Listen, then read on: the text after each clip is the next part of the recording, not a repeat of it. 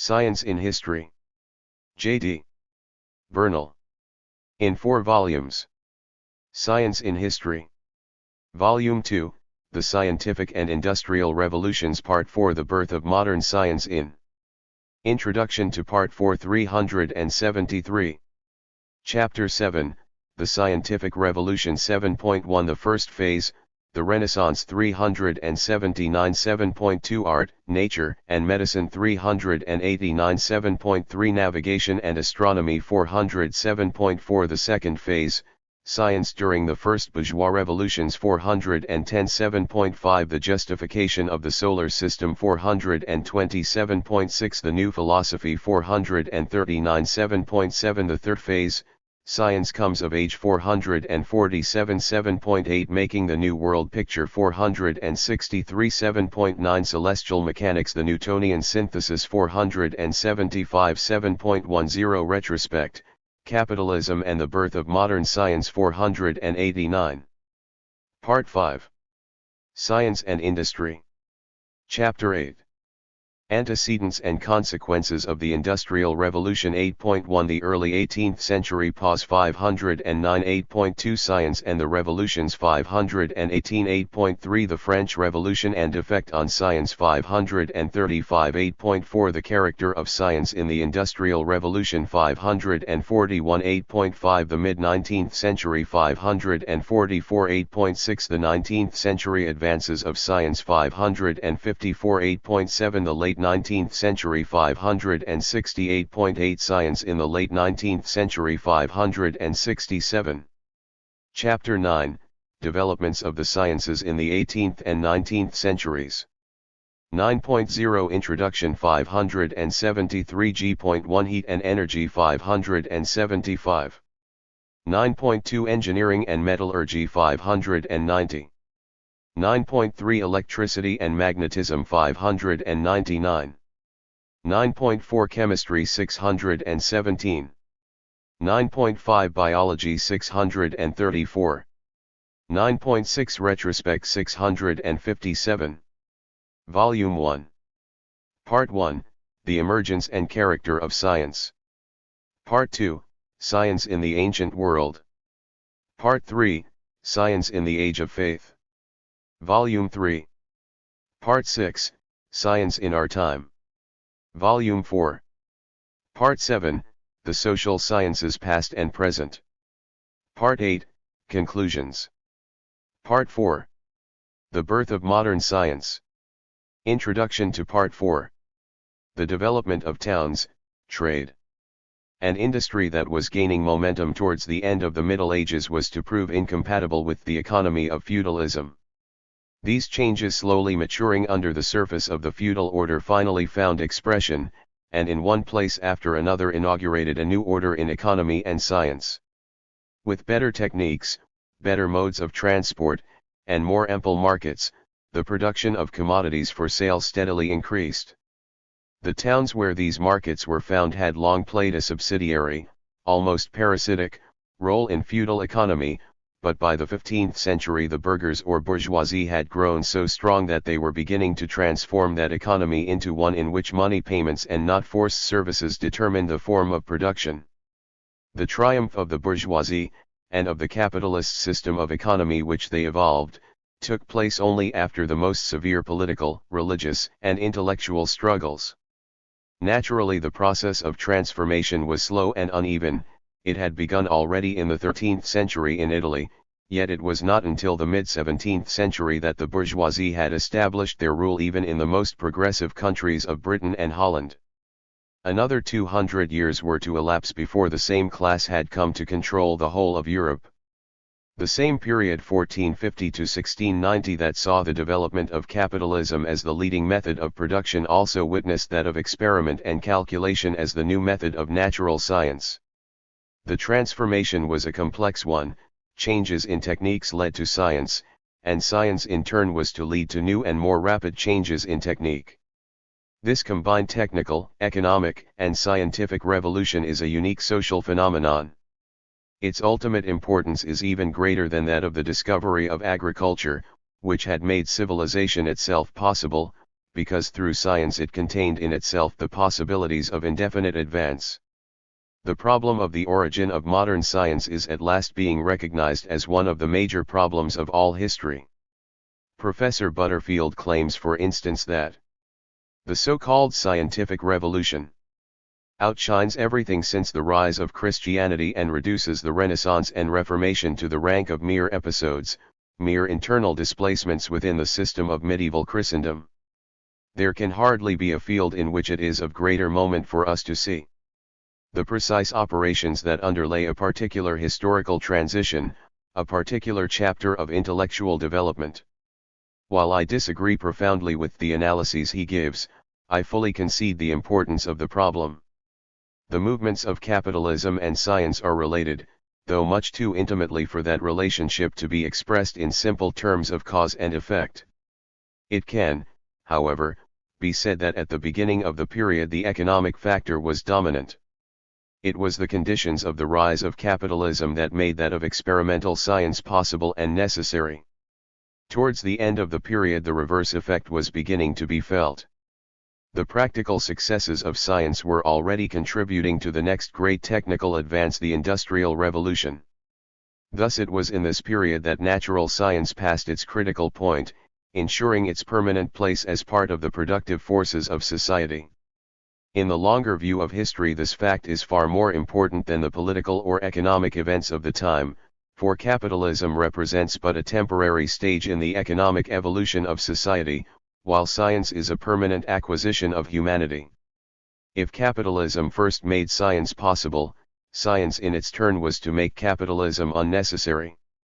In its early stages, however, when capitalism was breaking the bonds of a decaying feudalism, it was vigorous and expansive.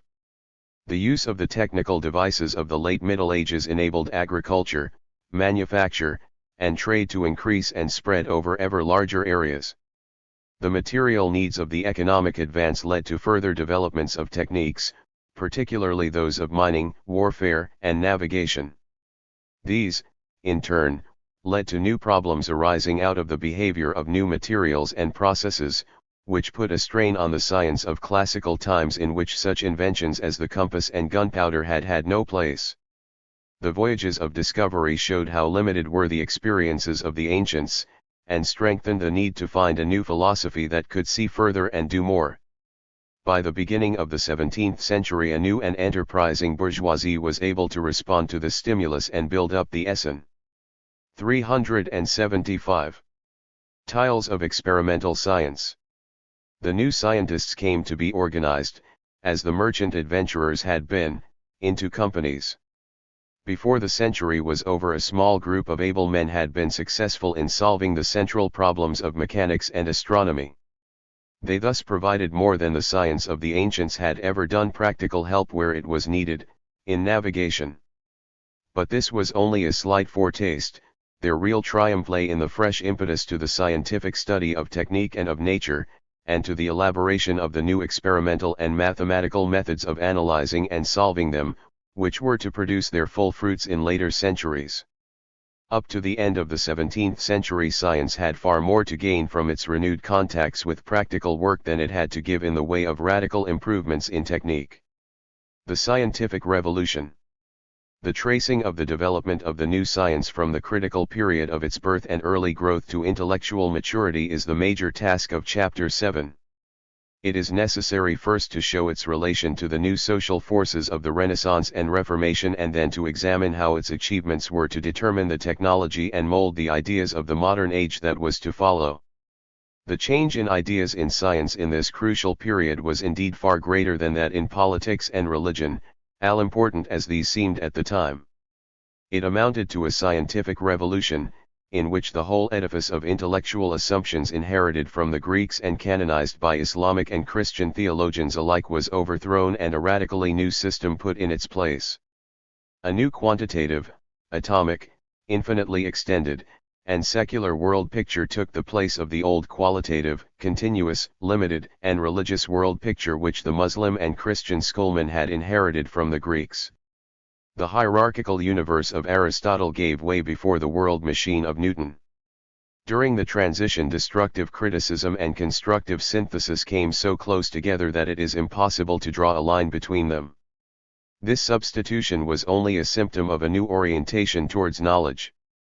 It was changed from being a means of reconciliation of man with the world as it is, was, and ever will be, come doomsday, to one of controlling nature through the knowledge of its eternal laws. This new attitude was itself a product of the new concern with material wealth and brought about a renewal of interest of the learned in the practice of the trades of the artisan. In this way the Renaissance healed, though only partly, the breach between aristocratic theory and plebeian practice which had been opened with the beginning of class society in early civilization and which had limited the great intellectual capacity of the Greeks. To understand adequately how modern science began, it is necessary to consider both the practical and intellectual aspects of the transformation started in the Renaissance. Writers on the history of science have usually stressed only the latter, and have thus seen the whole transformation either as one from bad to good arguments from self-evident first premises, or as a matter of more careful observation and more correct evaluation of evident facts. That both these explanations are inadequate is shown by their failure to account for the coincidences of the times and places of economic, technical, and scientific advance, and further by the coincidence of subjects of interest to science with those of technical concern to the controlling groups of society. On the other hand, it is also inadequate to consider only these technical interests. Mental attitudes as well as material concerns must be taken into account. The ideological aspects of the struggle of the emerging bourgeoisie impressed themselves on the scientific as well as the religious ideas of these centuries of transition.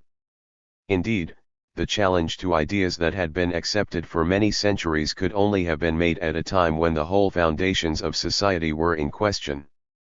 Unlike the previous transitions, where, as at the end of the Roman Empire, a new science was built up on the ruins of the old, or where, as at the beginning of the Middle Ages, science was translated from one culture to another, the revolution which gave rise to modern science occurred without any such break in continuity or outside influence. This emphasizes still further the fact that a radically new system of thought was being built up in the new society from elements derived directly from the old, but transformed by the thoughts and actions of the men who were making the revolution. The old feudal culture had been tried and found wanting. It could not survive the conflicts that it had itself engendered. The new bourgeois class which it had thrown up had to find their own new social system and evolve their own new system of ideas. The men of the Renaissance and of the 17th century certainly felt they were making a break with the past, however much they might unconsciously owe to it. In one significant respect, the scientific revolution differed from earlier changes in that it was made easier, especially at the outset, by the consciousness that it was a return to the ideas of an older, grander, and more philosophical culture. The authority of the ancients could be and was used by such real innovators as Copernicus and Harvey to give them a support, not less important than the evidence of the senses. It was a matter not so much of rejecting all authority as of buttressing one against another. The humanist was free to choose, and he could do so for intrinsic reasons. The recovery of at least part of the best mathematical work of classical antiquity, notably that of Apollonius and Archimedes, helped to break the monopoly of Aristotle. And Plato as a mathematician rather than as a theologian could be a source of inspiration. In a sense, and indeed the best sense, the new science came direct from the ancients, for it was by following their methods that the men of the new age were able to overthrow their ideas and surpass their achievements. Major phases in the transformation of science.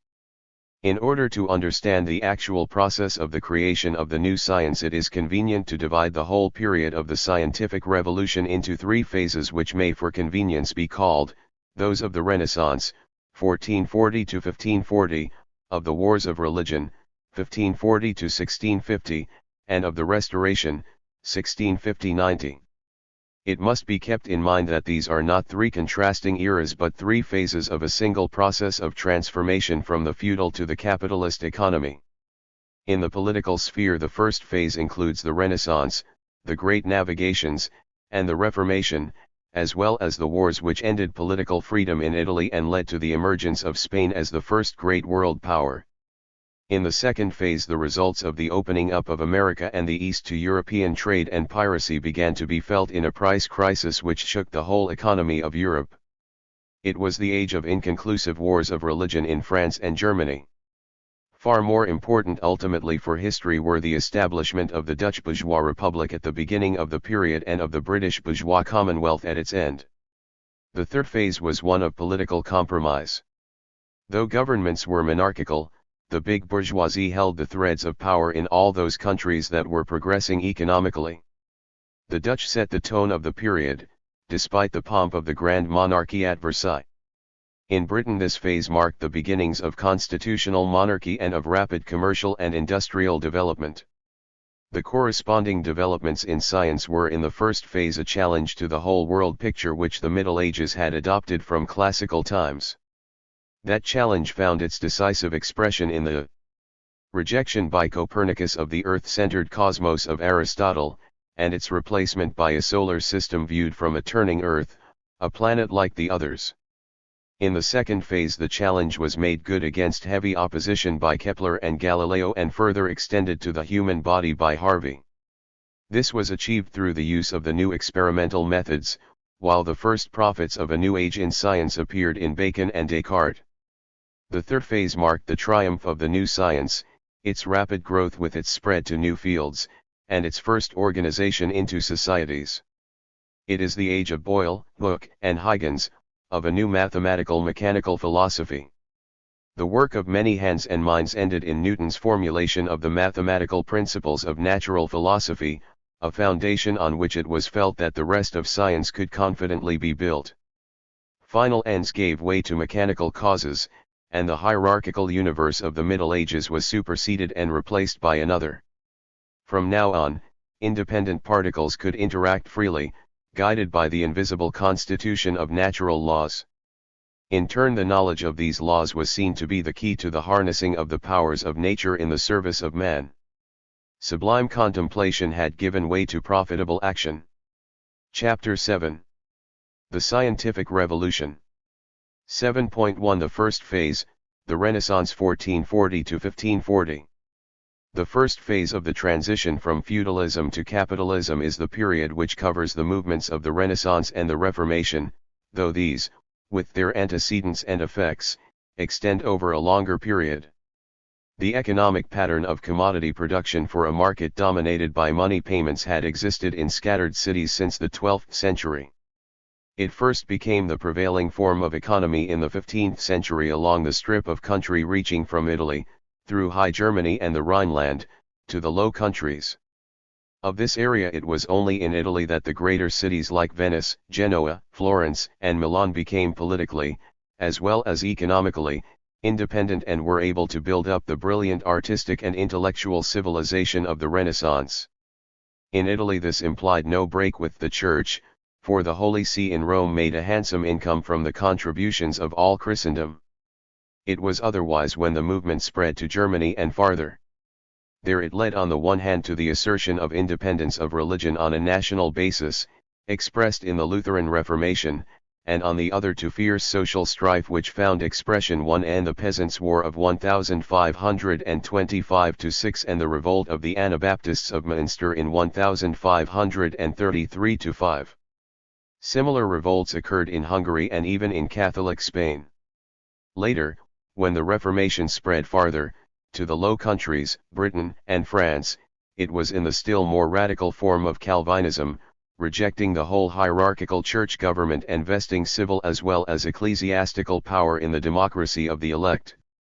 The issue of democracy was, however, not to be raised effectively until the next phase. The political form that was at first to replace the feudal system of graded powers and loyalties was to be the absolute prince, relying for his power on the support of the merchants, and who might even be an ennobled merchant himself, like the Medici. The restoration of monarchy marked an end of the temporal powers of emperor and pope, and with it the whole scheme of the medieval universe. Instead, nation-states began to emerge, with ever-shifting alliances and wars between them, resulting in a precarious balance of power in which no one could be supreme. The courts of these kings or princes provided the patronage for the new humanists and scientists, now no longer dependent on the church. Indeed, the position of the intellectuals became very similar to what it had been in the days of the Arabs, when the learned were also the ornaments of princes. The old medieval universities remained, outside Italy, the stronghold of feudal ideas and opposed the new learning. King Francis I of France was obliged in 1530 to found the College Royal, now the Collège de France, to provide for the teaching of the humanities which the Sorbonne would not tolerate. The Renaissance and the Reformation are two aspects of the same movement to change the system of social relations from that based on a fixed hereditary status to one based on buying and selling commodities and labor. The major economic factor that provided the drive for the movement was the rapid extension of trade made possible by a greater available surplus.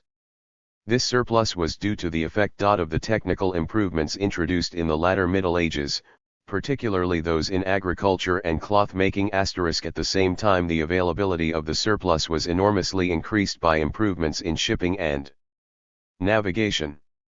Throughout the 15th century, the main current of trade, still largely of luxury goods, flowed from the east through Venice into Germany to make the fortunes of Augsburg and Nuremberg, and then to the Low Countries and Britain. It was this trade indeed that gave those areas the leading position in wealth and culture. However, at the end of the century, at the very culminating point of the Renaissance, there was a critical breakthrough in the old trade pattern, and one in which science played a decisive part.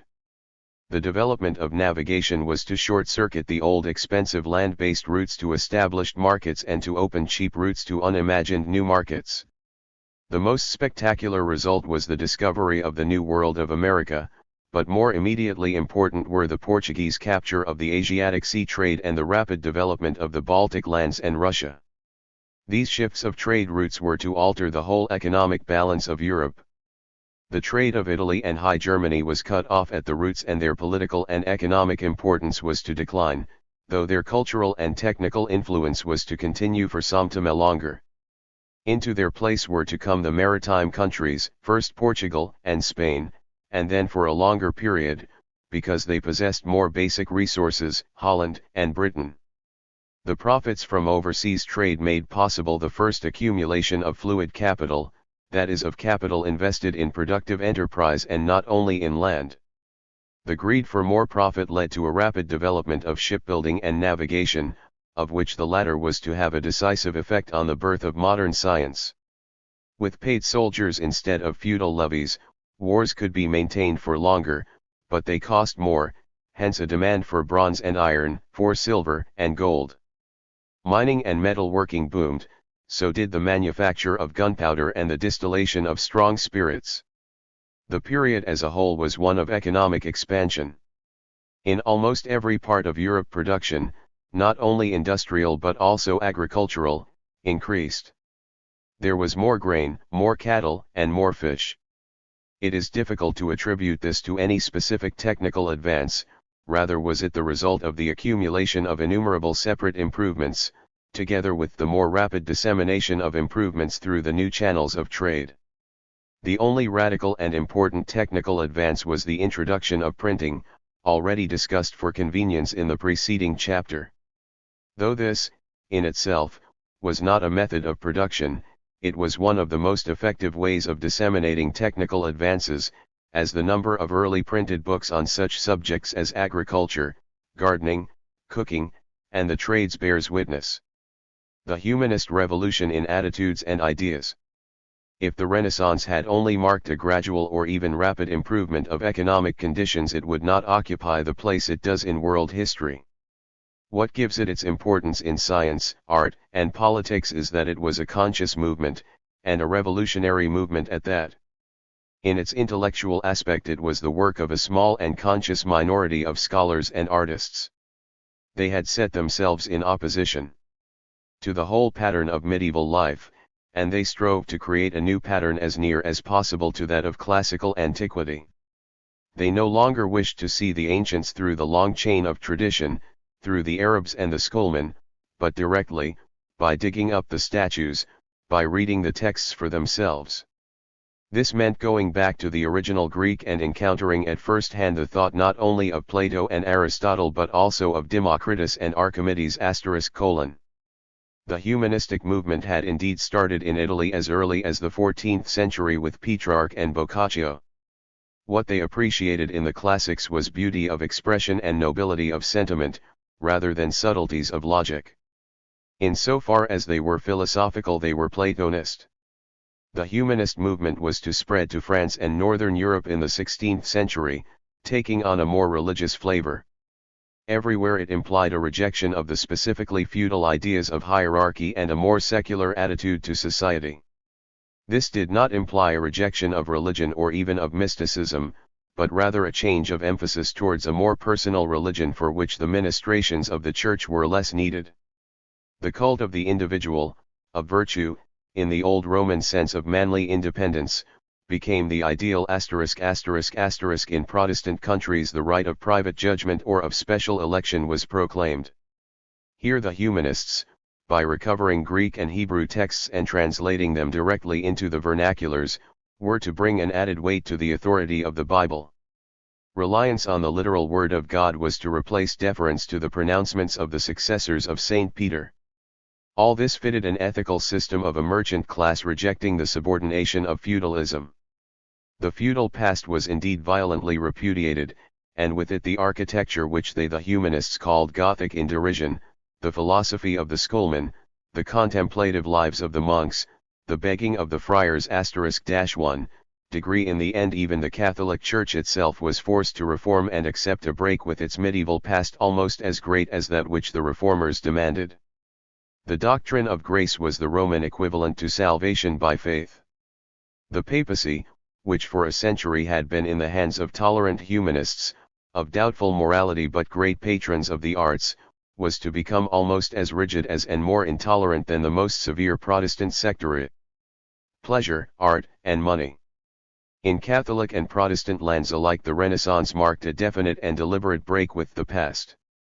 Much of it was inevitably retained, but a new direction was taken and the medieval forms of economy, of building, of art, and thought were to vanish forever, and to be replaced by a new culture, capitalist in its economy, classical in its art and literature, scientific in its approach to nature.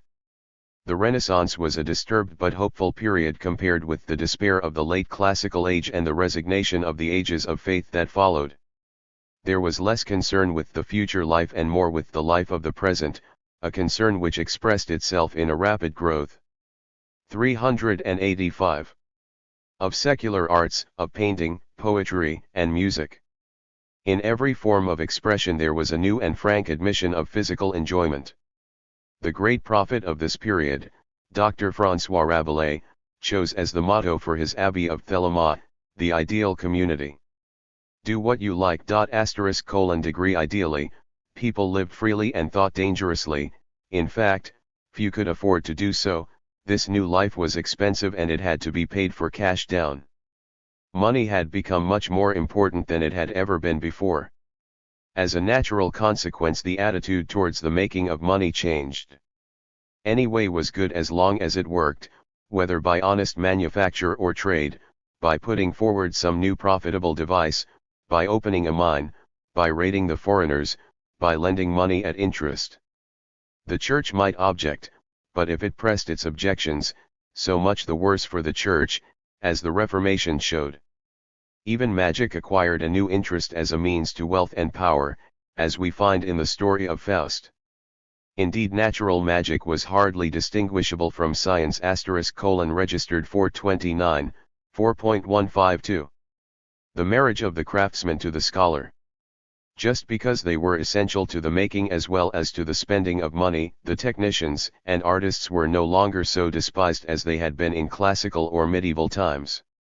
The arts of ornament and display, painting, sculpture, and architecture, flourished and were developed less massively but with far greater originality than in classical times. What was really new, however, was the respect given to the practical arts of spinning, weaving, pottery, glassmaking, and, most of all, to the arts that provided for the twin needs of wealth and war those of the miners and the metal workers. The techniques of the arts were of more account in the Renaissance than in classical times because they were no longer in the hands of slaves but of free men, and these were not, as they had been in the Middle Ages, far removed socially and economically from the rulers of the new society. In medieval Florence, for instance, the artists had been subordinate members of the major guild of doctors and spice dealers, Medici e Speciali. The sculptors were lower down with the minor guild of the masons and bricklayers. By the beginning of the 16th century, however, individual painters and sculptors could command the favors of popes and kings, though they often had to press hard to obtain payment for their work. The enhancement of the status of the craftsman made it possible to renew the link between his traditions and those of the scholars that had been broken almost since the beginning of the early civilizations. Both had a great contribution to make. The craftsman could add to the old techniques of classical antiquity the new devices that had arisen during the Middle Ages. The scholar could contribute the world views, the ideas, and possibly most of all, the logical methods of argument derived from the Greeks by way of Arabic and scholastic philosophy, and the newly evolved methods of computation. The combination of the two approaches took some time to work out, and spread rather gradually at first through the different parts of knowledge and action. But once the constituents had been brought together, there was no stopping the combination. It was an explosive one. The intellectual task of the Renaissance was essentially the rediscovery and mastery of the world of art and nature. The world surveyed. The Renaissance abounded in great descriptive works covering between them the whole field of human experience. The extent of its interest appears in the achievements of the one man who was himself the epitome of the age, the great universal engineer, scientist, and artist, Leonardo da Vinci. Its two greatest triumphs are the clear statement of the system of the heavens with the sun as center, the system of Copernicus in his De Revolutionibus Orbium Coelestium, 8, and the first complete anatomy of the human body pictured in the De Humani Corporis Fabrica *- registered degree of Ves Alius, both published in the same year, 1543. These were the first pictures of how the heavenly spheres or the human body would appear to those who had eyes clear enough to see for themselves, and not through the spectacles of ancient authority. They were put forward and accepted at the outset by a new lay society that was also learning to see and experience for itself. It was only later, when the political consequences of the new vision began to be apparent, that authority took fright and tried, too late, to shut it out. The great works were accompanied by many others in diverse fields of art and nature which had been neglected by the ancients.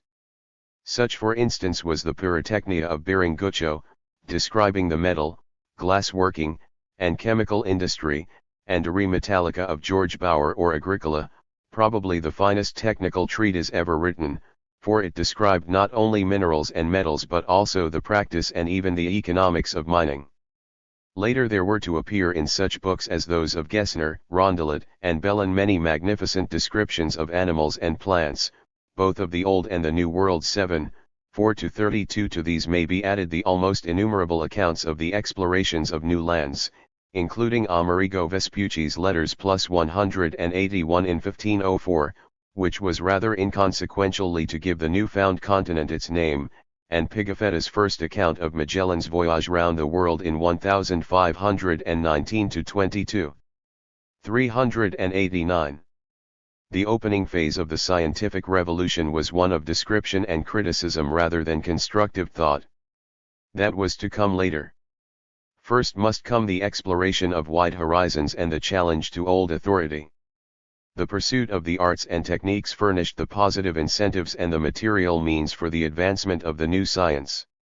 The religious controversies and conflicts shook the framework of orthodoxy, and allowed a few people to try to think for themselves. The new religious attitudes of individual judgment and immediate responsibility stemmed from the same need that was to give rise to science. They were essential preconditions for the triumph of capitalist economy. Before attempting to discuss the position and influence of science in Renaissance life, it is first necessary to say something of the influence of the most important factors that affected it in this phase. These are principally those of art and technique, in particular the techniques of engineering and navigation. 7.2 Art, Nature, and Medicine. Renaissance art. The exaltation of visible and manual art, as against passive and detached contemplation, was the first characteristic of the Renaissance. Painting, sculpture, architecture, and music had, it is true, flourished throughout the Middle Ages. They had been the medium of transference of many of the techniques of classical times, particularly of chemistry and metalworking. They were, however, used as a means to an end, carried out by humble craftsmen or monks in the service of the Church, and to a much lesser extent in that of chivalry. The social and economic importance of art in the Renaissance was, however, of a different order. Not only was far more spent on art, especially on painting, than in earlier ages, but for the first time the arts began to be valued for themselves. The artists came to serve the new merchant princes wherever they flourished, first in Italy, then in Burgundy, Flanders and High Germany. There was an insatiable demand for more impressive and striking forms to set off the new style of life of the rich *. With it came the rise in status of the artist and the setting up in most of the cities of Italy of studios which were at the same time universities and laboratories. Art itself, while not ceasing to be traditional, became conscious and scientific. The artists set themselves new problems and found new material and intellectual solutions to them. At no other time in history have the visual arts had such an effect on the development of science, and it is probably no accident that this interest coincided with the very beginning of the most important transformation in the history of science. Perspective and vision. The major directions in which the artists helped to found science were in the development of vision and perspective, in the interest in nature and particularly in the anatomy of the human body, and in their employment in civil and military engineering. Leonardo da Vinci divided his time between all these interests, and though he was the greatest, he was by no means the only one to do so. The first manifesto of the Renaissance art was the Trattato della Pittura by Leon Battista Alberti in 1434. He was the son of a wealthy Florentine family exiled for political reasons. Yet he did not scorn to devote himself to art or to learn from manual workers. He would learn from all, questioning smiths, builders, shipwrights, and even shoemakers lest any might have some uncommon or secret knowledge of his craft, and often he would feign ignorance in order to discover the excellence of others. 4. He was one of the first advocates of formal perspective invented by Brunelleschi early in the 15th century. The main aim of painting was for Alberti the representation of three-dimensional figures in two dimensions. Accordingly, he demanded of all painters a thorough knowledge of geometry, and used optical aids such as the camera obscura for landscapes and the rectangular coordinates net for plotting the field of vision. The basic metrical concept of three-dimensional space became almost an intuitive commonplace in the Renaissance, due to the realization of this program by artists like Masaccio, Piero della Francesca and Mantegna. Leonardo da Vinci was only expressing a prevailing view when he called painting a science. In his treatise on painting published with his Paragon * registered, he states categorically: "The science of painting deals with all the colors of the surfaces of bodies and with the shapes of the bodies thus enclosed, with their relative nearness and distance, with the degrees of diminutions required as distances gradually increase. Moreover, this science is the mother of perspective, that is, of the science of visual rays." In answer to those who would condemn painting as semi-mechanical, he argues, in flat contradiction to Plato: "Astronomy and the other sciences also entail manual operations, although they have their beginning in the mind, like painting, which arises in the mind of the contemplator but cannot be accomplished without manual operation. The scientific and true principles of painting are understood by the mind alone and entail no manual operation, and they constitute the science of painting which remains in the mind of its contemplators, and from it is then born the actual creation, which is far superior in dignity to the contemplation or science which precedes it." Nature and man. The Renaissance saw the triumph of the movement of realism in art. Classical, and even more Byzantine, art had been concentrated on ideal forms and the achievement of effect by traditional symbolism. Already in the Middle Ages forms drawn from nature were beginning to creep. 392. Art, Nature, and Medicine. In, as foliage and animals, from the sides of the pictures. The Renaissance added the same realism for the central human figures.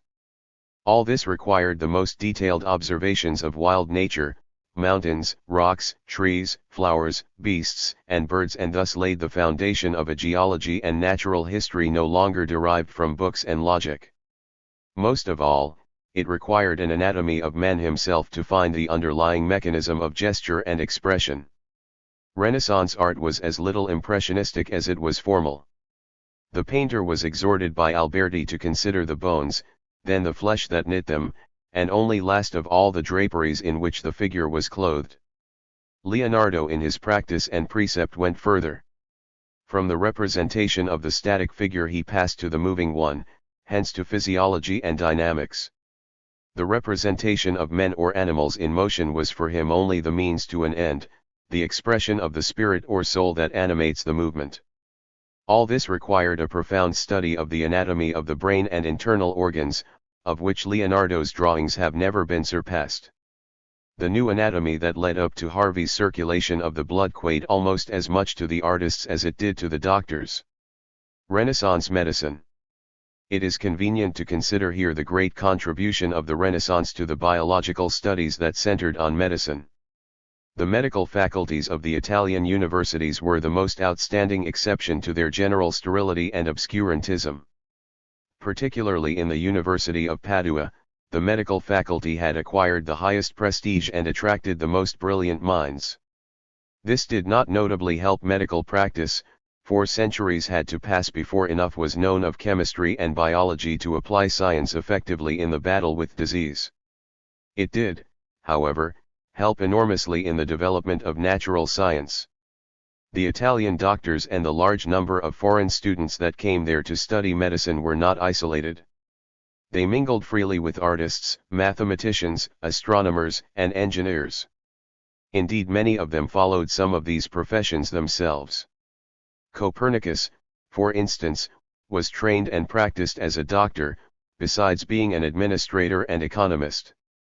It was these associations that gave to European, and particularly to Italian, medicine its characteristic descriptive, anatomical, and mechanical bent. The human body was dissected, explored, measured, set down, and explained as an enormously complex machine. The explanation was far too simple.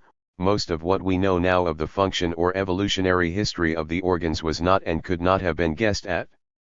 Nevertheless, a new anatomy, physiology, and pathology, we owe the last two terms to the great French doctor Jean Bernal, essentially modern in character, were founded on direct observation and experiment, and the hold of classical authority and magical tradition began to be broken. 82 This work found its epitome in the great De Humani Corporis Fabrica of Andreas Vesalius, which was the most complete description of all the organs of the body. Yet it still lacked any serious criticism of the classical picture of Galen and was good anatomy in the service of bad physiology. Nevertheless, the school he founded in Padua in 1537 was to furnish the sequence of anatomists leading up to Harvey. Vesalius became physician to the Emperor Charles V.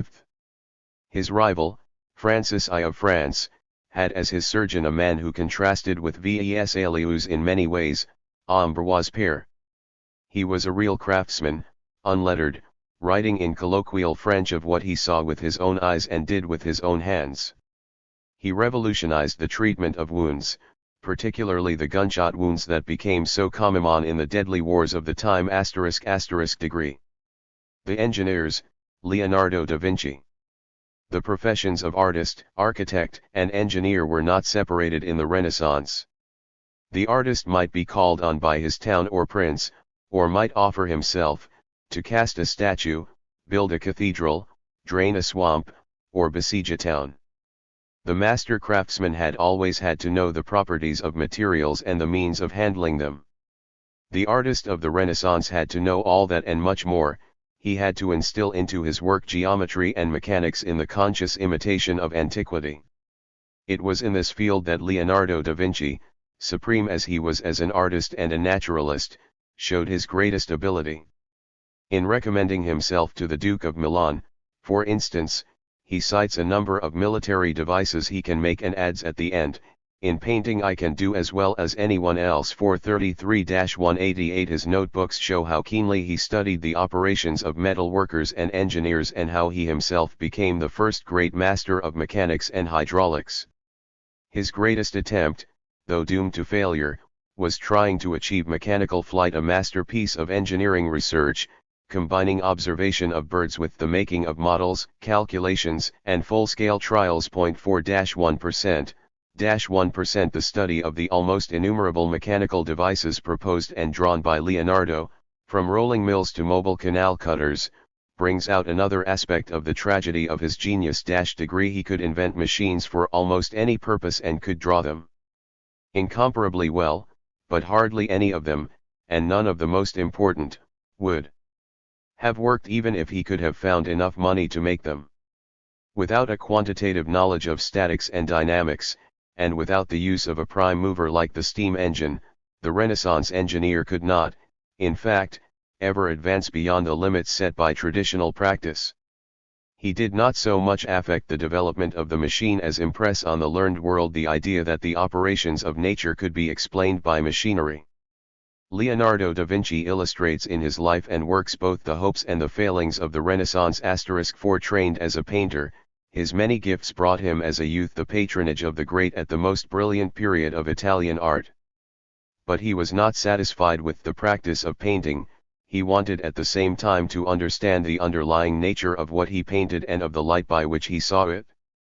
Hence his multiple studies on optics, anatomy, animals, plants, and rocks. At the same time he was impressed more and more with the importance of movement and force.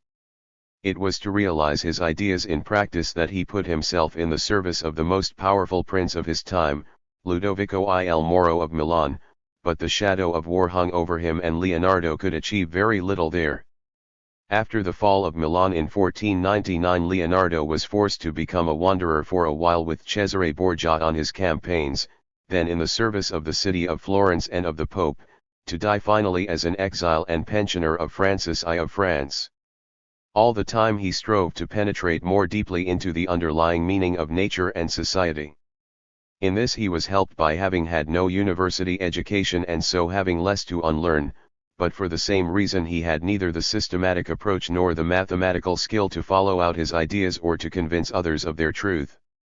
He left no school and was an inspiration rather than a guide. Renaissance technology.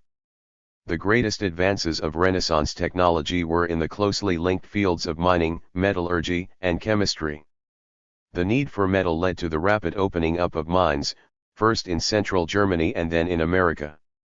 The German mines were the nurseries of capitalist production. Throughout the Middle Ages, mining was largely a series of one-man or small partnership ventures carried out by free miners who were their own prospectors, and who were taxed and protected from minor feudal interference by king or prince. With larger scale mining they came together in companies and divided their takings into shares. Already in the 15th century shares were being taken up by sleeping partners who helped to provide the money for the increasingly costly gear. As mines grew deeper, pumping and hauling gear became more essential. Agricola of the Dere Metallica was officially a mining doctor in Bleiburg in Saxony, but he also held shares in some of the most profitable mines. The experience gained in power transmission and pumps was the starting point of a new interest in mechanical and hydraulic principles which was to have manifold effects in the scientific and industrial revolutions. With the decay of mining in Germany that set in with the wars of religion, the German miners and metallurgists were dispersed to Spain, to the New World, most important of all, to England, where they provided the technical foundation for her future wealth. 398. Art, Nature, and Medicine. Metallurgy and Chemistry. The smelting of metals was the real school of chemistry. Extensive mining was bound to bring to light new ores and even new metals like zinc, bismuth, cobalt, and kupfernickel.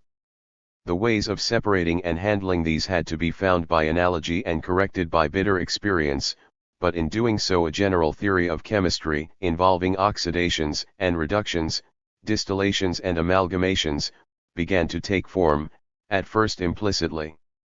A saying, to find the yield of an ore in precious metal, is only smelting on a small but definite scale. It became the basis for chemical experiment and chemical analysis.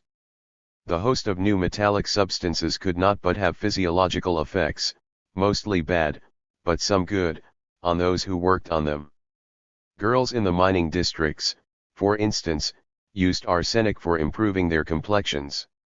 Metallic compounds began to be introduced into medicine on account of their violent effects on the body and to break down the reliance on traditional herbal simples.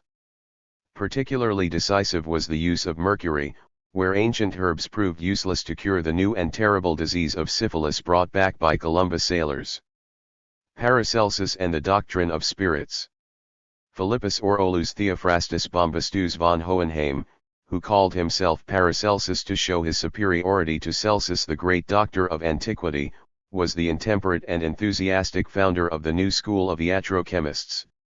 He publicly burnt the books of Galen and Avicenna in the marketplace of Basel, and in the real Protestant spirit proclaimed the supremacy of direct experience over any authority. Though he drew on the old traditions of alchemy transmitted by the Arabs and by Raymond Lull, he was able to transform them and change their direction. To the old opposites of sulfur and mercury he added the neutral Sa/T, thus establishing the tria prima rival elements to Aristotle's four as the foundation to his spagyric art of chemistry, which abandoned the search for gold in favor of the search for health. Paracelsus' approach to chemistry was frankly animistic. The doctrine of the operation of invisible agencies connected with all self-moving or living activities is one of the oldest of human ideas, probably originating far back in the Old Stone Age. It was associated with the breath which came first to every animal at birth and departed with death. The number of words in our language, borrowed from many others, denote 399. The wide ramification of this idea, animal, afflatus, aspiration, ghost, inspiration, psyche, spirit, soul. Air itself was a kind of spirit and its working in bodies, as shown by bubbles, a sign of an active fermentation. The crucial process of chemistry, distillation, was essentially a means of capturing the invisible spirits that rose from a boiling liquid. That such spirits were indeed powerful was only too evident from the effect of drinking them. All the operations of the body, according to the Galenic physiology, were performed by several distinct spirits or souls. The vegetable or natural spirit, seated in the liver, presided over the digestion of food.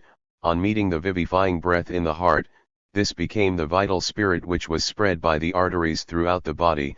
In the ventricles of the brain this in turn was refined into the animal spirit, which, passing through the nerves, gave motion to all the body. Paracelsus, though he rejected Galen, was even freer in his adoption of the concepts of spirits. He pictured spirits archaei, like the little kobolds that haunted the minds presiding over the various internal organs stomach, liver, and heart just at the time when the directing angels were being banished from the heavenly spheres. Nevertheless, owing to the intrinsic complexity of chemistry, it was this intuitive and mythical approach rather than the rational, mechanical one that was to be most successful in advancing chemistry until its revolution in the 18th century, and Paracelsus has an undisputed place as the founder of modern chemistry. Even his archaei have returned in numbers far greater than he imagined them as the enzymes of modern biochemistry. Metallic ores were not the only minerals that occupied Renaissance chemists. Some, like Bernard Palissy, studied earths with the object of finding new glaze for pottery, at a time when European potters were just beginning to catch up with the technical triumphs of the Persian potters. It was still long before they could imitate Chinese porcelain or China as we still call it. Of far greater economic importance was the concern with alum, an essential material in the cloth and leather industries. The possession of alum mines provided ready cash for the papacy, which founded the first chemical trust, the Societas Aluminum, in 1462.4-85. Unfortunately, papal alum was dear, and the effort to enforce the monopoly by threats of hellfire was another reason impelling the clothiers of the North to favor the Reformation. In the celebrated indulgences issued by the popes to pay for the building of St. Peter's, and which led to Luther's defiance of Rome, we find that among the few crimes for which even the indulgence could obtain no forgiveness was the traffic in alum from rival sources. Another great chemical development was in the art of distillation, which was so expanded and improved that it underwent no further serious change until well into the 18th century. Not only were strong spirits drunk on a large scale in Europe, but they proved to be second only to gunpowder in persuading ignorant savages to give up their lands and even their bodies. By the end of the Renaissance, the chemical laboratory, with its furnaces, retorts, stills, and balances, had taken a shape that was to lead without any radical change to the laboratories of today. 7.3 Navigation and Astronomy. Voyages and Discoveries. The technical developments in mining and metals owed little to science, though they gave much to it. It was otherwise with the great voyages that were to open the whole world to European capitalist enterprise. These were the fruit of the first conscious application of astronomical and geographic science to the service of glory and profit. It was natural that the Italian and German cities Venice, Genoa, and even inland Florence and Nuremberg with their widespread trade, should take the lead on the theoretical side. There was a resurrection and extension of Greek geography brought up to date by old travelers' reports such as those of Marco Polo and Rubruquis in the 13th century and by the results of recent ocean voyages. At the same time, the Italians and Germans improved the application of astronomy to navigation, and initiated a drive for astronomical tables accurate and simple enough to be of use to sailors and for maps on which courses could be plotted. The practical side was primarily the concern of the Portuguese and Spanish sailors, who combined the last effort of the Crusades with a practical eye for sugar plantations, slaves, and gold. Theory and practice met at the court of Prince Henry the Navigator at Sagres, where Moorish, Jewish, German, and Italian experts discussed new voyages with seasoned Atlantic sea captains. A great revision of the Alphonsine tables was carried out by Peerbach and by his pupil Regiomontanus, who worked in Nuremberg and was later assisted by Albrecht Dürer. In this work they used the old Ptolemaic system but simplified the calculations by means of the trigonometry of Levi ben Gerson, thus going back to the Arabs and bypassing the whole medieval mathematical effort. These tables and 402 degrees navigation and astronomy methods were of immediate use to the ocean navigators armed with Gerson's cross staff. In the late 15th century, the tight monopoly of eastern trade by the Turks made it a tempting idea to break into the Indian Ocean by some other way than the Red Sea. The theorists argued about two possible alternative routes. The most obvious, and one that could be attempted step by step, was to round Africa. This was the way favored by the Portuguese. It was successfully accomplished in 1488, though India was not reached by Vasco da Gama till 1497. It was by no means certain in advance that it could be done because the land might reach to the pole, but there were legends that it had been done by the Carthaginians and there might be good pickings on the way. Christopher Columbus and the New World. The other project which was canvassed among the astronomers and theoretical geographers such as the Florentine, Toscanelli, was to sail westward over the untraveled ocean to find China at the other side of the round world. But to discuss such a hypothesis was a very different thing from making the actual attempt of sailing straight out to sea. In popular imagination anything might happen to such adventurers. They might sail on forever, they might fall over the edge of the world. The one thing that no one foresaw was that there might be a continent in the way. The man who was willing to make the attempt has always been reckoned the prince of navigators and the most fortunate of explorers, a Castillo Yale6n, Nuevo Mundo Dio : though he got little but trouble for it himself. Columbus was very far indeed from being a scientist or having any clear idea of what he was trying to do ****. What he did have was the mystical inspiration that he could, by sailing over the ocean, discover new islands, even Cathay, or rather, that he was a chosen vessel Christophorus, the Christ carrier destined for the discovery of the vision of the apocalypse of a new heaven and a new earth. It was this vision, part religious, part scientific, that gave him the power, as a penniless man, to secure in the end support for his enterprise.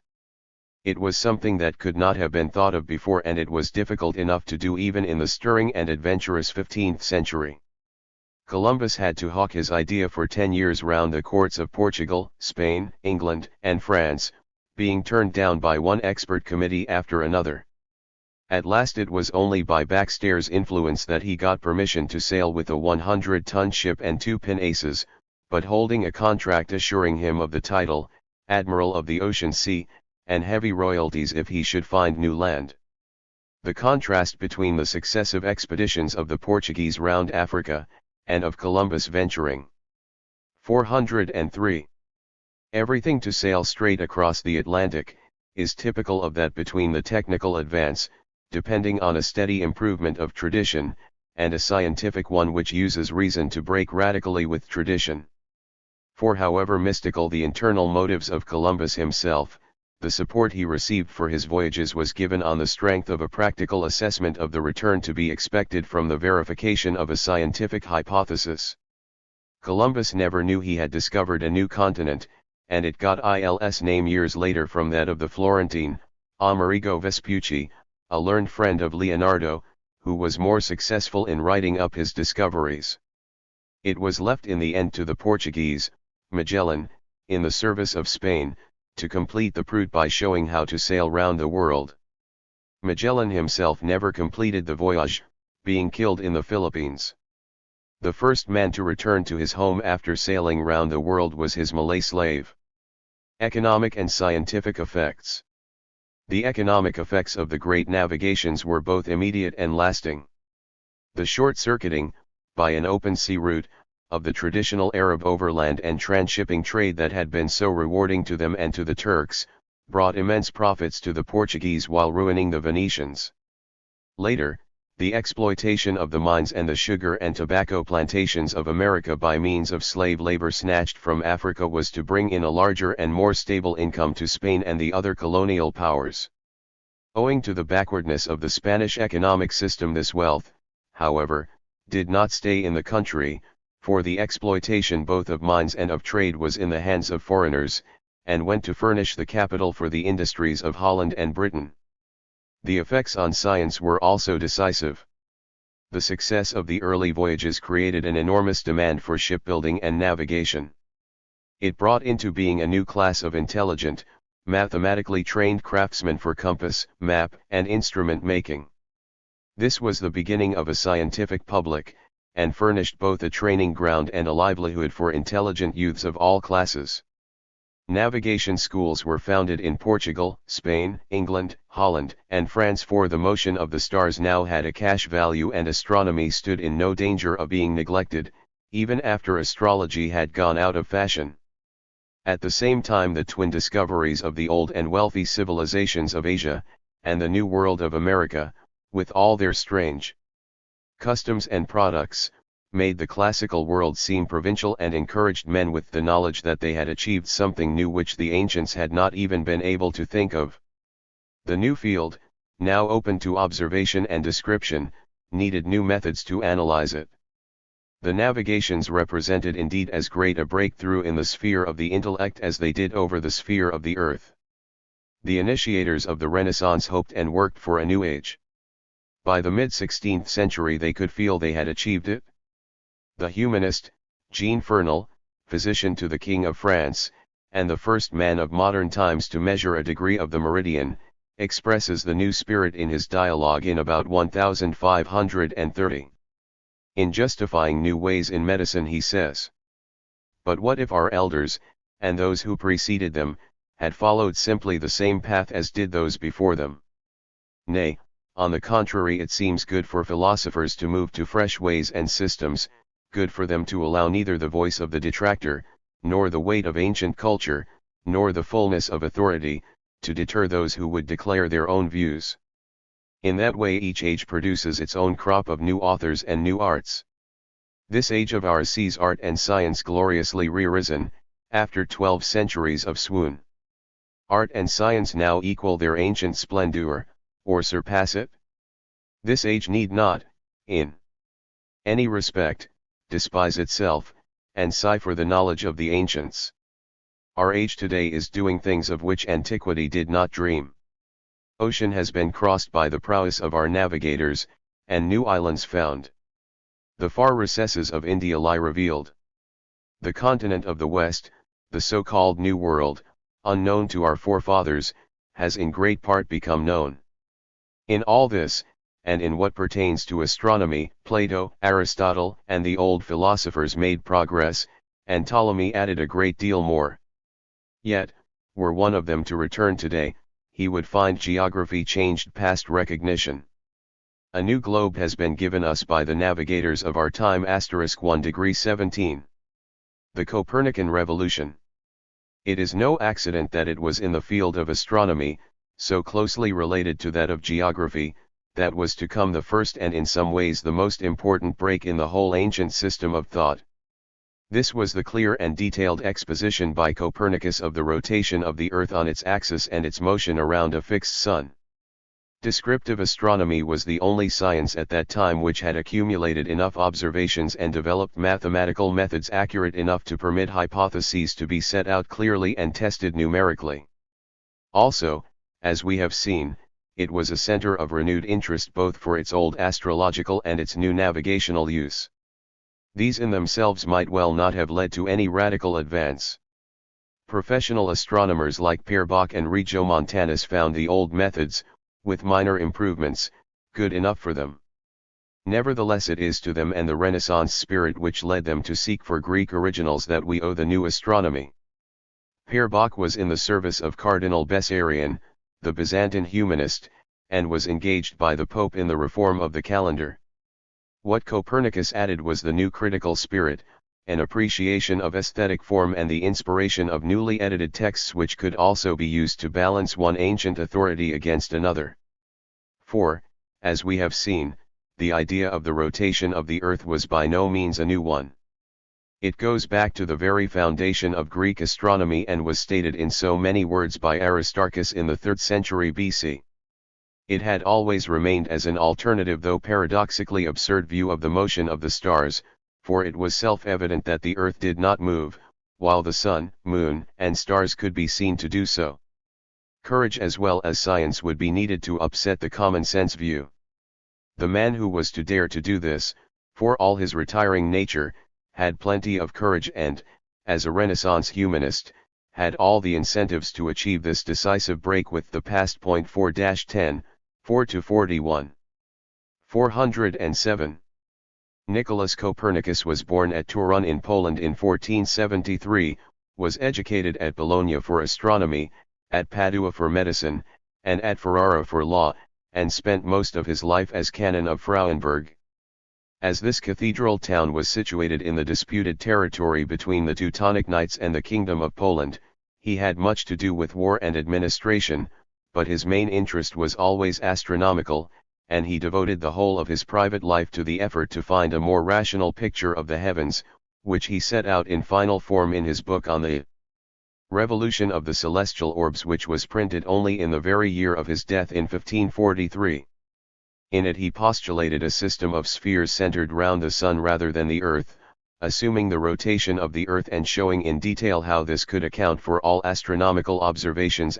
His reasons for this revolutionary change were essentially philosophic and aesthetic. 1 Speaking of his sun-centered system and its implication of the almost infinite distance of the stars, he writes, "I think it is easier to believe this than to confuse the issue by assuming a vast number of spheres, which those who keep Earth at the center must do.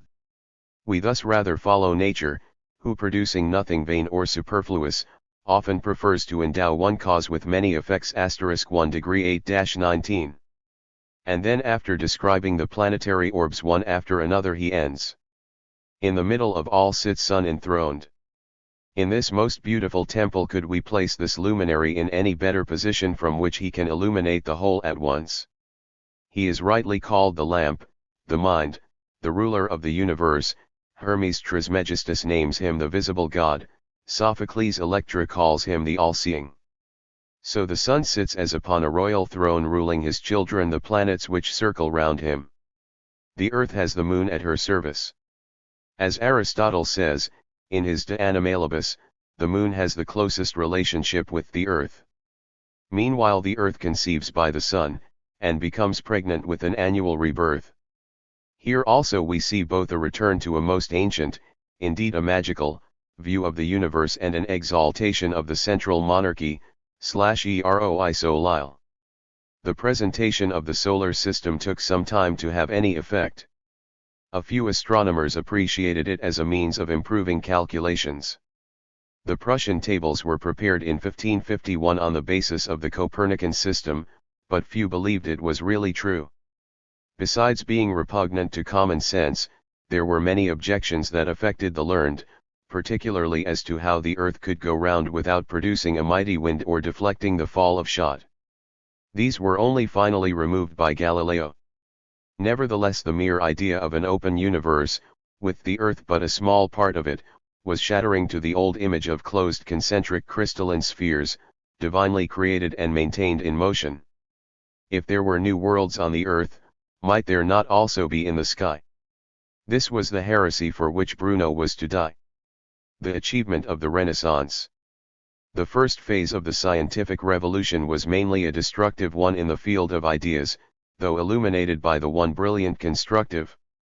410 degrees navigation and astronomy. Hypothesis of Copernicus.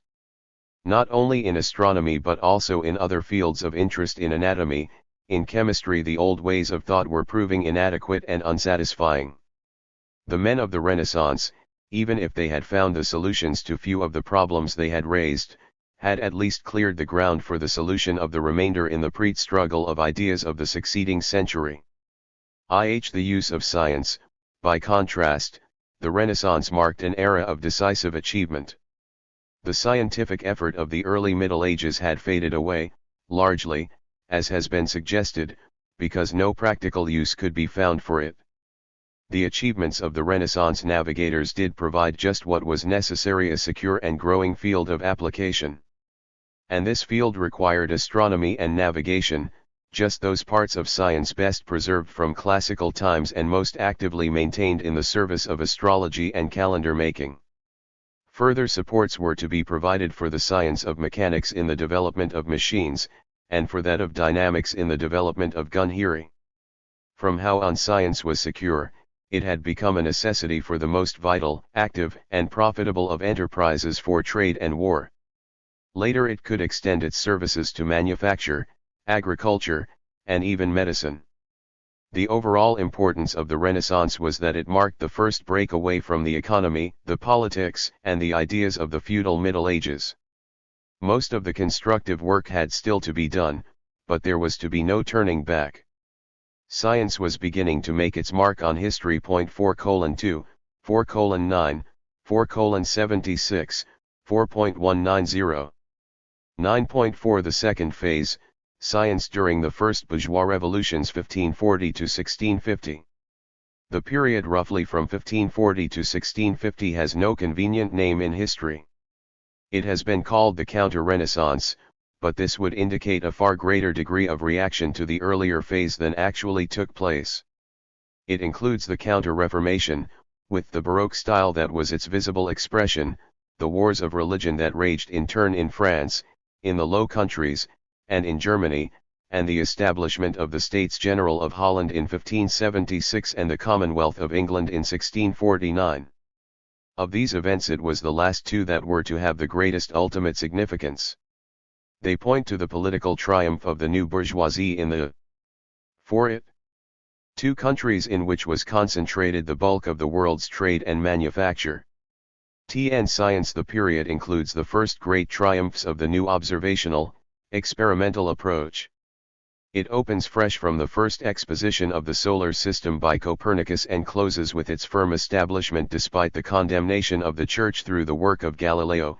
It includes in its scope Gilbert's description in 1600 of the Earth as a magnet and Harvey's discovery in 1628 of the circulation of the blood. It witnesses the first use of the two great extenders of visible nature, the telescope and the microscope. Economically the century was dominated by the cumulative effects of the navigations, which by then involved a trade comparable with the old internal trade of Europe.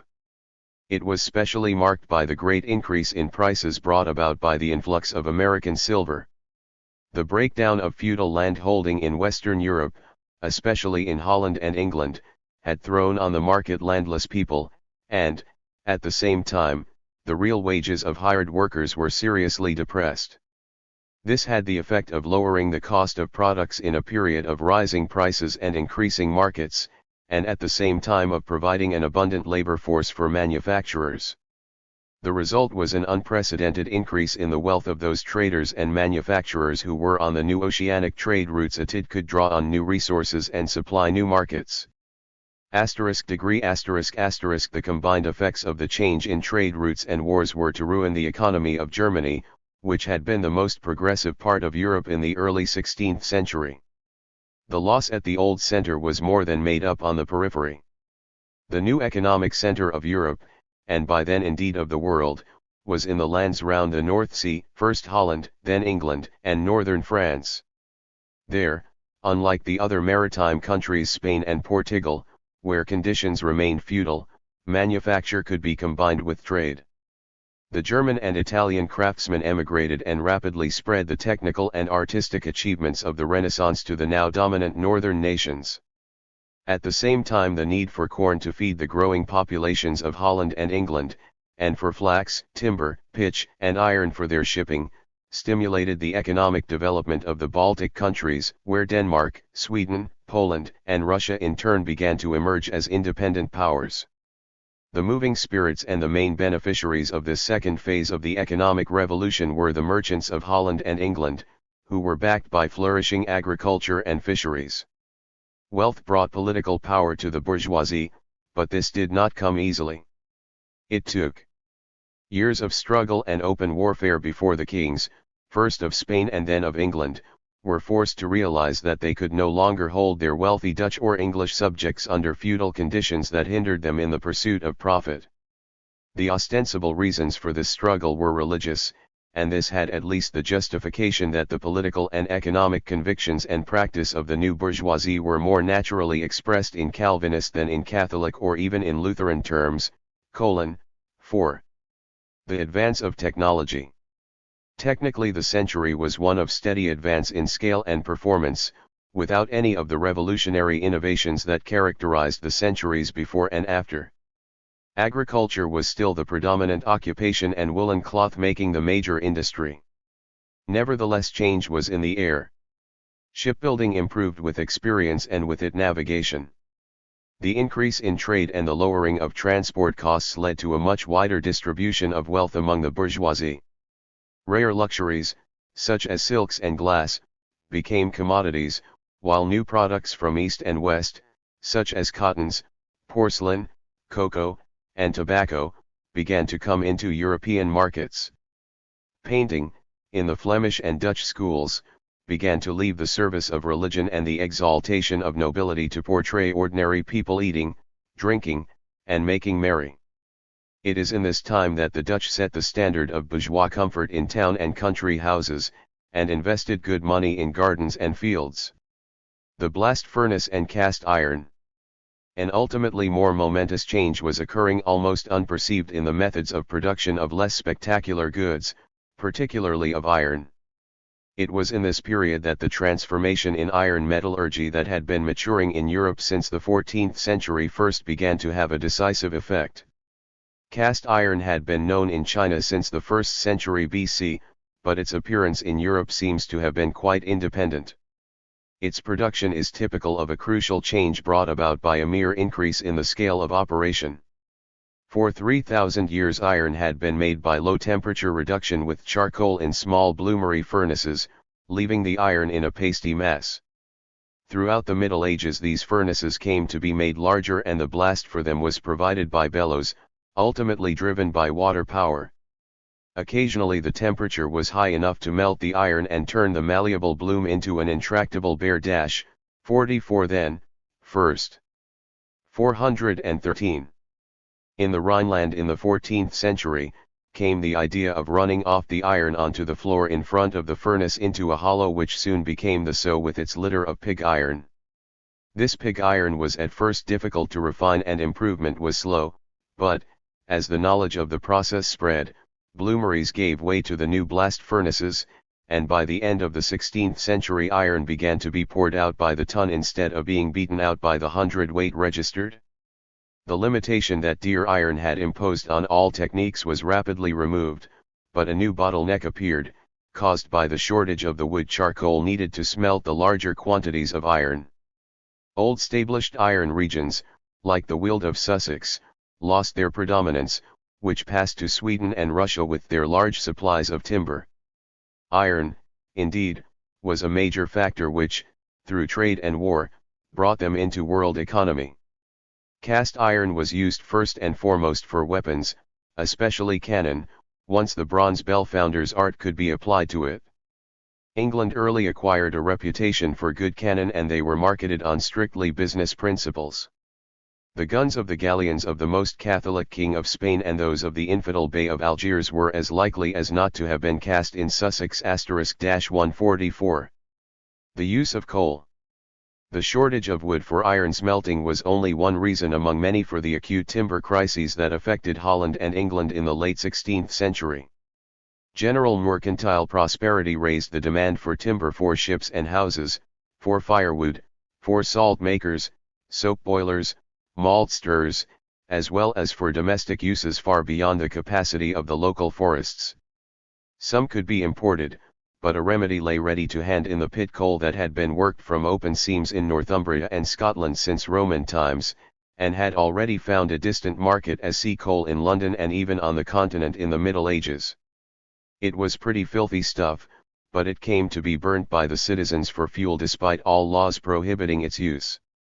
As the price of firewood soared in the 16th century, more and more uses were found for coal, and its production increased rapidly. In the 70 years from 1564 to 1634, the annual shipments of coal from Newcastle rose 14-fold to nearly 500,000 tons *. Correspondingly, more technical effort was put into mining it from deeper and thus more easily flooded pits. This led to the use of devices largely taken over from the metal mines of Europe: improved pumps and the wooden railway for running the trucks out of the mines. Coal was indeed to solve the recurrent fuel crises that in the past had driven civilization further and further to uncut backwoods. From then on, the center of industry, and with it the center of civilization, was to move towards the coal fields, where it was to be fixed for another 400 years at least. It was this, rather than any other factor, that was to lead to the industrial predominance of Britain.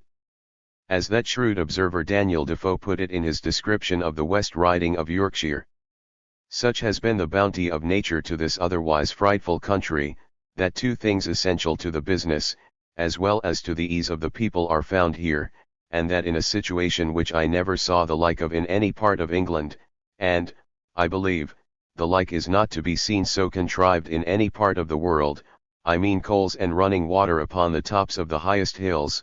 This seems to have been directed by the wise hand of Providence for the very purpose which is now served by it, namely, the manufactures, which otherwise could not be carried on, neither indeed could 1/5 part of the inhabitants be supported without them, for the land could not maintain them.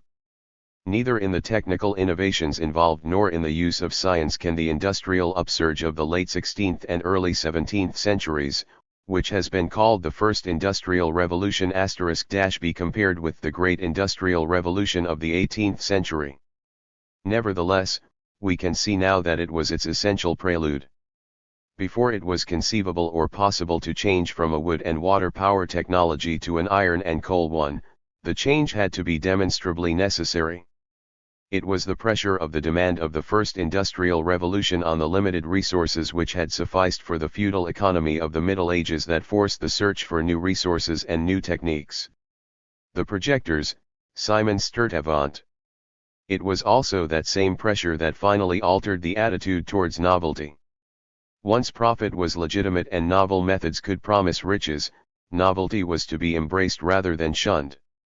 This was the shop that sold the new thinking cap to which Professor Butterfield attributes the birth of modern science *. The late 16th and early 17th centuries saw the first of the race of projectors, later called inventors. These did not merely talk, as Roger Bacon had done, of wonderful new machines, but offered to make them, for a consideration, and sometimes even did so *, for degree. Such a man was Cornelius Drebbel, who built a submarine which he showed in the Thames, but made a more profitable venture in introducing a scarlet dye. Such also was the forgotten and tragic figure of Simon Sturtevant, an eccentric clergyman who aimed higher at nothing less than the working, melting and affecting of iron, steel, and other metals with sea coal or pit coal. The principal end of such invention is that the woods and timber of our country might be saved. What Sturtevant's secret was, or how he came on it, we may never know.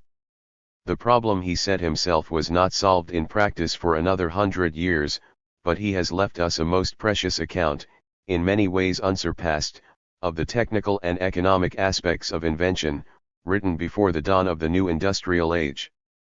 Sturtevant begins with Theoretica, the art of inventions, teaching how to find the new and judge the old. This he further divides into an organic part, comprising the fixed capital, and a technic part, comprising the skill of the artisans.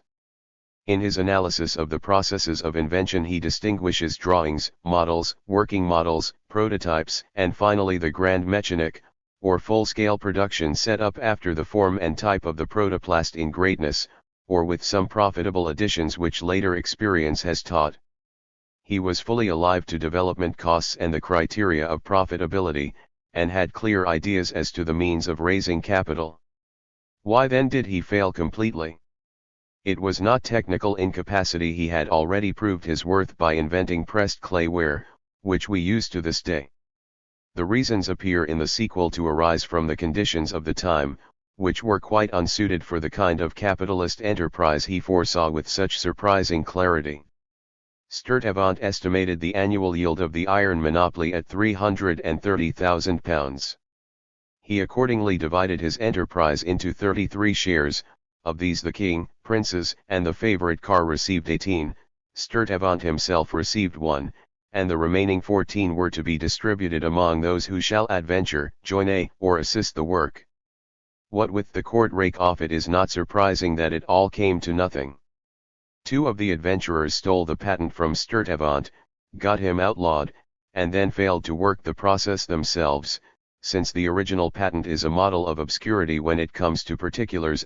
Modern industry could not arise from feudal conditions, or even from the prerogative of a Renaissance prince who, lavish in his expenses, was always short of money and always being cheated.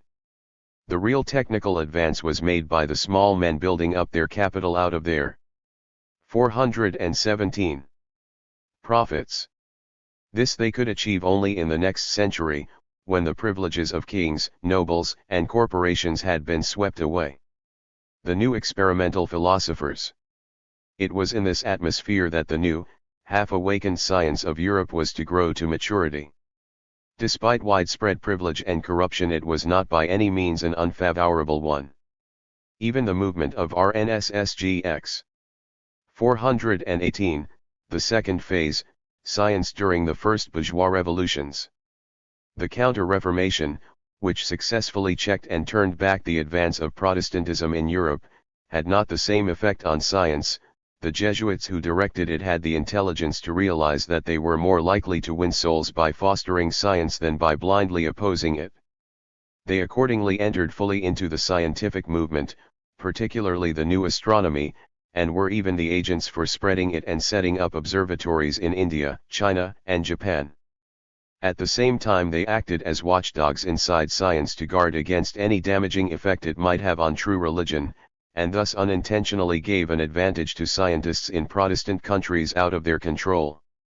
The 15th century concentration of science in Italy was replaced by a wide diffusion over Europe, though Italian intellectual preeminence was for some time to outlast political and economic decadence. For Italy, the first of the countries of Western Europe to break away from the feudal tradition, remained the center of European culture long after she had lost her political and economic importance. That culture was a well-balanced one, since in Italy, at first alone in Europe, the universities had largely been won for the new learning. The professors were moreover courtiers, and were thus able to combine practical knowledge of the world and full acquaintance and contact with scholastic tradition. From whatever country new scientists came, whether from Poland, England, or France, it was in Italy that they acquired their knowledge, and it was in Italy that they did much of their best work. The new experimental philosophers, or scientists as we would now call them, no longer formed part of the intense city life of the Renaissance.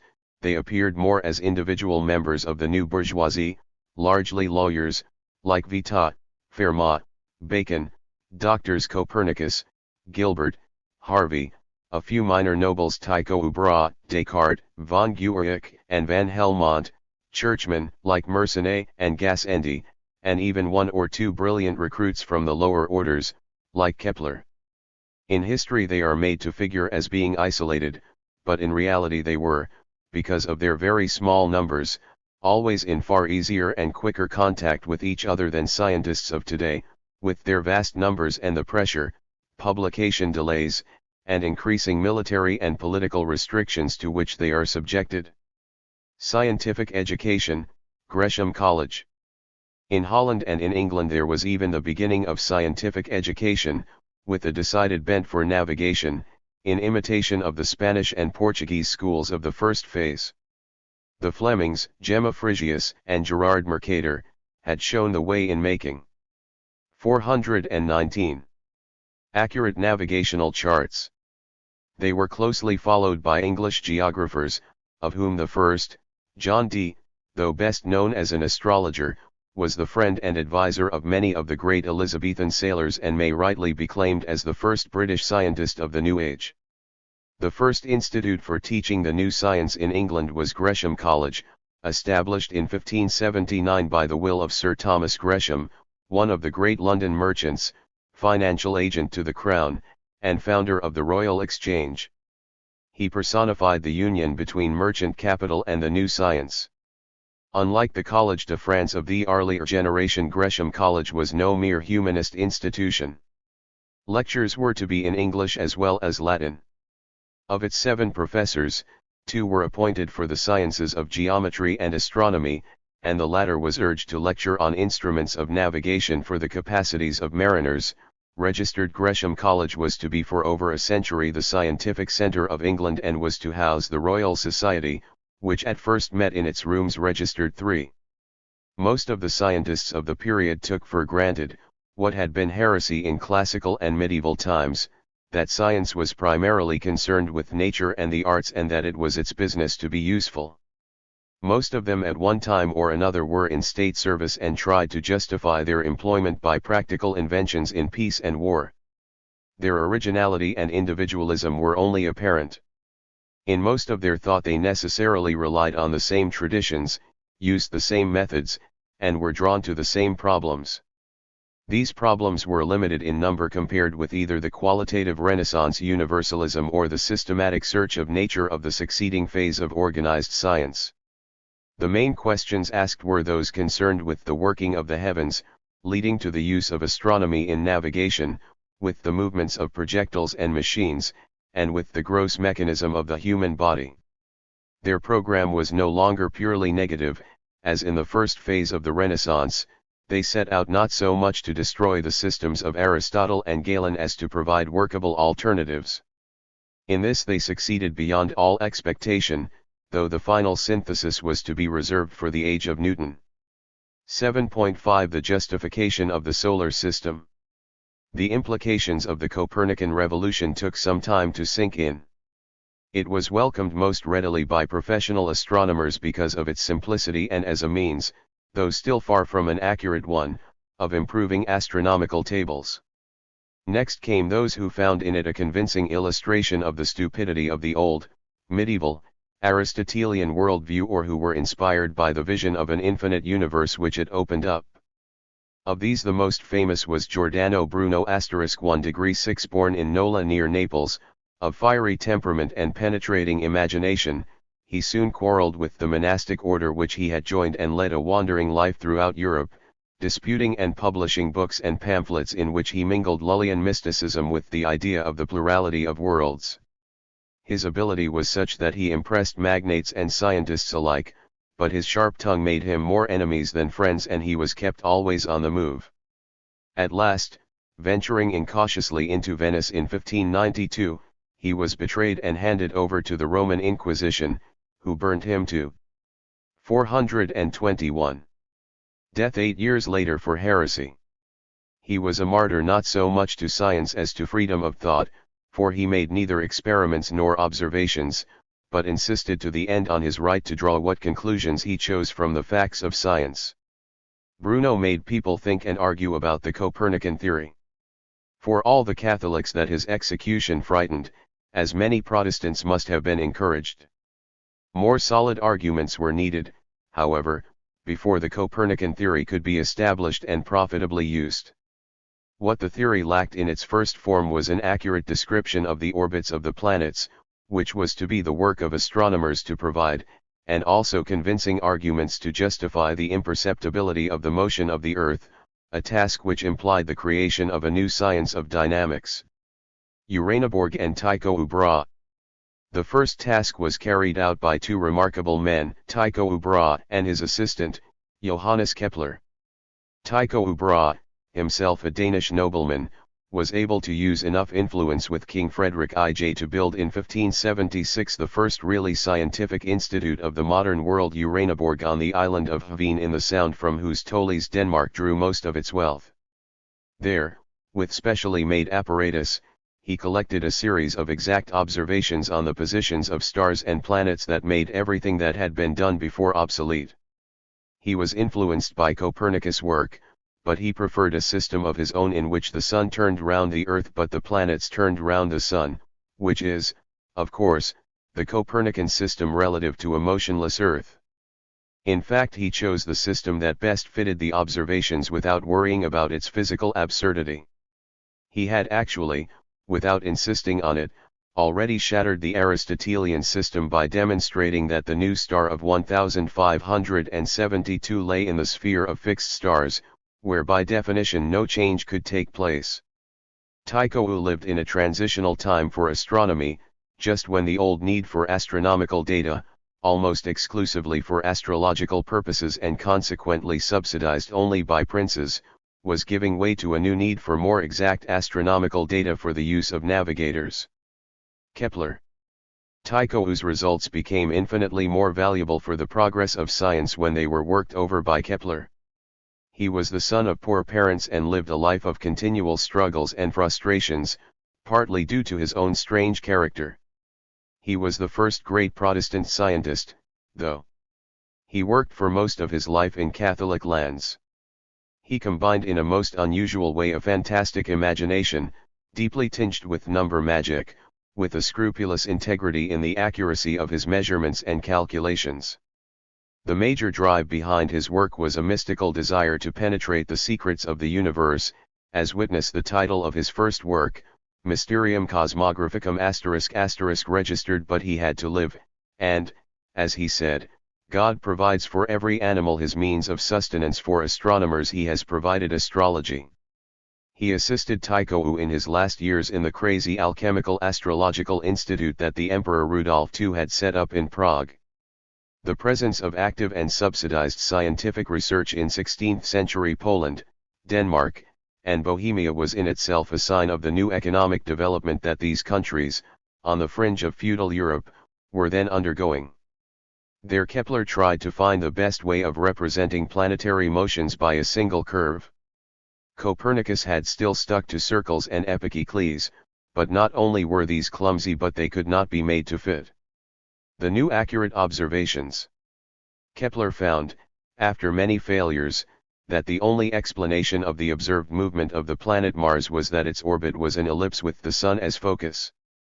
The idea of elliptical orbits was not completely new, it had been suggested by Art Satchel of Toledo in the 11th century, but on quite inadequate data.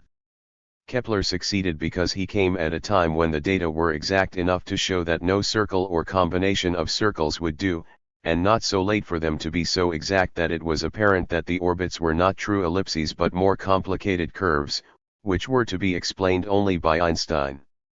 The hypothesis of elliptical orbits, and the two other laws by which Kepler explained the speed of a planet in its orbit, not only removed the main astronomical objection to the hypothesis of Copernicus, but they also struck a mortal blow at the Pythagorean Platonic view of the necessity of the heavens showing perfect, that is, circular motions only, which even Eurocopernicus had retained.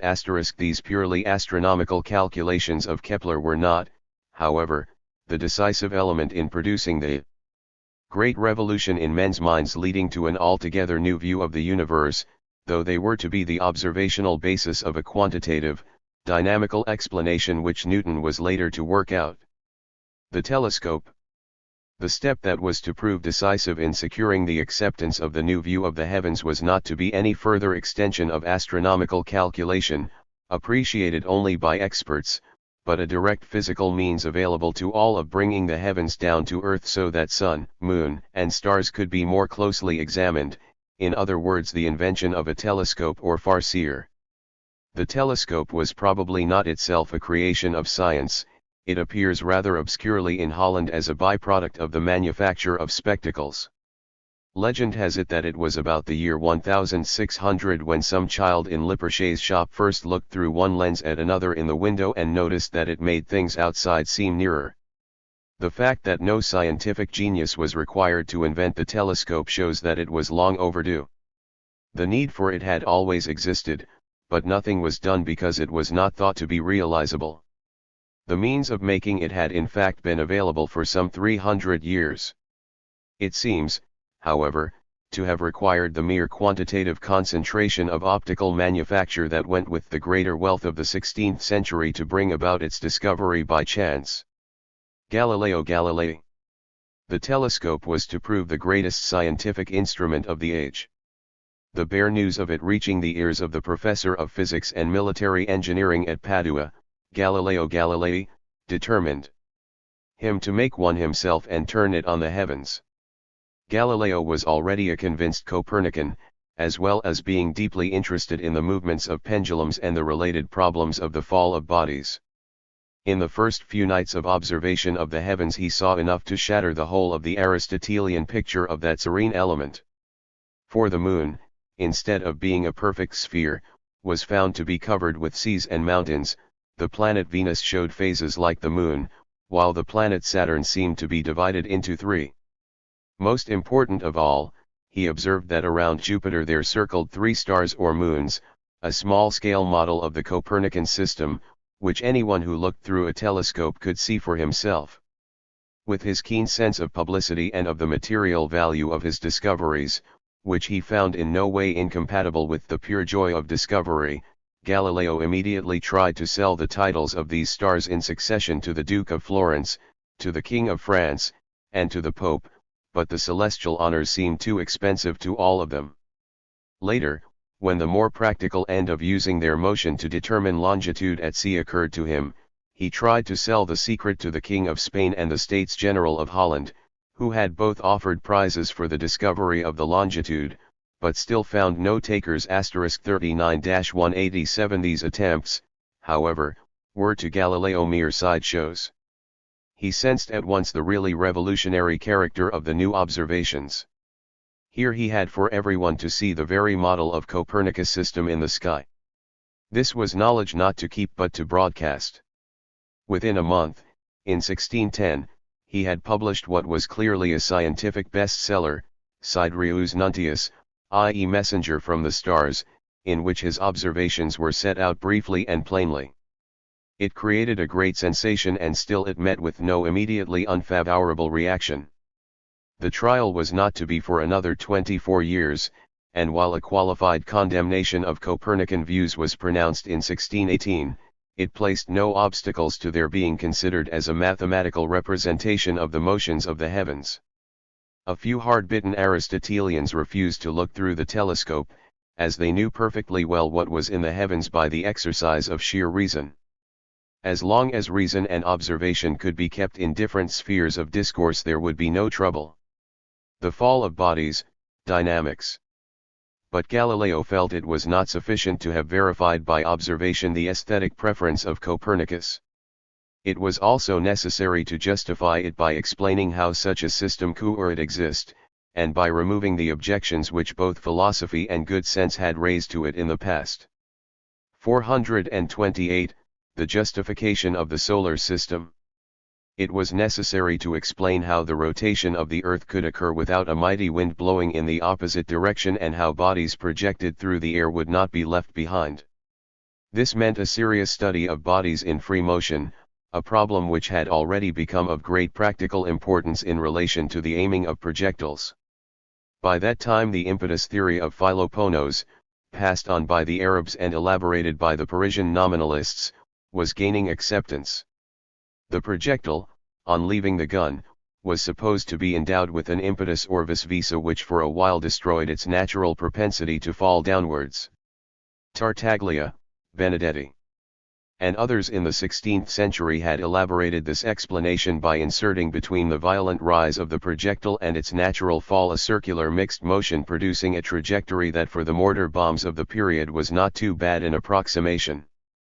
What it lacked, however, was any logical or mathematical justification. $49.4-102. Experimental physics. Galileo succeeded, where others had failed, in formulating a mathematical description of the motion of bodies. This was to be the major work of his life, expressed fully only in his dialogues on two new sciences, published after his condemnation but implicit in the dialogue concerning the two chief systems of the world, which was to be the immediate cause of his conflict with the Church. Galileo proceeded to question all the accepted views and to do so by the new method, the method of experiment.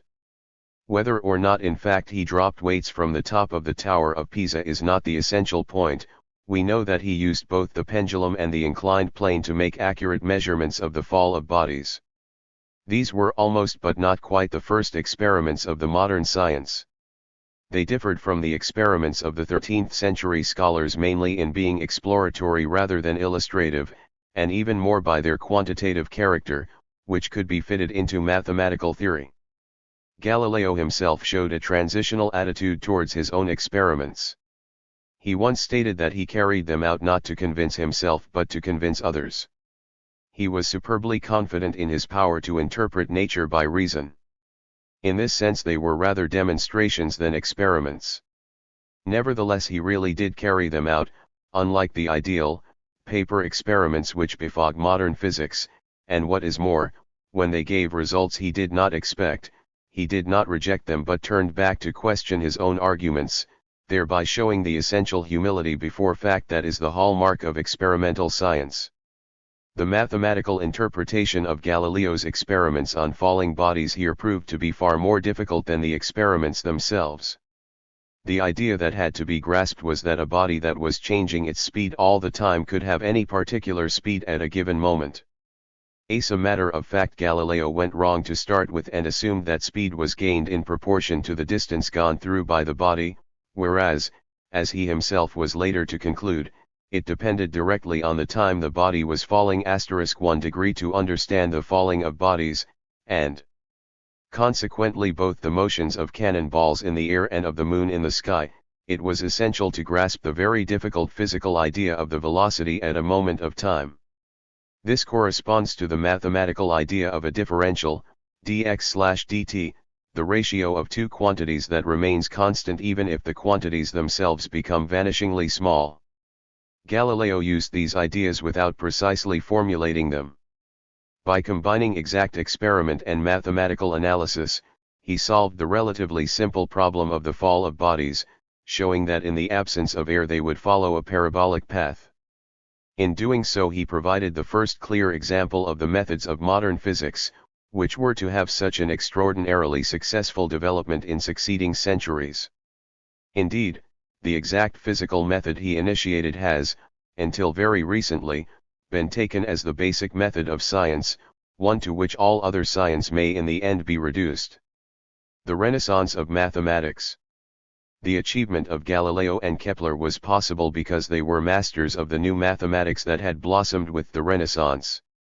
Vital had taken the decisive step of making all algebraic argument symbolic by using letters for both known and unknown quantities not only in algebra but also in trigonometry. This purely technical device enormously speeded up calculations and removed the confusion that words inevitably induce. Thanks to his work, as well as that of Cardan and Tartaglia, algebraic methods could be employed for dealing with any problem where quantities could be reduced to numbers. The old Greek geometry still retained its prestige, especially since the recovery of the works of Archimedes, first edited by Tartaglia in 1543, but numerical calculations could be dealt with far more easily by the methods of algebra. An enormous practical step forward was registered when Simon's Divine introduced decimals in 1585, and Napier logarithms in 1614. By shortening computations by a large factor, it effectively multiplied the number of working astronomers and physicists. To complete the chain of argument, it was necessary for Galileo to link mathematics with mechanics.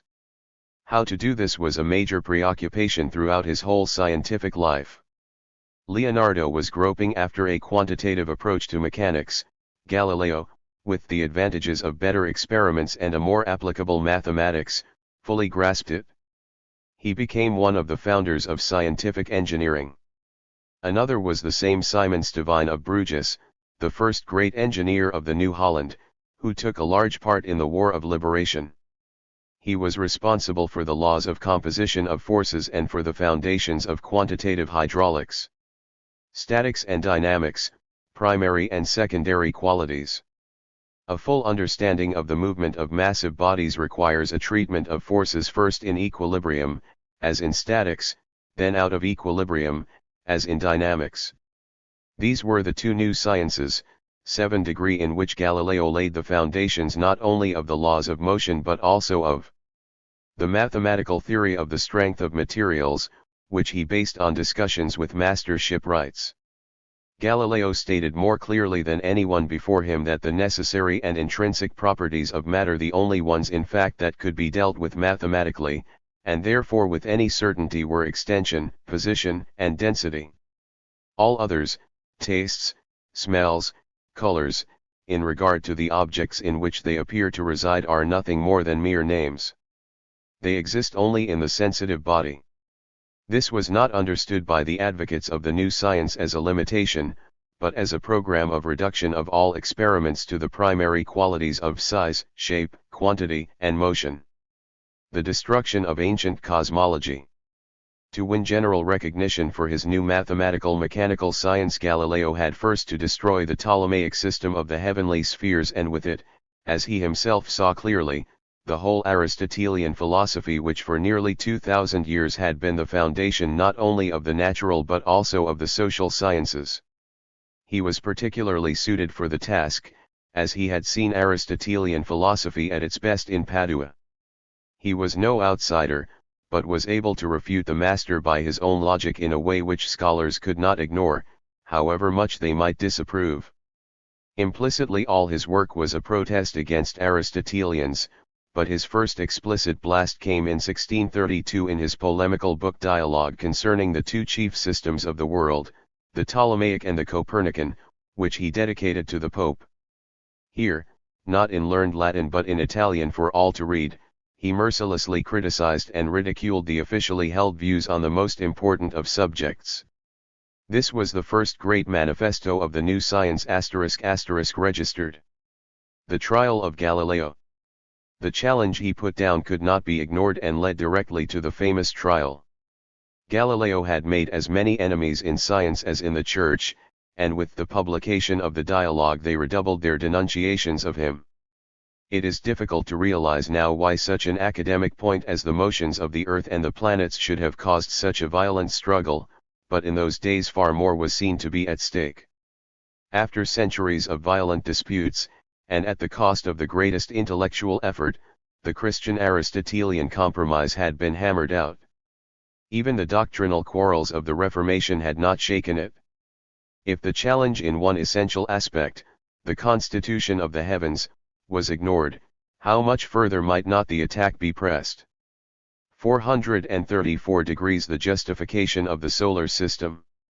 Already ardent Copernicans, such as Bruno and Campanella, had drawn conclusions from the new knowledge that threatened the stability of the church, government, public morals, and property itself. Bruno had been burnt, Campanella was imprisoned for years, but with Galileo it was a different matter. He had scientific prestige and powerful friends, his Catholicism was not in doubt, and, except in science, he was not a revolutionary degree 4-5. The trial was necessarily carried on in terms of the ideas and mode of reasoning of the Church and not those of Galileo, so that the result was a foregone conclusion. but the interesting fact is that the proceedings of the trial were kept secret, most probably because of the danger that their publication would reveal not the severity of the judges but their comparative leniency. The Pope and the Curia were more anxious about the possible reactions of the fanatical diehards of the Church than about those of the scientists. Galileo was condemned and forced to make his famous recantation, but he suffered a merely nominal imprisonment in the palace of one of his friends. In his retirement he was able to complete his work on dynamics and statics and to publish it in the latter years of his life. Nevertheless, the event of the trial marked an epoch, for it dramatized the conflict between science and religious dogma. Through its effective failure, for the verdict was badly received by nearly all the learned, even in Catholic countries, it gave enormous prestige to the new revolutionary experimental science, especially in countries that had already overthrown the authority of Rome.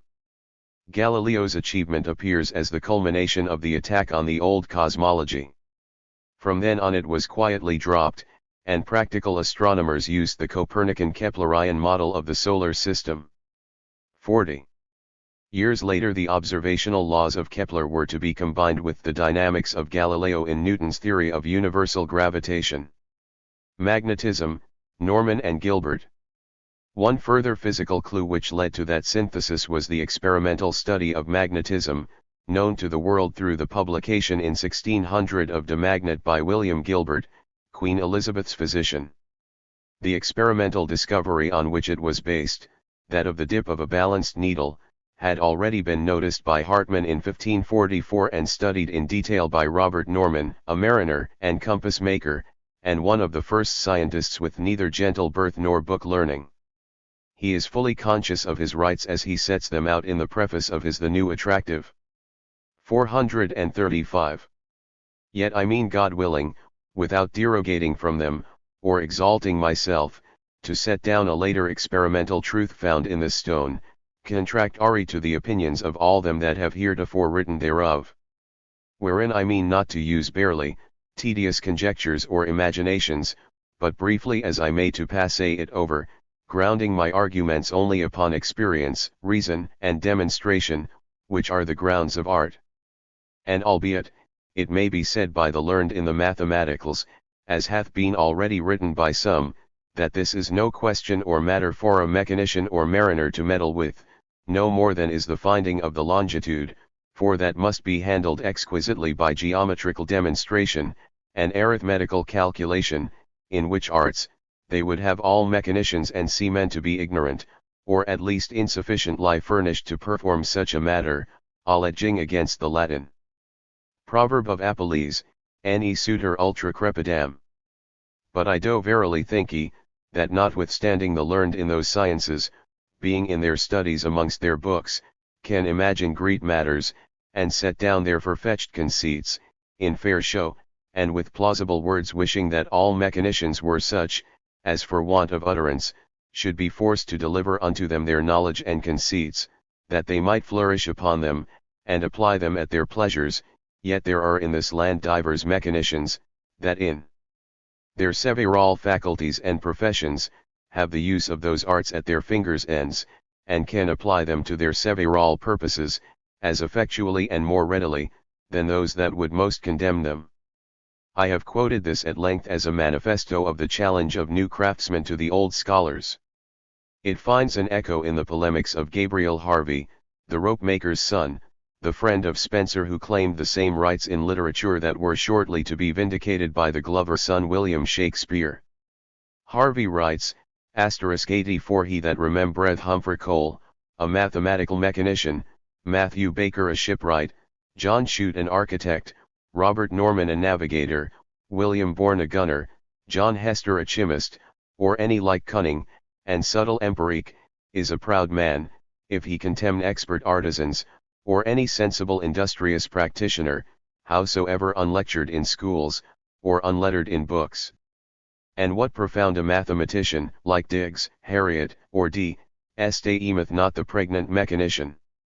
Let every man in his degree enjoy his due, and let the brave engineer, fine daedalist, skilful Neptunist, marvelous Vulcanist, and every mercurial occupationer, that is every master of his craft, and every docteur of his mystery, be respected according to the uttermost extent of his public service, or private industry.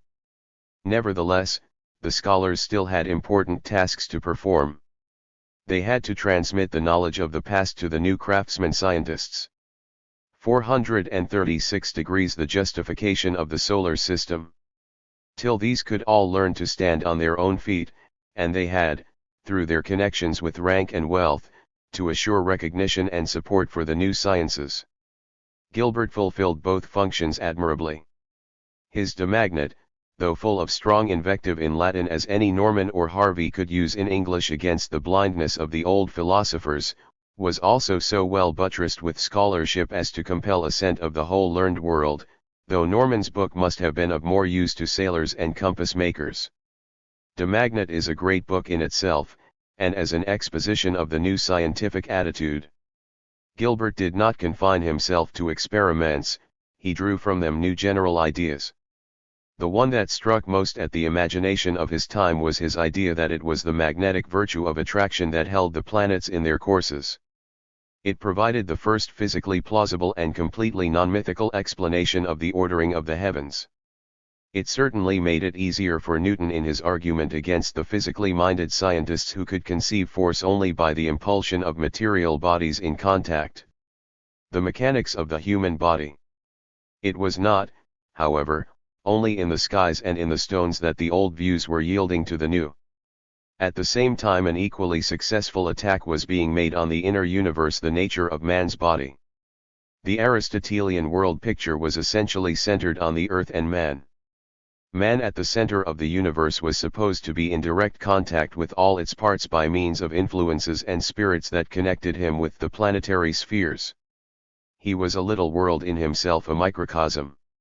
Its detailed workings had been elaborated by the Greek doctors ending in Galen, whose description of the organs of the human body had become as canonical as Ptolemy's description of the heavens. The new anatomy of the Renaissance, particularly the work of Vesalius, showed that Galen's picture must be wrong, but the alternative explanation could be found only by a totally new approach to the problem, one which combined anatomy with the new Renaissance interest in machinery, bellows, pumps, and valves, and could derive from them a new experimental physiology. Harvey and the circulation of the blood.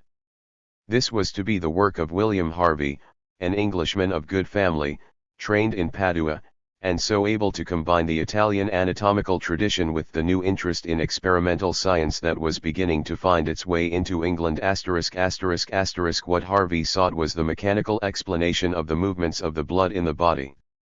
His Exercitatio Anatomica de motu cordis et sanguinis in Animalibus, published in 1628, is the record of a new kind of anatomy and physiology.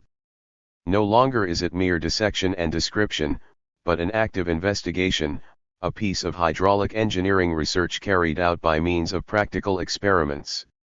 Harvey had a difficult case to prove. He had to overcome the disability of being, as it were, a Copernicus, forced to deduce his new system without a Galileo to confirm it by visible evidence. He 438 degrees the justification of the solar system. Could prove logically that a circulation must exist, because blood went out of one side of the heart and came back into the other, far more blood than could be currently accommodated in the body itself. But he could not see how it got from one side to the other. The fine capillary vessels through which it flowed were to be demonstrated later by Malpighi, using the other new optic glass, the microscope. What Harvey established by his close reasoning from experiment had the same revolutionary effect on ancient and Galenic physiology as the discoveries of Galileo and Kepler had on Platonic and Aristotelian astronomy. He showed that the body could be looked at as a hydraulic machine, and that the mysterious spirits which were deemed to inhabit it had no place to live in. His own views, however, remained more Copernican and Keplerian than Galilean, with a strong sense of the parallelism of the body to the world. He writes, for example, so the heart is the beginning of life, the sun of the microcosm, as proportionably the sun deserves to be called the heart of the world, by whose virtue and pulsation, the blood is moved, perfected, made vegetable, and is defended from corruption and mattering, and this familiar household god doth his duty to the whole body, by nourishing, cherishing, and vegetating, being the foundation of life and author of all. 4-8-degree. Thus he puts the heart in the body in the same royal, central place as the sun in the universe.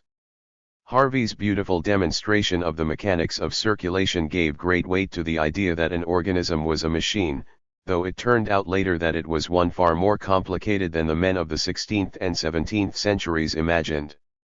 Harvey's discovery had, however, very little immediate effect in medicine, apart from justifying methods to prevent people from bleeding to death, already practiced by field surgeons like Pear.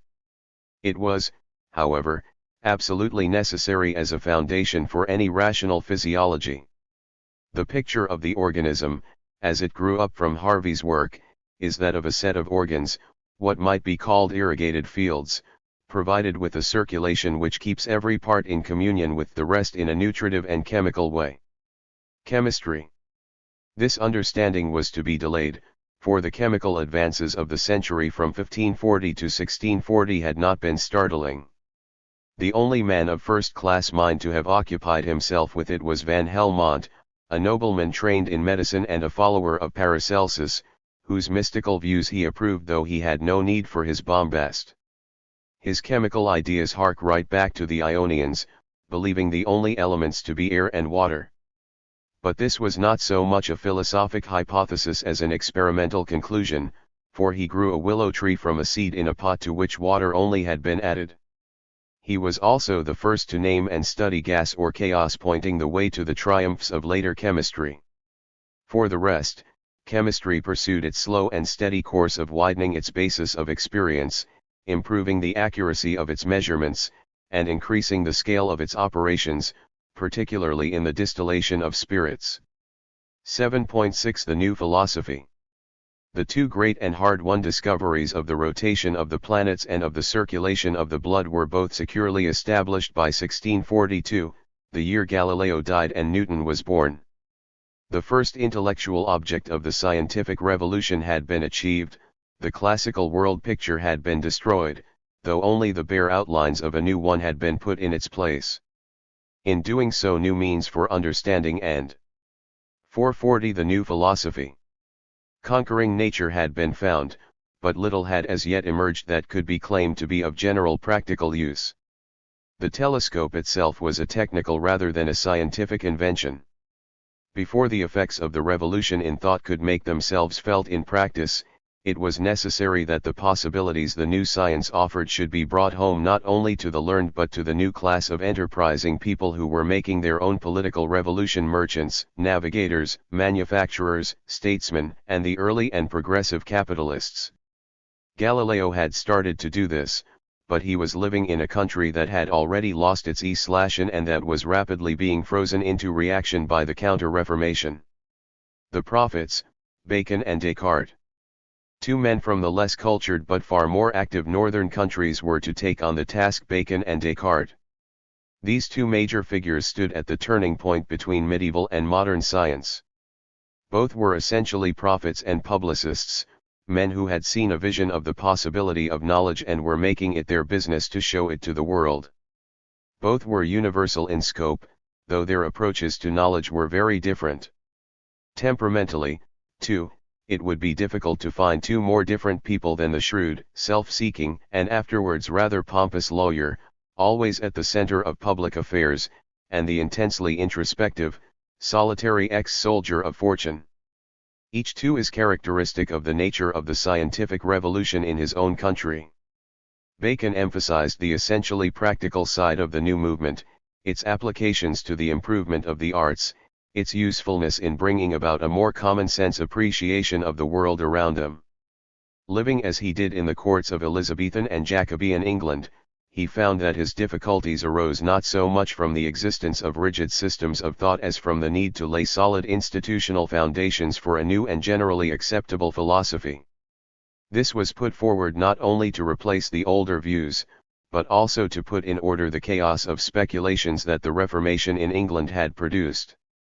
Descartes, on the other hand, had to fight against a medieval system of thought entrenched in the official universities of France, and only succeeded by using a logic that was clearer and intellectually more compelling than theirs. The Novum Organum and the Discours de la method. Both thinkers were preoccupied with methods, though their ideas of scientific method were very different. Bacon's was that of collecting materials, carrying out experiments on a large scale, and finding the results from a sheer mass of evidence, an essentially inductive method. Descartes, on the other hand, believed in the rapier thrust of pure intuition. He held that with clarity of thought it should be possible to discover everything rationally knowable, experiment coming in essentially as an auxiliary to deductive thought. The major difference, however, was that while Descartes used his science to construct a system of the world, a system which, though now almost forgotten, was able in its time completely to supersede that of the medieval schoolmen, Bacon put forward no system of his own but was content to propose an organization to act as a collective builder of new systems. His function as he saw it was only to provide the builders with the new tool, the logic of the Novum Organum, with which to do it. In this sense they were strictly complementary. Bacon's concept of organization led directly to the formation of the first effective scientific society, the Royal Society. Descartes' system, by breaking definitely with the past, put up a set of concepts which could be the basis of argument about the material world in a strictly quantitative and geometric manner. The thoughts of both philosophers were, nevertheless, inevitably deeply tinged with medieval ideas, though each in a different way. Francis Bacon belonged to the tradition of the encyclopedists, of his namesake Roger Bacon and of Vincent of Beauvais, or, tracing farther back, of Pliny and Aristotle himself. He was, first and foremost, a naturalist in interest and had no knowledge of or sympathy with the new mathematical philosophy. His method was largely negative, based on the avoidance of the idols or false lures of ideas that had led the old philosophers astray. His imaginary House of Solomon in his New Atlantis degree was a kind of universal laboratory, an idealization of the actual observatory of Tycho Brahe at Uraniborg. It was in turn to be the inspiration of later scientific institutes. Though a believer in experiments, Bacon was not an experimenter himself, and he never fully understood the process of abstraction and reduction needed to extract truth from complex situations which Galileo was already using so magnificently. He thought that systematic, common experience, purged of the pernicious ideas of the ancients, would suffice for knowledge. His scientific beliefs were not original but drawn from reading, particularly of Telesus, whom he criticized but called the first of the moderns.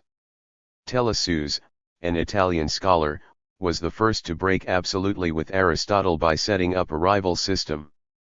His great contribution was the abandoning of Aristotle's formal and final causes and the retention of only material and efficient causes. In this he was followed by all later science. His own views recall those of Anaximenes. His universe worked by means of the inner powers of heat and cold.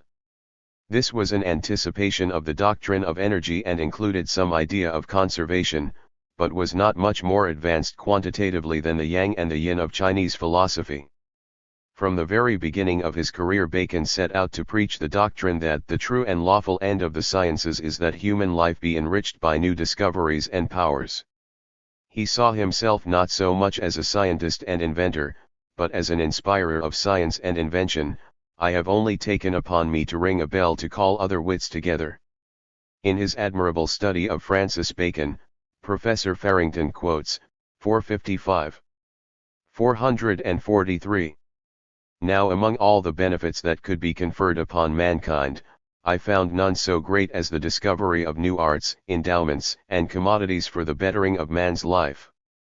For I saw that among the rude people in the primitive times that authors of inventions and discoveries were consecrated and numbered among the gods. And it was plain that the good effects wrought by founders of cities, lawgivers, fathers of the people, extirpers of tyrants, and heroes of that class, extend but over narrow spaces and last but for short times, whereas the work of the inventor, though a thing of less pomp and show, is felt everywhere and lasts forever. But above all, if a man could succeed, not in striking out some particular invention, however useful, but in kindling a light in nature, a light which should in its very rising touch and illuminate all the border regions that confine upon the circle of our present knowledge, and so spreading further and further should presently disclose and bring into sight all that is most hidden and secret in the world, that man would be the benefactor indeed of the human race, the propagator of man's empire over the universe, the champion of liberty, the conqueror and subduer of necessities. Bacon was taken to be, and rightly, the first great man who had given a new direction to science and who had linked it definitely once more to the progress of material industry ***** with his empirical bent. Bacon was inevitably an opponent of all predetermined systems in nature. He believed that, given a well-organized and well-equipped body of research workers, the weight of facts would ultimately lead to truth. Descartes' method, on the other hand, was a more direct successor of that of the schools, with this absolute difference, that it was not their system that he wanted to establish but his own. In this he exhibited that individual arrogance which was one of the great liberating features of the Renaissance, the same arrogance that expressed itself in the great navigators, in the conquistadores, in all the defiances of authority that characterized the end of the feudal period and the beginning of one of individual enterprise ***. Unconsciously, Descartes' system incorporated very much of the system which he wished to destroy. There was the same insistence on deductive logic and self-evident propositions, but starting with these he used the mathematics, of which he was a master, to arrive at conclusions far beyond the reach of his medieval or even of his classical predecessors. His major mathematical contribution was the use of coordinate geometry, by which a curve could be completely represented by an equation relating the values of the coordinates of its points referred to fixed axes. This was more than the mapping of geometry. It broke down the old distinction between the Greek science of the continuum geometry and the Babylonian Indian-Arabic calculus of numbers, algebra. Henceforth their two powers would be joined to attack problems never before attempted. In his attack on the old philosophy, Descartes was as canny as he was courageous. He had no desire to enter into a head-on conflict with organized religion, a conflict that had led to the condemnation and burning of Bruno in Catholic Rome and that of Servetus in Calvinist Geneva. He was prepared to be accommodating, and he hit on an ingenious method of doing so, which was to make science possible for several centuries at a cost which we are only now beginning to feel. Primary and secondary qualities. Descartes formulated, more precisely than anyone before him, the division of the universe as we see it, into a part which is physical and one which is moral. Other philosophers, going back to the Arabs and the Scotists in the Middle Ages, including Roger Bacon, as well as Francis Bacon himself, had made reservation of the knowledge that only came by faith or revelation, but this pious reservation was ad hoc and was open to the objection that it implied that God was irrational. With Descartes this separation became an integral and rational part of philosophy. It was a logical consequence of his reduction of sensory experience first to mechanics and then to geometry.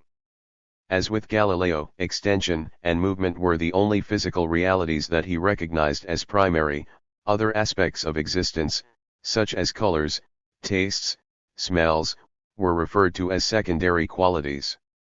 Beyond these stretched a region even more unapproachable by physics, the region of the passions, of will, love, and faith. Science, according to Descartes, concerned itself mainly with the first set, the measurables, the bases of physics, and to a lesser extent with the second, but not at all with the third, as they lay in the realm of Revelation 8 to Descartes. Animals, including men, were in themselves merely machines. Obviously there must be some connection between the purely mechanical man, operating his limbs according to physical principles, and the rational spirit and will dwelling within him. Descartes made the naive, but apparently quite serious, suggestion that the connection could be through the small gland at the top of the skull, the pineal body, the relic of a pair of eyes in our reptilian ancestors, but having now no apparent function and therefore quite reasonably, if not the seat, at least the point of entry of the rational soul. 446. The New Philosophy. The separation of religion and science.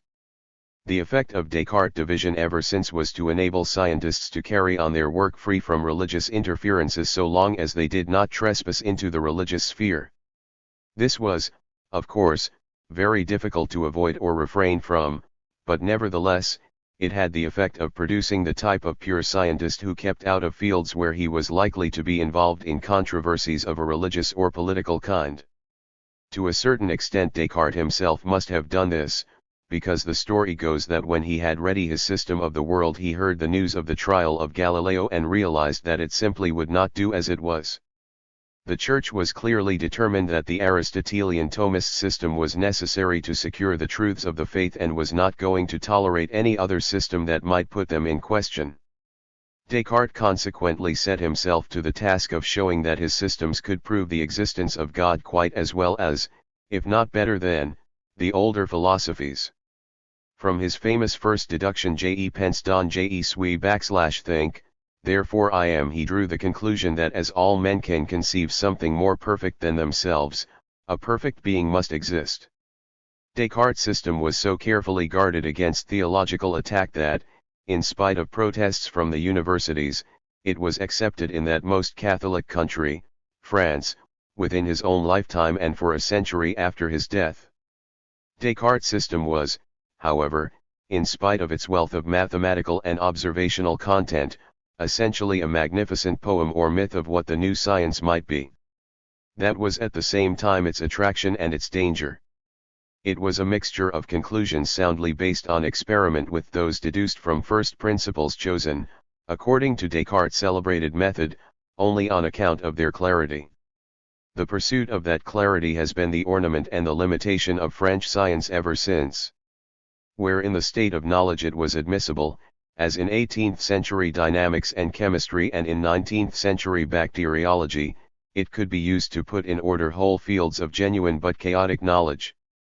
Elsewhere it tended to degenerate into arid commonplaces and false simplifications. To a certain extent Descartes himself recognized the limitation of a one-man enterprise in philosophy, and realized that the proper establishment of the system of the world would require the cooperation of many minds. In the Discours de la Méthode, he says, speaking of experiments, I see also that there are so many of them that neither my hands nor my wealth, even if I had 1,000-fold what I have, would serve me for this end. What I had to show by my treatise was the utility that the public can gain from it, and that I should oblige all those who desire the good of mankind, that is to say all. 447. Those who are really virtuous and not only pretend to be, to communicate to me their own results and to help me in the researches that still have to be made. In another place he says, to justify the publication of his own conclusions.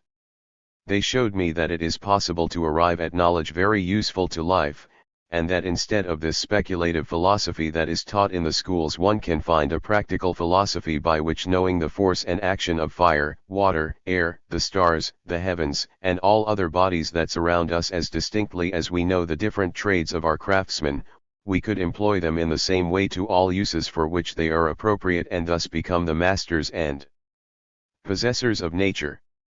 This is not only desirable for the invention of an infinity of artifices which would enable us to enjoy without trouble all the fruits of the earth, but principally in the preservation of health. Thus in his ultimate objective Descartes did not differ much from Bacon, for whom he had, in any case, the greatest admiration. Bacon and Descartes between them raised the status of experimental science to an esteem in polite circles comparable to that of literature. From their time on the new natural philosophy, and not that of the schools, was the center of interest and discussion. Indeed, after another 200 years or so it had just about fought its way into the universities of England. The time was now ripe for a great expansion of this natural science and its first fruits. In the next period from 1650 to 1690 the great instauration, or as we would say reconstruction, of which Bacon dreamed was at last to take place. I entrust men to believe that it is not an opinion to be held but a work to be done, and to be well assured that I am not laboring to lay the foundation of any sect or doctrine, but of human utility and power. 7.7 The third phase, science comes of age 1650 to 90. The third and definitive phase in the establishment of modern science was reached in the latter half of the 17th century. Intellectually, as we have seen, the ground had been prepared for it by the overthrow of the feudal classical theories in the previous 100 years.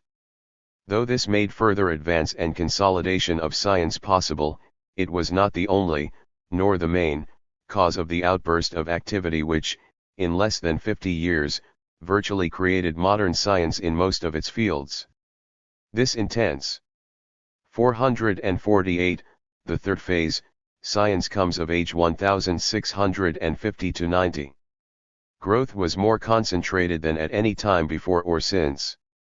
The principal foci were London and Paris, for the active scientists of Italy and Holland found no such centers of expression in their own countries, while those of Central and Eastern Europe had not yet come into action.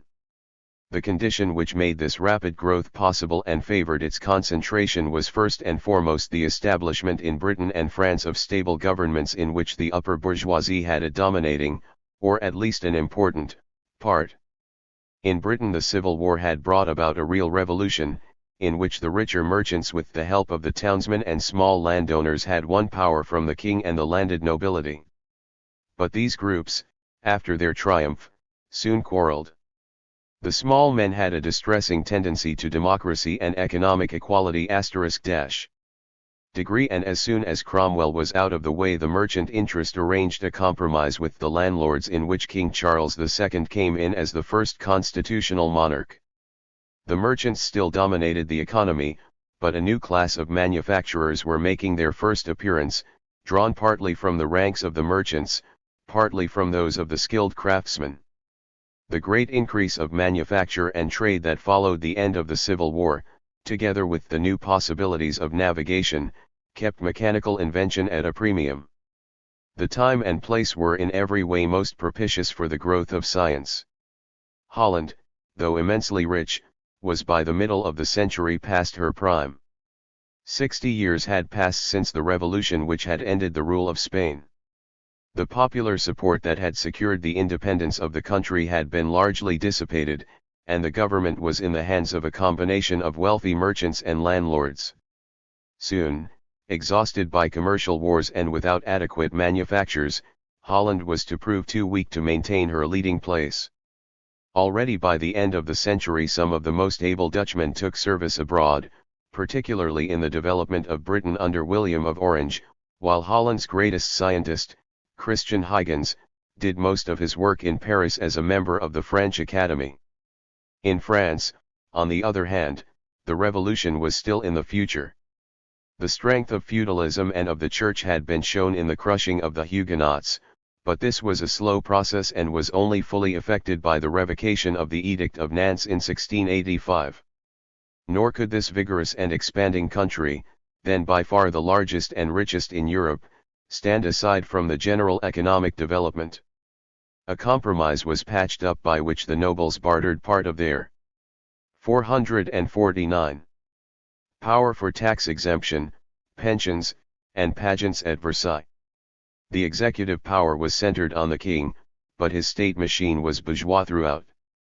It was largely run by intelligent lawyers, the noblesse de robe, from which many scientists were to come. Actually, the compromise only worked tolerably well in the early part of Louis XIV's personal reign under the direction of the business-like Colbert, and this coincided exactly with the great period of science. The other countries of Europe played minor parts on the scientific stage. Germany and Austria had only begun to recover from the 30 Years' War, the Inquisition neutralized Spain and Portugal almost completely, while in Italy the heirs of Galileo fought a gallant rearguard action against the forces of clericalism. Asterisk 4:4% 4-15. Sweden, Poland, and Russia were still largely raw material countries in the throes of a newly imposed serfdom and, though militarily strong, were only beginning to contribute to science at this stage. Le Grand Siècle. After the great religious and political disturbances of the previous 100 years, the latter half of the 17th century was a period of relative calm and active prosperity. Plagues and wars were constant but had surprisingly little effect on the work of the scientists. Nor did national rivalry seriously interfere as yet with their freedom of movement or communication. It was an age of conscious building of civilization, le grand siècle, and the scientists were recognized and honored as part of one common republic of letters. The governments and the ruling classes of all the leading countries had certain common interests in trade and navigation, and also in improvements in manufactures and agriculture. These interests were to furnish the motive power for the culminating achievements of this third phase of the scientific revolution, the first in which an organized and conscious effort was made to use science for practical ends. This was the fruit which, 30 years before, Bacon had urged men to cultivate, and Bacon's methods, both those of experiment and of organization of research, were used to gather it. The men who were to do so were characteristic of their age and nations. In the place of the courtiers and university professors of the first two phases, depending for their livings on the favor of princes, the virtuosi of the mid-17th century were men of independent means, mostly merchants, middling landowners, and successful followers of the liberal professions, doctors, lawyers, and not a few parsons. They might seek royal patronage, but they could count on little royal money for science. King Charles II never paid a penny to his Royal Society and never even managed to find time to visit it. The virtuosi had to finance science out of their own pockets. But these pockets were ample and were being rapidly filled by the great increase in trade, whose benefits now flowed into the very countries where science flourished. Some were even able to take on other scientists about the work. The Hon. Robert Boyle employed Hooke, a poor curate's son, just as Christian Huygens, Lord of Zullichem in Holland, employed Denis Papin of Blois.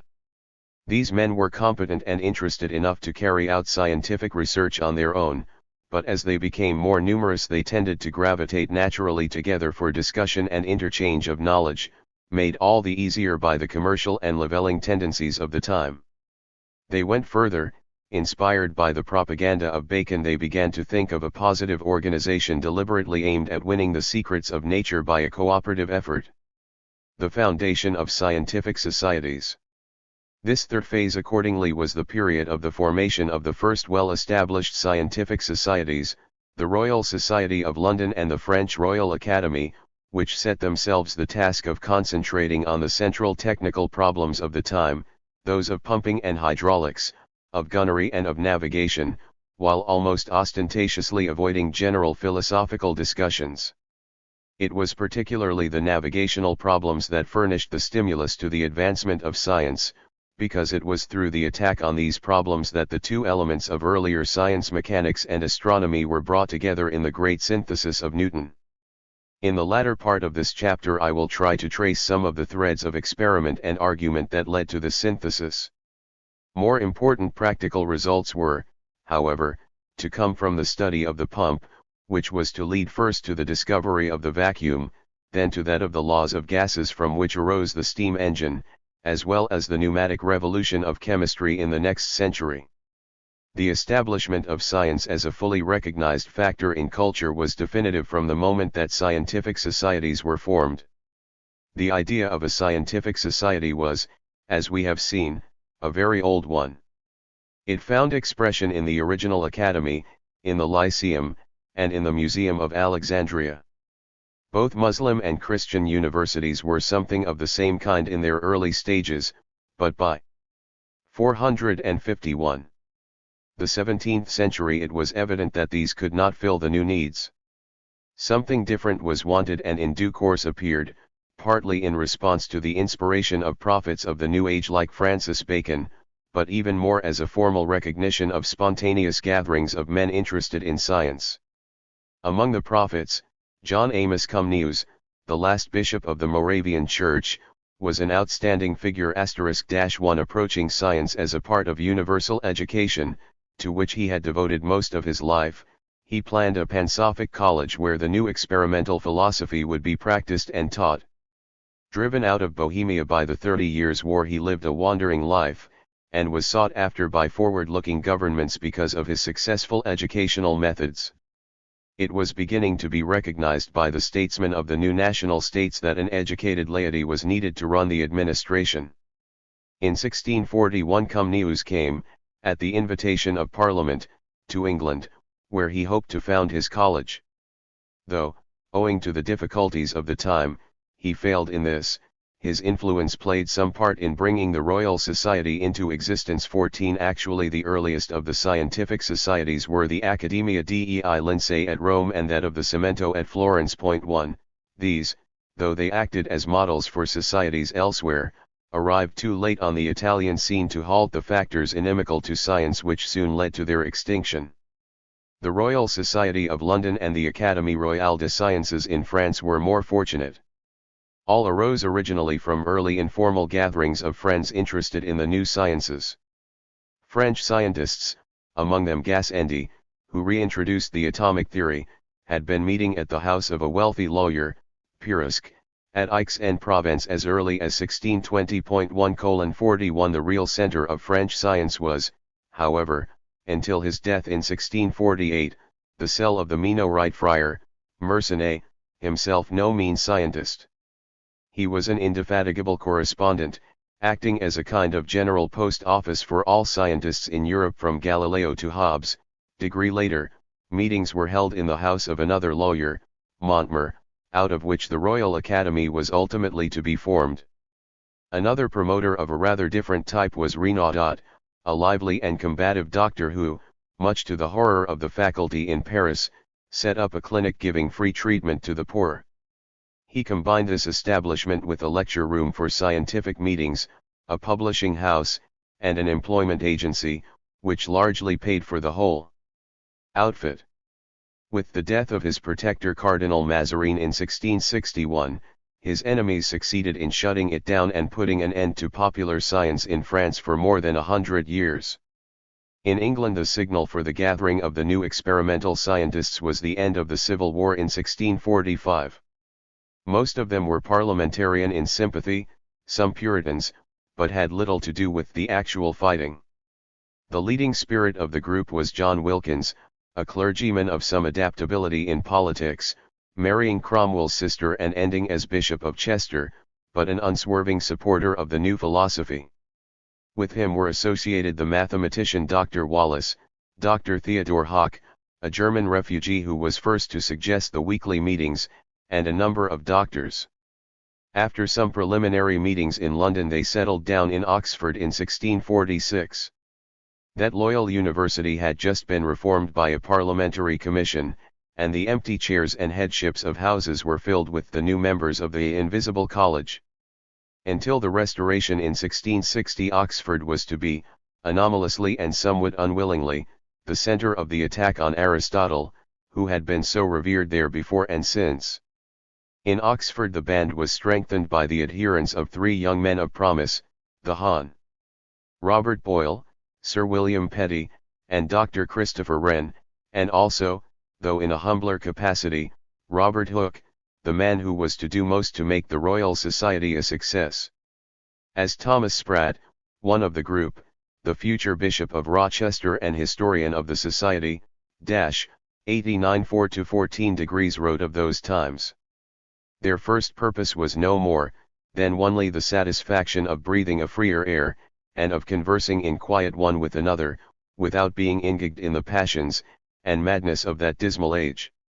And from the institution of that assembly, it had been enough, if no other advantage had come, but this, that by this means there was a race of young men provided, against the next age, whose minds receiving from them, their first impressions of sober and generous knowledge, were invincibly armed against all the enchantments of enthusiasm. For such a candid and unpassionate company, as that was, and for such a gloomy season, what could have been a fitter subject to pitch upon, than natural philosophy? That never separates us into mortal factions, that gives us room to differ, without animosity, and permits us, to raise contrary imaginations upon it, without any danger of a civil war. Their meetings were as frequent, as their affairs permitted, their proceedings rather by action, than discourse, chiefly attending some particular trials in chemistry or mechanics. They had no rules nor method fixed, their intention was more, to communicate to each other, their discoveries, which they could make in so narrow a compass, than an united, constant, or regular inquisition. 454 The third phase, Science comes of age 1650 to 90. At first these amateur scientists merely met, discussed, showed each other experiments, and wrote letters to their absent friends or to their colleagues in other countries. The business of scientific communication and publication originated in these at first purely informal and then more regular letter writings. Later, the need for a definite establishment was felt by the scientists both in England and France because, as they continued their work, they realized that it was likely to have considerable practical importance, and to carry it out they would have to have more money or more recognition. The procedures differed according to the character of the economies of the two countries.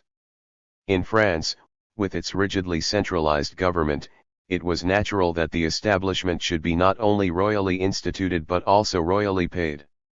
Colbert was setting up national industries in France, and it was accordingly not difficult to persuade him to found the Academy of Science to balance Mazarin's Academies of Literature and Fine Art. But then, ornament and show, just as much as commerce, were necessary to the glory of the kingdom of /Eroi Soleil. The industries favored by Colbert were those of silk weaving at Lyons, pottery at Sèvres, and the Gobelin tapestries in Paris, all considered of importance comparable to the shipbuilding for the French Navy *4 in Restoration England. On the other hand, with its relics of republican independence and where the real wealth of the country was in the hands of the landed aristocracy and the merchants, royal patronage was all that was required. The fellows of the new Royal Society paid for their own scientific investigations. The charge was 1 shilling per member per week. It was extremely difficult to collect and was hardly sufficient to pay the secretary and the curator, who shall be well skilled in philosophical and mathematical learning, well versed in observations, inquiries, and experiments of nature and art, and was obliged to furnish the society every day they meet, with 3 or 4 considerable experiments, expecting no recompense till the society get a stock enable them it ttn 29 ton equals -0s4-8 ss5 t128. The necessary consequence of official recognition of the societies was general conformity of ideas and avoidance of controversial issues in politics and religion.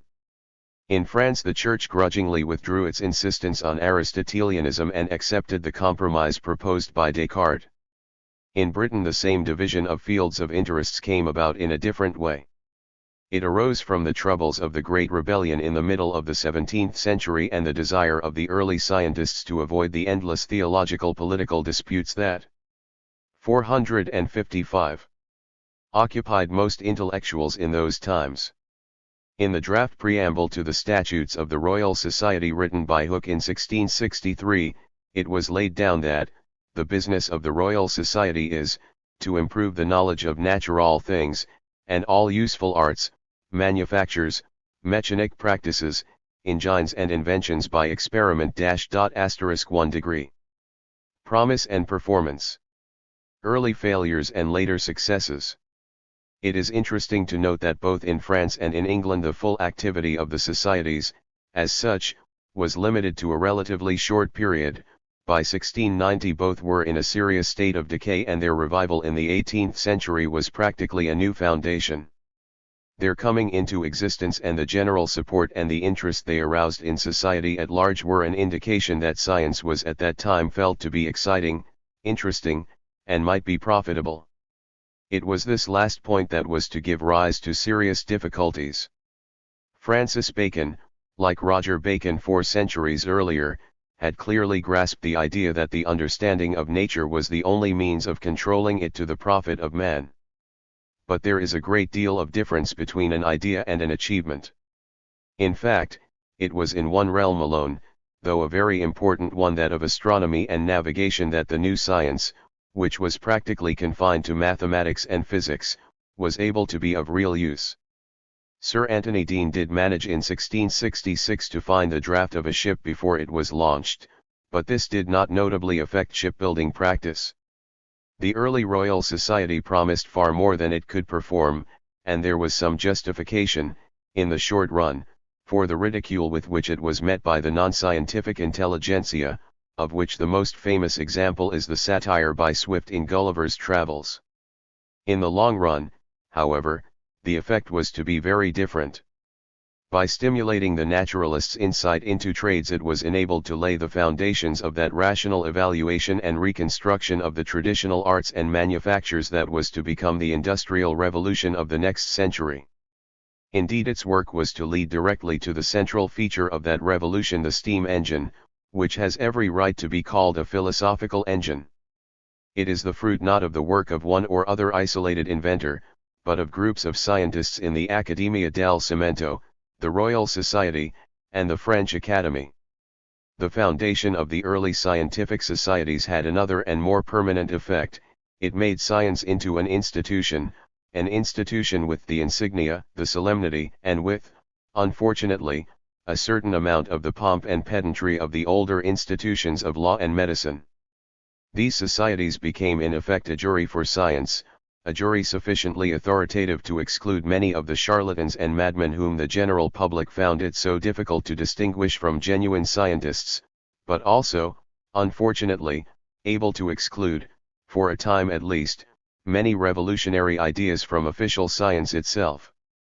The range of interest of the associated scientists of the latter 17th century, as their philosophical transactions show, covered almost every aspect of nature and of practical life, from the distances of the stars to the animalcules in pepper water, from the art of dying to the bills of mortality *1% 4 to 140. The first manifesto of the newly organized science was the History of the Royal Society, written in 1667, when it was only 5 years old, by Bishop Sprat.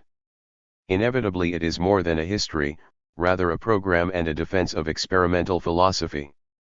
After denouncing varieties of dogmatic philosophers, he approves. The third sort of new philosophers have been those who have not only disagreed from the anti-ants, but have also proposed to themselves the right course of slow and sure experimenting, and have prosecuted it as far as the shortness of their own lives, or the multiplicity of their other affairs, or the narrowness of their fortunes, have given them leave. He defends the inclusion in the society of men of all ranks and occupations, and from all countries, and then touches on the essential raison d'être, which is, the temper of the age wherein we live. For now the genius of experimenting is so much dispersed that even in this nation, if there were one, or two more such assemblies settled, there could not be wanting able men enough, to carry them on. All places and corners are now busy, and warm about this work, and we find many noble rarities to be every day given in, not only by the hands of learned and professed philosophers, but from the shops of mechanics, from the voyages of merchants, from the ploughs of husbandmen, from the sports, the fish ponds, the parks, the gardens of gentlemen. The doubt therefore will only touch future ages.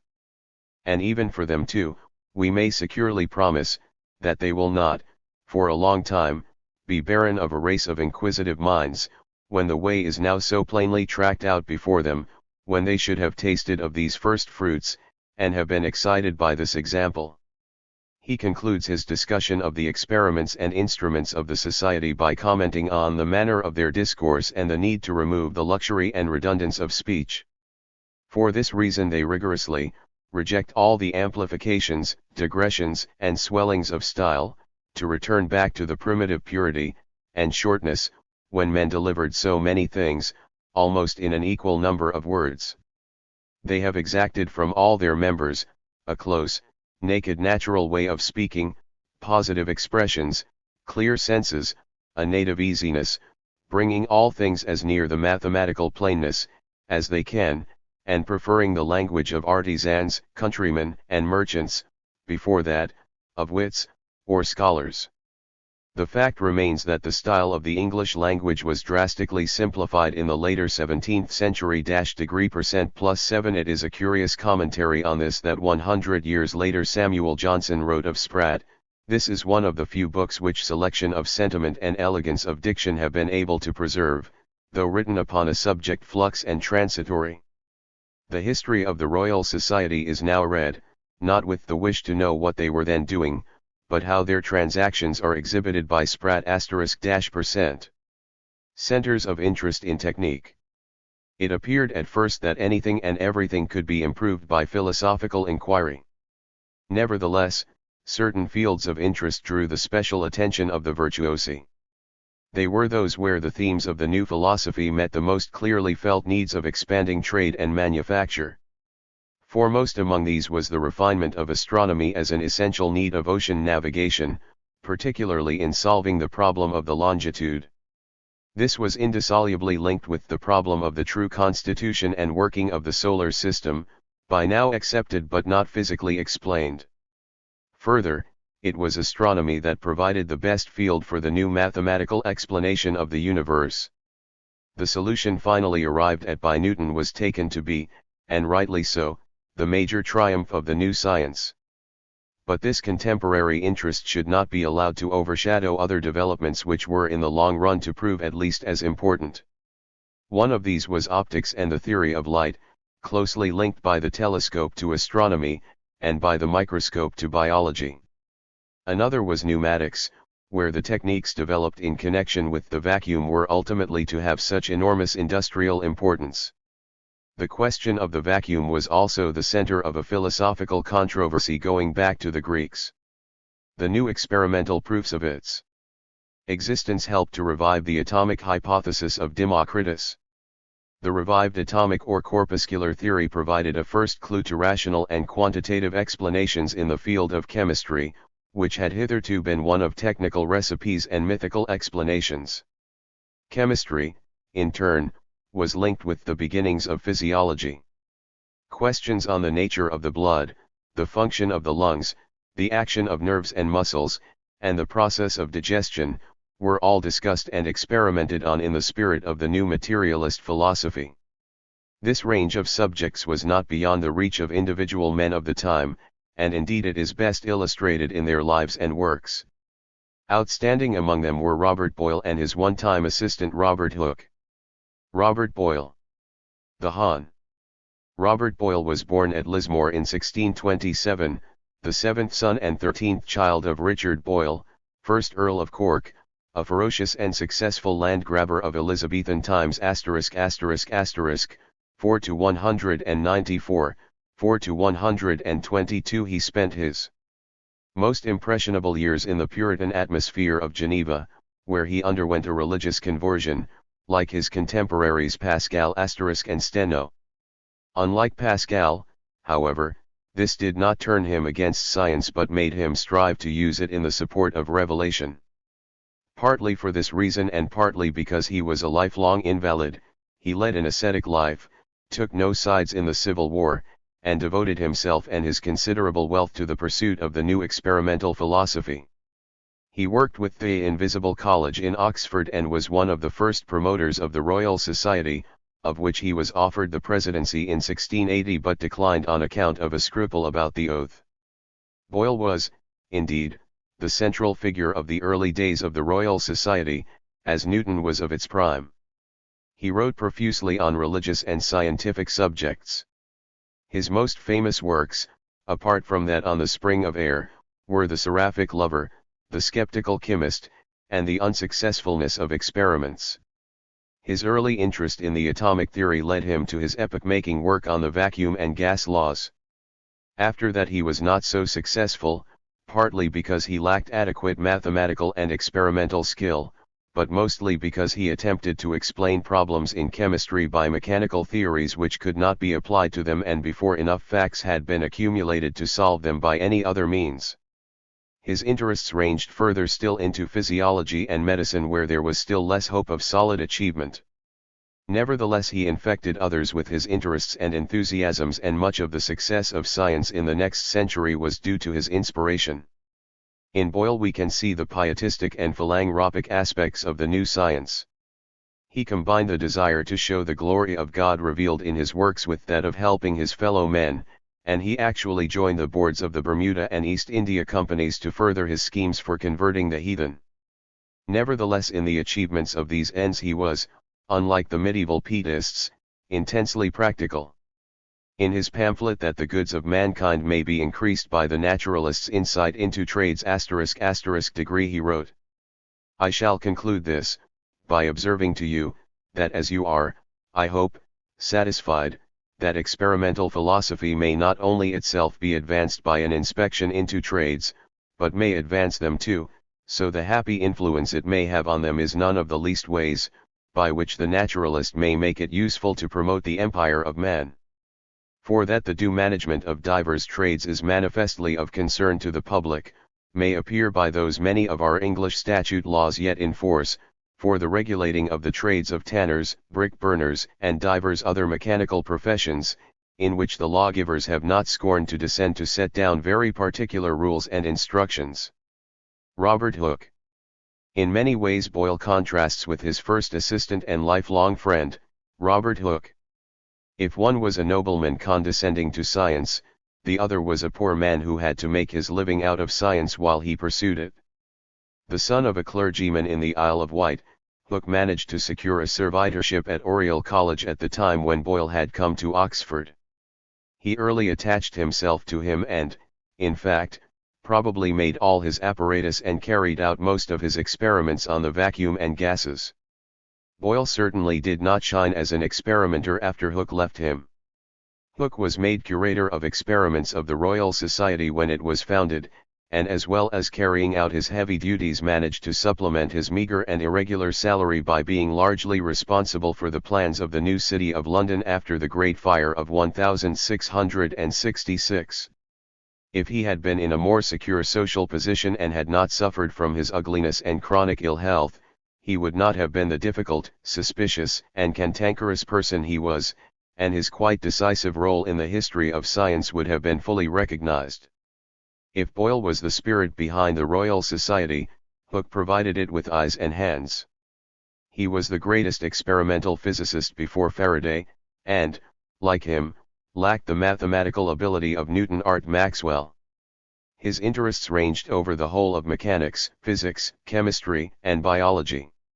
He studied elasticity and discovered what is known as Hooke's law, the shortest in physics, ut tensio sic vis. He invented the balance wheel, the use of which made possible accurate watches and chronometers.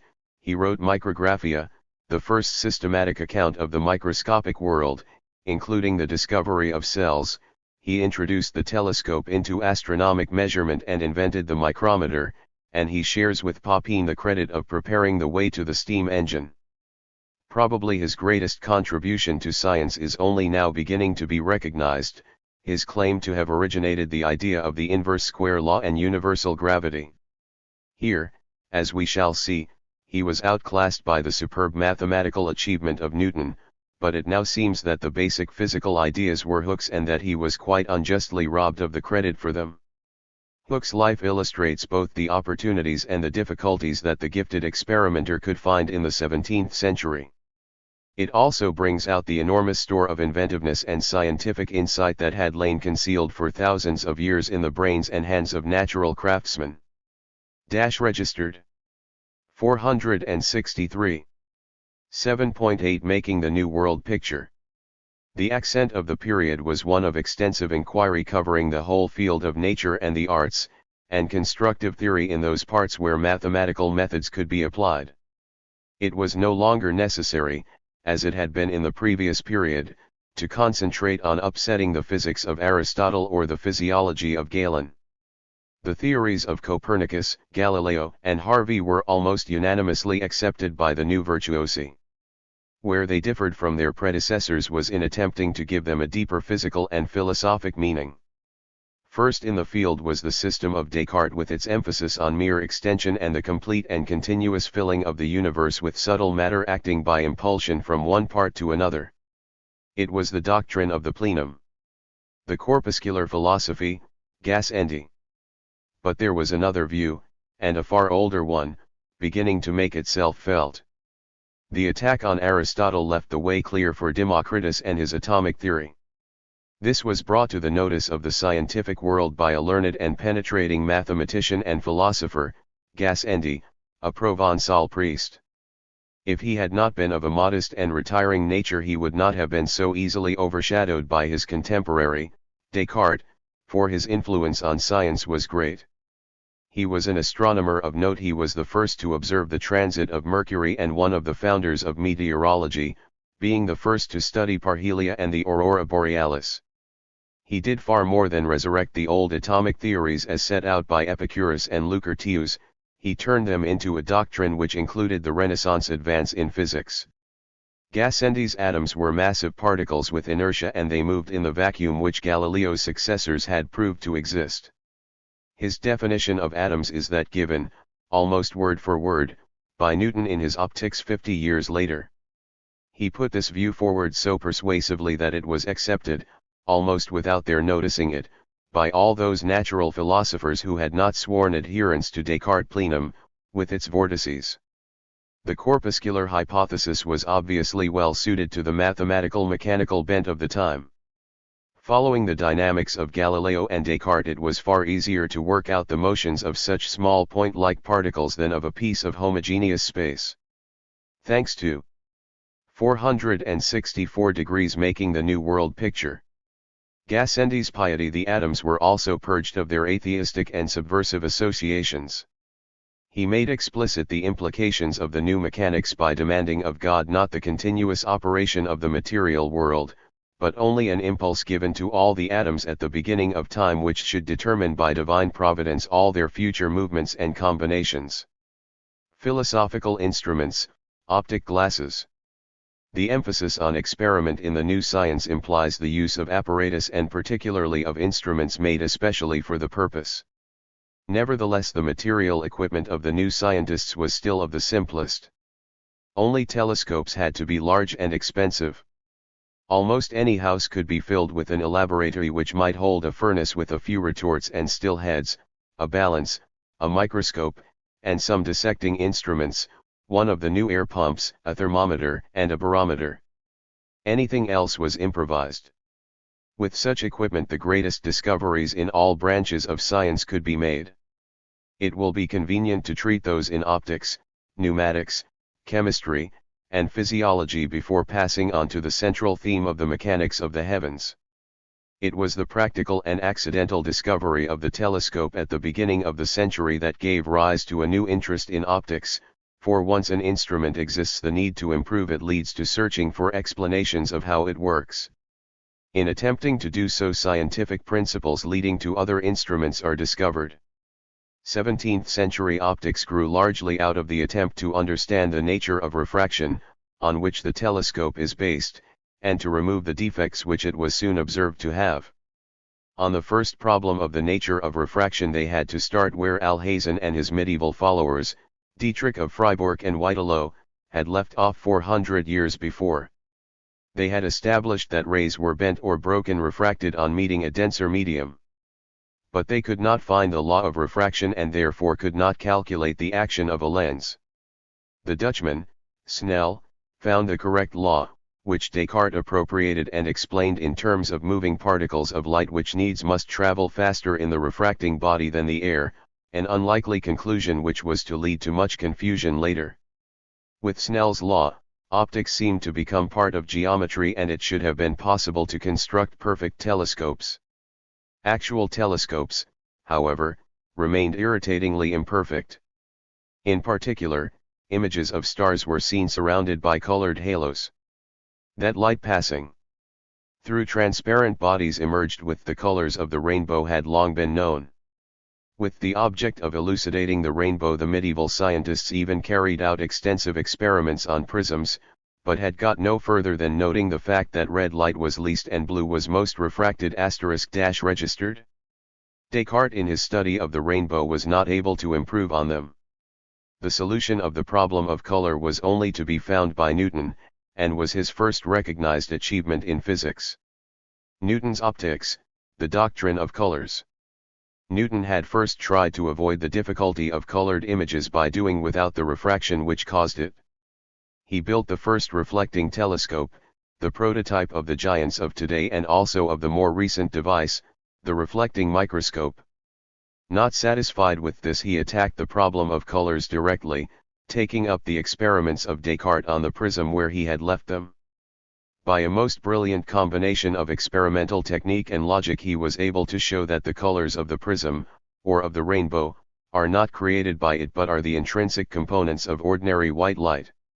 His researches, however, did not help him to solve his original problem, Indeed, he was able to show to his own dissatisfaction that it was impossible to correct the dispersive or color-making properties of lenses.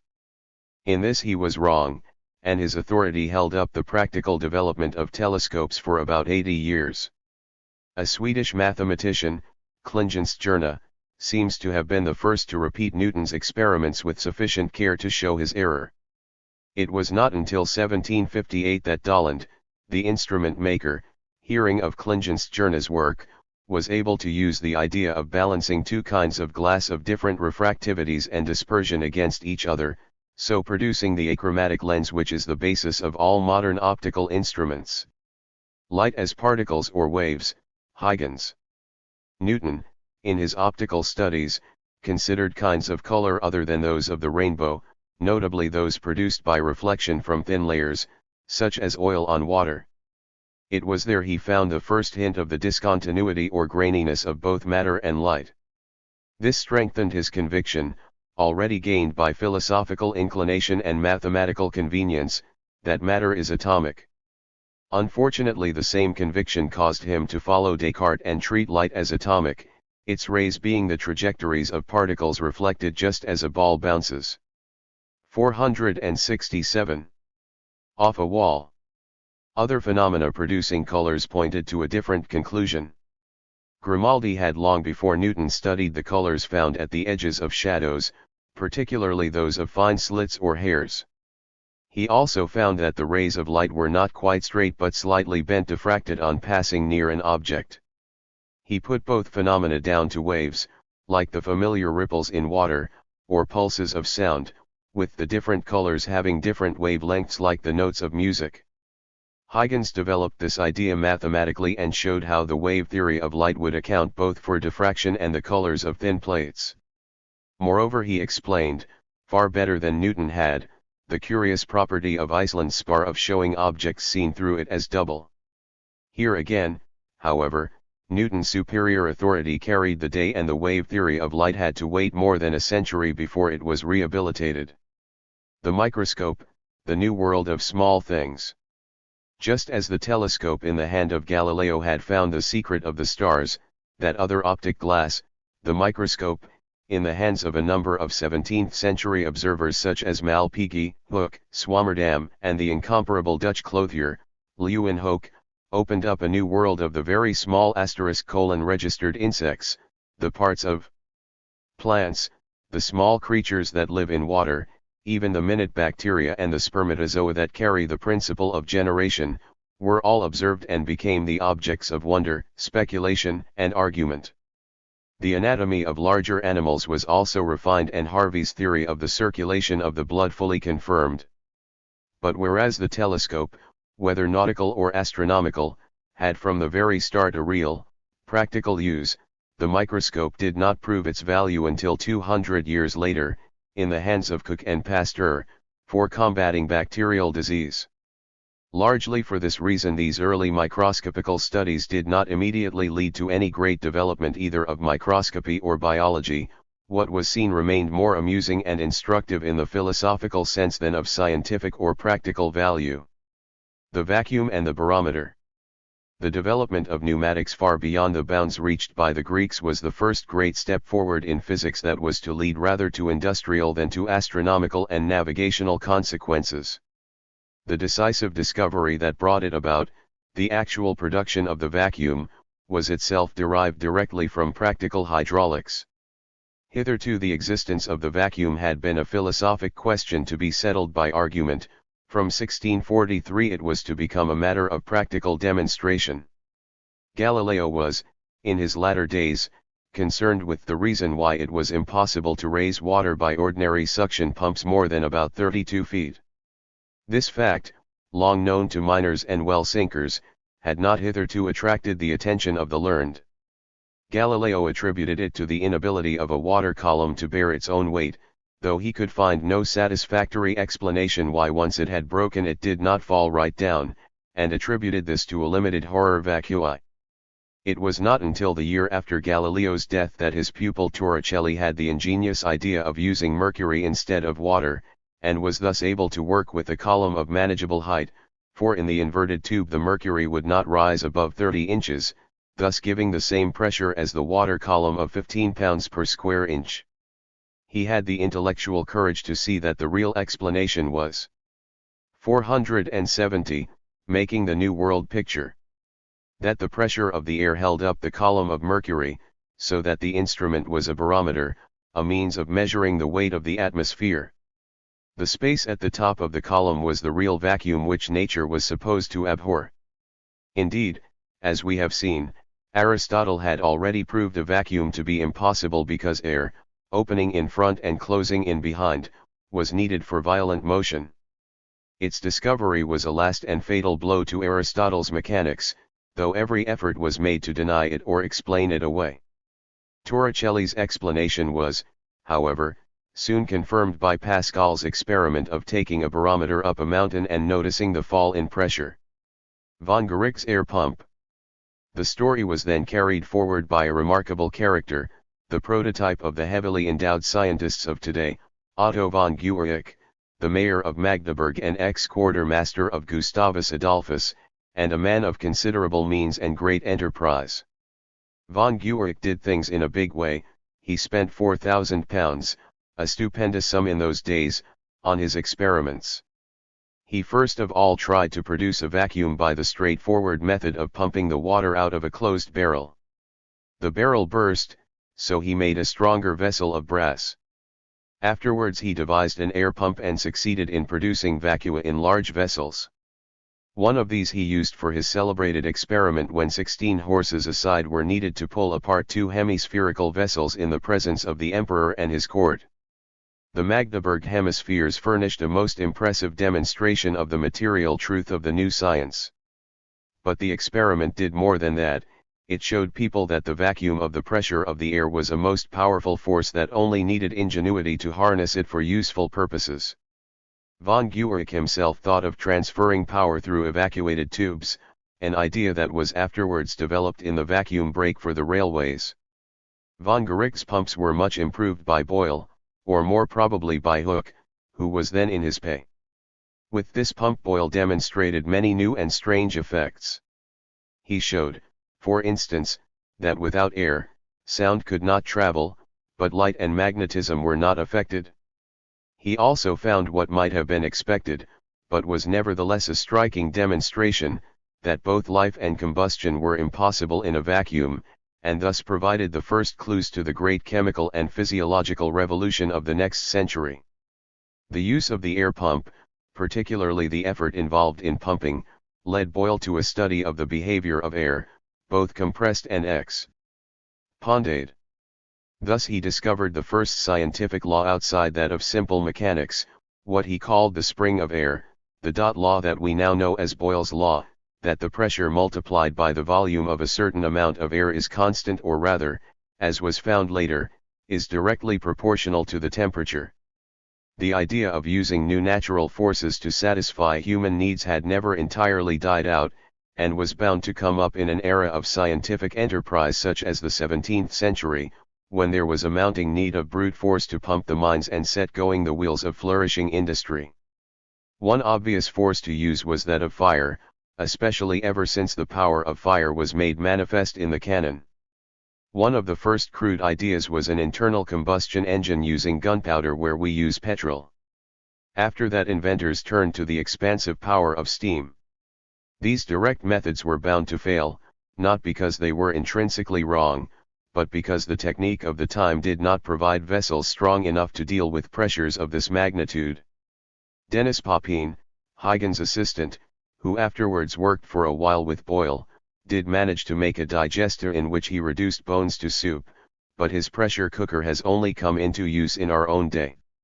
He also took the first steps to a practical steam engine. The way to the use of steam power was to lead through the vacuum, as will be shown in the next chapter. The false dawn of rational chemistry. The discovery of the vacuum furnished the first clue that might have led to the development of rational chemistry in the 17th century instead of 100 years later. The vacuum pump showed how air was necessary both to combustion and breathing, and centered interest on the twin problems of flame and life. Boyle, Hooke, and Mayow, following a clue dropped by Paracelsus, almost succeeded in proving that air contains something that was essential to burning and that turned arterial blood red. Boyle referred to it as a little vital quintessence that serves to the refreshment and restoration of our vital spirits. Mayow called it nitro-aerial spirit, thus linking it with gunpowder, which was to become Lavoisier's oxygen. But they got no further for two fundamental reasons: lack of suitable scientific theory and inadequate techniques and materials. 473. Chemistry had never been part of the classical canon, and the Aristotelian elements, earth, water, air, and fire, had always had a meteorological and physical aspect, rather than a chemical one. Arab and medieval chemistry, or rather alchemy, was, however, thoroughly mixed with an astrology that linked the metals with the planets. The collapse of the Aristotelian Platonic world picture meant that chemistry without its airs and planetary influences had no intellectual basis left, as Boyle pointed out in The Skeptical Chemist. Nor did the Arabic Paracelsan-Spagiric chemistry of the three principles mercury, sulfur, and salt fare any better. The principles were far too vague and changeable to fit into a corpuscular philosophy which was specifically designed to exclude occult qualities. Boyle himself managed to give a precise definition of an element, though a negative one. No body is a true principle or element, which is not perfectly homogeneous but is further resolvable into any number of distinct substances how small soever. Unfortunately, the technique of chemistry could give no guarantee, apart from a few metals, as to what was an element, and Boyle's criterion was inapplicable for another 100 years. He recognized this himself in his essay on the unsuccessfulness of experiments. Newton, who worked at chemistry for much longer than at physics, got no further in practice. 2 degree in theory he had evolved, as Vavilov-5 degree has shown, a picture of the atom composed of shell within shell of parts held together successively more firmly. This was a striking and quite logical anticipation of the modern atom with its electrons and nuclei, but it lay forgotten for nearly 300 years. In the 17th century chemistry was not yet in a state in which the corpuscular analysis could be applied. For that it needed the steady accumulation of new experimental facts that was to come in the next century. Chemistry, unlike physics, demands a multiplicity of experience and does not contain self-evident principles. Without principles it must remain an occult science depending on real but inexplicable mysteries. As long as chemistry revolved around the same materials as were known to the ancients, it tended to become stereotyped. But after the 15th century the chemical world expanded rapidly. New substances with remarkable properties, such as phosphorus, were accidentally produced, and new metals such as bismuth and platinum were discovered in the Old and New worlds. To explain their properties new theories, continuously being checked by new practice, were needed. They were necessarily, at first, qualitative and obscure, but they formed an essential. 474 degrees making the New World picture. Foundation to more precise theories. All the time, in response to the demands of an ever more specialized trade and industry, there came the need for particular chemicals: saltpetre, alum, copperas, oil of vitriol, soda, which gave birth to a chemical industry from the experience and the problems of which was to come the rational chemistry of a later age. 17th century biology. The world of living things, with its enormously greater complication, was bound to be far more difficult to explain than that of chemical transformation. It was therefore not surprising that the new mechanical, corpuscular philosophy, in spite of its pretensions, was of little real service. Sanctorius weighed himself in a balance while eating and sleeping but could not explain the changes he observed. Descartes' idea of the animal machine and the man machine, which differed only by the attachment of a rational soul steering it through the pineal gland, did little to advance physiology.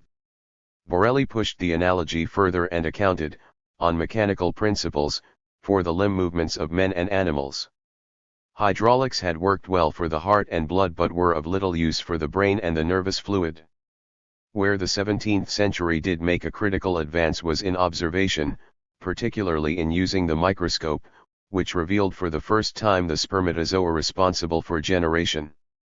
More immediately important was the work of Nehemiah Grew, who laid the foundations of plant physiology, and of John Ray, a blacksmith's son, who took the first steps towards a scientific classification of plants and, less successfully, of animals. The biological investigations of the late 17th century were, in practice, of little immediate use to agriculture. The changes that were made, and they were great, particularly in horticulture, were due rather to the careful and slow improvements of traditional practice under exceptionally favorable economic conditions. It was in Flanders and Holland that it was possible to find men of substance able and willing to put capital in the form of implements and manure into their farms, and at the same time to be assured of an ample and growing market for the improved produce. Holland was the nursery from which the new methods, thanks to the work of enthusiastic amateurs like John Evelyn, were to pass to England. The direct method of observation and experiment was to be more immediately fruitful in medicine, though progress was disappointingly slow. The idea that medicine was a science to be discovered from the 475 study of patients rather than a doctrine to be practiced on them, though as old as Hippocrates, had been largely forgotten. It was renewed in this time by doctors like Sydenham, who, besides being a great clinician, was in touch with all the science of his time. 7 to 9 Celestial mechanics, the Newtonian synthesis. While all these achievements bear witness to the great flowering of scientific activity in many fields, the central interest and the greatest scientific triumph of the 17th century was undoubtedly the completion of a general system of mechanics capable of accounting for the motion of the stars in terms of the observable behavior of matter on Earth. Here the moderns were in effect settling their accounts once and for all with the ancient Greeks. Ancients and moderns were both agreed on the importance of the study of the heavens. But because the interests of the latter were now more practical than philosophic, they required a very different kind of answer. Finding that answer in a complete and satisfying form was the work of a sequence of mathematicians and astronomers, including almost all the great names of science of the period: Galileo, Kepler, Descartes, Borelli, Hooke, Huygens, Halley, Wren. But all was to lead up to the clear unification of mechanics in Newton's De Philosophia Naturalis Principia Mathematica, where he set out and proved his theory of universal gravitation. The intrinsic interest of the problem of the movements of the solar system was still very great, though, in fact, its philosophical and theological significance had already vanished with the destruction of the cosmology of the ancients. The trial of Galileo was indeed in the nature of a futile parting shot by clerical Aristotelianism. But the new edifice that was to take its place would not be complete unless an acceptable physical explanation of the system of Copernicus and Kepler could be found. That was one reason why almost every natural philosopher speculated, experimented, and calculated with the aim of finding this explanation. Some got very close to it, particularly Hooke ***** until Newton's success ended the chase. Finding the longitude. The astronomers had another and even more compelling reason for discovering the laws of motion of the solar system. This was the need for astronomical tables far more accurate than had sufficed in the days when astronomy was required mainly for astrological prediction. The needs of navigation were far more stringent. The determination of a ship's position at sea, and particularly the more difficult part of the position, the longitude, was a recurring problem. It became more and more urgent as a larger and larger share of the economic and military effort of countries was spent in overseas ventures, especially of those countries that were themselves the centers of scientific advance, England, France, and Holland. The finding of the longitude was a question that was to occupy both the learned astronomers and the practical sailors for many decades, even centuries. It was for the purpose of assisting in the solution of this practical problem that the first nationally financed scientific institutions were set up: the Observatoire Royal at Paris in 1672 and the Royal Observatory at Greenwich in 1675. The question of the determination of longitude is essentially one of determining absolute time, or, as we now would call it, Greenwich time at any place. This, compared with the local time, gives the time interval which is directly convertible to longitude. At any place there are, or were before the invention of radio, only two methods of determining the Greenwich time, one by observing the movements of the moon among the stars, a clock already fixed in the sky, and the other by carrying around an accurate clock originally set at that time. The first required extremely accurate tables for the prediction of the place of heavenly bodies, the second absolutely reliable clock mechanisms. All through the 17th and a large part of the 18th centuries both lines of attack were pursued without definite advantage falling to either. There was an immediate stimulus to thought, observation, and experiment in both directions, a stimulus in part simply mercenary but also one of national and individual prestige. The chronometer. The two methods were at first sight quite different. One was concerned with the movement of some material controlling mechanisms, the other with that of spheres in empty space, but as they were studied both were found to have a common basis in dynamics. It was Galileo himself who had discovered that the ideal controller, that beat constant time, was the pendulum. Hooke made the essential practical contribution of substituting the spring-controlled balance wheel, which was not upset by the motion of the ship, for the pendulum. In either case accurate timekeeping depended on knowing the laws of motion of bodies in oscillation, and it was here that Huygens solved the problem and laid the basis of the first chronometer, as set out in his book Horologium Oscillatorium. But a long time had to pass before these principles could be turned into effective practice through improved workmanship, and Harrison's chronometer could in 1765 finally win the prize offered by the Admiralty for achieving the longitude *. Planetary motions, the doctrine of attraction. It was, however, the purely astronomical approach that, though it failed to provide the practical solution, was to prove far the more valuable to the science of the future. This was because of the stimulus it gave to the finding of a mathematical and dynamical solution to the problem of planetary motion.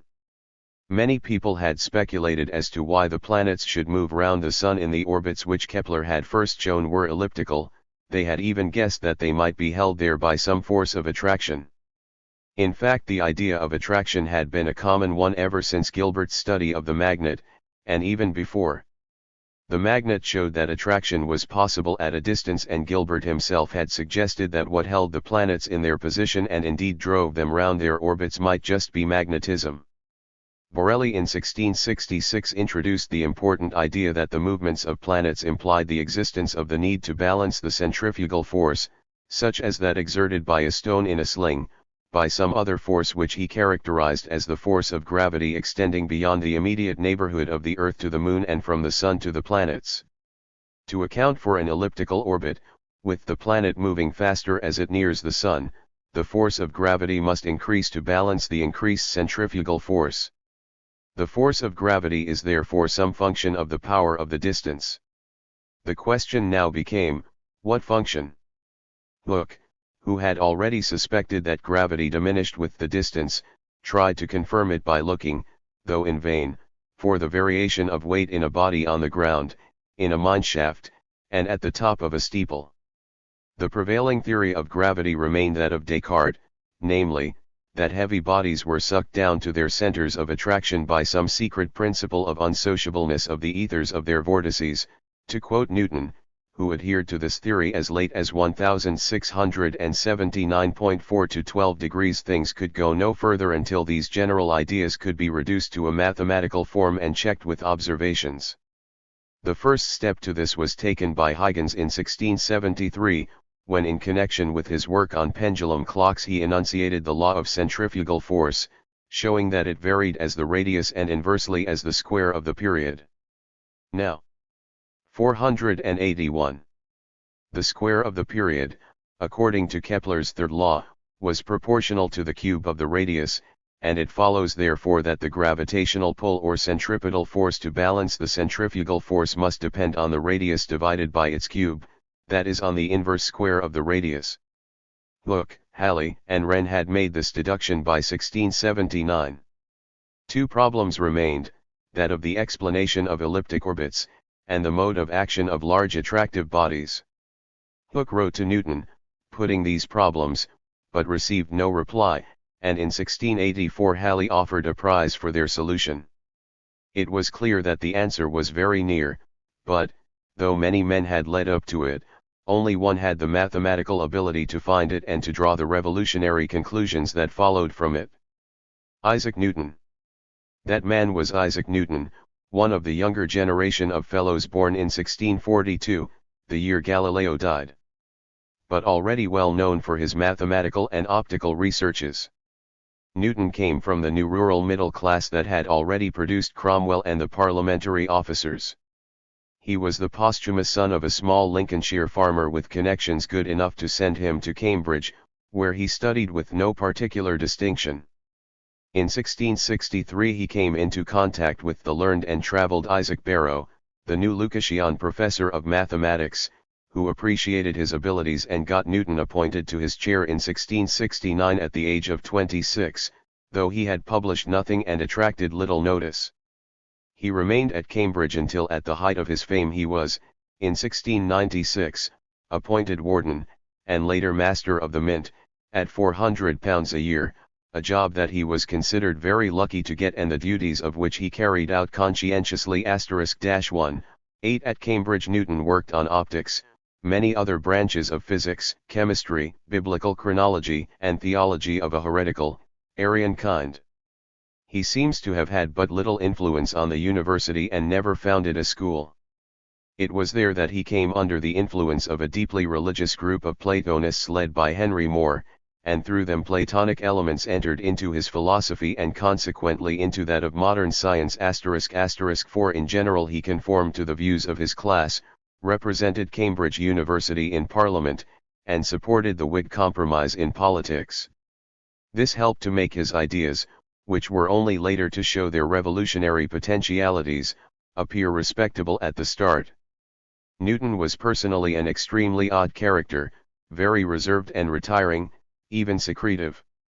He never married and would not accept ordination because of his doubts about the Trinity. He knew enough to make him very self-critical, but this made him even more resentful of the criticisms of other people. Newton's public entry into the discussions of gravitation came late. We know now, from recently discovered manuscripts, that already in 1665, as he claimed in his old age, he had discovered the essential principle of the inverse square law of gravitation, which he had derived from Galileo. Incidentally, he had discovered the law of centrifugal force, some 10 years before Huygens, to whom it had always been attributed. Why he did not publish his theory of gravitation for nearly 20 years still remains a mystery. Newton was always a perfectionist, and it may well 483 be true that discrepancies based on the bad measurements of others deterred him. We have no evidence as to when he was able to calculate the elliptical character of a planet's orbit. This may have been the real sticking point. When he did publish, drawn into the controversy with Hooke by his friend Halley, Newton's contribution was decisive. It lay in finding the mathematical method for converting physical principles into quantitatively calculable results confirmable by observation, and conversely arriving at the physical principles from such observations. In his own words from the preface of Principia, I offer this work as the mathematical principles of philosophy, for the whole burden of philosophy seems to consist in this: from the phenomena of motions to investigate the forces of nature, and then from these forces to demonstrate the other phenomena. I wish we could derive the rest of the phenomena of nature by the same kind of reasoning from mechanical principles, for I am induced by many reasons to suspect that they may all depend upon certain forces by which the particles of bodies, by some causes hitherto unknown, are either mutually impelled towards one another, and cohere in regular figures, or are repelled and recede from one another. These forces being unknown, philosophers have hitherto attempted the search of nature in vain, but I hope the principles here laid down will afford some light either to this or some truer method of philosophy. The infinitesimal calculus. The instrument by which he did this was the infinitesimal calculus, or, as he called it, the method of flux ions. This marked the culmination of the work of many generations of mathematicians, from Babylonian predecessors through Eudoxus and Archimedes. In the 17th century it was rapidly developed through the work of Fermat and Descartes. It was put in the form we know it by Leibniz.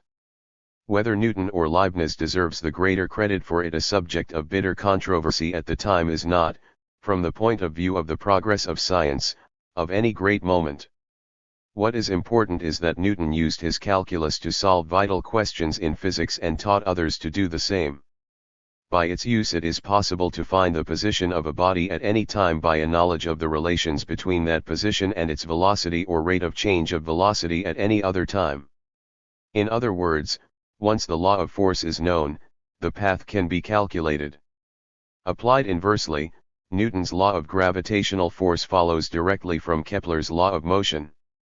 Mathematically they are two different ways of saying the same thing, but whereas the laws of planetary motion seem abstract, the idea of a planet held in its course by a powerful attraction is a graspable image, even if the gravitational force itself remains a complete mystery. The calculus, as developed by Newton, could be used and was used by him for the solving of a great variety of mechanical and hydrodynamic problems. It immediately became the mathematical instrument for all understanding of variables and motion, and hence of all mechanical engineering, and remained almost the exclusive one until well into the present century. In a very real sense it was as much an instrument of the new science as the telescope. The Principia. It must have required all Halley's persuasiveness to make Newton, in the 2 years 1685–6, embody his solution of planetary motions in his 485 De Philosophia Naturalis Principia Mathematica. /T was printed for the Royal Society and bears the imprint of its president, who was rather surprisingly Samuel Pepys, but the Society was short of money and Halley had to pay for its production out of his own pocket. This book, in sustained development of physical argument, is unequaled in the whole history of science. Mathematically it can only be compared to Euclid's Elements, in its physical insight and its effect on ideas, only to Darwin's Origin of Species. It immediately became the Bible of the new science, not so much as a revered source of doctrine, though there was some danger of this, especially in England, but of further extensions of the methods there exemplified. Newton, in his Principia, did far more than establish the laws of motion of the planets. His grand object was certainly to demonstrate how universal gravity could maintain the system of the world. But he wished to do this not in the old philosophical way but in the new, quantitative, physical way. In this he had two other tasks to fulfill: first of all to demolish previous philosophic conceptions, old and new, and secondly to establish his own as not only the correct but also the most accurate way of accounting for the phenomena. A great deal of the Principia is taken up with a careful and quantitative refutation of the system most in vogue and with which he himself had flirted, that of Descartes, with its set of whirlpools in which each planet was held. This was a genial intuitive idea, but one totally incapable, as Newton showed, of giving accurate quantitative results. In doing so, he was led into founding the science of hydrodynamics, discussing and refining the ideas of viscosity and the resistance of the air, and indeed laying the basis for a mechanics of fluids that was to come into its own only in the day of the aeroplane. Though Newton used the calculus in arriving at his results, he was careful in the Principia to recast all the work in the form of classical Greek geometry understandable by other mathematicians and astronomers. The immediate practical consequence of its publication was to provide a system of calculation enabling the positions of the moon and planets to be determined far more accurately, on the basis of a minimum of observations, than his predecessors could by their empirical extension of long series. 3 observations, for instance, were sufficient to fix the position of a celestial object for an indefinite future. The proof of this was furnished soon after Newton's time by his friend Halley in his famous comet, whose return he successfully predicted on the basis of Newton's theories. As a result of using Newtonian theories, nautical tables became far more accurate. Unfortunately, the most suitable celestial object to observe for the purpose of finding the longitude is the moon, and the moon's motion is quite the most complicated in the solar system. It was never reduced to good enough order to be a reliable guide to sailors, and in the end it was the scientifically minded clockmakers who took the prize, or as much of it as they could persuade the Admiralty to part with from the mechanically minded astronomers. Newton replaces Aristotle. an established universe against a maintained one. Newton's theory of gravitation and his contribution to astronomy marked the final stage of the transformation of the Aristotelian world picture begun by Copernicus. For a vision of spheres, operated by a first mover or by angels on God's order, Newton had effectively substituted that of a mechanism operating according to a simple natural law, requiring no continuous application of force, and only needing divine intervention to create it and set it in motion. Newton himself was not quite sure about this, and left a loophole for divine intervention to maintain the stability of the system. But this loophole was closed by Laplace and God's intervention dispensed with. Newton's solution, which contains all the quantities necessary for the practical prediction of the positions of the Moon and the planets. 488 Celestial Mechanics, the Newtonian synthesis, stops short of any fundamental questioning of the existence of a divine plan. Indeed, Newton felt he had revealed this plan and wished to ask no further questions. He got over the awkward assumption he had made on the existence of absolute motion by saying, following his Platonist friends, that space was the sensorium awareness or brain of God, and must therefore be absolute. In this way he avoided confusing himself in relativistic theories. His own theory gave no reasons why the planets should all be more or less in a plane and all go round the same way, for which Descartes' whirlpool had given a facile explanation. Newton honestly disguised his ignorance of origins by postulating that this was the will of God at the beginning of creation. By this time the destructive phase of the Renaissance and Reformation was over. A new compromise between religion and science was needed just as much as those between monarchy and republic and between the upper bourgeoisie and the nobility. Newton's system of the universe did represent a considerable concession on the part of religious orthodoxy, for by it the hand of God could no longer be clearly seen in every celestial or terrestrial event but only in the general creation and organization of the whole. God had, in fact, like his anointed ones on earth, become a constitutional monarch. On their side the scientists undertook not to trespass into the proper field of religion, the world of man's life with its aspirations and responsibilities. This compromise, wisely advocated by Bishop Spratt, and preached by the redoubtable Dr. Bentley in his Boyle Sermons of 1692, was to last until Darwin upset it in the 19th century. Although the system of universal gravitation appeared to be at the time, and still remains, Newton's greatest work, his influence on science and outside it was even more effective through the methods he employed in achieving his results. His calculus provided a universal way of passing from the changes of quantities to the quantities themselves, and vice versa. He provided the mathematical key adequate for the solution of physical problems for another 200 years. By setting out his laws of motion, which linked force not with motion itself but with change of motion, he broke definitely with the old common-sense view that force was needed to maintain motion, and relegated the friction, which makes this necessary in all practical mechanisms, to a secondary role which it was the object of the good engineer to abolish. In one word, Newton established, once and for all, the dynamic view of the universe instead of the static one that had satisfied the ancients. This transformation, combined with his atomism, showed that Newton was in unconscious. 489. Harmony with the economic and social world of his time, in which individual enterprise, where each man paid his way, was replacing the fixed hierarchical order of the late classical and feudal period where each man knew his place. Quite apart from these actual achievements, Newton's work, itself that final refinement of a century of experiment and calculation, provided a reliable method which could be used confidently by the scientists of later times. At the same time it reassured scientists and non-scientists alike that the universe was regulated by simple mathematical laws. Thus the laws of electricity and magnetism, as we shall see, were built on a Newtonian model, and the atomic theory of the chemists was a direct outcome of Newton's atomic speculations. The prestige and influence of Newton. The very successes of Newton carried with them corresponding disadvantages. His abilities were so great, his system so apparently perfect, that they positively discouraged scientific advance for the next century, or allowed it only in regions he had not touched. In British mathematics this restriction was to remain until the mid-19th century. Newton's influence lasted even longer than his system, and the whole tone he gave to science came to be taken so much for granted that the severe limitations it implied, which were largely derived from his theological preconceptions, were not recognized till the time of Einstein and are not fully even now.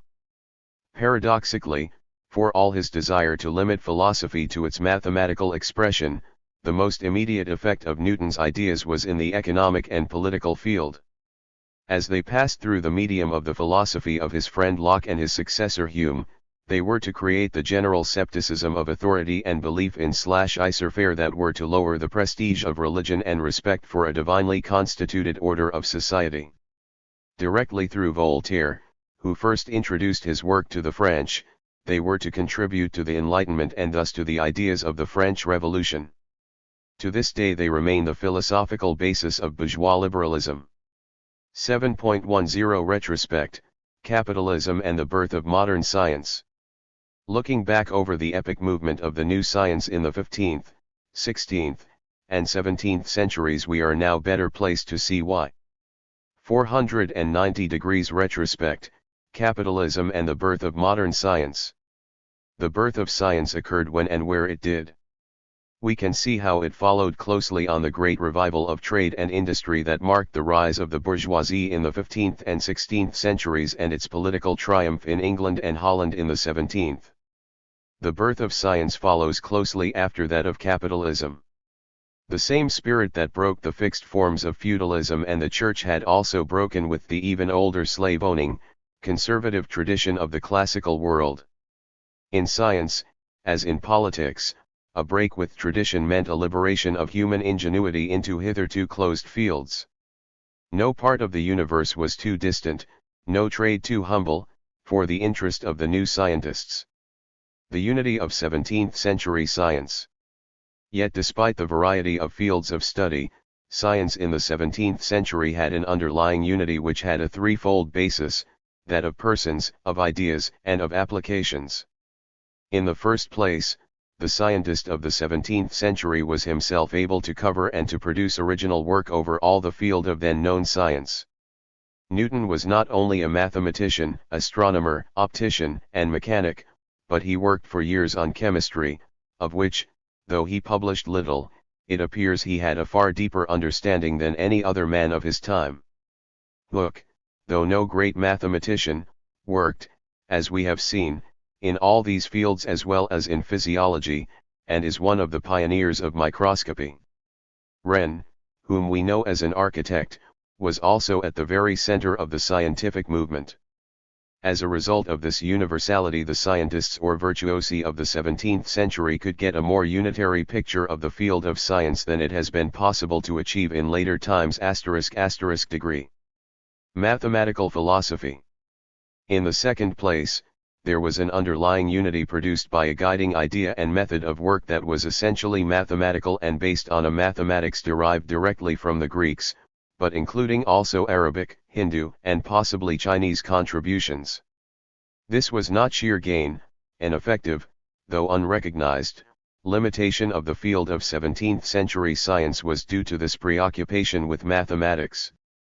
Those parts of experience that could not then be reduced to mathematics tended to be left out, and even those parts which were not suitable for mathematics tended to be treated mathematically, with somewhat ridiculous results.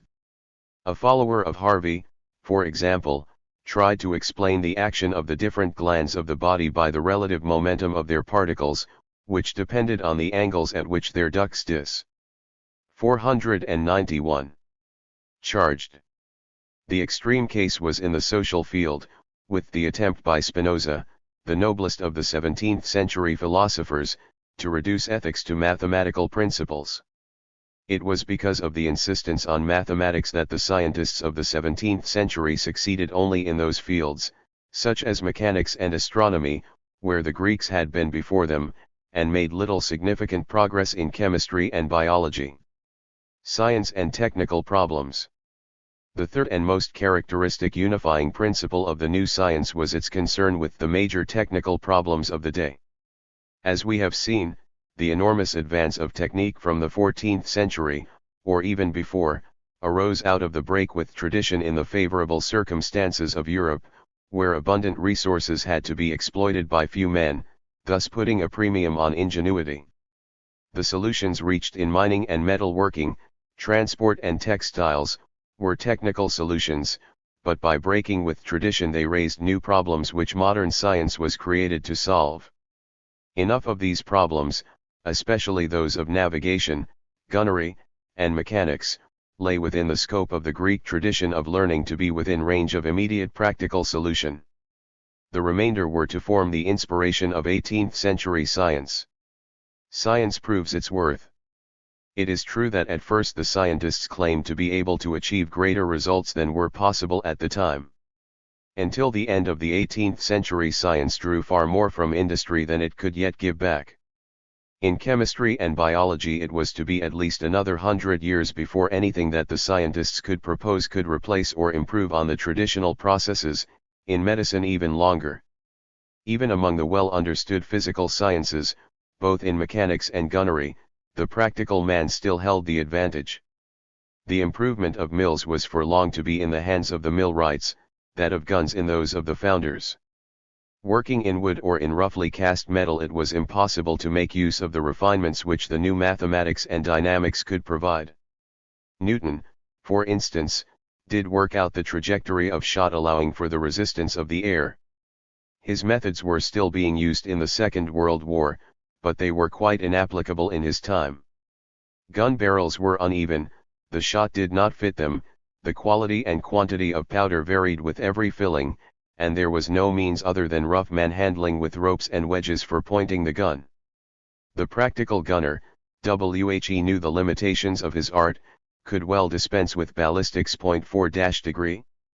The only exception to this was the art of the clockmaker, in the higher reaches of which the design of marine chronometers some knowledge of dynamics was a necessity.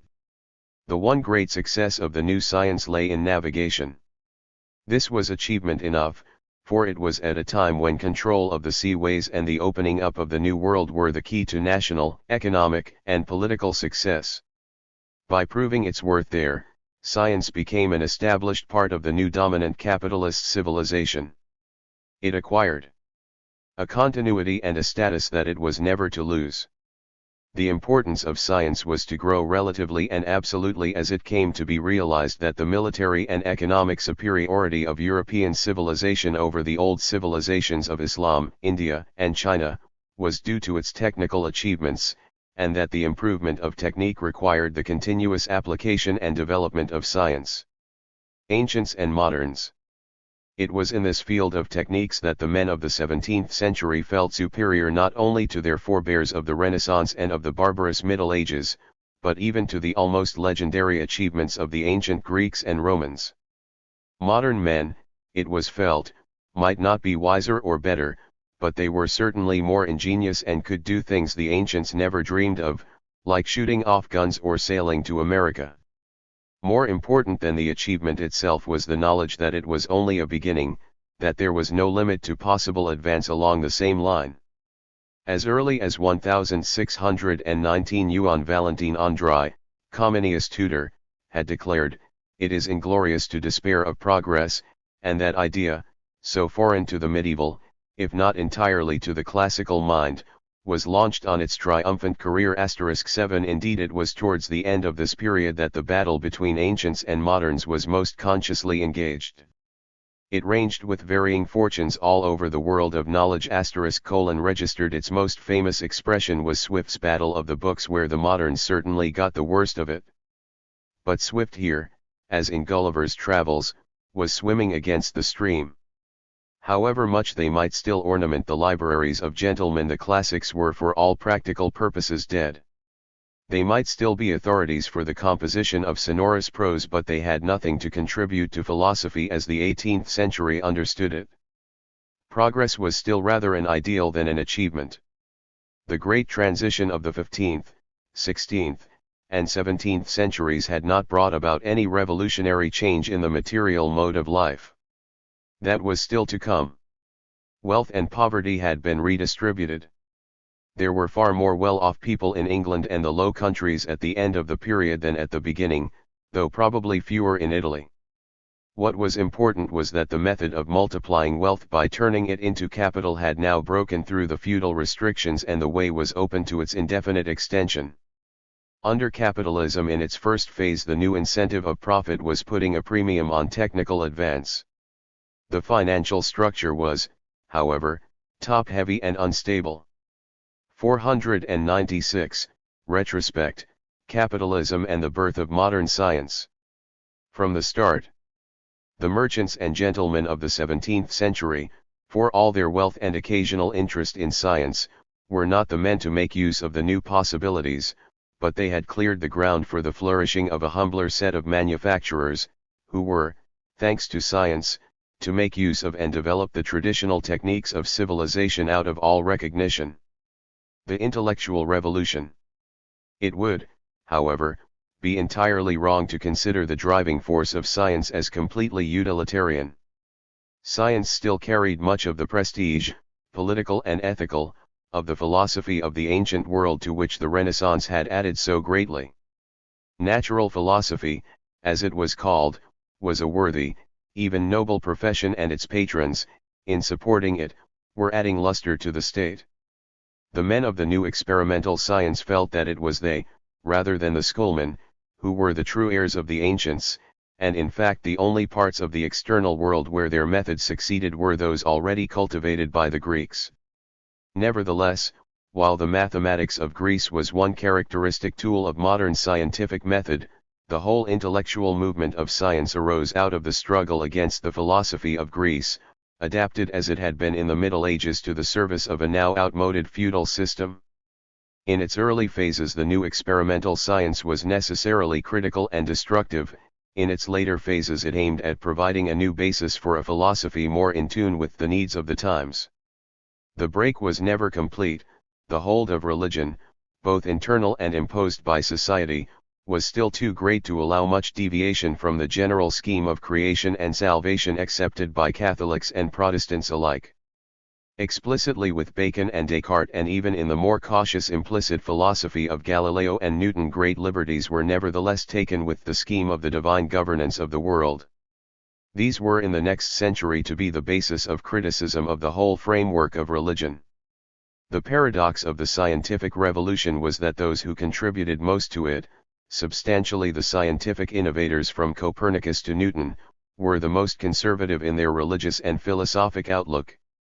If they were not orthodox, it was only because they thought that orthodoxy had wandered from the path of reason.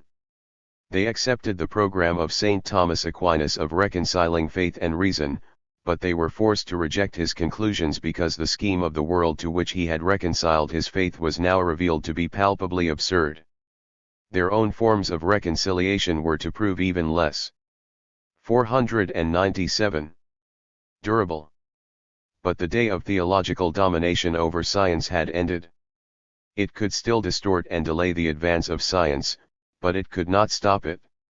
Religion was tacitly confined to the moral and spiritual sphere. In that of the material world the scientific revolution, willed or unwilled, had definitely taken place. Science established. By 1690 science had definitely arrived. It had acquired an enormous prestige, at least among the upper ranks of the society of the time. It had its organization in the Royal Society and the Académie Royale des Sciences, which were closely linked by personal ties with the ruling powers, with Parliament and the great Whig houses in England, with the royal court in France. It was spreading to other countries.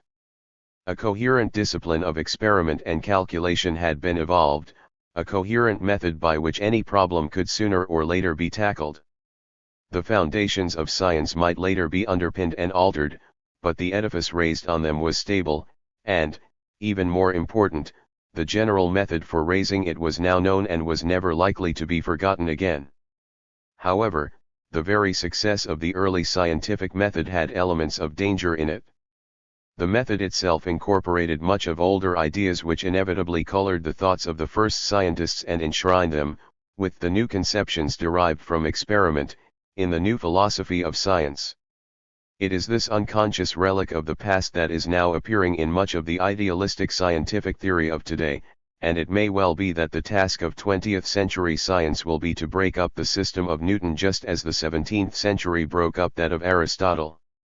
Parts: Science and Industry. Introduction to Part 5.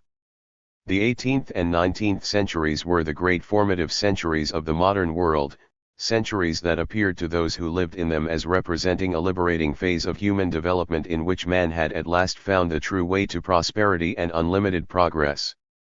To us, with the experience of the disturbances and changes of the 20th century, they appear as centuries of preparation, centuries in which great things were done at the expense of much human suffering to produce a grandiose but unstable culture. They cover the period of the establishment of science as an indispensable feature of a new industrial civilization. The new methods of experimental science elaborated in the 17th century revolution were to be extended over the whole range of human experience, and at the same time their applications were to keep pace with and infuse the great transformation of the means of production which we call the Industrial Revolution.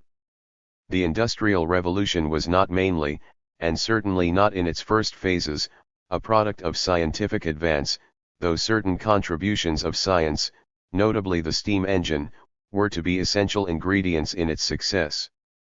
Nevertheless, the whole movement was far more closely identified with the growth and inner transformation of the economic system of capitalism, from the phase dominated by merchants and small manufacturers to one dominated by financiers and heavy industry. It is no accident that the intellectual formulations of science, the technical changes of industry, and the economic and political domination of capitalism should grow and flourish together at the same times and in the same places. The relations between them are, however, by no means easy to unravel. Techniques, economic forms, and scientific knowledge were all growing and changing rapidly in the period. Sometimes one seems to take the lead, sometimes another.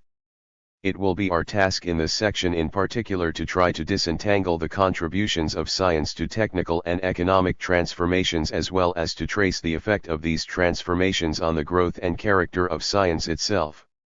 This, however, can become apparent only after a more detailed study of particular aspects of interrelation, and conclusions can be discussed only at the end of the section. At the outset, however, it is necessary to give a broad description of the social and economic changes of the period so that those of science can be seen in adequate perspective. Already by the end of the 17th century the stage was set for the further advance of the new capitalist mode of production. In what was still but a small corner of Europe, almost limited to England, the Low Countries, and northern France, the urban middle class had broken away to a greater or lesser degree from feudal limitations. They could finance production for profit with an ever-increasing market for their products all over the world which the new navigation had opened to them. Production was still handicraft and domestic, but merchants and capitalist manufacturers were coming to control it more and more, and both craftsmen and peasants were being depressed to the status of wage laborers. With the combination of an expanding market, growing freedom from manufacturing restrictions, due to a breakup of urban guilds, and a field of investment in profitable enterprise, there was a premium on technical innovations such as textile machinery, and also on revolutionary scientific inventions such as the steam engine, which could cut costs and expand production and profits. Better organization of labor, the division and specialization of tasks, the factory system, and ultimately power-driven machinery, were all means to this end, and all drew from it the social drive necessary to break down the older established systems of production. Once this process started in the latter part of the 18th century, it tended to grow and spread to other fields by its own success based firmly on the new capital it generated. By the mid-19th century the domination of capitalism over the whole world was unquestioned, but that very fact did more than put a limit to its expansion. It made evident a fundamental instability from which it could not escape. By its very nature, production for profit could never allow a sufficient share of goods or opportunities for the vast new population of wage laborers that it had brought into existence to provide for a continuous prosperity.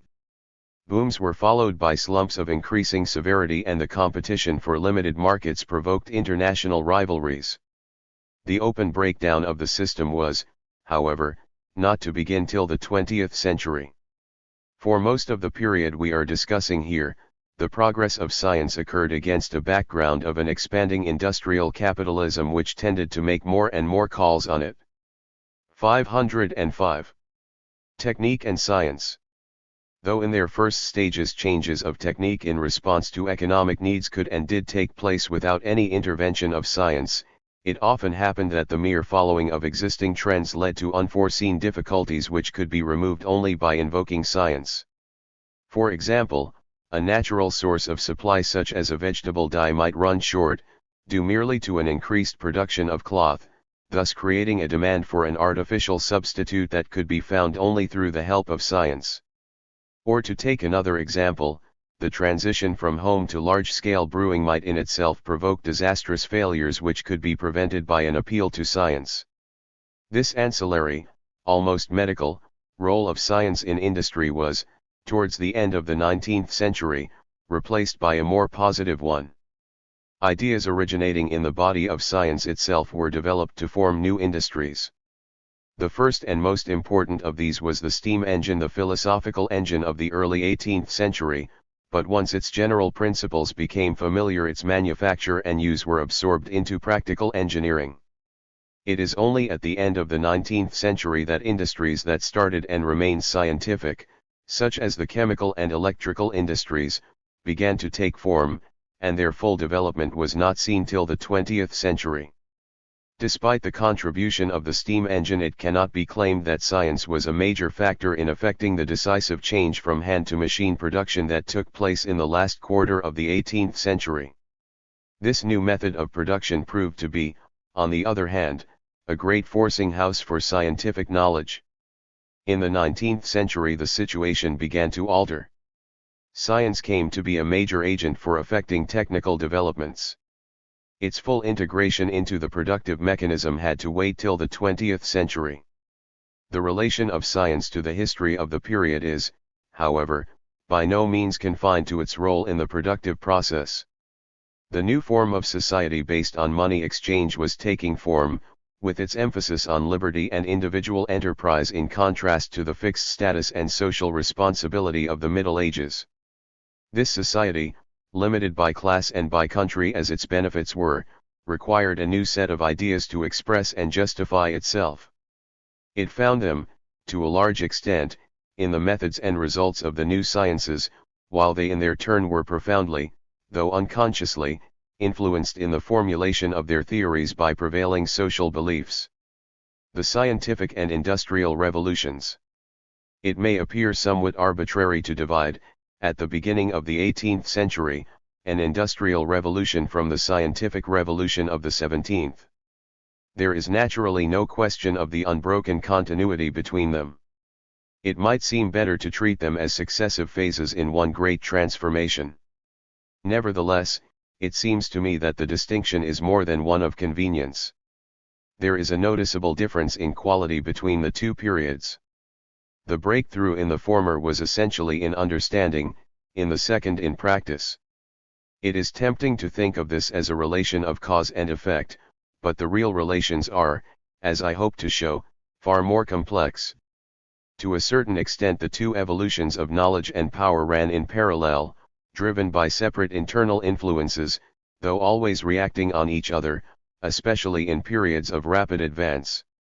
Towards the end of the 17th century a third, economic factor, the expression of capitalism in manufacture, makes itself felt. It is to this that we may look for the transition of the mathematical, astronomical, medical science of the 17th century to the chemical, thermal, and electrical science of the 18th. The nature of the complex interaction of science, industry, and society will, I hope, be more evident from actual examples of the history of this interaction contained in the following two chapters. Phases and aspects of the growth of industry and science. In order to follow these interactions concretely over a period so rich and complex, without losing sight of the unity and continuity of the historic process, the best method I have been able to find is to operate here a double system of division by period and by subject, providing a kind of cross-classification. These two divisions will be found successively in chapters 8 and 9, followed by a general conclusion. The division by subperiods is, in Chapter 8, a particularly difficult one, partly because the wealth of information available prompts minute subdivisions, but even more because of the impossibility of finding divisions applicable at the same time to political, economic, technical, and scientific history. Politically, for instance, the Great Divide is most evidently that of the French Revolution and the Napoleonic Wars. These, however, provoked no loss of continuity but rather a general enhancement of scientific activity. The decade 1760–70 is, on the other hand, a turning point in technical and scientific history, but is not so noticeable in the political sphere. Sometimes the divisions nearly coincide, as in 1831, when reforms in politics and science come together by no means. 507. Accidentally, as they were advocated by the same men and supported by the same popular movements. My final choice has been to divide the whole period into 4 major phases. First, the transitional or latent phase leading up to the Industrial Revolution, that is 1690 to 1760. The second phase includes the whole of the French Revolution, 1760 to 1830. This phase is as revolutionary in technique and in science as in politics, covering as it does the major advances of the Industrial Revolution and the Pneumatic or Chemical Revolution, second only in importance to the mathematical-mechanical revolution of the 17th century. The third phase is the mid-19th century, from 1830 to 1870, what has been called the heyday of capitalism. Finally, the fourth phase is a very short one, from 1870 to 1895, which in the outer world marked the beginning of modern imperialism and in science the transitional period before the great 20th century revolution. The second and third of these phases include 2 notable periods of advance and triumph of science. The first was, after the heroic age of the 17th century, rather a scientific backwater, a taking breath and preparing for the advance that was to come. And, in a different way, so was the fourth phase, though in both cases those working at the time felt they were completing a grand edifice, in one case the edifice of Newtonian physics, in the other the great physical synthesis of Faraday and Maxwell, and the great biological syntheses of Darwin and Pasteur. Even with such a division of the period, the general surveys of science in its historic setting, such as have been given in earlier chapters, will no longer suffice to provide an adequate picture of its now increasingly separate disciplines. For this purpose an attempt is made in the succeeding chapter to follow out the development of 5 of the major lines of technical and scientific advance over the whole period of the 18th and 19th centuries. Those selected are, 9.1, Heat and Energy, including the history of the steam engine, 9.2, Engineering and Metallurgy, with particular reference to iron and steel, 9.3, Electricity and Magnetism, 9.4, Chemistry, and 9.5, Biology. In each section the aim is to bring out the inner coherence and continuous tradition of the field of activity, to illustrate the interplay of economic, technical, and scientific factors, and to bring out the interrelations of different sciences and techniques. Only after both time and subject divisions have been completed will an attempt be made to combine the 2 approaches and to try to draw from them general conclusions about the position and influence of science in this decisive period of social and scientific transformation. Chapter 8. Antecedents and Consequences of the Industrial Revolution. 8.1 The early 18th century pause 1690 to 1760. The original impetus that had created science in the Renaissance and carried it through the great outburst of the mid-17th century seemed to falter and die away towards its end. Within a few years of the publication of Newton's Principia in 1687, indeed even before it was written, there was a perceptible slackening of scientific effort and dying away of curiosity. This dip in the curve of scientific progress was a general phenomenon and not merely confined to England, though naturally, because science had been so highly developed there in the early days of the Royal Society, it was most clearly to be seen there. To some extent this pause might be ascribed to reasons internal to the scientific world.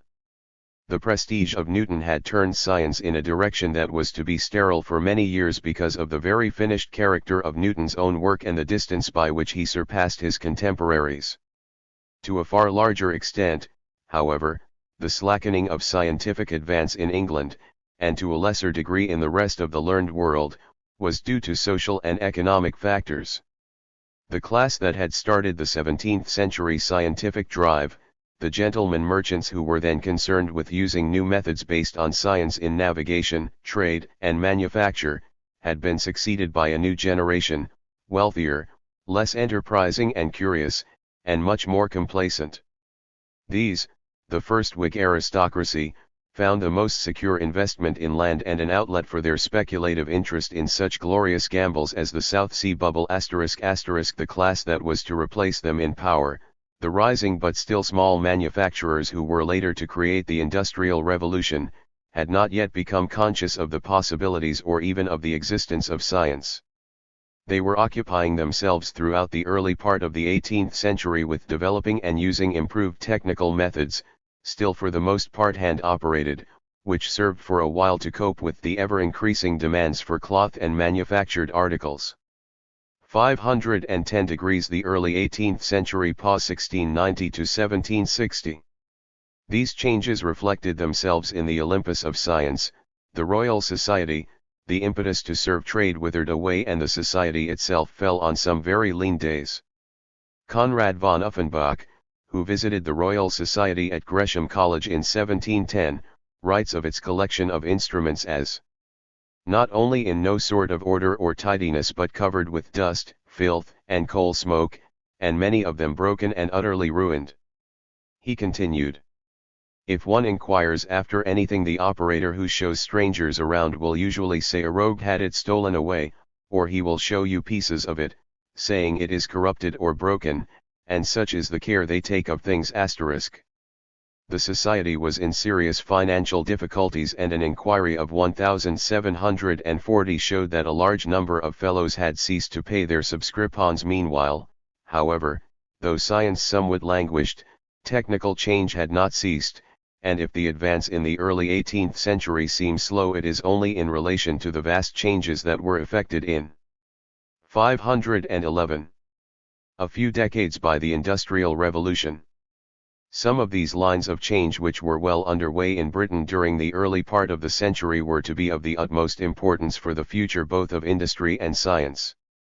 One of these was the rapid improvement in agricultural practices. These improvements, adapted from those of the Dutch in the 17th century, spread rapidly in Britain, and helped to make commercial farming pay. They were made possible on the one hand by the availability of capital, originally from mercantile sources, to invest in land, and on the other by the rapid growth of towns, in the first place of London, that provided a reliable market for corn, meat, and vegetables. Technically an advance, they were socially unjust and cruel, involving the ejection by enclosure acts of a peasantry with traditional but poor title to the land and with even poorer means of cultivating it. Another change of vital importance was the rapid expansion of a new heavy industry, based on coal, with improved mining and transportation methods, and of radically new methods of making iron and steel.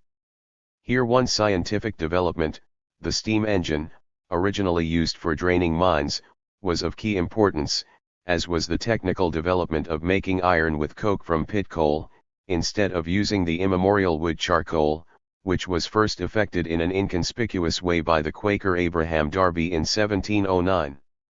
These developments were, however, limited to what were then minor fields of industry, and did not amount in themselves to an industrial revolution, though they were its necessary precursors.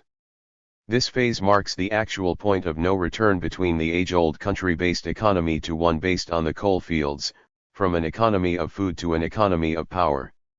In Patrick Getty's terms, it was passing from the era of eotechnics to that of paleotechnics. Registered this, however, is true only of the very growing points of the new technique, on and near the coal fields themselves. The radical changes were largely confined to Britain, though in the iron-making countries there was an independent development of machinery, as in the rolling and slitting mills of Polymer in Sweden. #12-685 and the use of a steam engine for iron working by Polzunov in the Urals *#. The shift to a coal-based economy was not only to alter the balance between northern and southern England but also to be a major factor in the meteoric rise of Scotland as an industrial and intellectual power of the first-ranked degree **. Scotland, despite the antiquity of its traditions and the Calvinist movement of the 16th century, had not kept pace with the rapid development of England in the 17th. The resources for the early industrial revolution were lacking. The position was very different once the advantages of coal were realized. The very poverty of the country, combined with the high literacy and Puritan traditions, meant that once the idea of improvement was accepted it would not be held back, as it had been in England, by complacency and ignorance. Moreover, also due to Calvinism, Scotland had established an intellectual link with Holland, particularly with the University of Leiden, ensuring a steady flow of well-trained men, especially in medicine, which included chemistry. The great Boerhaave, a follower of Van Helmont and teacher of half the chemists of Europe, had a particular influence on Scotland, where his pupils took the leading part in introducing science to the universities. The universities of Scotland, in the 18th century, were indeed most unlike their English sisters. They became active centers of scientific advance which sought in every way to link practice to theory *8. 513. Fashionable science in France, the philosophies. While Scotland and England were rapidly approaching the Industrial Revolution, the developments of even such an advanced country as France still continued along the old lines. There was a steady growth of handicraft industry of very high quality with considerable division of labor and an output greater than that of England, but there was no attempt to use large-scale machinery except for such purposes as royal waterworks. Nevertheless, the same period in France saw a sudden rise of activity in science, though this rise was of a very different kind from that in England. It was essentially an expression of interest, on the one hand, of part of the rather bored aristocracy, not, as in England, occupied practically with its estates, but cooped up in court circles, and on the other, a mode of expression of dissatisfaction with affairs on the part of a rising middle class, headed in France by the administrative and legal professions. Science was fashionable and revolutionary at the same time. It is symptomatic that the man who introduced Newtonian philosophy into France was none other than Voltaire. Much of the effort of the amateurs of science, natural philosophers or philosophes, was spent on criticism of existing institutions which were felt to be cramping the economic and political development of the country. There was, however, an increasing interest in industry, but, unlike in England, it came from above on the 17th century pattern. Réaumur, for example, a man of great intelligence and wide interests, carried out from I7I0 to 1720 a long industrial research on steel making. Because, however, they met with no response in a tradition-ridden industry, the results of his discoveries did not create a steel industry in France, and their advantages were only reaped by English steel makers more than 100 years later. The spread of science in Europe, Prussia, Sweden, Russia. It was also in this period that interest in science spread far more widely than to the group of countries of France, England, and Holland which had monopolized it in the 17th century.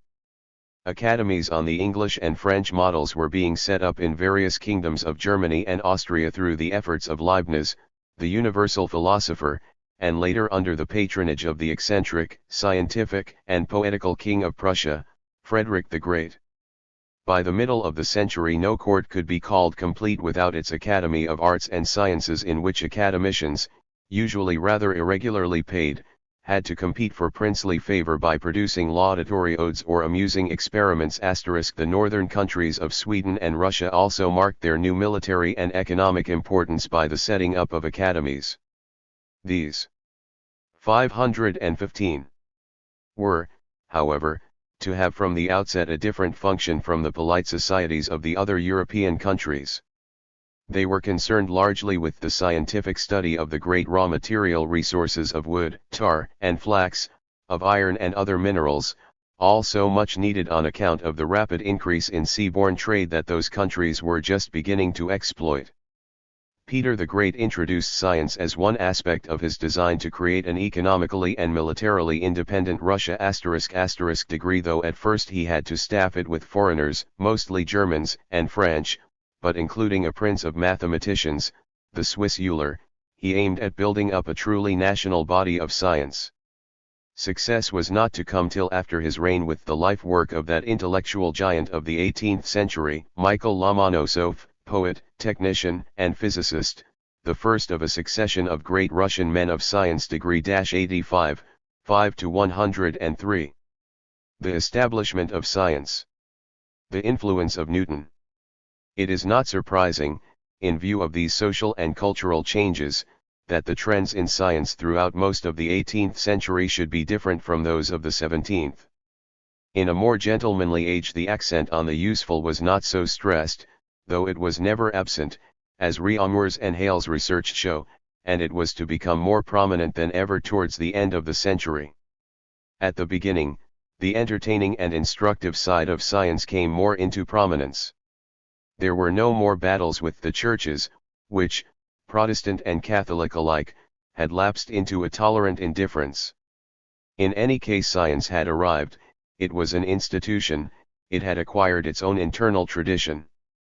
Thanks to Newton, mathematical astronomy was well established as the senior branch of science, and it was steadily followed up throughout the century, more successfully in France than in its native England, where the great man's prestige was more paralyzing. Nothing, in fact, of physical significance was added to the Newtonian theory, but the mechanical principles were generalized and were combined with a new mathematics due largely to Leibniz. This combination was to prove an instrument for solving the more intricate problems that arose later in the branches of physics, particularly from the study of electricity and of heat. The great generalizations of mechanics of Euler, D'Alembert, Maupertuis, Lagrange, and Laplace were to be the basis of the mathematical physical revolution of the 20th century. 516, the early 18th century pause 1690 to 1760. New interests, electricity and botany. Though these studies carried the full prestige of science, the immediately significant advances lay not in deepening but in widening its field of interest. The major contributions which were made to science in the early and middle 18th century were in the fields of electricity and botany, one an entirely new addition to science, the other a revival and a new formulation of almost the oldest of the sciences. Both, in their first stages, showed a definite trend away from the mechanical and mathematical bent of the 17th century into fields of greater variety and less rigor. The study of electricity started as rather a pleasant and useless pastime and provided a series of new, exciting, and spectacular experiments. It was Franklin who, by his invention of the lightning conductor, literally brought electricity down to earth and forecast its future importance. Botany escaped in the 18th century from the care of the herb garden from which the doctors of medicine prepared their physic and, under the inspiration of Linnaeus, spread everywhere into the wilderness, reinforcing the social tendencies of a bored aristocracy and a thwarted bourgeoisie to return to nature. With botany came a renewed interest in collections of all kinds, coins, minerals, fossils very suitable for noblemen's cabinets, later to blossom forth as new museums. The curators came to form a new group of scientists, ranging from wealthy and eminent Sir Hans Sloane, whose magnificent collections were the nucleus of the British Museum, degree to the light-fingered Rasp, who has the double distinction of being expelled from the Royal Society and writing Baron Munchausen's Tales 6. The New Order in Philosophy. The early 18th century was predominantly a time for the digestion of and reflection on the enormous scientific advance of the 17th. The philosophers of the 17th century had the task of proving that an alternative existed to the classical religious world picture of the Middle Ages, and found it in the prophetic works of Bacon and Descartes, acclaiming the triumph of the new science. Those of the 18th century, on the other hand, could take the scientific world picture which Newton had given them for granted. Their task was to extend it and to reconcile its findings, and still more its attitude of mind, with the new political and economic pattern that was beginning to appear in their own time. At first they preached an attitude of acceptance to a new and rational order. Locke, himself a scientist and doctor, leaving little space for the supernatural, applauded the rule of law, the scientific law of Newton and the civil law established by the constitutional revolution of 1688. Leibniz, for all his mathematical and philosophic gifts and his pleas for European peace, was essentially a medieval thinker. He propounded the doctrine of pre-existing order, little different from the providence of the churchman, and he applauded the fact that everything was for the best in the best of all possible worlds registered **degree. Nevertheless, this world would not stay still. The succeeding philosophers felt there was something wrong with this complacent picture. The idealist Irishman, Berkeley, in the interests of established religion, denied the reality of the world and of science except in the eye of God. This produced little effect in his time but was to become a basis of reaction in the 20th century. The sceptic Hume was much more successful in proving that we could know nothing with certainty, including particularly the dogmas of religion. The cynic Voltaire went further and led the attack on the Church itself in the name of reason and benevolence. As the century war on philosophy was tending to occupy itself more and more with social and economic reform and to pave the way for the French Revolution. The second phase of our period covers 70 years as decisive in science as they were in politics. Comparable to the 17th century in its scientific importance, it far exceeded it in its immediate and in its practical consequences. It includes the Industrial Revolution in Britain and the political revolutions in America and France. The Revolutionary Wars in effect divided it in two, though they do not cut the continuity of science and technique. The first 40 years, 1760 to 1800, witnessed all these events and also the onset and consummation of another revolution in science, the pneumatic revolution, which, linked with the discovery of the production of the electric current, was virtually to create a new and rational chemistry. The second part of the phase, from 1800 to 1830, though not so fruitful in new scientific or political ideas, remained one of immense vigor and expansion in all fields of practical human activity. The connection between these different aspects of social change cannot. SIO 152 The Great Hall of Marshall's Flax Mill at Leeds, c. 1870. Although a late picture, this illustrates well the separate pieces of belt-driven machinery with the operatives at work under their overseer. From Great Industries of Great Britain, London, undated. Have been a chance one. Indeed, the more closely they are examined the more intricate appear the threads knitting science, technique, economics, and politics together at this time into one pattern of transformation of culture. The period is a crucial one for the development of humanity. It was then and only then that the decisive turn was taken in man's mastery of nature in the double substitution of multiple mechanisms for the human hand and of steam power for the weaker forces of man and animal and the inconstant and localized forces of wind and water. The two basic transformations of the 16th and 17th centuries which made those of the 18th possible were the birth of experimental quantitative science and of the capitalist methods of production. At the time when they occurred they still remained largely separate. *1 degree The major practical use of and stimulus to science had been in the field of navigation, an indispensable adjunct to trade but only indirectly connected with production. Very little of immediate practical use came of the great and deliberate effort of the scientists of the 17th century. Newly banded in their societies and academies, to improve manufactures or agriculture. By contrast, the later 18th century was to see the coming together of the scientific and the capitalist innovations, and their interaction was to set loose forces which were later to transform capitalism and science and with them the lives of all the peoples of the world. Although there is ample material and even adequate analysis of the political, the economic, the technical, and the scientific transformations of the 18th century, these studies have remained largely separate and the combined analysis of them has yet to be written. It would be impossible to embark on it here. The best that can be done is to attempt to put the scientific development in its place against the economic and political background and to trace how far it was affected by, and itself in turn affected, the other aspects of contemporary society. The Industrial Revolution. The Industrial Revolution is the name that Engels was apparently the first to give it as far back as 1844 though it was later sanctified by Toynbee. Nothing less than the term revolution can be used for the change of productivity in those fields of manufacture in which it first arose. The output of cotton goods rose fivefold between 1766 and 1787. 19 *. The consequent effects on trade, agriculture, and population were as definite and almost as rapid. Wherever its influence touched a new country, this was marked by a sharp upward break of earlier production trends. The Industrial Revolution was closely limited in its place of origin.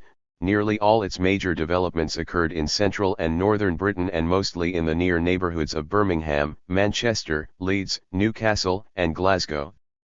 Though the event itself has all the characteristics of an explosive process set off by a particular combination of circumstances that determine the place and time of its occurrence, it remains the final phase of a sustained increase in production over the preceding 70 years or more.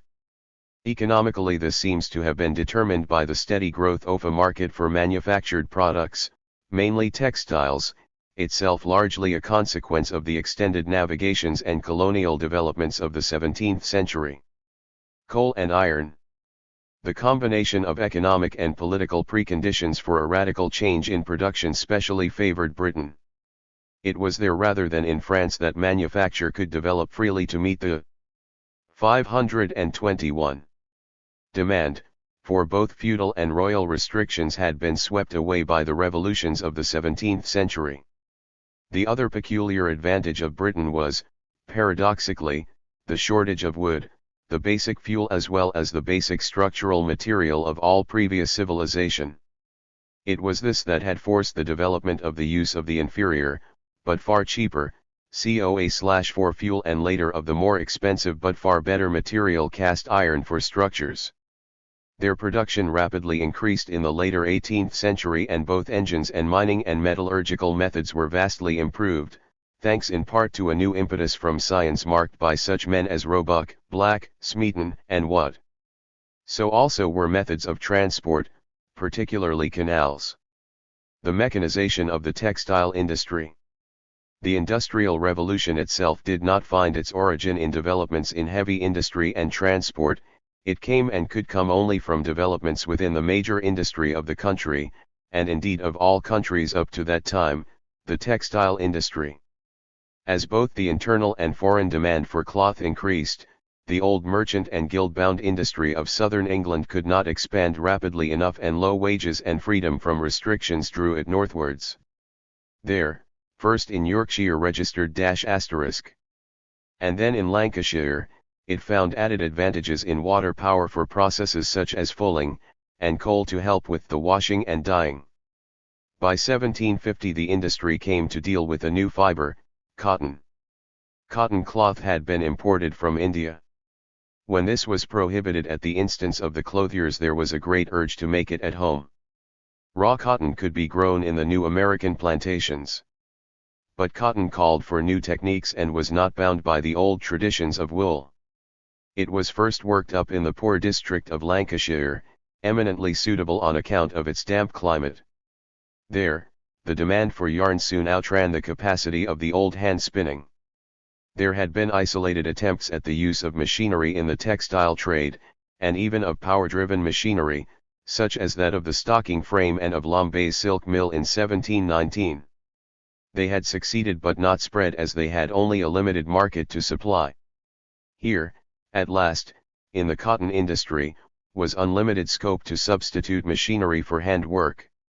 The great inventions, Hargreaves' spinning jenny of 1764, Arkwright's water frame of 1769, and Crompton's mule of 1779, made the first real breach in the old hand techniques, first by multiplying the action of the hand and then by the use of power in the primary process of spinning. 5.12.508 The relatively enormous output of these machines led to their extension on such a scale as to stretch the capacity of the small streams that drove the mills, and in 1785 the last logical step was taken when Watt's steam engine was adapted to drive them. Industrial capitalism. The textile revolution, which was later to spread to the weaving side with Cartwright's power loom of 1785, and to include wool and linen as well as cotton, was by no means only a technical one. It was made possible. 523. Only by the social and economic changes of the early 18th century, and was itself to give rise to the even greater changes of the 19th. To enable the revolution in production to begin, a priming of both capital and labor was required, for each of these in their modern form had come into existence in this period. Capital was derived in the first place from the great merchant profits of the preceding century, which had begun to skim the resources of the newly discovered lands in mines and plantations, both worked by slaves, or from the almost undisguised loot of India. Degree labor had to be liberated from the land through the enclosures, and, as it was no longer cramped by the guild restrictions of the medieval towns, it had to work long hours for low pay in the mills. At first there was not much of it, hence the incentive to labor-saving machinery, particularly such as could be worked by the unskilled, especially women and children. Registered later, with more drastic enclosures and with the importation of poor Irish, there was labor enough and to spare, and the rush of radically new inventions was replaced by an enormous extension of those already in existence, improved but not transformed. Concentration of industry. The market for textiles determined the outbreak of the Industrial Revolution in the particularly favorable circumstances which then obtained only in Britain. At one remove, the market for textile machinery and textile processing stimulated the iron and chemical industries, while all of these called for an ever-increasing supply of the universal provider, coal, which in turn provoked new departures in mining and transport. By the mid-century, thanks to Darby's invention, cast iron was available in quantity. The shortage was now in wrought iron, and here the need was met for the time being by Quartz method of puddling introduced in 1784. The scientific and technical aspects of these changes will be discussed later, but here it is essential to point out again that they ended the age-old dependence on wood as a raw material and brought the iron industry from the forests to the coal fields, where so much other industry was already concentrated. Concentration, indeed, was a prime feature of the Industrial Revolution. Feudal domestic industry, and even urban guild production, was necessarily scattered over many counties. The new mechanical industry hugged the coal fields from the very start. The new industrial towns Manchester, Birmingham, Newcastle, and Glasgow accounted between them for nearly all the new products. These great and growing manufacturing towns, however, exerted their influence far and wide, on one side by their products, the cheapness of which destroyed domestic industry wherever they reached, on the other by their need for hands and for food. Registered 5.2, 5.10, 5.56. The Agricultural Revolution. It was this demand that encouraged the new cash crop agriculture of the landlords and farmers, who were replacing the peasants and their subsistence agriculture over most of England. The agricultural revolution was a mixture of empirical breeding and crop rotation and mechanization, with the beginnings of drill plows, horse harrows, etc. Registered -1%. It had been prepared by a few enterprising improvers in the early 18th century, drawing on Dutch experience, but did not get underway until industry had created a new market for corn and meat and had, as well, provided first the tools and then the power to carry it out. In itself it marks as radical a change in human affairs as the Industrial Revolution. As it advanced, less and less labor was needed on the farm to produce food, which reinforced the tendency to draw the bulk of the population into the cities. Beginning in England, mechanized agriculture was soon to spread to the newly opened lands of America and then, many decades later, to the more populous agricultural parts of Europe. Interest in agriculture was not limited to temperate zones. The search for tropical products and possible colonies led to further voyages of 154 mechanized farming in the United States, The Champion Harvester by Whiteley of Springfield, Ohio. From Edward H. Knight, The Practical Dictionary of Mechanics, Cambridge, Massachusetts, c. 1870. 525. Discovery. These were no longer the semi-piratical ventures of the 17th century, like those of Dampier, but properly equipped scientific expeditions in which many nations engaged in polite rivalry. Cook, Bougainville, and Lapérouse are the most noted examples. Even the ill-fated voyage of the Bounty in 1789 was undertaken with the object of introducing breadfruit trees from the South Seas into the West Indies, registered *188. The creators of the Industrial Revolution. The Industrial Revolution itself did not, in its first stages, depend on any contribution from science. Its architects were artisan inventors whose success was made possible by exceptionally favorable economic circumstances. The central developments of textiles did, in fact, occur without the application of any radically new scientific principle. Their real importance was that they marked the emergence of a new social factor in action. The workman with his small accumulated or borrowed capital was here, for the first time, establishing his claim to change and direct the processes of production, in the truly revolutionary way, as Marx called it, *degree-1, degree as against the mere domination by a merchant of the production of small artisans through the putting out system. Steam power. Nevertheless, in default of the steam engine and the virtually unlimited power it provided, the revolution might have gone no further than speeding up textile manufacture in well-watered districts such as Lancashire and the West Riding of Yorkshire, and have achieved little more than had the analogous technical achievements of China many centuries before. It was the use of the steam engine for power in the textile industry that joined together the two originally separate strands of heavy and light industry and created that modern industrial complex that was to spread from its origin in Britain all over the world. Now the steam engine, as will be shown later, is preeminently a conscious application of scientific thought, and to that extent science played an essential part in the revolution.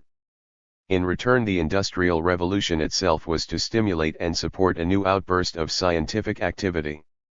This was even more closely linked with the problems raised by industry than those of the 17th century. Not only in England, Scotland, and France, but, as the century wore on, in Russia, Italy, and Germany as well, the movement towards a conscious utilization of science for the improvement of arts and manufactures spread among the newly risen bourgeoisie, and was even smiled on by a section of the aristocracy and the benevolent despots such as Catherine the Great and Joseph II of Austria. But the interest was different from that of the century before. It was more solidly related to achievements in production and it carried a revolutionary flavor. Science in industrial areas, the encyclopedia. It is characteristic that the scientific revival of late 18th century Britain should come no longer, as in the 17th century, from Oxford, Cambridge, and London, but from Leeds, Glasgow, Edinburgh, and Manchester, and most of all from the new town of Birmingham *, which became its most celebrated centre. In France, where the analogous process was more and more obviously held up by an out-of-date political and social system, the energy of all advanced minds, in despair of any improvement, ultimately turned to getting rid of it, an effort which contributed to the French Revolution.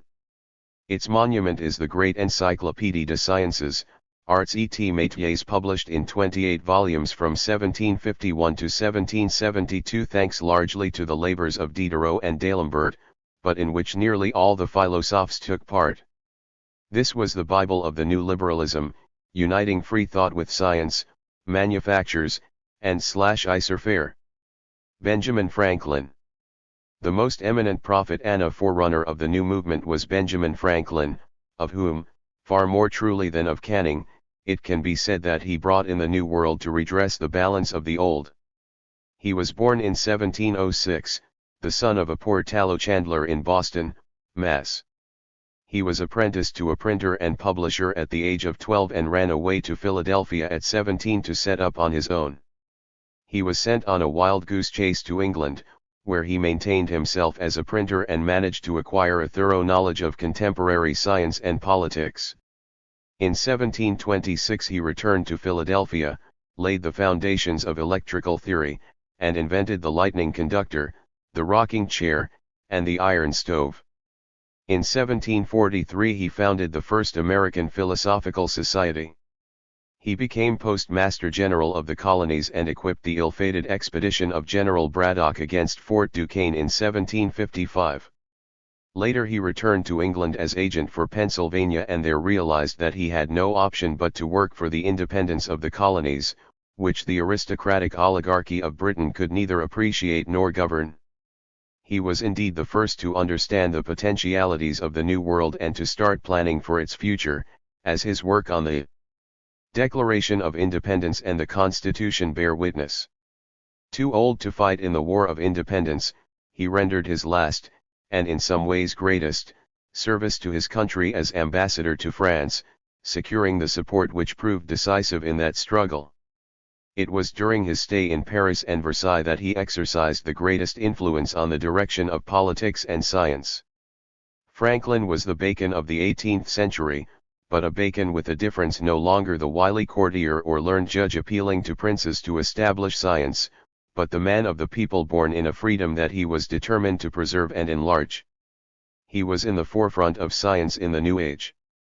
He joined heartily in the designs of the philosophes and added to them the flavor of democracy and practical common sense which they had lacked.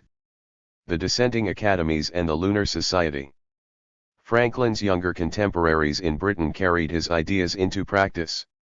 Although, as has been explained, the Industrial Revolution owed little to science, the men who directed its progress were thoroughly imbued with the scientific spirit. The value of science, now less appreciated at court or in the city, was fully grasped by the generation of northern manufacturers and their friends. They saw that the reason why science had not been successful in the past was because its adepts had not been practical men. Further, for the first time outside the navigation schools, it began to be taught systematically. Despite the neglect of the older universities, it found a place in the dissenting academies, such as those of Warrington and Daventry. Independent foundations, their success was a measure of the need felt for science, and during the 18th century they provided, next to the Scottish universities, the best scientific education in the world. It was in this period, far more so than later in the 19th century, that the manufacturers, the scientists, and the new professional engineers mixed together in their work and social life. They intermarried, entertained lavishly, talked endlessly, experimented and associated in new projects. This was the age of the Lunar Society of Birmingham, 1 degree, and the Black Country, which used to meet at members' houses on full moon nights and counted among its members John Wilkinson, the iron master who lived and dreamed iron and was buried in an iron coffin, Wedgwood, the potter, Edgeworth, the genial Irishman full of wild and noble-minded projects for social improvement, the serio-comic radical Thomas Day of Sandford and Merton, degree, the poetic but practical Dr. Erasmus Darwin of Lichfield. Joseph Priestley, of whom more later, the melancholy, indefatigable Scotsman James Watt degree with his younger compatriot, Murdoch, the inventor of coal gas lighting, and finally, the heart and center of the whole movement, the wealthy, enterprising, jovial, and hospitable Matthew Boulton degree the Birmingham button maker who became, as the first manufacturer of steam engines, almost literally the prime mover of the Industrial Revolution. As he wrote to the Empress Catherine, "I sell what the whole world wants, power." Closely linked with these bipersonal ties was the more serious group of the Scottish Renaissance of the 18th century, the philosopher Hume, who provided a link with the philosophes of France, Adam Smith with his Wealth of Nations, the intellectual father of laissez-faire capitalism, Dr. Black, the originator of the pneumatic revolution registered degree, Dr. Hutton, the founder of modern geological theory registered. Others, like Dr. Roebuck, a medical man turned chemical manufacturer and founder of the Carron Works, the first deliberately planned iron works, and Dr. Small, the tutor of Thomas Jefferson, belonged equally to England and Scotland. Such a combination of science and manufacture was only to be found in the Britain of the late 18th century. Its existence marks a period of dynamic equilibrium of techniques and science, a transition between a period in which science had more to learn from industry than to give to it and one where industry came to be based almost entirely on science. The interests of corresponding circles in other countries were necessarily more economic and political, for they lacked the solid basis that only the new manufacturers could give. Britain appeared to them as a kind of industrial mecca, and indeed some of the best accounts of British industry come from intelligent foreign visitors, such as Gabriel Jars, one of the founders of French heavy industry. It is interesting to note that when it was decided in 1782 to start modern iron working at Le Creusot, the first large works outside Britain, from which not only the French but also the German steel industry is derived, it was necessary to take in W. Wilkinson, the brother of the Iron Master, to cope with the technical side. Rational chemistry and the pneumatic revolution. The great new scientific contribution of the period of the Industrial Revolution was the foundation of modern, that is to say, rational and quantitative chemistry. This was an event in the history of science of an importance ranking with the great astronomical mechanical synthesis. 531. Of a century before. How one T occurred will be told in the next chapter. For the moment it is sufficient to say that it marks the result of the rapid development of the chemical industry, largely as an ancillary to the new large-scale mechanical textile industry, and of the consequent interest of scientists in the problems of matter and its transformations. The actual clue which made possible a simple explanation of the complexities of chemistry was the study of the new gases, itself closely linked with the experiments on air and vacuum of the previous century and with the development of the steam engine of its own time. Indeed, the rise of chemistry may well be called the result of this pneumatic revolution.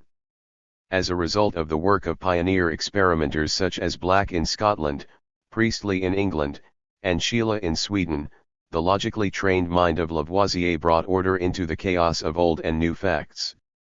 20 years later Dalton provided an explanation in terms of atoms which securely linked chemistry into the Newtonian material mechanical scheme, though another 100 years had to pass before the nature of the forces between the chemical atoms could be explained. The Age of Reason, Joseph Priestley.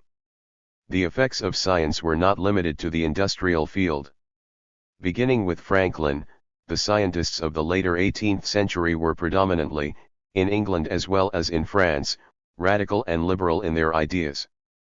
The most characteristic figure of this movement, which combined the pursuit of science, philanthropy, and radical politics, was Joseph Priestley.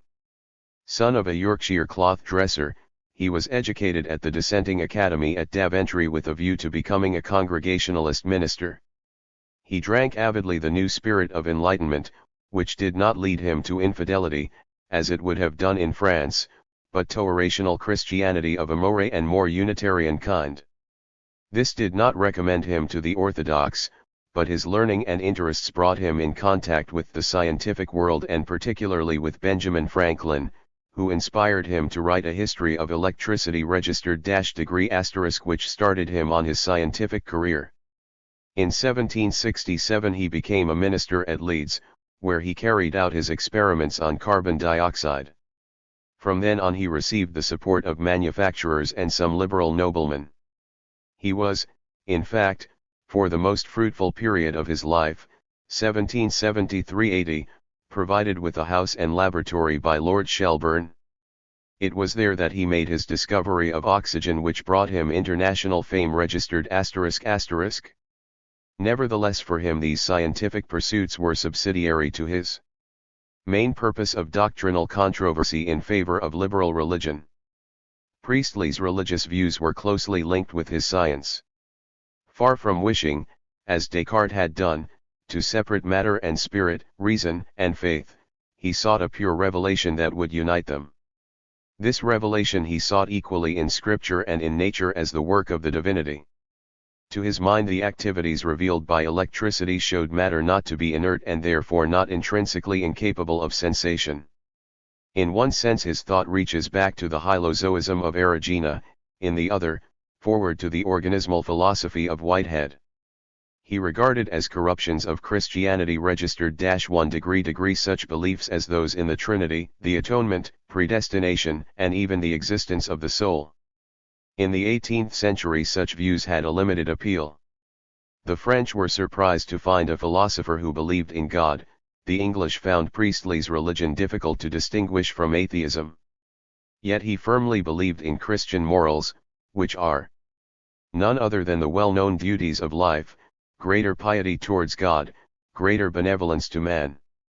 It was in this spirit that Priestley supported every form of social and cultural improvement, tending, in his words, to the greatest happiness of the greatest number. He never took an active part in politics, but, at a time when opinion was hardening against the tendencies of the French Revolution, merely to disagree publicly not only with the doctrines of the Church of England, as by law established, but also with those of respectable dissenters, was considered tantamount to rebellion if not treason. The gentle and benevolent Dr. Priestley soon became a radical Republican bogeyman. The climax came in 1791 when a Birmingham mob, in defense of church and king and with the connivance of the authorities, burnt down his house near that city, involving the total loss of his library and laboratory. Even when safe from violence, he found himself so shunned by his colleagues for his political views that he emigrated to America, where he died in 1804. Events seem to have made his immediate mission a failure, yet directly or indirectly his influence was to rise again to inspire the liberal and philanthropic movements of the 19th century. Antoine Laurent Lavoisier. Priestley's name is indissolubly linked in the history of science with that of Lavoisier, for it was on the basis of the Englishman's pioneer researches that the Frenchman erected the revolutionary theory that was to make chemistry once and for all a rational and quantitative science registered. For as a personality, Lavoisier dominated late 18th century French science. He was a very different man from Priestley. Though, for both, science was only one, if the main, interest in their lives, there was nothing in Lavoisier that corresponded to the vague religious, radical philanthropy of Priestley.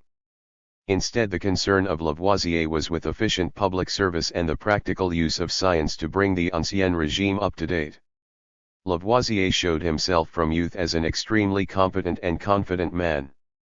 In part this was because he was born rich, the last of a family that had risen step by step through care and good management from postilion to postmaster, to merchant, to notary, to attorney, to the Parliament of Paris. Lavoisier himself was to take the final step, short of nobility, and buy a place in the Firme Générale, the small and immensely rich corporation that collected taxes for the king. He could not foresee that it was to cost him his head. His scientific education was of the best and included mathematics, astronomy, botany, anatomy, geology, and, most important of all, chemistry, under Rouelle, the genial demonstrator of the Jardin du Roi. Here was a young man of ample means, an easy master of all available knowledge, with an ambition to reduce both science and society to some reasonable order. He undertook his first scientific effort when in 1767, at the age of 24, he went on a tour of France to draw up a geological map and make a survey of its mineral resources. Later he was to be occupied with such problems as the system of street lighting, experimental farming, and many other projects of general improvement as characteristic of the 18th century in France as in Britain. Most important of all was his appointment in 1775 to the Gunpowder Committee and his establishment in the Arsenal, where he set up what was probably the best laboratory for the time in the world. Priestley's laboratory could be carried on a tray. Of Lavoisier's scientific work we shall write later. Here we are concerned with him as an influence in the utilization of science, in which he displayed a mastery that was not to be equaled for many years. In everything he did he showed the operation of an exceptionally clear, orderly, and dominating mind. He was not given to philosophy. Though he opened the vast realm of chemistry to the application of physical and mathematical principles, it was the actual illumination he brought rather than his methods that remained. His prosecution together with the other farmers general was not directed against him personally, still less against science. He suffered for the system with which he had been inevitably and conspicuously identified in the movement of a revolution that ironically he had done so much to further. Priestley and Lavoisier were only two individuals who typified the upsurge of hope and progress so closely linked with the rapid growth of science and industry. Towards the end of the century more and more men, and, For the first time in history, women too, began to think of the possibility of a world ruled by reason and equality and not by prejudice and privilege. This movement spread widely through Europe and the New World, through Italy, Austria, Prussia, Russia, even to Spain. It is noticeable, for instance, how at this time science, long dormant in Italy, showed a revival of the national genius, as the major contributions of Galvani, Volta, and Avogadro show. They were influenced not only by doctrines evolved from their own experience and aspirations, as in the works of J. Rousseau, but also by everything that was being learned of the eminently reasonable society of the Chinese, of the virtuous society of India, of the noble Redskins, and by the reports of the scientific expeditions on the simple and happy life of the peoples of the Coral Islands in the South Seas. Society wisely ordered by philosophers and free from the despotism of custom became the ideal, and everything pointed to a return to nature. Science was one of the major inspirations of the era of enlightened despotism. It furnished paradoxically at the same time a new intellectual tool for criticizing and bringing down the old regime and a means for the practical regeneration of mankind through the use of mechanically transformed industry. It was to liberate an enormous scientific and technical outburst which, in its intensity and its consciousness as well as its high level, produced a greater effect on society than anything that the world had seen before. 8.3 The French Revolution and its effect on science. The French scientists of the last days of the monarchy were deeply imbued with the improving spirit of the philosophes. The new regime gave them their chance. In the general sweeping away of feudal vestiges and in the exaltation of reason, the new science played a leading role. All. 536 The French Revolution and its effect on science. The revolutionary governments formally recognized its importance, gave much to science and expected as much from it. Some scientists, like Monge and Lazare Carnot, were ardent republicans and immediately took charge of economic and even military administration. Others, like Bailly, Condorcet, and the great Lavoisier, though at first they cooperated fully, could not live down their association with the old regime and were victims of the popular reaction to the invasion of France. The majority occupied themselves with the reform of the antiquated machinery of state and of education on scientific lines. The first task was the reform of weights and measures and the establishment of the metric system, finally achieved in 1799. It needed a revolution to bring it about, as witness the persistence of the old cumbrous systems wherever the influence of France and French logic did not penetrate. The second great task was the creation of modern scientific education, the first real educational change since the Renaissance. The revolutionaries built systematically on a large scale on a foundation that had already been laid in the dissenting academies of England and in the military schools in France, despite the opposition of the old universities. Scotland was an exception. As we have seen, the Scottish universities were from the first in the foreground of scientific advance. Among the products of the dissenting academies were Priestley and Wilkinson, the iron master of the French military schools, the mathematicians Monge and Poncelet, and soldiers like Napoleon and, rather surprisingly, Wellington, after he left Eton. For industry and for war science had become indispensable. The foundation of the École Normale Supérieure, of the École de Médecine, and of the greatest of all, the École Polytechnique, gave models for the scientific teaching and research institutions of the future. By choosing only the most eminent men to teach in them, they created the type of salaried scientist professor that was, throughout the 19th century, gradually to replace the gentleman amateur or the patronized client scientist of earlier times. The first crop of students of the new educational institutions contained such names as Charles, Gay-Lussac, Thénard, Malus, and Bernal, who were all destined to make significant advances in many sciences. These institutions gave opportunity to the gifted of all classes to gain a footing in science. It is to them that France owed her scientific predominance in the world, which lasted till well into the 19th century, until Germany and Britain were to follow her example in providing scientific education. 37. Napoleon, patron of science. The Napoleonic period, which followed close on the Revolution, markedly speeded up and concentrated the scientific drive. Although the benevolent despots had patronized science, Napoleon took personal charge of its administration. He often attended sessions of the Academy, took a whole scientific expedition with him to Egypt, and was pleased to order the Abbé Hayti, the founder of crystallography, to write a textbook on physics. He was, after all, the first ruler and the only important one for more than a century with a scientific education.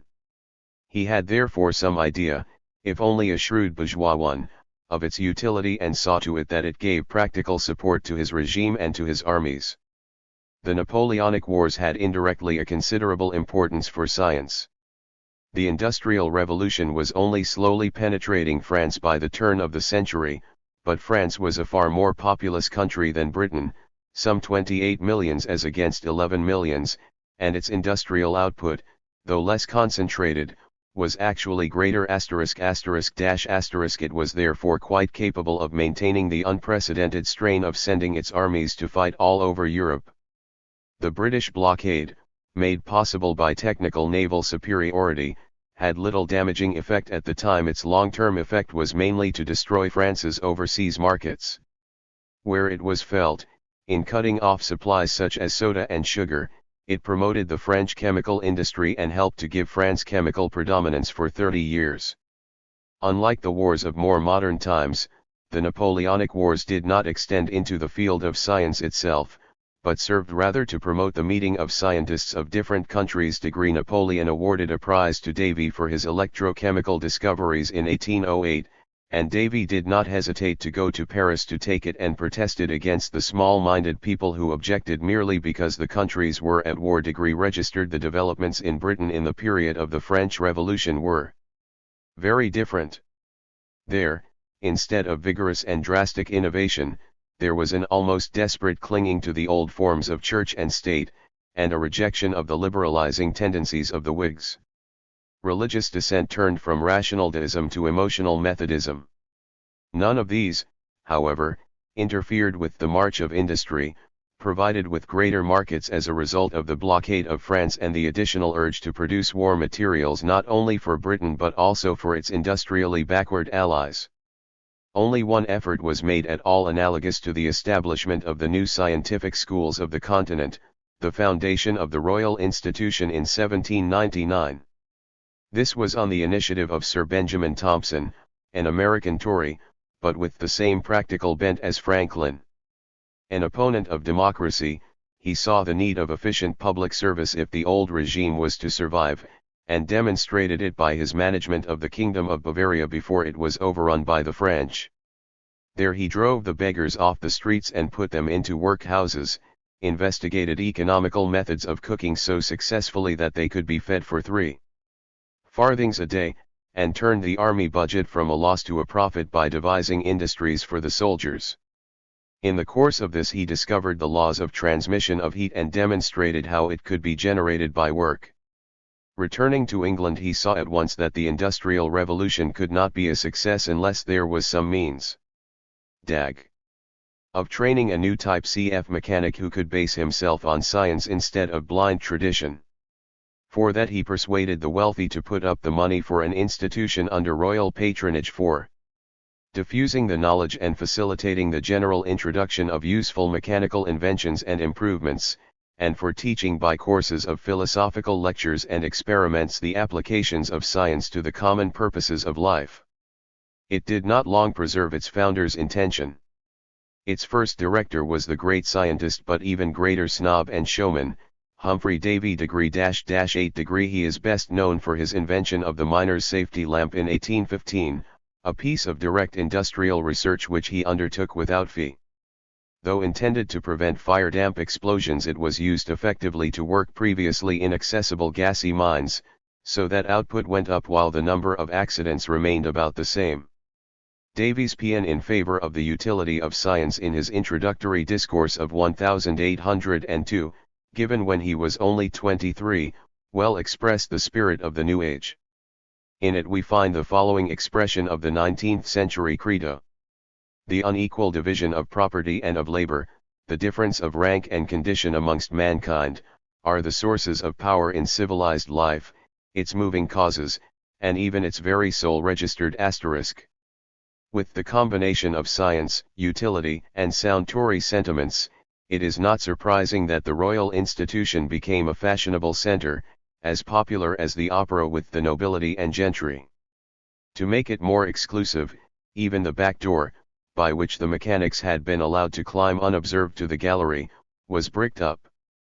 But it prospered and provided a unique subsidized laboratory in which a large proportion of the basic scientific discoveries of the first half of the 19th century were made. Its teaching was confined to public lectures, and though these attracted one of the greatest scientists of all time, the bookbinder's apprentice, Michael Faraday, who was taken on as Davy's assistant and learned his science there was no place for hundreds of potential Faradays whom the England of that time could certainly have produced in as great a profusion as France. The post-Napoleonic reaction. The great movement of the Enlightenment foundered for a time in the reaction that followed the Napoleonic Wars, which had, in their earlier stages, done so much to spread the movement throughout Europe, and in the serious slump that followed in the 1820s. It was in such circumstances that the Industrial Revolution showed its ugliest side of unemployment and pauperization, and the ruling classes, with the spectre of another revolution before their eyes, felt obliged to use material and spiritual forces to the utmost to hold down the mob. Men's eyes turned backwards to a somewhat synthetic Middle Ages, and a sentimental romanticism took the place of a rational materialism with its irreligious and revolutionary associations. There was a temporary decline of interest in science except in Germany, where science was linked with awakening nationalism and the windy transcendental nature philosophy. The industrial need for science was dormant because of the drop in war orders, and there was less need of it than ever in the administration of the Restoration in France and the Holy Alliance. Nevertheless, this decline was only relative to the enormous activity of the last 2 decades of the 18th century. So much had been done then. 541. That science was too deeply entrenched in the new industries for this recession to be either as severe or as long as that at the beginning of the 18th century. Nor was the spirit of science easily quelled. In Britain, France, and Germany, despite reaction, scientists and admirers of science formed the spearhead of the renewed movement of liberal reform. 8.4 The character of science in the Industrial Revolution. The 70 years from 1760 to 1830, and particularly the 30 from 1770 to 1800, are a decisive turning point in world history. They marked the first practical realization of the new powers of machinery in the framework of a new capitalist productive industry. Once these steps had been taken, the enormous extension of industry and science of the 19th century was inevitable. The new system was so much more efficient and so much cheaper than the old that no serious competition was possible. Nor henceforth could there be any turning back. Sooner or later the whole pattern of life of every human being in the world was to be changed.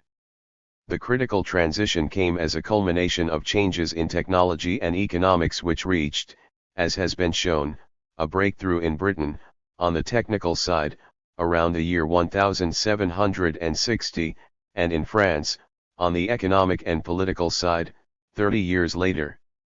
The changes were not easily effected. It was no accident that the period was one of unprecedented revolutions and wars. Degree in science. Also, the 18th century changes were revolutionary. The term pneumatic revolution covers only one aspect of them. Though they appear in conventional histories of science only as an appendage to the Copernican Galilean Newtonian rejection of ancient science, this is only a measure of how the historians themselves are still hypnotized by the classical tradition. The 17th century had solved the Greeks' problems by new mathematical and experimental methods. The 18th century scientists were to solve by these methods problems that the Greeks had never thought of. But they were to do more. They were to integrate science firmly into the productive mechanism. Through power engineering, chemistry, and electricity, science was to be henceforth indispensable to industry. The first step had been taken in the 17th century with the contributions of science to astronomy in the service of navigation. Nevertheless, science still remained largely what it had become in classical times, a somewhat esoteric part of the framework of belief erected in the interest of ruling classes, it was part of the ideological superstructure. Effectively, it had contributed nothing to industry. Now, in the dawn of the 19th century, without losing its academic character, it was to become one of the major elements in the productive forces of mankind. This, as we shall see, was to be a permanent feature of growing importance destined to outlast the social forms of capitalism which had assisted at its birth. In the field of ideas, the age of revolutions gave little of importance comparable with that of the scientific discoveries or technical inventions of the period. Time was needed to digest the events and transformations that followed each other in rapid succession from 1760 to 1830. In thought the arrow lies, as it were, on a watershed. The ideas that inspired the revolutions were those of the French philosophes of Voltaire and Rousseau. They were the heritage of Newton and Locke, based on emotional belief in man and in his perfectibility by free institutions and education once the shackles of church and king had been loosened. Their German echo was to be found in the profound meditations of Kant, who attempted to weld in one system the achievements of science and the inner light of conscience. The ideas that were to come in the 19th century were based on the hard experience of the Industrial Revolution and the reluctance of 543 men of culture and property to apply the watchwords of liberty, equality, fraternity too literally. The attempt to apply the social philosophy of the Enlightenment in the French Revolution had revealed serious limitations. It brought out particularly how little the new ideas concerned the lives of the peasants and poor workmen who made up the mass of the population. It was they, the people, who had given the revolution its drive, but when its immediate objects, the abolition of feudal restrictions on private money-making, were achieved, the same people became the mob, a thread permanently suspended over the owners of property, the men with a stake in the country. Science, education, liberal theology, from being fashionable, had now become dangerous thoughts. The immediate transition can be seen by comparing Godwin's optimism with Malthus' grim and hopeless picture of human existence. One fundamental advance in ideas was a direct consequence of the great changes of the time. It was the recognition of the historical and irreversible element in human affairs. According to the official, Newtonian, liberal view, natural laws, which had been extended from the solar system to cover the world of life and society, were deemed to hold timeless sway. All that was necessary was to discover what those laws were and to arrange industry, agriculture, and society once and for all in accordance with them. The failure of the French Revolution to institute 544 degrees the character of science in the Industrial Revolution. The Age of Reason gave a chance for the alternative view of evolutionary development to gain ground. Vico had indeed glimpsed this idea in regard to human societies in the early 18th century, and later Buffon and Erasmus Darwin had speculated that organisms and even the Earth itself had had an evolutionary history. It was, however, left to Hegel to erect these ideas into a philosophical system, and for Charles Darwin and Karl Marx later in the 19th century to bring out the consequences of evolutionary struggles in nature and society. If in the 18th century the curious and far-sighted became aware of the arrival of mechanical industry, by the mid-19th century its effects could not fail to be noticed by the most unobservant in every part of the world. Simply by increasing the scale and range of the earlier inventions, a complete transformation had been worked in the lives of the tens of millions living in the newly industrialized countries. Vast new cities had shot up filled with rapidly multiplying populations. Beside the growth of industry, radically new means of transport had been developed, the railways, which linked up the centers of industry, and the steamships, which collected its raw materials and distributed its products far and wide. Indeed, where the 18th century had found the key to production, the 19th was to find that to communication. No comparable change had ever occurred in human conditions with such thoroughness and rapidity. Wherever industrialism spread, the old feudal social relations were destroyed. The mass of the population became wage laborers. All economic and political initiative belonged to the new class of capitalist entrepreneurs. Even in the state, the relics of feudal reaction had been easily swept away in the success of the Revolution of 1830 in France and of the Reform Bill of 1832 in Britain. It had become, in Marx's phrase, the executive committee of the ruling class. It was no longer so necessary to protect privilege by legislation. Once property was secure, the workings of the economic system would see to it that everyone got just what he was worth. Wealth had never been accumulated so easily, misery had never been so widespread and unmitigated by social defenses. With all the new 545 triumphs of engineering went a smoky dirtiness, drabness, and ugliness which no previous civilization could have produced. It was in this environment that science approached its present scale of activity and importance. Indeed, as we have seen, already before the beginning of the century it was an indispensable adjunct to the conduct of the new industries, and as the century progressed its range of service continually increased. It grew vastly, and as it did so it necessarily came to be directly influenced by the dominant social forces of capitalism. It was recognized by the 1830s that a transfer of power from rank to wealth had occurred, even that it might have been necessary. True, in the French Revolution it had exceeded its due bounds, and now that an ideal state of constitutional democracy had been reached there was every reason to resist further fundamental change or even any radical criticism of the abuses of society. In the past science had been a major stimulant to such criticism. Now it was felt by scientists and non-scientists alike that as science was well established its critical and infidel role might well be laid aside. The utilitarians. All that was necessary was once more, as in the middle of the 17th century, to separate the concepts of science from its social implications, to create an idea of pure science and so, by making science respectable again, to enable it to flourish and, even better, to become really profitable. This transformation was largely effected by the utilitarians, emasculated followers of the philosophers of the 18th century. Following the lead of Adam Smith and Jeremy Bentham, they deliberately set themselves the task of removing the old traditional evils of society by legislation which would leave the capitalist absolutely free. It was only thus, under the iron rule of economics as expounded by Ricardo and J. Stuart Mill, that the greatest happiness of the greatest number could be secured. In that age they were superbly confident that the eternal laws of society, as a set of freely contracting independent individuals, had at last been laid bare by science. Firmly believing their new prophets, the entrepreneurs of the golden age of capital set themselves out to prove how right they were.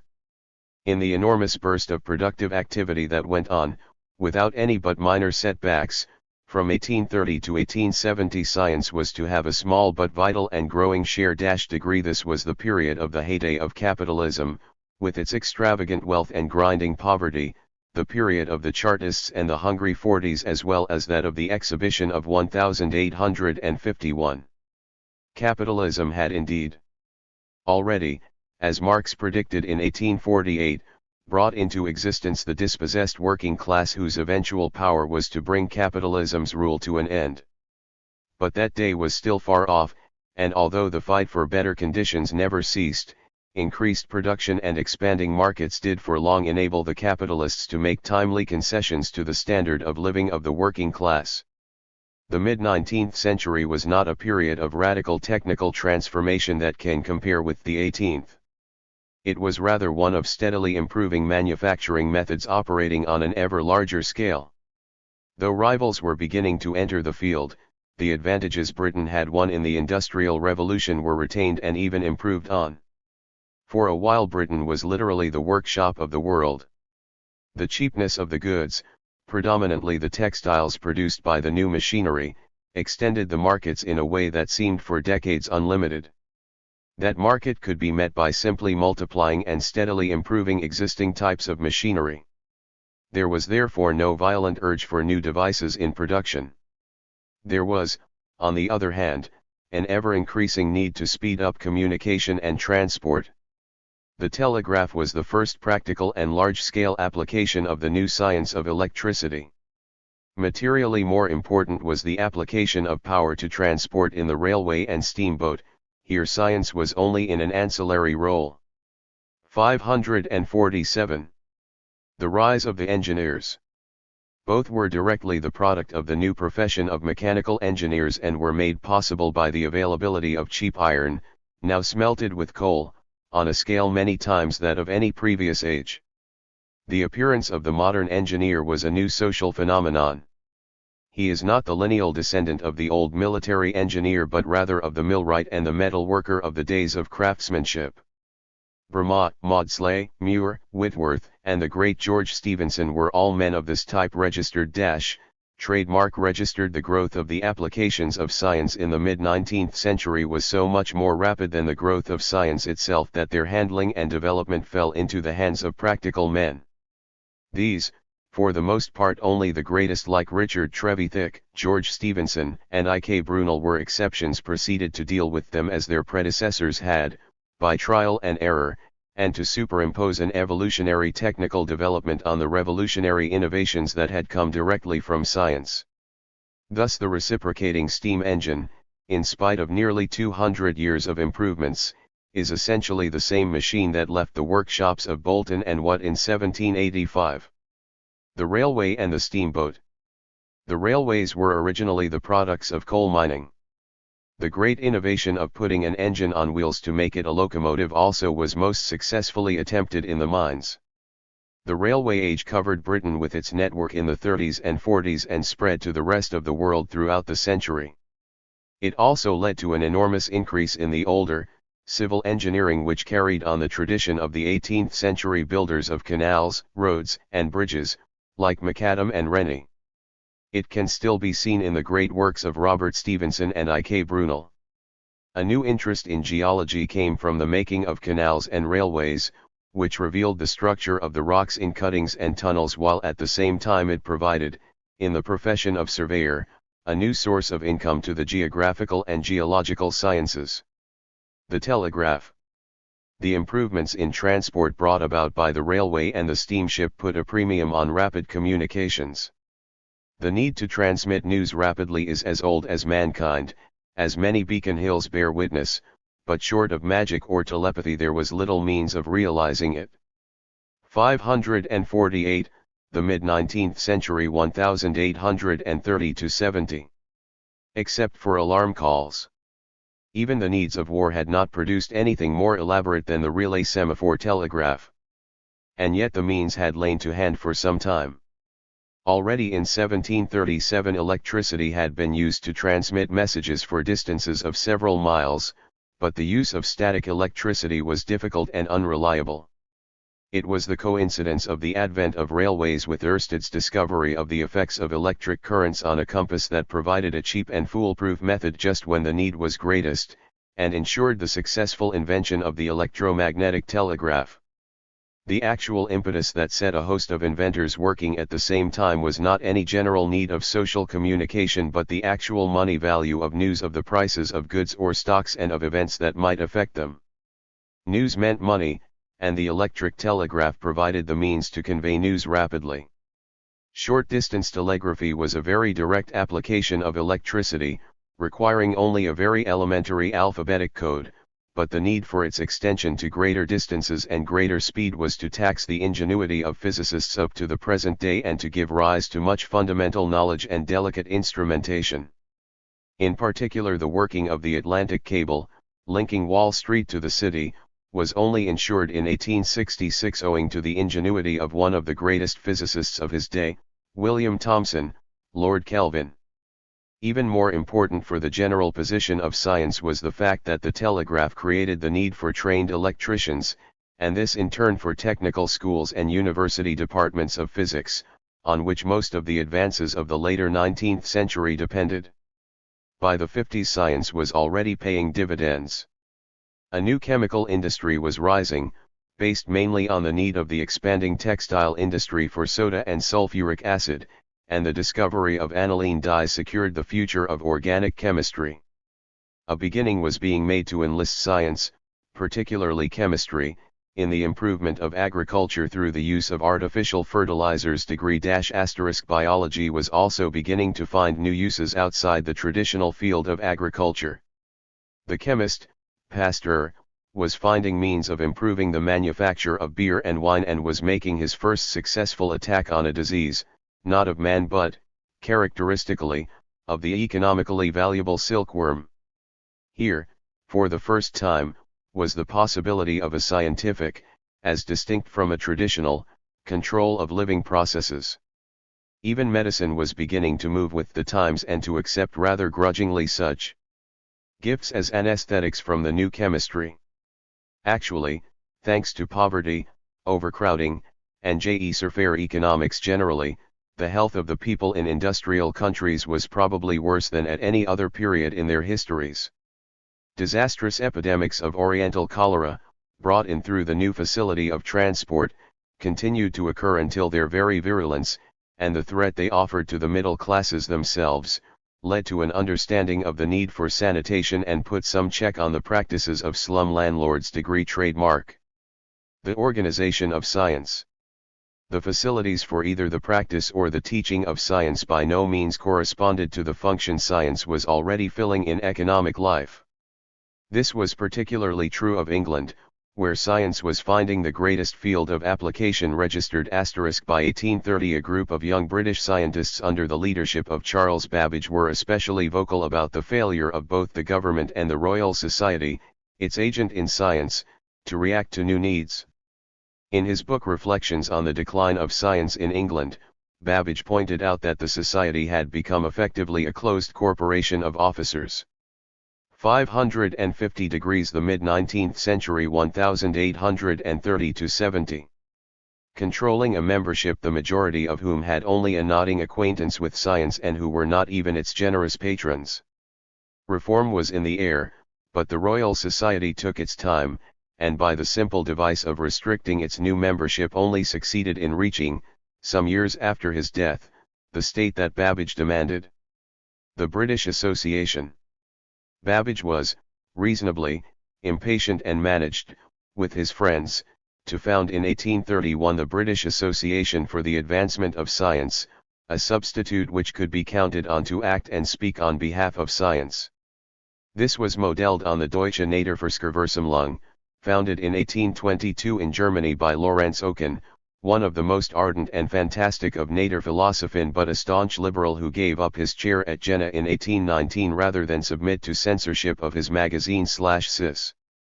The movement he had started, was, in fact, to be the herald of the great scientific renaissance of Germany in the mid-19th century. Registered 1. The British Association was, in its way, as successful. It rapidly became an institution which, though never as august, was far better known than the Royal Society from its habit of carrying its meetings to every city in the United Kingdom and even to the colonies. These meetings were the battleground of all the great scientific controversies of the time, notably those of the conflict of science and religion, culminating in such events as Huxley's retort to Bishop Wilberforce at Oxford in 1860 and Tyndall's Belfast Address of 1874 suggesting that life might have come from inanimate matter. It was in part a society for popularizing science, and in part one for promoting and financing research in the interest of the nation. It undertook, for instance, to further the study of seismology, tides, meteorology, magnetism, electrical standards, geology, and biology. Effectively it did by private enterprise what elsewhere was the concern of government. By the end of the century the burden became too great, and was at last shifted by the creation of such institutes as the National Physical Laboratory. One of the association's actions that was to have the largest consequence was the request it made to Justice von Liebig to prepare a report on agricultural chemistry, a task which turned that great chemist's attention to the practical problems of food production and which was the starting point of the sciences of soil chemistry and nutrition. Such activities represented the need of the new industrial bourgeoisie to take science into its own hands and to break into the exclusive upper class and university circles to which it had returned in the early decades of the century. By the mid-century they had been largely successful and the new importance of science had obtained institutional recognition. The scientific societies. The general societies, which had sufficed the 17th and 18th centuries, could not cope with the flood of specialized knowledge that was creating new fields of science. In France, England, Scotland, Germany, and elsewhere, chemical, geological, astronomical, and other societies were founded, each with its appropriate journal, while at the same time engineers began to associate themselves into institutes. Science in the universities. It was also in the mid-19th century that the opposition of the English and French universities to the new science, maintained for over 200 years, began to break down. In England this took place partly by the setting up of new colleges, later to become universities, in London and in manufacturing towns, and partly by adding new departments to already existing universities. Degree 128. While at the beginning of the century many, if not most, great scientists in England were amateurs or had been brought up as apprentices, as were Davy and Faraday, by the middle of the century the university professor, already well known on the continent, began to be the type of the scientist in England. 5 The Great Exhibition of 1851 was a symbol of the unity of science, invention, and manufacture, and some of the proceeds went to founding a scientific teaching centre, the Royal College of Science, in South Kensington. In France the decisive step had been taken much earlier with the establishment of the École Polytechnique and the École Normale Supérieure. It was preeminently Germany that took the lead in assimilating science into regular university life. The German universities had indeed begun their reform in the period of the Enlightenment in the 18th century. The lead was taken by Göttingen, founded in 1736 by George II in his Hanoverian dominions. From the 1830s onwards the universities of the diverse German states vied with each other in the foundation of scientific chairs and, though more slowly, of teaching laboratories, of which Liebig's at Gießen was the prototype. Germany had come late into the scientific movement, it had a more disciplined and less independent official class than France or Britain. It was able, however, to supply by organization what it lacked in individual initiative. By the middle of the century, and increasingly thereafter, Germany turned out trained scientists, textbooks, and apparatus to supply needs far beyond its boundaries. All these changes resulted in a vast increase in the volume and prestige of scientific work. It acquired a more and more formal organization, and its pursuit became a profession comparable to the older professions of law and medicine. In doing so, however, it lost much of its early independence, its amateur status. Science did not so much transform the universities as the universities transformed science. The scientist became less of an iconoclast and visionary and more of a pundit, the transmitter of a great tradition. Particularly in Germany, where scientists had first been associated with the liberal movement, they became, after the fiasco of 1848, among the staunchest supporters of the official state machine registered ***. Middle class and popular science. Science was to remain for many years the monopoly of a select part of the middle classes, the liberal intelligentsia as they were known in Europe, and inevitably continued to be limited and colored by their world outlook. In the middle of the 19th century they did not scorn utility. They were interested in the great individual movements of their time. They believed firmly in the inevitability of progress, but they repudiated all responsibility for any of its unpleasant and dangerous results. Nevertheless, though advancing in wealth and authority, their relative political and economic status had fallen. Industry and finance had advanced in power far more rapidly than science. While in the 18th century the leading scientists were on dining and marrying terms with the captains of industry, relatively few could or seriously wanted to reach the seats of wealth and power in the 19th. Indeed, for all its growth and extension in the 19th century, science only managed to penetrate fitfully, either up or down, beyond the circle of the middle classes. Count Rumford's efforts at the turn of the century to found an institute for the training of mechanics had resulted, after a few years, in a royal institution for the scientific entertainment of the nobility and gentry, and only incidentally in the creation of a brilliant research laboratory as well. Other mechanics institutes succeeded better in their original objective, notably one founded in the city of London in 1823, from which Birkbeck College was to emerge. These, however, and the improving lectures given by eminent scientists like Thomas Henry Huxley to the lower orders touched only an insignificant fraction of the new working class which the Industrial Revolution had called into existence. As to technical education, it hardly existed in Britain, the home of mechanical industry, until the 20th century registered * those who did not, or could not, resort to self-help as a way of getting into the middle classes were apt to regard science and technical innovation generally as a means of cutting wages and producing unemployment. The vision that the new powers of science would make it possible for the working class to get rid of the oppressive system of capitalism, foreshadowed in the pioneer experiments of Robert Owen, was first clearly enunciated by Marx in the Communist Manifesto and later elaborated in Capital, but the full impact of this doctrine was not to be felt till the next century. 8.6 The 19th century advances of science. The mid-19th century registered progress in science over such a wide front that it is impossible in a few pages to do more than pick out its major achievements. Physics, chemistry, and biology all expanded and proliferated into separate sub-sciences. There was a great search over 38. All the fields of nature and technique, such as Bacon had dreamed of but not carried out, by minds already trained in the disciplines of observation, experiment, and calculation bequeathed by the 17th and 18th centuries. All the previously developed fields continued to deepen their analysis and to find new outlets in practice. The triumph of chemistry. Chemistry was especially the science of the 19th century. This was essentially because it was the major science ancillary to textiles, which all through the century was the most important industry.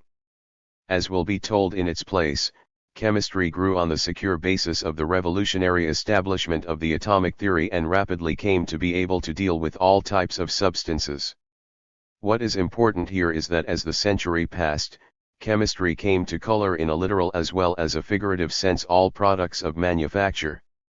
New cheap synthetic materials, adulterants, perfumes, dyes, largely drawn from coal tar came to replace those natural products too dear and rare to cover the new markets.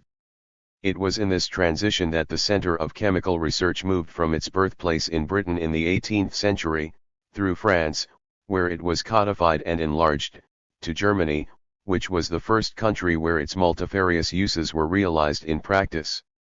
This transition was to prove of sinister consequence in the next century.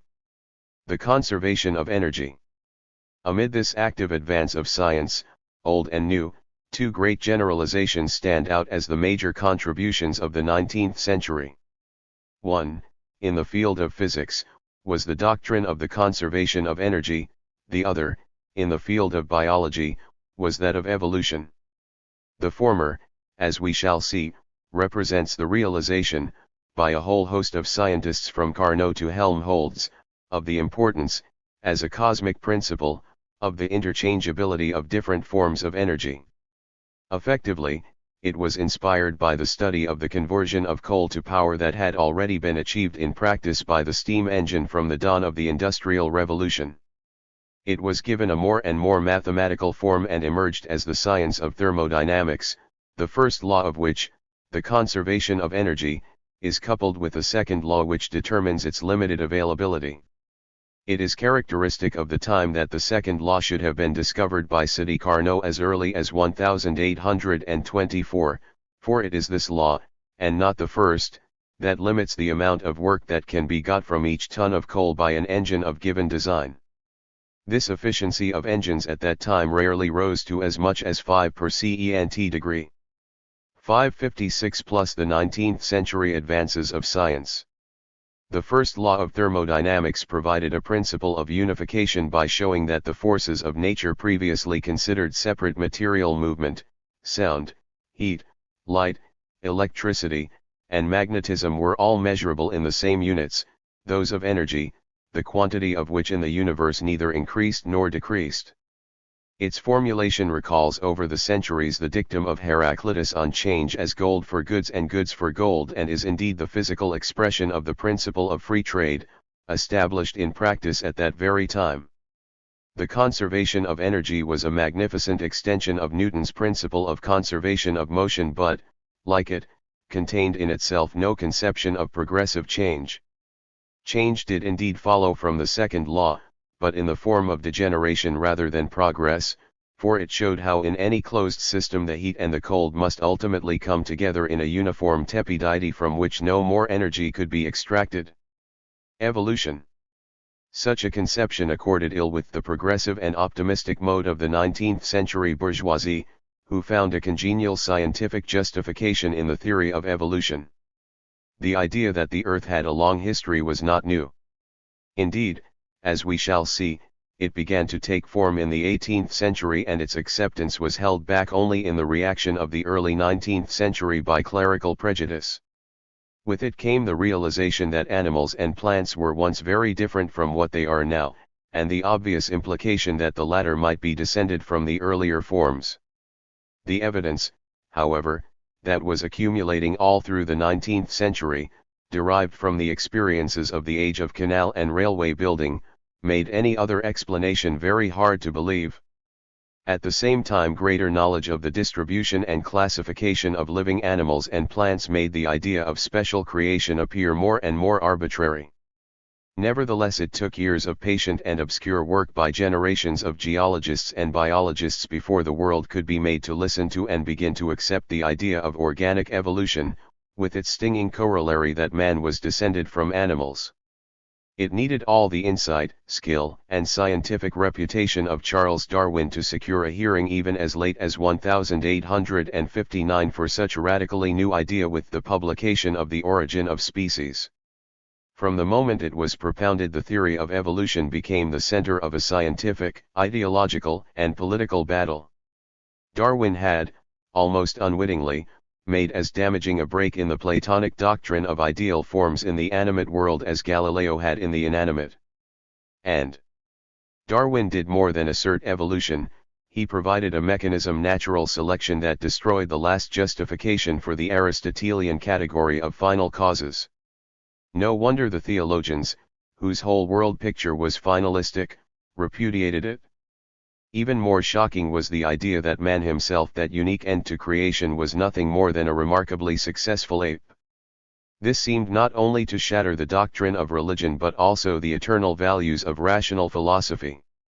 Both were to recover from the blow only too easily. At that time, however, evolution was at the center of the battle between progress and reaction. For the doctrine found supporters as well as enemies. It was a weapon in the hands of materially minded industrialists against sentimental Tories on the one hand, and idealistic socialists on the other. It seemed to give a scientific blessing to the exercise of unfettered competition and to justify the wealth of the successful by the doctrine of the survival of the fittest.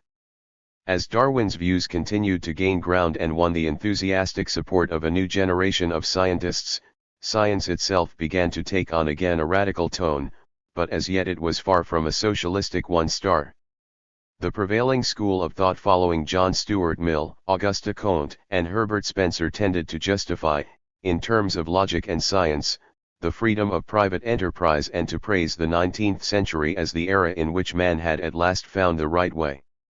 It was not perfect yet, there were still some abuses of the past to be swept away, and progress would continue, but that progress was envisaged as a direct extension of the present: more machinery, more inventions, more accumulation of wealth, even more comforts honestly earned by the deserving poor, following the gospel of self-help. Samuel Smiles, who coined that phrase in his series of biographies of the makers of modern industry, showed a sense of significant history far ahead of his contemporaries.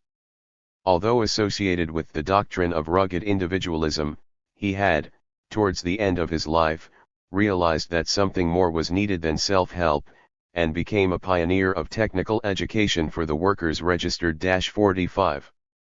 The rise of socialism. What the poor thought about the benefits of progress was shown in the Chartist and other revolutionary movements of the mid-century and, at the end of the phase, by the insurrectionary Commune of Paris of 1871 following the miseries of war and siege. Their philosopher, Karl Marx, of whom more in his place, was barred out of the consciousness of the comfortable intellectual classes. Nevertheless, the dog, more honest of these, could not help using their eyes and their noses to realize that there was something desperately wrong at the very heart of 19th century prosperity. Artists, poets, and writers were moved to protest against the horrors of the new industrial towns, against the universal degradation of beauty, against the vulgar flaunting of wealth. In opposing them, these intellectuals found their first support in an attempt to return to an idealized Middle Ages. Keble and the Oxford movement, Ruskin, and the Pre-Raphaelites marked the first reactions which, towards the end of the century, were to become part of the full-blooded socialism of William Morris. Science and culture.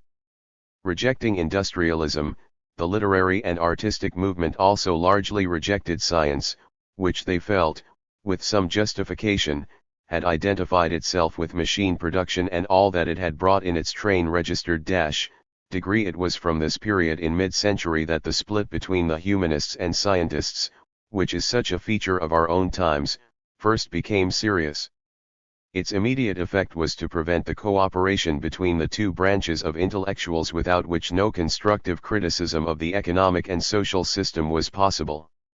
The humanists never knew enough of how it worked to have other than ineffective emotions about it. The scientists were blunted by a quite deliberate turning away from everything art, beauty, or social justice that did not come within the purview of their, by then, highly specialized work. Degree registered 22, 5.117. 8.7. The late 19th century, 1870-95. Already towards the end of the 60s, the first, simple, optimistic phase of early capitalism was beginning to draw to an end. The Great Depression, which started in the 70s, marked a transition between the era of free trade capitalism, with Britain as the workshop of the world, and that of a new, more widely based, finance capitalism, with France, Germany, and the United States coming to the fore under the cover of protected markets. The enormous productive forces liberated by the Industrial Revolution were by then beginning to present their owners with the problem of an ever larger disposable surplus. This could not, under capitalism, be returned to the workers who made it. When invested at home, it led to even greater production and to a more hectic search all over the world for markets that were soon filled. The result was colonial expansion, minor wars, and preparations for the larger wars which were to come in the next century. As a transitional phase, it is a difficult period to demarcate, particularly in science. It is certainly easier to do so in retrospect than at the time, for the change here was a gradual one without any marked break in continuity. To those living through that period, it seemed that science was 561. Moving faster and faster. Nevertheless, doubts had begun to appear as to whether its use was leading to a future of unlimited and beneficial progress. Looking back, we see the later 19th century as a period which was at the same time an ending and a beginning, a quiet winding up of the great scientific drive of the Newtonian period and a preparation for the stormier scientific and political revolutions of the 20th century. In industry, too, the period was transitional. While the old industries continued to expand more slowly in Britain and very rapidly in Germany and the United States, a change was coming over their character. Competition between small family firms led to the formation of big joint stock companies, soon to become the giant monopolies of the 20th century. This transition was particularly marked in the metal and engineering industries, in which science was being brought in again after a long run of practical men, and even more in the new chemical and electrical industries which owed their origins entirely to science. With their growth there appear for the first time the Kelvins, the Edisons, the Siemens, the Bruners, not businessmen turned scientists, but scientists turned businessmen. Degree. We also see, for the first time, a large-scale application of science to war, the submarine, the torpedo, high explosives, and big guns, the beginning of the mechanization of warfare. The major industrial characteristics of the end of the 19th century were the advent of cheap steel and the introduction of electric power. It also marked the beginning of the use of the internal combustion engine, which was to revolutionize the transport of the next century. Not less important in their ultimate consequences were the first successes of scientific medicine in reducing the toll of infectious diseases and permitting the exploitation of tropical areas. The Age of Steel. The first step in the use of science to transform the traditional iron industry came with Bessemer, himself a scientifically minded manufacturer quite outside the industry. His converter, introduced as early as 1854, showed that steel could be made cheaply on a large scale, but the converter was still of only limited use because it required high-grade ore. It was not till 1879, when Gilchrist Thomas introduced the basic lined open hearth furnace, that low-grade ores could be used for steel making and production leaped upwards. -124. What is more significant for history was that this changed the geographical center of gravity of heavy industry. With the basic open hearth, the great phosphatic ore deposits of Lorraine became available for steel making. In 1870 these had been united with the coal of the Ruhr through the success of the freshly industrialized Prussian state in its war against France. The rise of German industry. From now on there would be in Europe a center of steel production which was soon to equal and surpass that of Britain, and on this steel was based a new industry better organized and more closely linked with the state than hers. Britain, however, with her multifarious and competitive industries, still kept a leading, though diminished, place in world markets, particularly by reason of the hold she possessed over all the undeveloped parts of the world. Rivalries were inevitable and were to be the prime cause of the wars of the next century. In the first stages they expressed themselves, largely. 563. Owing to the availability of cheap steel, in such exports of capital as rails, locomotives, and agricultural and mining machinery for opening up new territories. These supplemented the still expanding sales of cloth, trinkets, small arms, and hardware, on which the mid-19th century colonialism had been based. What was left of the steel and particularly of the newly developed alloy steels went into battleships and big guns. The electrical industry. Electricity, as we have seen, played a vital part in the revolution in communications of the mid-19th century. The generation of electricity by mechanical force and its use for power transmission were quite evidently feasible after Faraday's discovery of electromagnetic induction and his demonstration of the electric dynamotor in 1831. The reasons it was not used for 50 years were, as will be shown, not mainly technical but economic. Mid-19th century industry ran on relatively large concentrated units of power, stationary steam engines for factories, the locomotive or marine engine for traction. The only way of transmitting energy over large distances was by the shipping of coal. Later, the increasing mechanization of minor industries was to call for smaller power units than steam could conveniently supply. The solution was first found in the gas engine, the first practical internal combustion engine and the forerunner of the oil and petrol engines that were to revolutionize transport in the 20th century. The electric motor was to prove a far more flexible means of satisfying the industrial need of small static power units. Its whole value, however, depended on the availability of a widespread network of electric power supply, and this could only be brought into existence by a more general need than that of industrial demand. This need was to come from the evolution of domestic services. As the century progressed, extended networks of water and gas supplies, and later of telegraphs and telephones, were laid down. It was an enterprising telegraph clerk, Thomas Alva Edison, who jumped ahead of other competitors and led the way for another such extension, the electric light. Once electricity had to be made and distributed for light, it could be used for power, and a new universal and cheap means of distributing energy was made available to industry and transport, though this was not to be fully effective until the 20th century. These developments created the heavy electrical industry, which, in contrast to older industries, was monopolistic and scientific from the outset. It was closely linked with other growing monopolies in heavy engineering and with telegraph and telephone monopolies.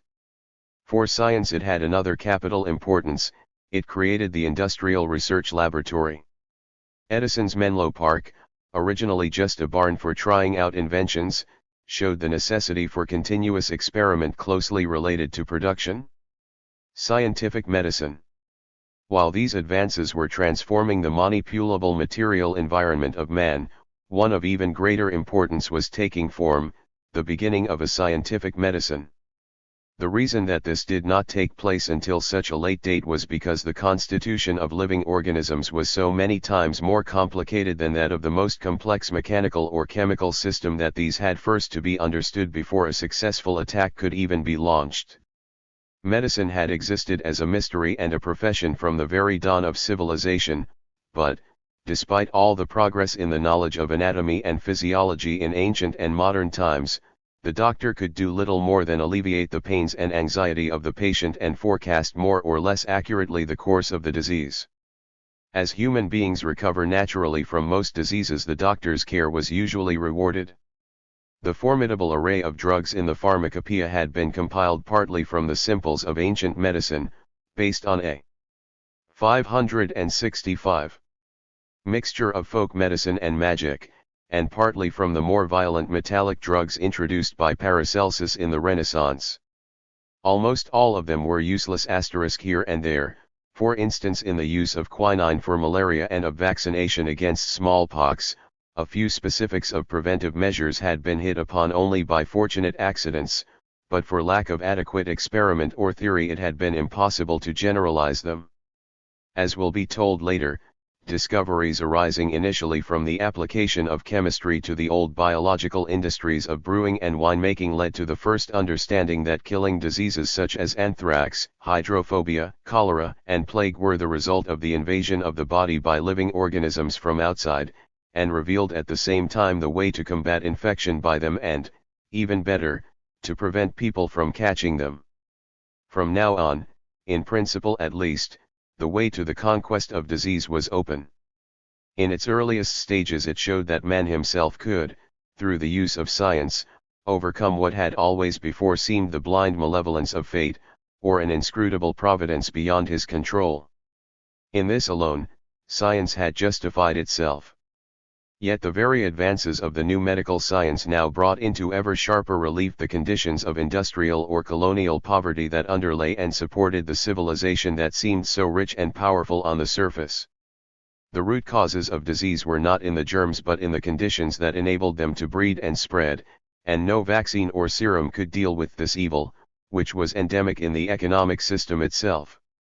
The race for colonies.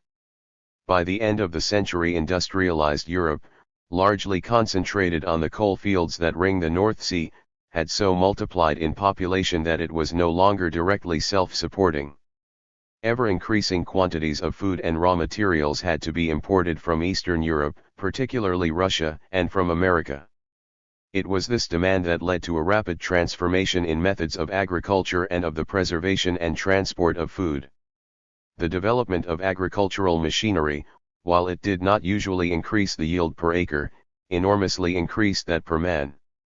It was especially applicable to open country with a small population, and hence to America, rather than to the older, still feudal village cultures of Eastern Europe and Asia. The introduction of agricultural machinery and the associated rail and steamer transport radically altered the relation of man to his food supply. Before then, even after the 18th century improvements, some 566, the late 19th century 1870 to 95. 80 to 95% of the food produced was consumed on the spot.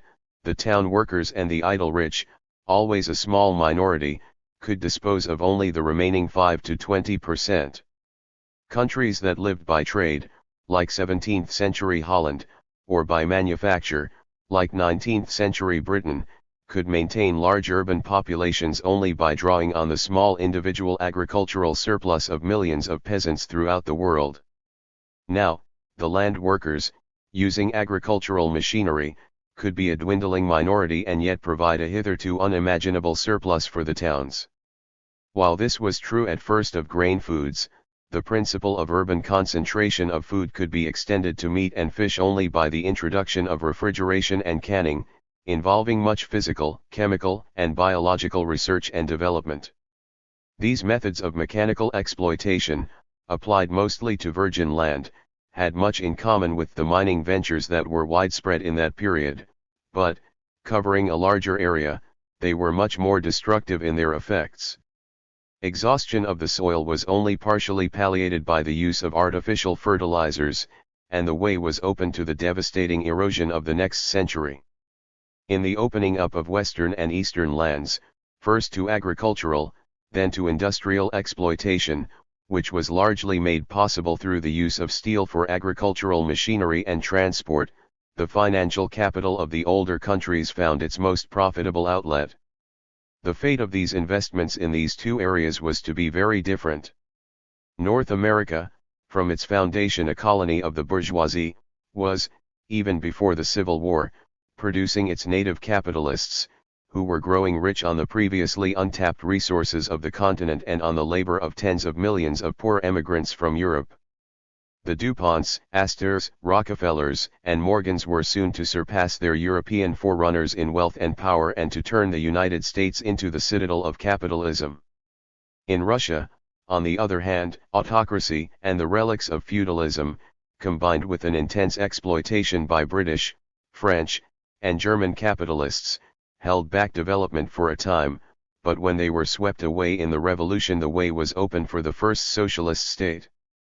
In the East, India remained for direct, and China for indirect exploitation, but one state Japan was allowed to become a model of the civilizing value of a native capitalism, creating all the appearances of the new Western culture, including science, but using them to build up on a feudal basis an uninhibited, predatory, and militarized state *191.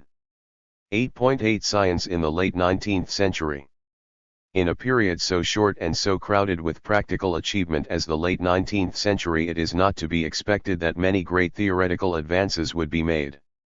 In the physical sciences the period was preeminently one of transition, with the rounding off of the great advances of the early 19th century, and at the same time with the beginnings of investigations of a new kind that were to lead to the explosive advance of the 20th century. In biology, on the other hand, new ground was being broken in the study of microbes and in the approach to a physical-chemical understanding of physiology. The electromagnetic theory of light. The major achievement of the period in physics was the formulation by Maxwell of the electromagnetic theory of light. This brought together in one comprehensive theory the results of 2 generations of experiments. 568. Science in the late 19th century. And theories in different fields of physics, electricity, magnetism, and optics, and gave them a simple mathematical formulation. Though in itself a triumph of mathematical physics, it depended for its verification on the establishment of accurate units for electricity, a task made necessary by the rise of the electrical industry. In turn, Maxwell's equations were to form the theoretical basis of future electrical engineering, an intricate interplay of theory and practice. The electromagnetic theory was a crowning achievement which realized the dream of Faraday that all the forces of nature should be shown to be related, and, together with the laws of thermodynamics, seemed to imply a certain finality in physics, an idea that was to be rudely shattered in the 20th century. It was, however, also to be a beginning, for its central concept, the theoretical necessity for the existence of electromagnetic waves, was to lead to their experimental demonstration by Hertz in 1888, and from this to their practical utilization in wireless telegraphy and all that was to result from it. The periodic table of elements. In chemistry the period included one major generalization, the periodic table of Mendeleev, put forward in 1869, which also appeared at the time to set a limit to the existence of fundamentally different kinds of matter, but which was actually to find its full interpretation in a new concept of matter no longer made of immutable atoms but by relatively impermanent associations of a few fundamental particles themselves liable to change and transformation. Mendeleev was the Copernicus of the atomic system, its Galileo and Newton were still to come. In organic chemistry, once the confusions due to a reluctance to accept the atomic theory had been overcome, there was a magnificent and ordered advance in the interpretation of the structures of natural substances and an even more impressive deliberate synthesis of new ones. By the end of the century, chemical research was fully embedded as an essential part of the new chemical industry, which was now reaching out from its triumphs in synthetic dyes to those of synthetic drugs. The chemists had so multiplied in numbers as to represent well over half of all workers in science research laboratories. This greater utilization of science and scientists called for large extensions in scientific education and in the organization of science. The only organizational innovation was the advent of the industrial research laboratory, which grew up almost imperceptibly from the workshop or private testing place of the inventor turned businessman, such as Siemens or Edison. But university laboratories also grew, from the very fact that the new uses of science meant new jobs and attracted more and more students. Thus, despite all the protestations of disinterestedness, the academic science of the period was ultimately dependent on the success of science in industry. Nevertheless, it was left for the most part to the enjoyment of considerable liberty as long as it respected conventional limits in politics and religion. The dominance of German science. The largest increase was to be found in Germany, which, from the number of its universities, its newly founded Technische Hochschulen, and its innumerable Zeitschriften and Handbücher, tended increasingly to dominate the scientific world towards the end of the century. Britain and France, relying on their own great traditions, resisted this tendency, but the German language became preeminently the international language of science, and German professors set up a kind of scientific empire which covered all northern, central, and eastern Europe and 570° science in the late 19th century. Exerted considerable influence on the science of Russia, the United States, and Japan. The German professor was on the way to becoming the model for the scientists of all the world. Like most of the German intellectuals, he had made his peace with the alliance of military feudalism and big business which ruled that newly industrialized and expanding state.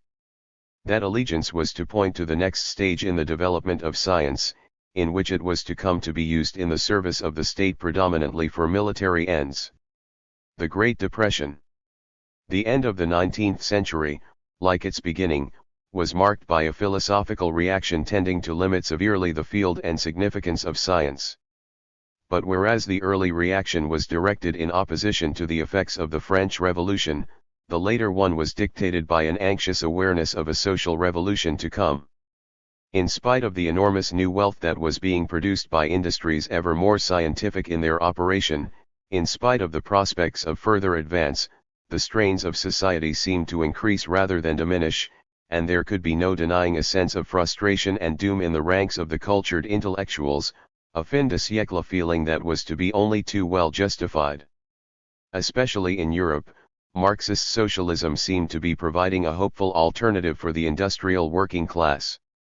It was there, accordingly, that the current of philosophy was most directly affected, but Britain and America, for all their traditional indifference to philosophy, were not immune.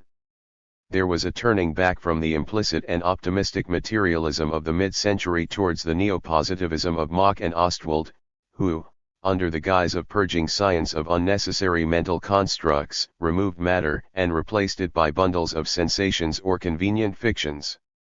This philosophy and others like it, such as the E/in Vital of Bergson and the dot-pragmatism of William James, all tended to take the revolutionary sting out of science, to laugh out of court any idea that it could be used to effect any significant improvement in the lot of man, and to make it acceptable to organized religion and the state.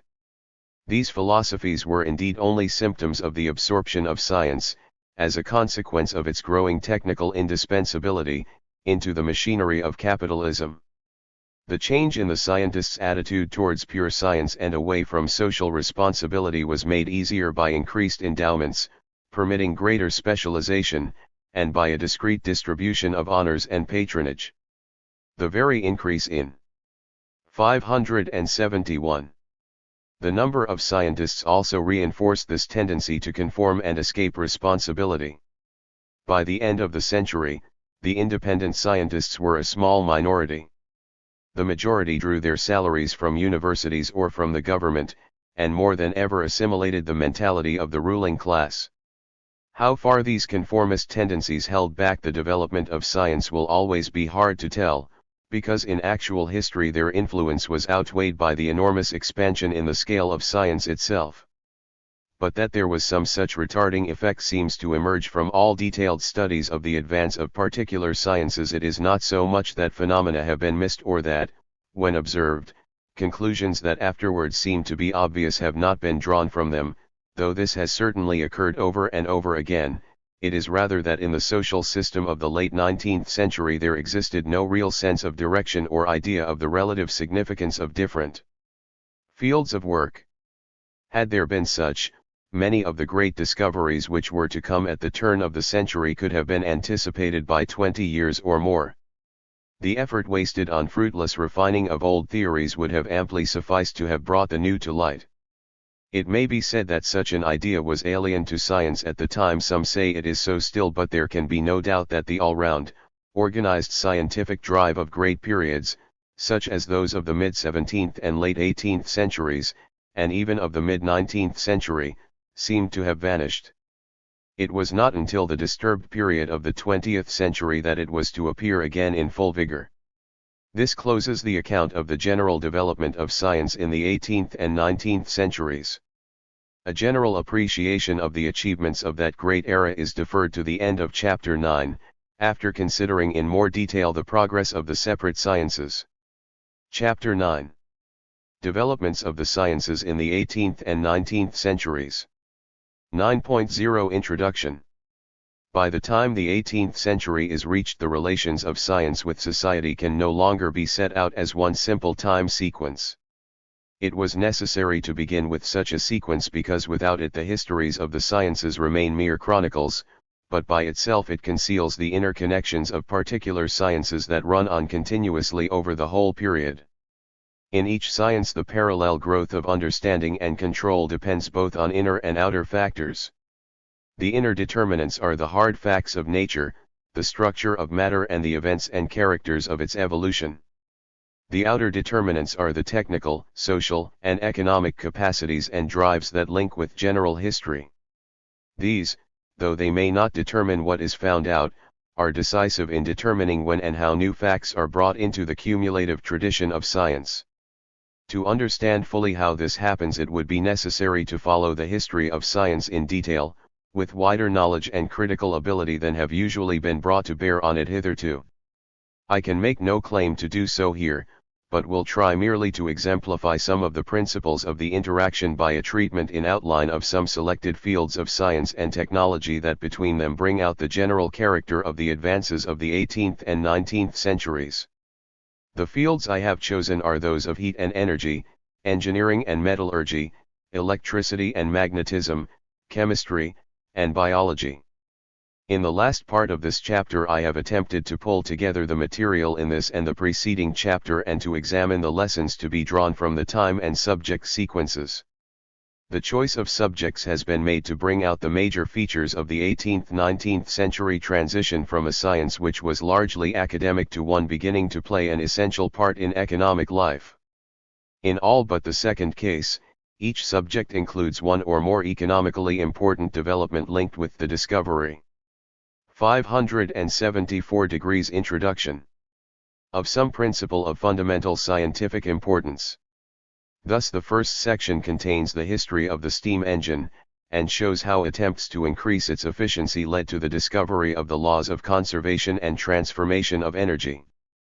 The second section is, in a sense, an appendage of the first, for it was the exacting demands of the construction of steam engines and steam-driven machinery that led to both the precision methods of metal working and the production of improved metal in quantity, leading to the age of steel.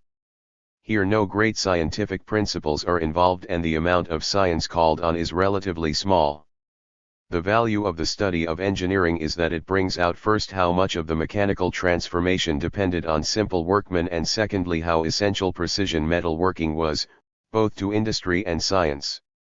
In the story of steel the emphasis is rather on the enormous technical and economic advances that were achieved by the employment of relatively little scientific knowledge. In the third section, on electricity, We have a different case again, the study of the transformation of a subject of purely scientific and even frivolous interest into a major industry. At the same time it should serve to bring out how the applications of the mathematical mechanics evolved in the 17th century to a field of entirely unexpected experience, were in the 19th able to create new generalizations of the greatest theoretical importance. The steps leading to the electromagnetic theory of light are comparable with those leading to Newton's theory of gravitation. It represents in itself the second major unifying hypothesis which gave 19th century science its deceptively final character. The fourth section recounts the central advance of 18th century science which resulted in bringing the field of chemistry, previously shared between blind empiricism and mystical alchemical theory, into the range of rational quantitative science. The pneumatic revolution associated with Priestley and Lavoisier represents the first large-scale extension of science beyond the region cultivated by the Greeks. Its overwhelming importance in human history lies in the fact that it was also the first in which science entered, in a positive and profitable way, into a major productive industry. The subsequent close association of chemistry with the textile industries, with the passage from bleach and dyes to explosives and drugs, is the theme that accompanied and inspired organic chemistry in the 19th century. Finally, from the vast field of biological sciences I have tried to bring out 2 or 3 leading threads which determine directions of advance. Here we have, on the one hand, agricultural and medical preoccupations, YG, which led ultimately to microbiology and to Pasteur's germ theory of disease. On the other hand, there is the passionate controversy on creation that was to lead through geology and natural history to Darwin's establishment of organic evolution. There can be no doubt that of all the great achievements of 19th century science, including the magnificent generalizations of physics, only evolution is comparable in importance to the Copernican Galilean dethronement of the Earth as the center of the universe. Henceforth man himself found his place in nature. Only by recognizing that he was an animal could he learn how different from his ancestors the operations of society and civilization had made him. With the acceptance of evolution, the last link with the Aristotelian world picture was snapped, but the logical implications of a man-made world in the place of a celestial providential mechanism had yet to be drawn, a task that was to prove too difficult in the framework of capitalist society. By focusing attention on the major scientific and technical advances of the period, I inevitably oversimplify the picture and am forced to leave out whole sequences of topics that would be needed for a comprehensive treatment. There is, however, no reason to believe that the story they would tell would be of a different kind. I have said, for instance, little or nothing about the great development of optics that set in at the beginning of the 19th century, involving the discoveries of polarization and diffraction that led to the reappearance of the wave theory of light, nor about spectroscopy and spectral analysis. These developments were to multiply the number of instruments available to other sciences, to transform chemistry and astronomy, and, in the next century, to provide a clue to the structure of the atom. The story of optics abounds in examples of the interplay of scientific and economic factors even in the 19th century, before the days of the cinema and television, but there is no space to tell of them here. The discussions in the sections which follow should, however, show sufficient of the types of interaction to cover those of the fields which are not treated. 9.1 Heat and Energy. The study of heat and its transformations was one of great intellectual, and even greater technical and economic, importance for the development of modern civilization. Originally, it was merely an extension of 576 plus Heat and Energy. Observations of nature, of feelings of warmth and cold, of the operations of cooking, of the changes of the weather. There had been plenty of early speculations about heat. It was clearly connected with both life and fire, as also with violent action. The Ionian philosophers had, following even earlier legends, brought in heat and its opposite cold as the causes of the evolution of the universe: heat expanding and vaporizing, cold congealing and hardening. Aristotle, especially in his Meteorology, fixed the doctrine of the qualities of hot and cold, which, with wet and dry, determined the canonical four elements of fire, water, air, and earth. This doctrine, a fusion of chemistry and physics, was engraved for millennia in human thought, as much in China and India as in Europe. The doctrine of antagonistic elements was particularly important in medicine and seemed to be supported by the experience of chills and fevers. Indeed, it is from medicine that came the first elementary ideas of heat measurement. Heat and cold were supposed each to be ranked in 4 degrees or steps, the first just perceptible, the fourth mortal. The object of heating or cooling medicines of the first, second, or third degree was to correct and temper its opposite, hence the idea of temperature. This philosophical medical doctrine survived and took new life in the Renaissance. Bacon, following Telesus, had even made the antithesis of heat and cold a central feature of his philosophy. From the very earliest times heat was associated with the movement of airs and vapors, and it was largely through its connection with the pneumatic discoveries of the 17th century that it left the orbit of qualitative philosophy to enter that of quantitative science. Galileo had constructed an air expansion thermometer, and such thermometers, together with Torricelli's barometer, were used for observation of the weather. 2. The evolution of the steam engine. The line of advance in the quantitative study of heat was not, however, to lie through such investigations, but along the practical road of the utilization of the power of expansion to make heat do useful work. All through the 17th century the idea of raising water by fire fascinated ingenious projectors. The problem was how to combine two ideas, both old, into a practical engine, first to fill an empty space with water by suction, and then to expel the contents by pressure exerted by expanding air, steam, or gas. Decaus. YG. A designer of the garden waterworks so favored in the 16th century, solved the problem practically even before the vacuum was realized. He lit a fire under an almost empty vessel of water connected by a pipe to a well. When it had boiled away and the vessel was full of steam, he took the fire away and closed the steam vent, and water was sucked up to fill the empty space. Though scarcely practical, this contained the essential principle of a vacuum engine, but until Van Guerich's work its action could not be fully understood. Most of the scientists working on vacua had some idea of a practical engine but lacked the mechanical ability to make one that would work. The man who came nearest to it was Denis Papin, assistant to Huygens and Boyle in succession, who drew up the specifications of such a machine but could not raise the money to make it. He died in poverty in London. We have a pathetic letter from him to the Secretary of the Royal Society in 1708 asking for a sum of £15 for a considerable experiment, with the Society's answer that it could not loan money unless assured of success in advance. 1938. The man who first succeeded in designing and financing a workable fire-driven pump was Captain Savory of the Royal Engineers, who used 2 vessels alternately filled with steam to drive water out and then cooled to draw up more water, a method still in use in the pulsometer pump. Savory was no ordinary projector. He was fully aware, as his patent application entitled The Miner's Friend shows, 1% of the possible importance of the steam engine, especially for draining mines, where there was the greatest need for heavy continuous work.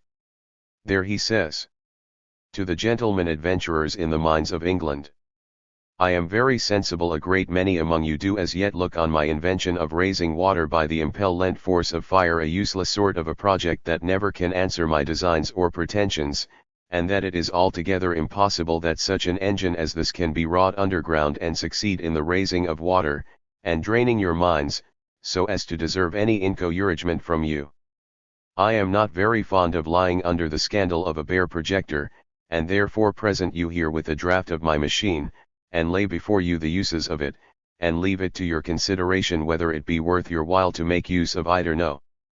For draining of mines and coal pits, the use of the engine will sufficiently recommend itself in raising water so easy and cheap, and I do not doubt but that in a few years it will be a means of making our mining trade, which is no small part of the wealth of this kingdom, double if not treble to what it now is.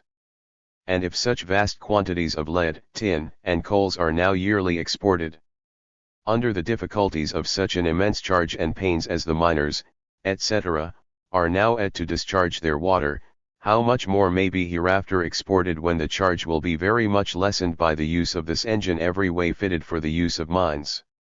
Nevertheless, Savory's engine labored under several practical disadvantages, and its main value was to show that the problem could be solved. A more successful and practical engine was made in 1712 by the ironmonger Thomas Newcomen of Dartmouth, who used a piston which was depressed by condensing steam in a cylinder connected directly to a low-pressure boiler. Newcomen's engine did not, like Savory's, need to be built at the bottom of the mineshaft. It required less attention, and, not depending on high steam pressure, it was much safer. Its introduction marked the first stage in the translation of the scientific principle of atmospheric pressure into a machine that could be built by practical men and would not only work but also pay. The fact that, as far as we know, Newcomen had no scientific training or connections *12-811 JG among the reasons that caused R.S. Michelham in 1824 to repudiate the view that the steam engine was one of the noblest gifts of science to mankind. There is no machine or mechanism, he asserted, in which the little the theorists have done is more useless. It arose, was improved, and perfected by working mechanics and by them only. *84 These two extreme views as to the share of science in the origin of the steam engine are not incompatible. It is doubtful whether the radical idea of vacuum pumping would ever have occurred to a mechanic, at least it did not before it occurred to a scientist. On the other hand, no scientist either had or could command the skill to solve the, no less essential, problems of making a working engine. As the sequel shows, the repeated combination of radical scientific ideas and experienced craftsmanship was needed in the further development of engines. It says much for Newcomen's ingenuity that no radical improvement in his engine was made for nearly 70 years, and that some of the engines themselves ran for more than 100. But it was limited in its use. Its action was too irregular for anything but pumping and blowing, and it consumed enormous quantities of coal. Its further development had to call on an injection of new ideas from the side of science, in particular from the creation of a quantitative science of heat. Specific heat and latent heat, Joseph Black. Heat began to become a quantitative science with the gradual expansion and increase in scale of the industrial operations which made the largest use of it. It grew out of the scientific appreciation of the experience of the distillers and salt makers, who were accustomed to boiling and condensing liquids on a large scale, and then out of that of the makers and users, of the early steam engines. Dr. Black, whose contribution to chemistry was to set off the pneumatic revolution, was also the originator of the new view of heat. His approach was in the first place a medical-physical one. He was concerned with elucidating the nature of the element fire or heat that could pass through vessels and affect their contents. He found that different substances were heated to different degrees by the same amount of what he called the matter of heat. This he discovered by the method of mixtures, which had first been used by Jean Morin *registered. Still working on the Arabic idea of 4 degrees of heat balancing 4 degrees of cold and carried it to the point of establishing the heat 5 St. capacity or specific heat of different substances. It was at this point that he reflected on the fact that snow and ice took time to melt, that is, absorbed heat without getting hotter, and that the heat must be hidden or latent in melted water. He next measured the large latent heat of steam, which is reflected in the fact, long known in the distillery trade, that it requires a very much greater amount of heat to boil water away than to raise water to the boil. Further, the heat absorbed in boiling was recovered when the steam condensed again in the worm of the still, where the application of much cold water was needed to get rid of it. James Watt, the separate condenser. The first practical application of the discovery of latent heat was to be made by a young Glasgow instrument maker, James Watt, degree who was charged with repairing a model Newcomen engine for the university. He found that the trouble was due to the steam lost at each stroke by condensing in the cold cylinder. Black gave him the explanation in terms of his newly discovered latent heat, and not long after Watt hit upon the idea of condensing the steam separately. This invention of the separate condenser in 1765 was crucial for the development of the steam engine, as it made it immensely more efficient. The condenser was only the starting point of what's improvements degree *** registered. Matthew Boulton, the Soho Engine Works. Before a saleable engine could be made, what had, after a relative failure in Roebuck's Carron Works, to go into partnership with the great Matthew Boulton, the Birmingham manufacturer, and make use of the resources of the growing metal industry of the Black Country before the steam engine could be turned from an idea into a reality, for, as Watt himself admitted with unconscious irony, the Scots were naturally incapable of becoming engineers. Particularly valuable were the services of John Wilkinson's cannon boring machinery for providing true cylinders. By introducing the combination of flywheel, throttle, and centrifugal governor, Watt made an engine capable of driving machinery at steady speed even against very variable loads. This device in itself is the first example of feedback or cybernetic control in industry. Appearing at the very outset of the Great Industrial Revolution, it was a portent of the automatism characteristic of the Second Industrial Revolution of the 20th century * until Watt's time steam engines were only exceptionally used for mines well away from the coal fields. The new Coleman engine, even when improved by Smeaton, was a paying proposition only in pumping coal mines, where coal was naturally extremely cheap. But with the more efficient and steady Watt engine, the products of the whole field of heavy metal mining in Cornwall and, later, the power for the industrial textile mills, which were spreading all over the country, became easily available and cheap. After a great struggle, for there were many economic and technical difficulties to overcome, the steam engine won its way into every mining and manufacturing district of Britain. Nor did it stop there, for Boulton believed in manufacturing for the whole world. Steam engines were set up in France, in Russia, and in Germany, most often by engineers from Britain. The locomotive and the marine engine. The subsequent development of the steam engine was conditioned by the technical and economic requirements it was called on to meet. Watt's engine was satisfactory enough for most mine and factory purposes, but it was expensive, heavy for the power developed, and still used too much coal. Where lightness and high power were needed was for a locomotive engine. Here the answer lay, as Trevithick had shown as far. 584, heat and energy. Back as 1801, in a high-pressure engine, dispensing with the condenser altogether and blowing the exhaust steam into the air ***, the locomotive got off to a fumbling start. It grew up in its natural home in the coal fields on the railway, between pit and loading staith.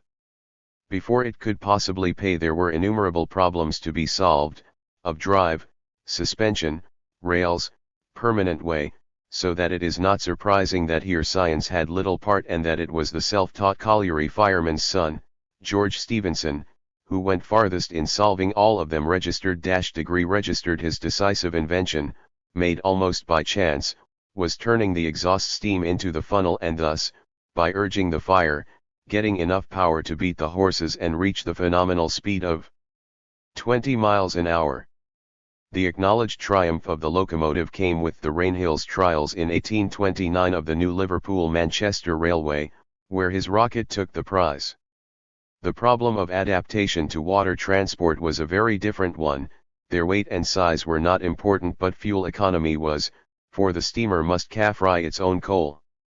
Indeed, this limitation was to confine steamboats to river and coastal trace for most of the 19th century. The solution was found in the use of multiple expansion introduced by Hornblower in 1781, but only slowly developed. No radical change, except the substitution of the screw for the paddle, was made until 1884, when Parsons' turbine revolutionized power production. Interaction of economics and technique. In the Industrial Revolution. The history of the steam engine shows how the necessary conditions for the Industrial Revolution were both economic and technical. Economic, in the sense that the textile industry grew up to provide the consumer goods for sale in an expanding market. Technical, in the sense that the new engines were the only means of providing the coal and motive power, and ultimately the transport, without which the expansion of the textile industry would have been impossible. For the most part the steam engine was improved by practical engineers without any notable contribution from science. Its working did, however, attract the attention of many scientists who wished to understand it or even hoped to improve it. This study resulted in a much deeper appreciation of the laws governing the behavior of gases and vapors needed for drawing up steam tables and was to lead to the new general conception in physics equating mechanical force and heat in theory, as the steam engine already had in practice, in the common term of energy. The establishment of caloric. Paradoxically, it was in France, where the steam engine was a foreign importation, rather than in Britain, where it originated, that its operation as a means of transforming heat into work was first given serious scientific study. The primary difficulty lay in the traditional ideas that existed as to what heat meant. As we have seen, heat was confused with fire, even the vitally important animal heat was attributed to an invisible fire. T182 In the 18th century it was thought of as a material substance, Black's matter of heat, later to be christened caloric by Lavoisier. Though attempts to weigh it failed, this only showed it was an imponderable fluid like electricity or light-registered colon. Lavoisier showed that this concept fitted very well with his idea of the generation of heat by chemical combination, particularly of combination with oxygen in a fire or in an animal body. Nevertheless, an entirely different tradition, that heat was a form of motion and not a substance at all, also existed and was of even greater antiquity. Centuries of experience with the fire drill and the forge had shown that force could be turned into heat. The steam engine now. 586, Heat and energy. Demonstrated that heat could be turned into force. But it also needed the steam engine, the engine for raising water by means of fire, to bring out the quantitative relations between heat and work. The early Newcomen steam engine almost failed because the amount of work done by it hardly paid for the coals used, which were very expensive away from mines or tidewater. A horse could do it cheaper. Watt himself, in order to assess what he was to charge for the use of his engines, had measured the work a horse could do in foot-pounds per minute and had expressed the power of the engines in his new universal horsepower. The ingenious method by which the firm of Boulton and Watt managed to sell their engines was to offer to install and service them free of cost, and to charge a royalty of 1/3 the saving of cost of either fuel or fodder over a Newcomen engine or horse gin. The converse action of turning horsepower into heat was first demonstrated by Count Rumford in Munich in 1798. Always interested in heat, particularly in relation to its economical use, he had first noticed and then measured the heat given off in boring cannon. By showing that an indefinite amount of heat could be produced from a limited amount of matter he had effectively disproved the material theory of heat, but this was not enough to establish the alternative theory. Carnot, the reversible heat engine. The transformation of heat in the boiler of an engine to power in the flywheel, though amply made use of, could not for a long time be brought into the orbit of exact science. **** Each engine had its own conversion factor of coal burnt into work done, and this factor seemed to decrease as engines improved. No limit to efficiency seemed to be in sight, yet such a limit must exist or perpetual motion would be possible. It was such considerations that led Sidi Carnot, one of the great unrecognized geniuses of the 19th century, to his reflections sur la puissance motrice du feu. Sidi Carnot was the son of Lazare Carnot, the organizer of victory of the French Revolution. He was trained as an engineer at the New École Polytechnique, and was one of the first to apply mathematical physical principles to the operation of the new machinery. Carnot conceived the steam engine as a kind of mill in which caloric at a high temperature flowed through the engine and left it in the condenser at a low temperature. Provided none was lost in the process, the maximum possible work would be done. The test for this was the reversibility of the engine, which, acting as what we now call a heat pump, could use the same energy in reverse to raise the same amount of caloric. 587. From the low to the high temperature. He showed that even under this optimal condition of reversibility only a fraction of the heat put in could be changed into useful work. In other words, work could be done only by the transfer of heat between different temperatures, equivalent to what was later called the second law of thermodynamics. Carnot had gone further than this and had seen that some of the heat was actually transformed into work in the engine, and even found out how much. Before he could publish this knowledge, however, he died of cholera, and his great discovery of the mechanical equivalent of heat remained buried in his notebooks for 50 years. Meanwhile, his published work was also nearly forgotten till rescued by Clapeyron in 1832. Later, however, it was to form the fundamental basis of the new science of thermodynamics. The full elucidation of the relations between heat and work had yet to wait nearly another quarter of a century registered. By that time it was long overdue. The conservation of energy, Meyer, Joule, Helmholtz. The first to estimate the mechanical equivalent of heat was Robert Meyer, a ship's doctor, in 1842. Soon afterwards it was also proposed by Joule, a scientific amateur and the son of a wealthy brewer, and by von Helmholtz, a physiologist and physicist, and substantially the same idea, though not so clearly expressed, seems to have occurred independently to at least 5 other physicists or engineers. The approaches of the 3 principal discoverers were characteristically different. Meyer was led to the conception by general philosophical considerations of a cosmical kind. He was struck by the analogy between the vis viva gained by bodies falling under gravity and the heat given off by compressed gases. Joule was led to the idea first by experiments aimed at finding out how far the new electric motor could become a practical source of power. In showing that it could not, because all the power came from the burning up of the very expensive zinc in the battery that drove it, he was led to consider the quantitative equivalence of work and heat. This he communicated to the British Association at Cork in 1843, but received scant attention. The Royal Society refused to publish his paper in full, and Joule had to batter his way to recognition by ever more accurate experiments. Helmholtz in 1847, by an attempt to generalize the Newtonian conception of motion to that of a large number of bodies acting under mutual attraction, showed that the sum of force and tension, what we would now call kinetic and potential energy, remain the same. This is the principle of the conservation of energy in its most formal sense, but it was important in that it reconciled the new doctrines of heat with the older ones of mechanics, a process that was to be largely completed by William Thomson, later Lord Kelvin, a friend of both Joule and Helmholtz.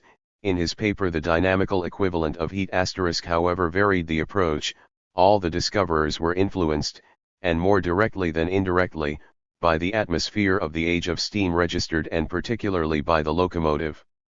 As Meyer remarked, it is in the locomotive that heat is distilled out of the boiler, turned into mechanical work in the moving wheels, and condensed again to heat in the axles, tires, and rails.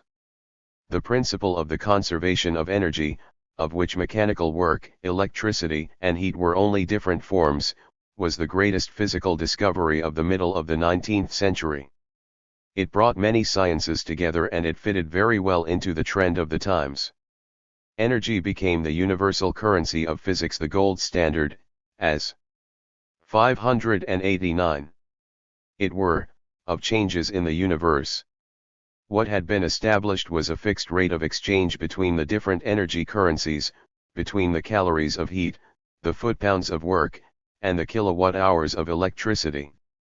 The whole of human activity, industry, transport, lighting, ultimately food, and life itself was seen to depend on this one common term, energy. The availability of energy. In the latter part of the century, however, the doctrine of energy, which had seemed so optimistic, was seriously modified by the realization that the second law of thermodynamics showed that it was not so much the quantity of energy in the universe but its availability that mattered, and that this was always decreasing.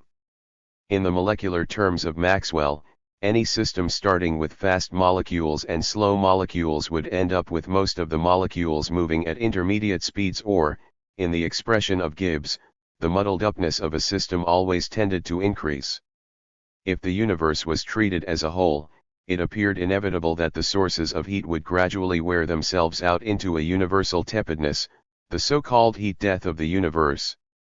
Kelvin, the great propagator of this idea, seemed almost to rejoice in this prospect of a universal mediocrity.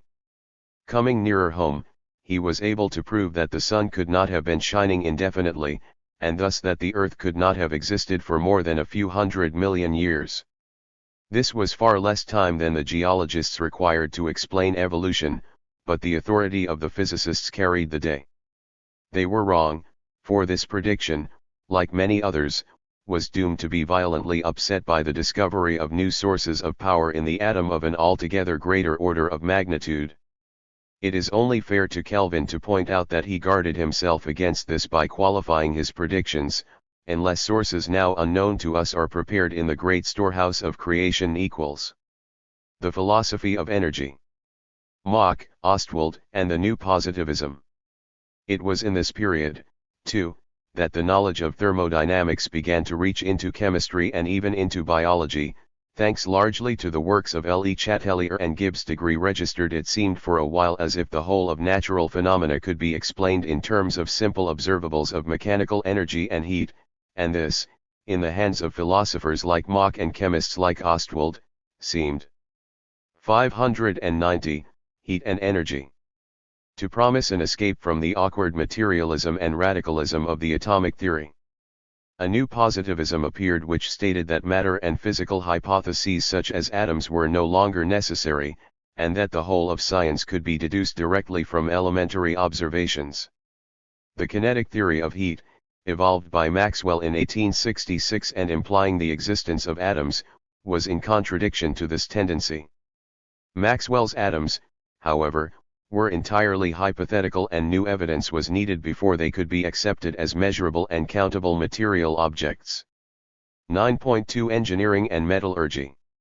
One dominant feature of the 18th and 19th centuries was the triumph of the machine. Here, however, the part of science is still a relatively minor one. For both in engineering and metallurgy the technical element, based on the tradition of handwork, and the economic element, based on profitability, were predominant. Nevertheless, the scientific element was always active and grew steadily in importance, preparing the way for the lead it was to take in the 20th century. The history of engineering in its great creative phase of the 18th and 19th centuries marks a continuous interplay between the growing requirements of commerce and industry, and the new means of operation: machinery, engines, materials, which created new possibilities of profitable use. It was the need for more yarn and more cloth that led to the first introduction of textile machinery, the need for more coal, to the first steam engines, the need for cheap transport of ever more abundant goods led to improvement in ports, canals, roads, bridges, and to the radical innovation of railways. However, no sooner was some new mechanism or material developed to meet these needs than new ventures and extensions to other hitherto impossible or unthought of uses became possible. Thus the steam engine, first developed for pumping, was adapted next to blowing furnaces and hammering iron, and then to supplant the water wheel in driving machinery. Later still, mounted on a boat or a wagon, it became automotive and gave birth to the steamship and railway. In a similar way, cheap iron and cheap steel, called into being by specific needs of machine construction, provoked a revolution in the construction of further machines, vehicles, ships, and buildings. The engineers. At every stage in the development of machinery and metals, the handicraftsmen were busy trying out new devices and absorbing as much science as they could turn to use, and the scientists were perforce learning the trades so that they could understand the principles underlying them. The process is one we can study through the medium of the biographies of the engineers of the great period from 1750 to 1850, and here we are fortunately well supplied through the work of the great historian of industrial Britain, Samuel Smiles, 1 degree, and also that of a new generation of more scholarly historians such as Dickinson degree and other members of the Newcomen Society. In Britain, for long the center of the Industrial Revolution, the engineers for the most part began as simple workmen, skillful and ambitious but usually illiterate or self-taught. They were either millwrights like Bernal, mechanics like Murdoch and George Stephenson, or smiths like Newcomen and Maudslay. Hardly separable from them, except for their closer connection with science, were instrument makers like Smeaton and Watt, artists like Nasmyth, or mining engineers like Trevithick. In France, where the 592 engineering and metallurgy workshop played a smaller part and the state and the military schools a larger one, the school-trained engineers predominated, men like Jars, Monge, Poncelet, Fornaren, Sidi Carnot, and Marc Bernal, a gift of French engineering to Britain.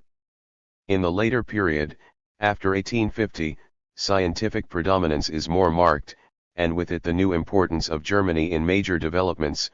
Britain has only Parsons to balance against Germany's Siemens family, Otto, and Diesel. The major trends of the whole period of the Industrial Revolution were in the invention of ever more ingenious mechanisms and in the steadily improved performance of machines and structures. Except where new physical principles were involved for the first time, as in new heat engines and electrical machines, neither made much demand on science. The design of mechanisms, mostly in imitation of a human workman's activities, involved a practical kind of mechanical mathematics too complicated to be learned at school, and stemming rather from the traditional ingenuities of the clockmaker and locksmith. To be successful, however, this had to be matched with a shrewd appreciation of the needs of the industry of the time and a knowledge of where labor saving was likely to be possible and profitable. As these kinds of judgment rarely ran together, the exploiter of inventions like Arkwright, the great promoter of the Industrial Revolution in the cotton trade, usually tended to supplant the mere inventor, who was as likely as not to be ruined, but the machines got built. From 1750 onwards the combination of inventor-exploiter was invincible. Ingenious mechanical substitutes for human hands spread from the textile industries to hundreds of others, both in the manufacture of consumption goods and in the metal and machine industry itself. They even invaded the oldest traditional occupations of agriculture and food processing, especially in America, where, despite slavery, good land was more abundant than were people to work it. Varied as they were and great as was their effect on the growth of civilization, the mechanisms of the 18th and 19th centuries were combinations of old principles, rather than applications of new as were to be those of the 20th, and consequently they neither owed much, nor gave much, to science. Efficiency and utility. The turbine and the internal combustion engine. The improvement of the performance of machinery and engines, almost exclusively steam engines, was to be the task of successive generations of engineers. Through most of the period it was largely a question of adapting the engine to its various uses, and steadily increasing its power. Yield per unit of weight of fuel or prime cost, by detailed improvements and better design. In the latter part of the 19th century Carnot's ideas, and the thermodynamics built on them, gradually permeated the engineering world, but these ideas were more effective in the revolutionary sense of leading to the turbine, the internal combustion engine, and the refrigerator rather than in improving the old reciprocating engine. The new developments were to split the world of power generation into two more manageable and adaptable halves. The internal combustion engine was to lead to the light power unit, to the motor vehicle, and later to the aeroplane, the steam turbine to giant ship propulsion and to the generation of distributable electrical energy. Though products of the 19th century, they were to find their field of effectiveness only in the 20th. Engineering construction, the machine tool. The opportunities for profit arising from the use of machinery called into being the machine building industry, and this in turn was to create a 594, engineering and metallurgy. Revolution in handicraft, taking the mechanical process one stage further and using machines to make machines. Of these the first and more important were Maudsley's slide rest and screw cutting lathes. Degree 1. The debt of this revolution to science was small, and limited to the control of eye and fit judgments by a more rigorous application of geometry, such as Maudsley's plane and micrometer and Whitworth's standard screws. Here the old tradition of the millwright and clockmaker blended continuously into that of the new mechanical engineer. The condition that made this possible was the availability of metals, first iron and then steel, capable of taking the new precise shapes, and that of the mechanical power to work them. Only towards the middle of the 19th century did the tasks of engineering begin to get beyond the scale of resources of the ancients. Nasmith's steam hammer broke once and for all the traditions of Vulcan's forge, and the building of machines became a machine-sized and no longer a man-sized job. Degree though the actual production of precisely finished metal parts owed little to science, depending as it did on the smooth performance of machines, it was to be the way in which mechanical engineering could itself become scientific. The most elaborate mathematical applications of Newtonian mechanics in the 18th century were of little use to practical engineers, because machinery could not be made accurately enough except by the highest craftsmanship and for quite exceptional machines like clocks.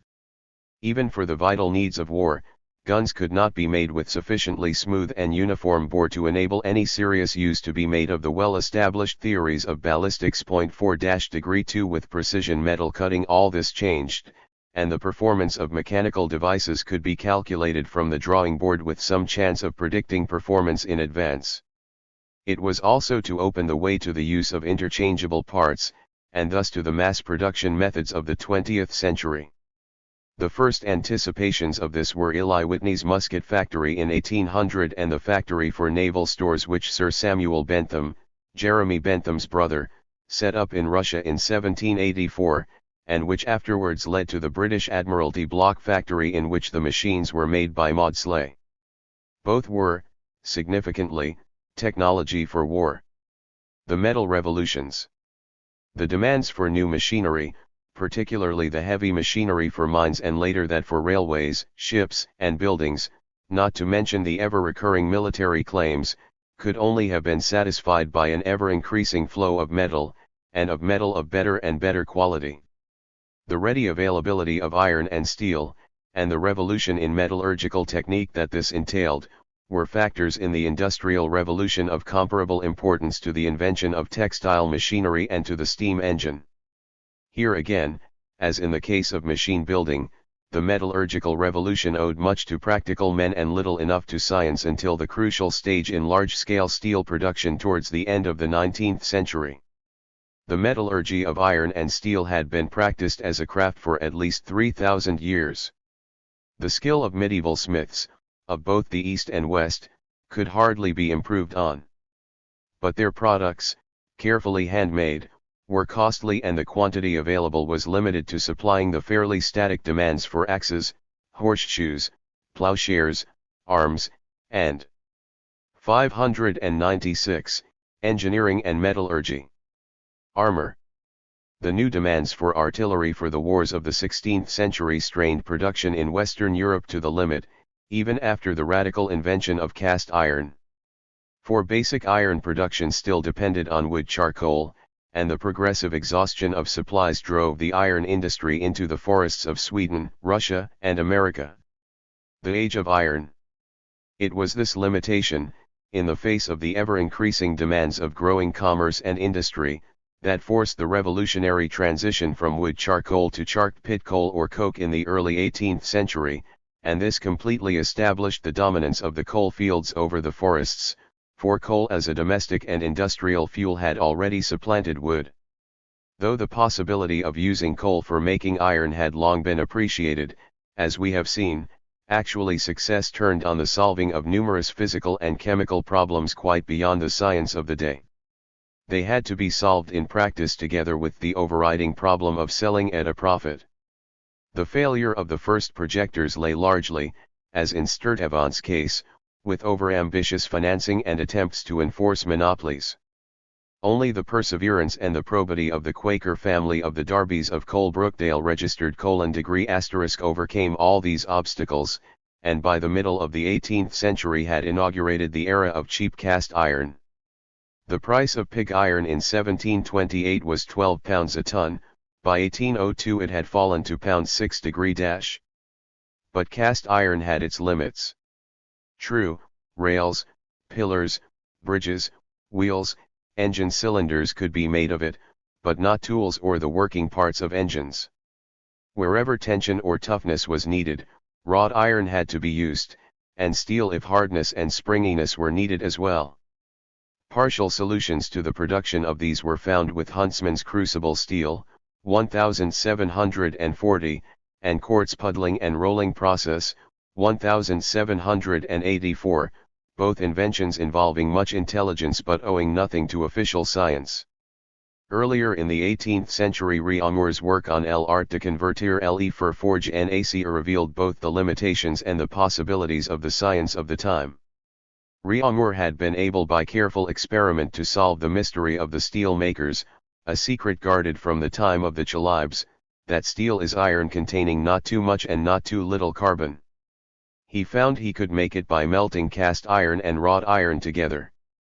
He published his results, and in doing so penned one of the noblest defenses of freedom of scientific publication, but no one took any advantage of them. Either the iron masters could not read or they found Réaumur's recipes impracticable. 597. Throughout the late 18th and early 19th centuries the production of iron went on at full blast, with that of steel lagging far behind. Improvements were all in the direction of speeding up the process by the use of a compressed and then a hot blast introduced by Nielsen, a gas works chemist registered. For they involved little more than the use of the new mechanical powers to transform an age-old process. The Age of Steel. Bessemer, Siemens, Gilchrist Thomas. The decisive break came with the radical innovations of Bessemer in discovering a way of making cast steel on a large scale. In his converter, air, blown through melted pig iron, burns away the carbon, producing enough heat to keep the resulting steel melted. This may be called a semi-scientific result, for though it lacked a theoretical foundation it was. 598. Engineering and metallurgy.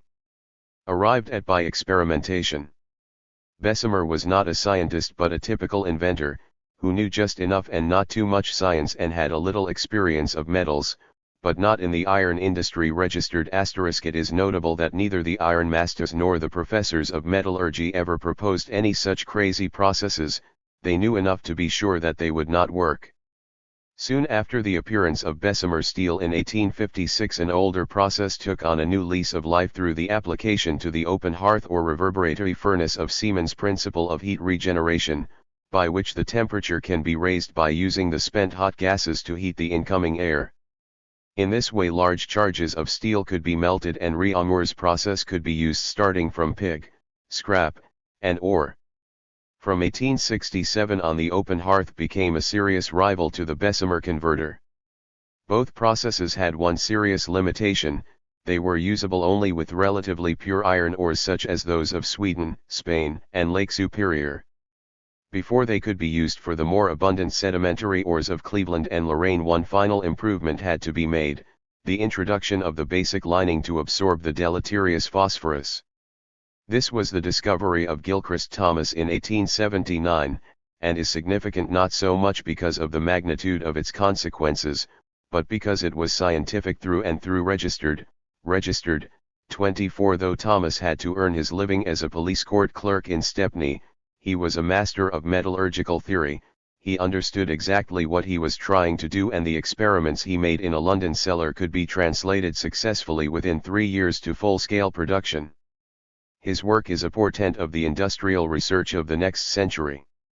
These three processes together inaugurated the Age of Steel, first rapidly completing the displacement of wood as a structural material in engineering, and then that of cast iron for rails, ships, and guns. Cheap steel was the basis on which the imperialism of the late 19th century was to be built, with its emphasis on ocean commerce, the exploitation of tropical colonies with railway and port developments, and its ever more costly preparations for naval and land warfare. 599. 9.3 Electricity and magnetism. The first new science to arise after the end of the Newtonian period was electricity, in part because it was almost the only aspect of physical science to which Newton himself had not devoted his attention, and accordingly where his great prestige did not frighten off lesser investigators. Electricity had had a long and legendary past. From the earliest times we know of, men had treasured amber and probably noticed its power, when rubbed, of attracting small bodies.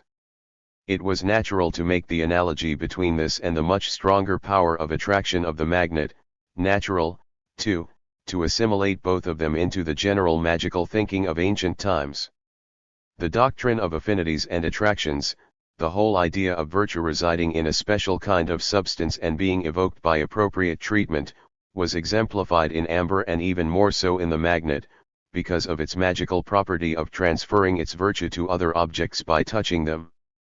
The science of magnetism, however, only began when this virtue could be used to good purpose, as in the mariner's compass. We have already discussed some of the steps by which the study of the compass led through Peter the Pilgrim and Robert Norman to Gilbert and the beginning of the scientific study of magnetism. Gilbert's de magnet was not only concerned with magnets, it included a generalization of the attractive principle to cover that of amber and the invention of the first electrical instrument, the balanced pointer or versarium, the later descendants of which, electroscopes and galvanometers, were to give so many pointer readings to science. Early electricity, effects of friction. Although, as we have seen, Gilbert's magnetism was to be an inspiration to the formation of a theory of gravitation, his electrical experiments were hardly developed beyond the point at which he left them throughout the whole of the great experimental period of the 17th century. In its early stages it did not seem to promise any profitable application. It was a philosophic toy and as such lay a little outside the interests of the time, which were turned so largely to mechanics and the vacuum. Nevertheless, some experiments were made in connection with the vacuum which provided the link with the great developments that were to come later. Von Guericke, the inventor of the vacuum pump, in about 1665, developed the rotating globe or sphere from which, by friction, he 600 degrees electricity and magnetism drew sparks. This was to be the type of the electrical machines of the next 100 years, but for him it was a model to illustrate his cosmological theories. Picard noticed in 1675 that a barometer shaken in the dark gave a green light, the mercurial phosphorus. This roused the interest of Hauksbee, Newton's assistant, at the beginning of the 18th century. He showed that friction at the same time as generating electricity could produce luminous effects in a vacuum, the forerunner of all our fluorescent lighting, but he made no advance in understanding how they occurred. Gray, conductors and non-conductors. Another follower of Newton, Stephen Gray *degree pursued similar experiments which led him in 1729 to an illuminating discovery of the transmission of electricity. Almost by accident to start with, but then logically step by step, he was led to the idea that electricity, produced by rubbing a glass tube, could be communicative over large distances. His first observation was that the corks he had put in the ends of his tube attracted small pieces of paper or metal. Next he thought of sticks at the end of the corks, then knobs at the end of the sticks, then balls attached to strings, all of which attracted just as well. Finally he led the electricity out of his room by packed thread on silk loops right round the garden and produced what was effectively the first electric telegraph. The fundamental discovery he had made was that electricity was something that could flow from one place to another without any appearance of movement of matter, that it was weightless, an imponderable fluid. Electricity could be held in the bodies like glass or silk in which it was generated.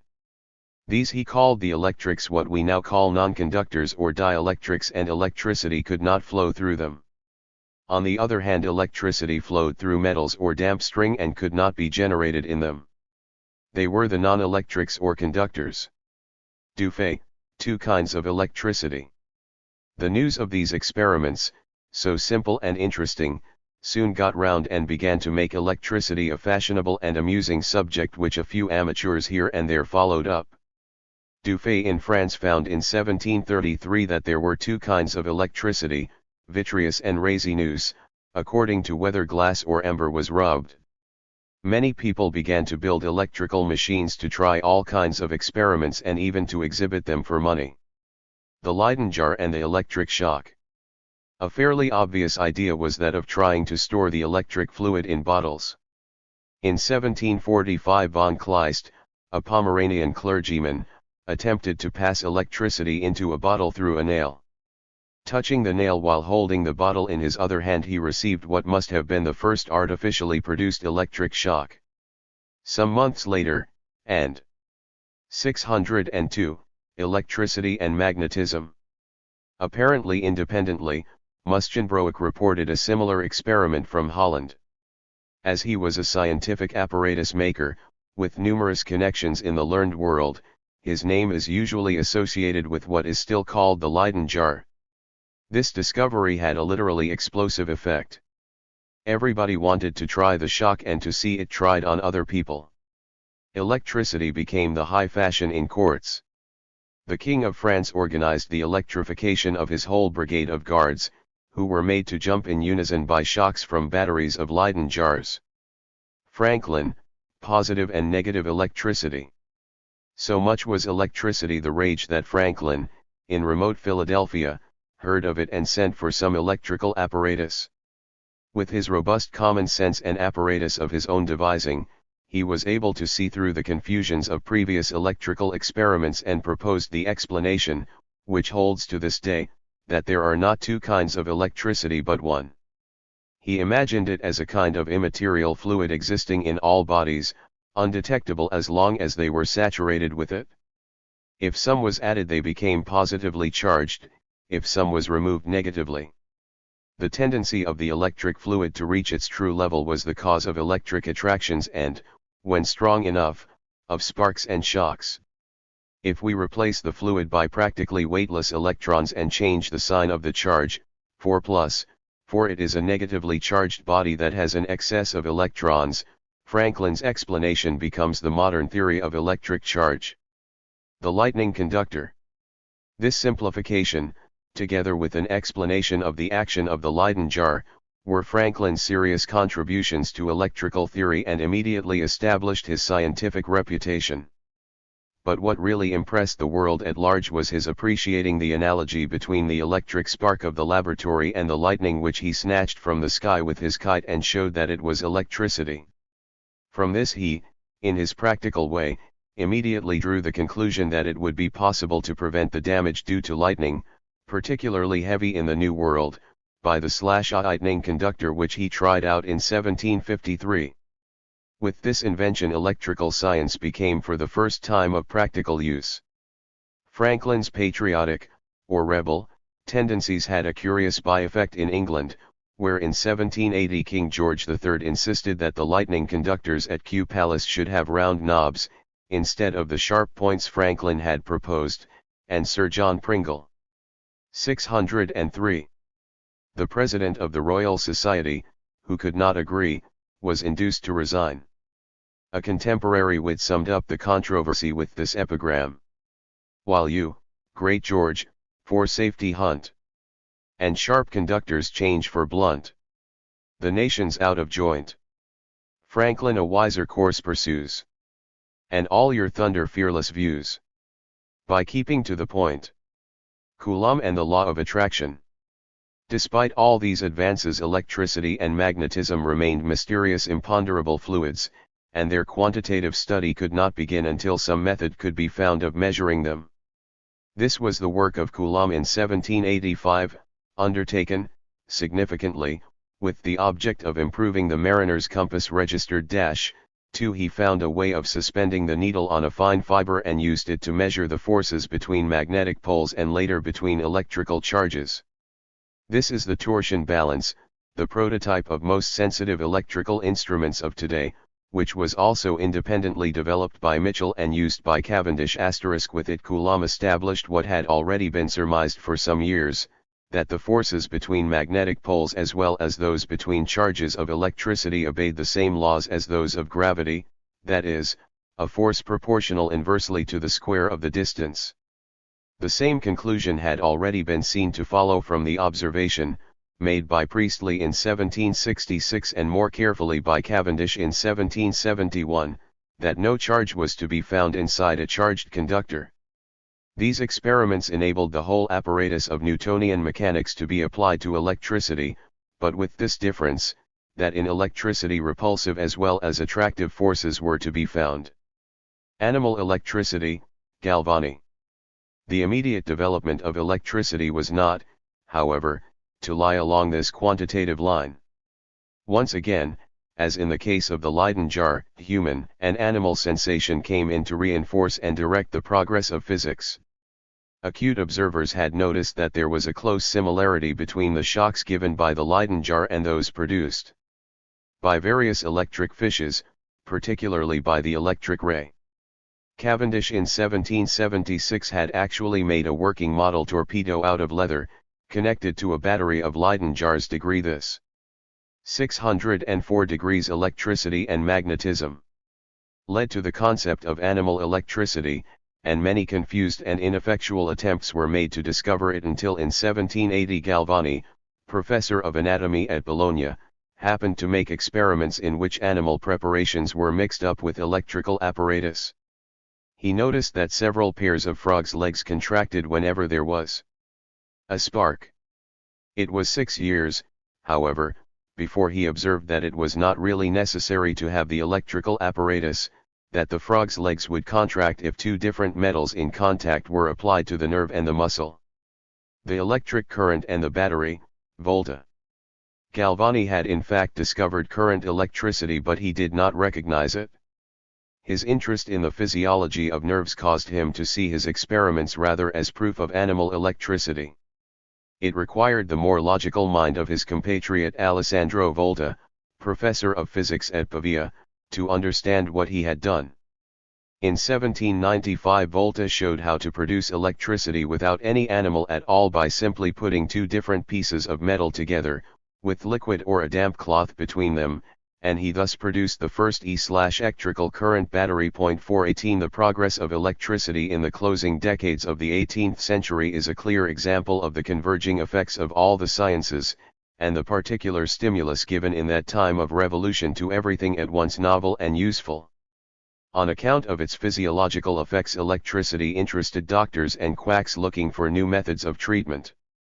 Among them was Dr. John Graham, whose Temple of Health was presided over by Miss Emma Lyons, afterwards Lady Hamilton.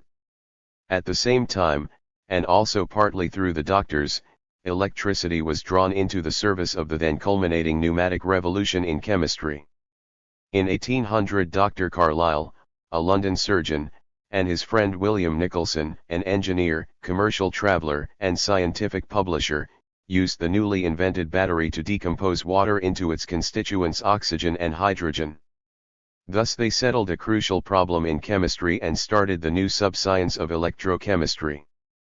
Galvanic batteries soon were as much a necessity for a well-equipped laboratory as batteries of Leyden jars had been 50 years before. But at first they were even more expensive, and only the wealthiest could build large ones. Thus it fell to Davy in 1802 to produce the new metals, sodium and potassium, by the use of the world's largest battery at the Royal Institution.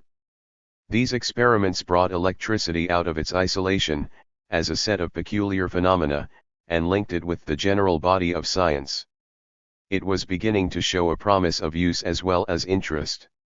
The promise could not, however, be fulfilled for some decades, until a connection had been found between electricity and magnetism.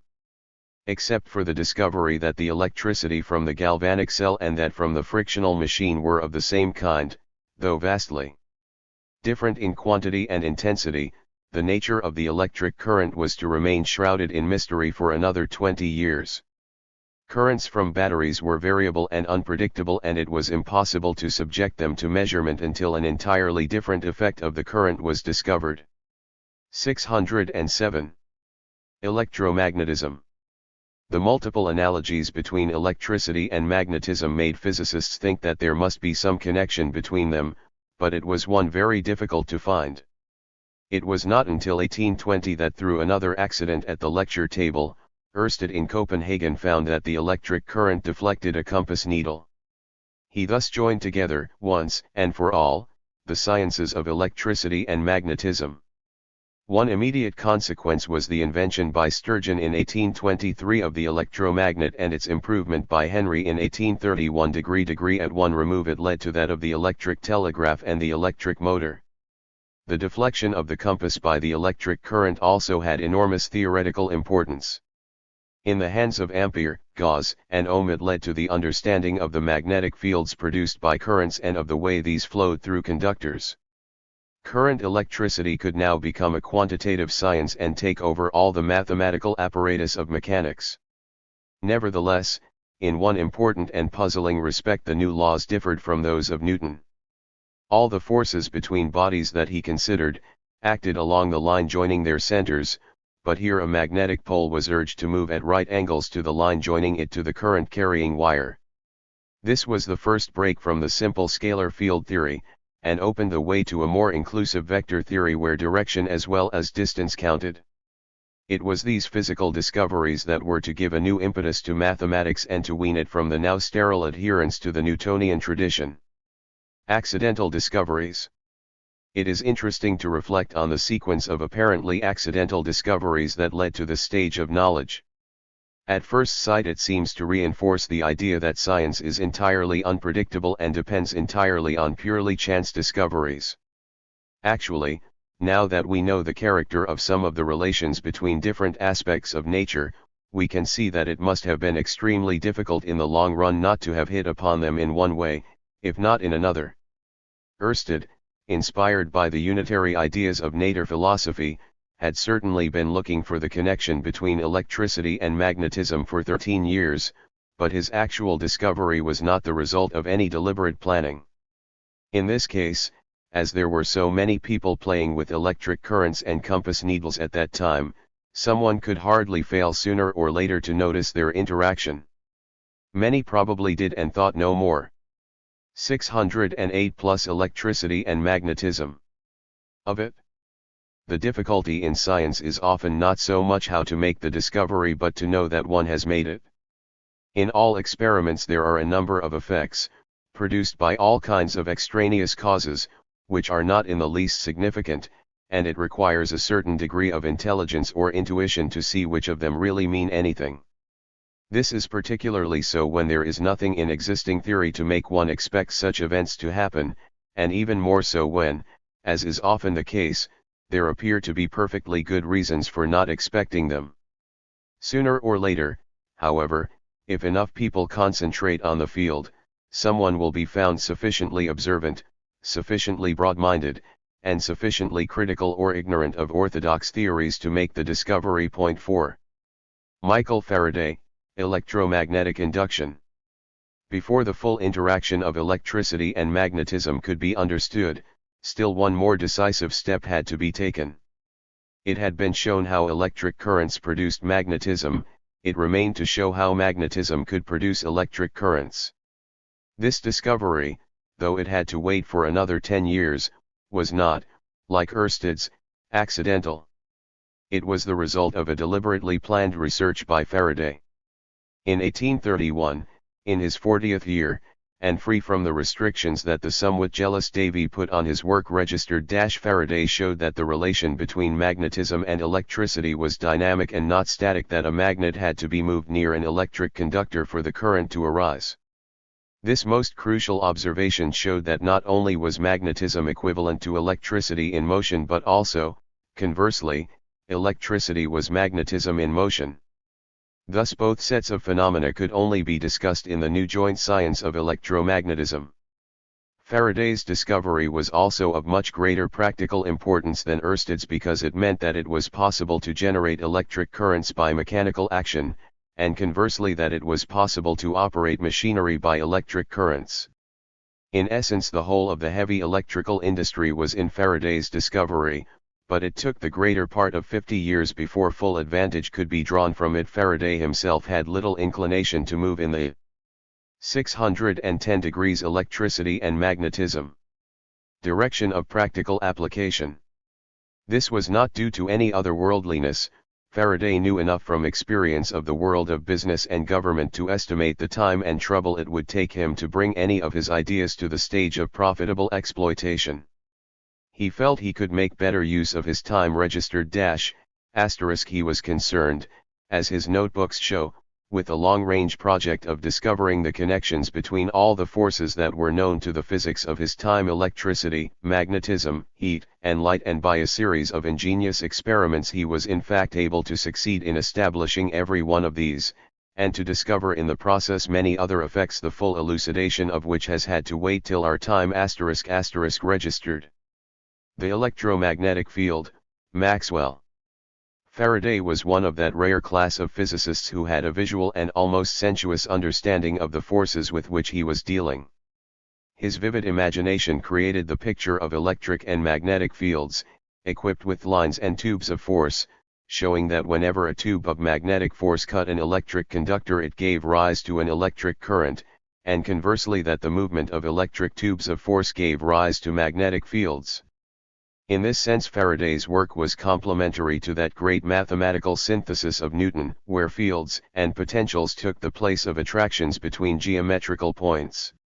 The formal translation of Faraday's qualitative intuitions into precise and quantitative mathematical equations was the work of Clerk Maxwell, who summarized in concise form the whole of electromagnetic theory apart from the apparently wayward effects of electricity on matter such as occurred in electrical discharges and were to lead to the discovery of the electron. Electromagnetic waves? But Maxwell's equations did more. From their form it was possible to see that they could be fitted to expressions for waves of electromagnetic disturbance which would travel with a speed suggestively near to that of light. The 19th century had already witnessed a great reversal in ideas on the nature of light. Newton had determined to his own satisfaction, and for 100 years no one had dared to question his authority, that light consisted of fiery particles traveling at great speed. In 1801 the physician Thomas Young in England, and the physicist Fresnel in France, had been forced, by a consideration of the interference and polarization of light, to go back to Huygens' view that it consisted of waves.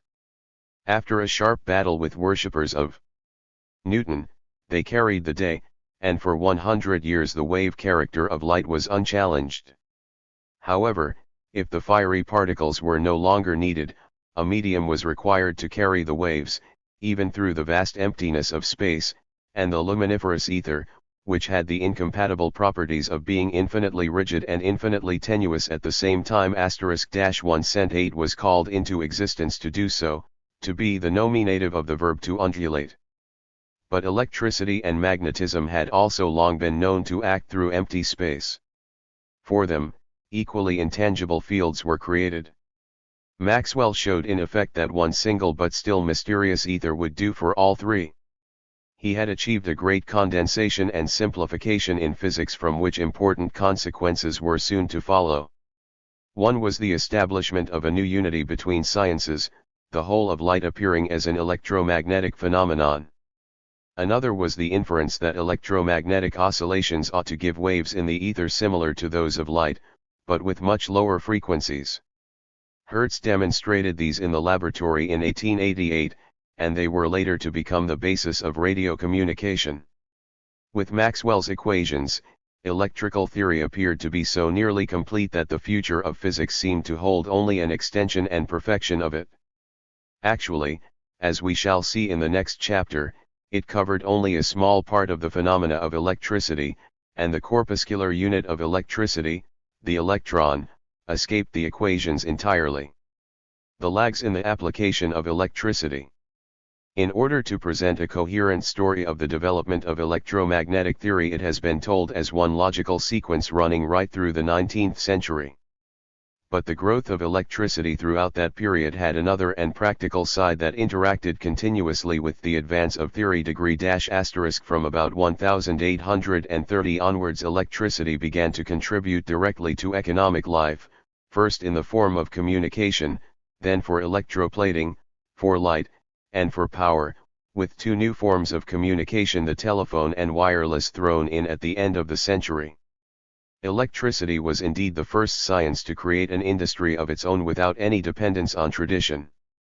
The process was nevertheless a slow one, for in spite of the legend of the alert entrepreneur capitalist seizing on new ideas and marketing them ahead of his competitors, there were in fact enormous practical difficulties in introducing anything that required development before it would pay. Both academic scientists and independent inventors were in constant straits to finance these developments. The only way it could 613 be done was to produce anything that would sell quickly, and to finance each new development from the profits of the last. Very few people managed to surmount all the hurdles of an important application. Most were broken or discouraged, and there were innumerable false starts. In the process of converting the discoveries of the laboratory into the products of a profitable industry, four main stages can be discerned, each concerned with a different practical utilization of the new electrical principles. They were the telegraph, electroplating, arc lighting, and finally the filament lamp. Of these, the first, as it demanded little current, led mainly to the improvement of batteries and receiving instruments, and thus largely to the development of electrical theory. Electroplating, on the other hand, called for heavy currents and put a premium on the use of some forms of mechanically generated electricity.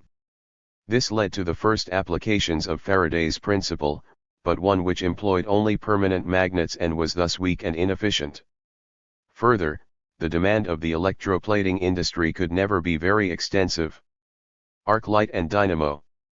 A far greater field was furnished by arc lighting, and the need for efficient generators was established. It was the discovery by Wilde and Sir William Siemens, in 1867, that the current from one machine could be used to excite the field electromagnet of another that led to the first dynamo, the energy symbol of a new age.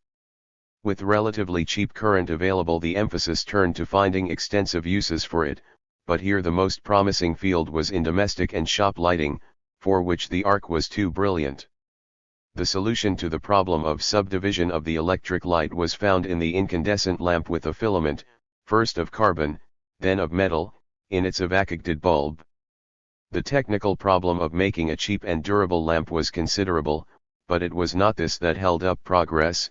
Incandescent lamps of sorts had been made in Russia by Lodigian in 1872 and by Swan in England a little later. For commercial production, the lamps required a greatly improved vacuum pumping system, but, given the incentive, that could have been achieved at any time in the century. The real difficulty was on the distribution and sales side.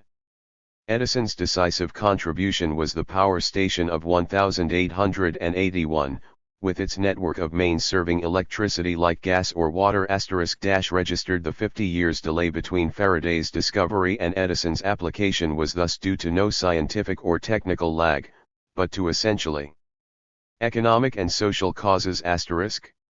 No means were available in the mid-19th century for an organized exploitation of a scientific idea up to the stage at which it could pay its way. Once that stage was reached, there was no holding it. Electric light and power had arrived, they were to expand in the next century at a rate far greater than that of steam.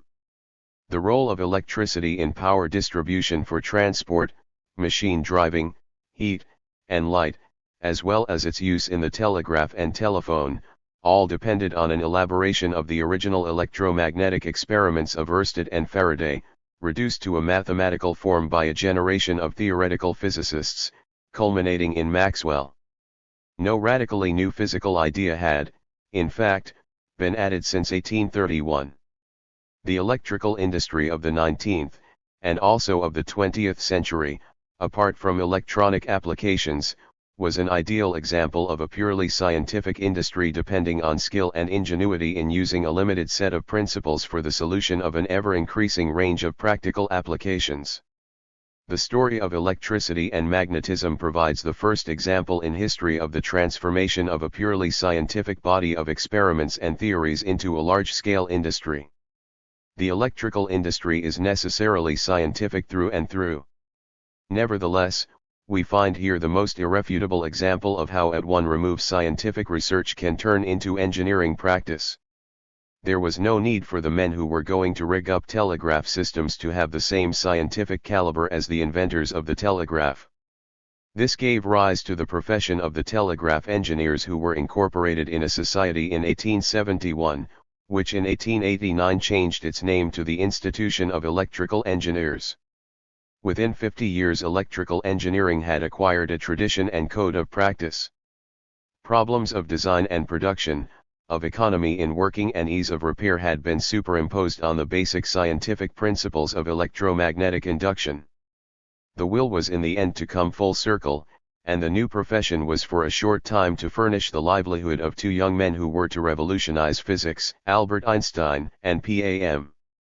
Dirac. The electric discharge and the new physics. The practical triumphs of electrical engineering were not, however, to be the most fruitful ultimate consequence of the pursuit of the sciences of electricity and magnetism. Nor were they to lie in the further pursuit of electromagnetic theory. It was from a totally different set of phenomena, the curious luminous glows that had intrigued the first electrical amateurs of the 17th century, that the great new advances were to come, leading, as we shall see in Chapter IO, to the discovery of X-rays, the electron, radioactivity, electronic valves, atomic theory, and ultimately to atomic fission. This branch was not an obviously promising one. The phenomena were capricious and almost impossible to reduce to quantitative terms, and no practical applications came to hand to focus interest and lead to intensive research. It was accordingly pursued in a desultory way, and the exciting results which it could produce had to wait till the end of the century to be discovered. 9.4 Chemistry. The central feature of science in the 18th and 19th centuries was the rise, indeed the establishment, of chemistry as a rational discipline of thought and practice. In the practical sense, the science of chemistry was as old as, or older than, any other science, but as already explained, it was not, and could not become, a logical science until very late, since the science of earlier times lacked the essential prerequisites. It was necessary first to wait for the accumulation of a far larger body of experience of the properties and transformations of a greater variety of substances than was available in ancient or Renaissance times. The rapid development of a widespread mining and chemical industry of a non-scientific and essentially technical character was a necessary precondition for the building up of any effective chemical. 618 Chemistry. Theory. But it also needed some comprehensive ideas which would weld together these diverse experiments and make out of them a coherent picture which could be grasped and used to lead to further discoveries. The end of alchemy. One preliminary requirement for any rational view of chemistry was the removal of the magical beliefs, drawn from classical and even earlier times, which still cluttered up the work of the practical chemist. Of these, the most pernicious and difficult to eradicate were the astrological and mystical aspects of alchemy and its preoccupation with the then futile problem of making gold. The first attempt in the 17th century to make chemistry rational must, as we have seen, be written off as a failure, though with the work of Boyle, Hooke, and Mayow it came very near to success. The corpuscular philosophy, with its over-rigid mathematical mechanical models, could not, in fact, be applied to chemistry until its qualitative features had first been more thoroughly elucidated. The search for chemical principles. The line of advance in chemistry was to be, for most of the 18th century, a quite different one. Instead of attempting to apply to chemistry rational principles based on mechanical models which could not cope with the enormous diversity of chemical facts, knowledge was to advance by a progressive rationalization of originally magical and animistic ideas. These, though at the outset inevitably vague, had an elasticity which enabled practical chemists to comprehend and set in order in a few verbal generalities all their multifarious operations. Only when this had been done was it possible to apply significantly the physical tests of measurement and calculation. The great advance of the 18th century was to narrow down chemical problems to one central one, the problem of combustion, the operations of the spirit of fire. The question was, what happened to combustible materials when they burnt in air? The obvious answer was that they disappeared in flame and smoke and left ash. This picture, however, was all very well for wood and oil, but was not easy to extend to other substances like metals which mortified or rusted in air. Had all these anything in common, and what was the function of the air? Some answers to these questions had already been provided in the 17th century. Jean Rey in 1630%, and Mayow in 167,422 had established the cardinal facts that metals gained weight on heating in air, and that the air itself contains something of a nitro-aerial spirit. 619. Which was concerned in maintaining both fire and the breath of life. But these were isolated forerunners, unable to influence the general stream of chemical thought. The doctrine of phlogiston. Indeed, this stream was flowing strongly in the opposite direction, towards the view that all combustibles contained a substance that they lost on burning. This was essentially the sulfur of the Arabs and Paracelsians, but it was given a new lease of life by Beecher and his disciple Stahl by christening it pH/phlogiston, the principle of flux or flame, though the phlogiston theory was only generally accepted by the mid-18th century. Bodies containing much phlogiston burnt well, bodies that would not burn were dephlogisticated. A body with much phlogiston, like coal, could transfer it to a body that had lost it, like iron ore, and by infecting it with phlogiston turn it into shining metallic iron. Even from the start objections were raised to this theory. It was pointed out that phlogiston was not a substance. It was essentially the opposite of a substance, it had no mass. But as we have already seen, there was nothing strange in the idea of an imponderable fluid. Electricity, magnetism, and heat, all of undoubted reality, were also of that nature. Even when it was established that some bodies actually grew heavier on losing phlogiston, this was put down either to a secondary accretion from the air or to the idea that phlogiston had natural levity. We are apt, looking at it from the point of view of its immediate successor, the theory of combustion as oxidation, to treat the phlogiston theory as absurd. In fact, it was an extremely valuable theory and it coordinated a large number of different phenomena in chemistry. It proved a good working basis for the best chemists of the mid-18th century, and was firmly adhered to till the end by many of them, including the man whose experiments were to destroy it, Joseph Priestley. The logic of phlogiston. The central concept on which it turned was the universality of the antithetical processes of phlogistication-dephlogistication. Thus it brought together processes that were alike, and separated those that were unlike. As its opponents saw it, dephlogistication was not the removal of a metaphysical substance, phlogiston, it was the addition of a material substance, oxygen oxidation, while phlogistication was its removal reduction. It was necessary for the progress of chemistry that the balance should be the test. We can now in the 20th century afford to reverse this idea again and return to phlogiston as a material, although a very 620, chemistry. Light 1, in modern parlance it could be spoken of as electrons *, those substances that have an excess of easily removable electrons, like hydrogen, metals, or coal, are those which were thought to be rich in phlogiston. Those in which there is an exact balance of electrons, like salts and oxides, are dephlogisticated, while those that eagerly absorb electrons, like oxygen, would appear as highly dephlogisticated. The failure of the phlogiston theory was not on account of its internal illogicality, but because as it stood it could never be squared with the material facts. It needed to be turned upside down, phlogistication becoming deoxidation, and dephlogistication, oxidation. The impetus for this inversion was to come not from traditional chemistry, but from another quarter, the study of gases. The pneumatic revolution. Wild untamable spirits, Van Helmont.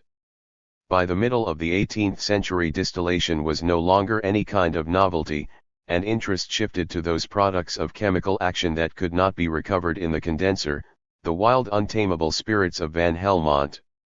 Such spirits, ghosts, or gases, as he called them, were well known in practice, particularly to miners, and were beginning to attract the attention of scientists. They were the treacherous fire damps and inflammable airs of mines and marshes that could be collected in bladders and burnt. There was as well the deadly moffat of caves, the afterdamp that followed explosions in mines, which was also to be found in brewers' vats and asphyxiated the workmen who occasionally fell into them. Hails and the handling of gases. It was from the study of these gases that the clue to the explanation of chemistry was to be found. The Rev. Stephen Hales in his Vegetable Statics had already, early in the century, shown how to collect gases over water and to measure their volume. Later Priestley and Cavendish collected them even more effectively over mercury. The next need was to recognize that these gases were not just air, but that there were qualitative differences between them. It was then necessary only to bring to bear on gases of different kinds the same quantitative treatment that Boyle had applied to the transformation of bodies. The test of balance, the conservation of matter. The essential advance was that of extending the idea of weighing chemicals undergoing change to the products of change and not, as in the 621 old assaying, confining interest only to the weight of the original ore. As long as gases entering or leaving the reaction were not weighed or measured, it was clearly impossible to make the books of chemistry balance. That they should do so was first clearly enunciated by Lomonosov in 1748 as the principle of the conservation of matter, but his work was overlooked and it was left for Lavoisier to establish it as a fundamental principle in 1785, curiously enough from a study of the processes of fermentation. Joseph Black, fixed air. The first step in the new quantitative pneumatic chemistry was taken by Joseph Black, a Scottish doctor who had his interest roused by Dr. Cullen's first chemical lectures in Glasgow. Black wrote his MD thesis in 1754 on experiments upon magnesia alba, quicklime, and other alkaline substances in the search for a new and mild remedy for the stone, the most prevalent ailment of the heavy drinkers of the 18th century. The House of Commons had voted an award of £5,000 to Joanna Stevens for revealing such a remedy, which was found to consist of calc in snail shells mixed with honey. Black distinguished and weighed, as loss, the gas given off by carbonates such as limestone or magnesia when heated. He called it fixed air because he could absorb it in lime water and thus reconstitute the original carbonate, with an identical gain in weight. In this way he showed that a gas could be an integral part of a solid body, that it was strictly material and had nothing mystic left about it. Joseph Priestley and the discovery of oxygen. The next important advance was due to Joseph Priestley. It was in the course of writing a history of electricity, at Franklin's suggestion, that Priestley made certain experiments on electric discharges in air that led him out of the field of physics into that of chemistry. It is characteristic of these early days that radical advances in chemistry were not made by chemists. Chemists knew too much, they had theories that explained everything, it was for the physicists, who knew nothing, to provide fool or common sense explanations. Priestley had seized the notion that there was not only one kind of air. He played with as many gases as he could find and made many others. His first success was the preparation of soda water containing fixed air in solution. For this he was awarded the highest honor of the Royal Society, the Copley Medal. Though it disappointed the early hope that it would prove a cure for scurvy, the curse of long ocean voyages, it 622, chemistry remained on its own merits, the first new commercial product of pneumatic chemistry. One gas, which he made by heating red oxide of mercury, he chose to call dephlogisticated air because it had a greater affinity for phlogiston than ordinary air, that is, things burnt better in it. This was what we now call oxygen, and its discovery in 1774 was the culminating point of what may properly be called the pneumatic revolution of chemistry. Scheele in Sweden had also prepared oxygen at about the same time. He was a far better chemist than Priestley, but his interests lay rather in analysis than in the theoretical problems of chemistry, and so his discovery of oxygen did not contribute as much as it should have done to the solution of central problems. Priestley showed that in burning and in breathing alike it was the dephlogisticated air that was used up. He also showed that in sunlight green plants actually produced oxygen from the fixed air, or carbon dioxide, that they absorbed. He had thus solved in principle the essential problem of the carbon cycle, from the atmosphere through plants and animals and back to the atmosphere again. But he did not fully understand the significance of the range of his own discoveries, and it fell to Lavoisier, with his far more logical and well-ordered mind, to make up this deficiency. The overthrow of the phlogiston theory. Like Priestley, Lavoisier came to chemistry through physics. Unlike Priestley, however, he did not spread himself in extensive qualitative experiments, but set himself limited and definite tasks of investigating the mechanism of combustion in air, which he saw was crucial to chemical theory.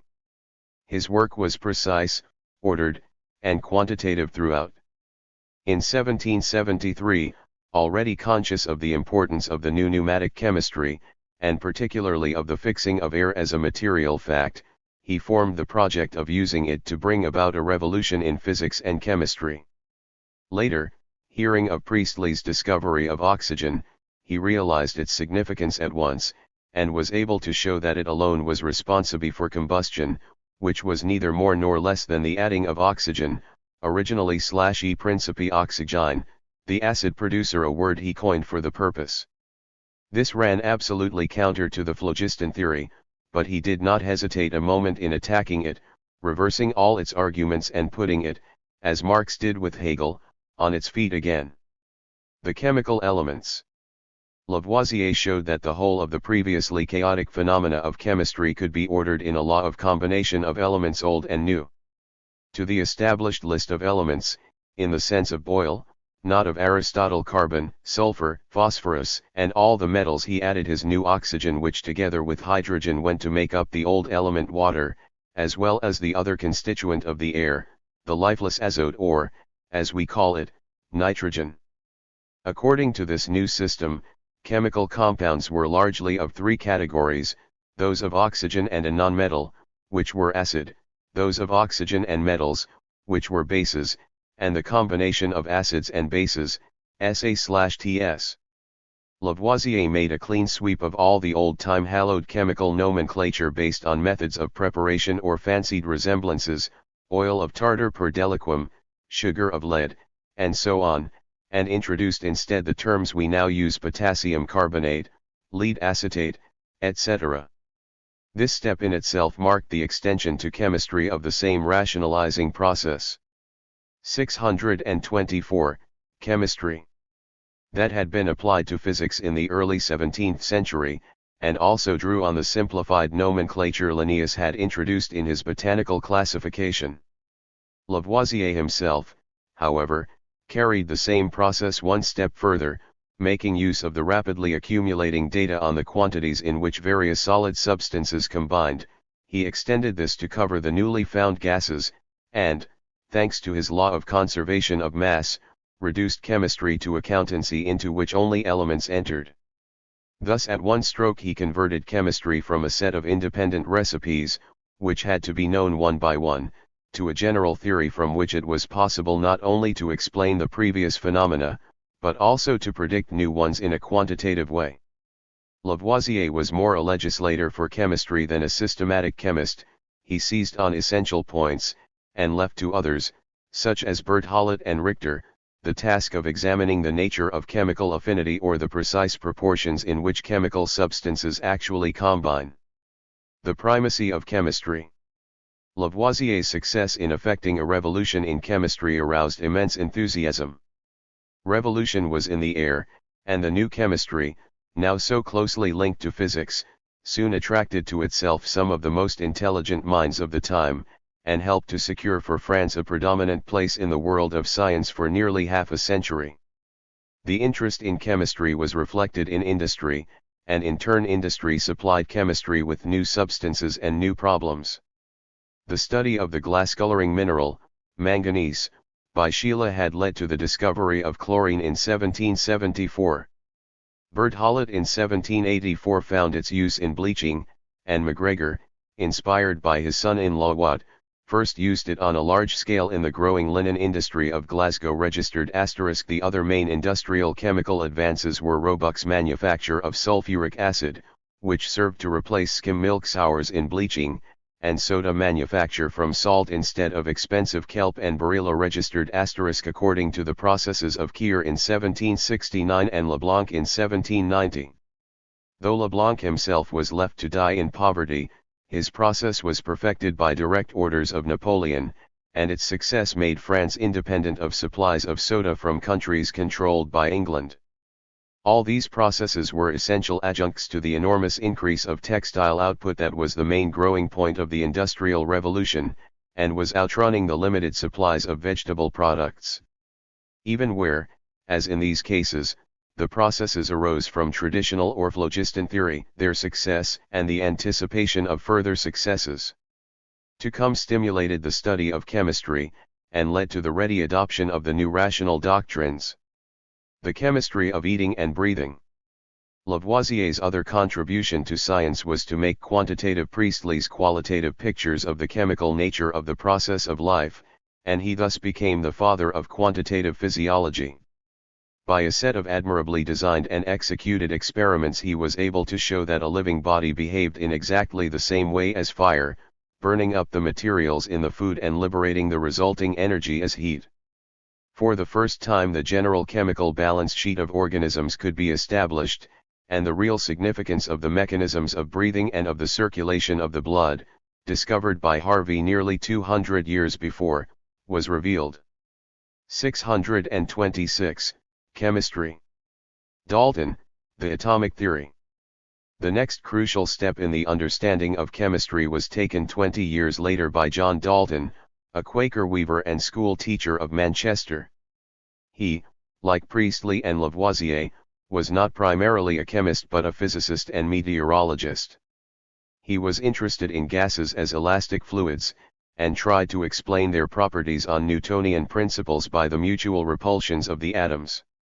This led him to consider the possible proportions of atoms in different kinds of gases, and thus to see how to explain the laws of combination of elements in multiples of definite weights, which had gradually emerged from the analyses of the new gases such as nitrous oxide, nitric oxide, and nitrogen peroxide, which we write, following Dalton, NJO, NO, and NOG.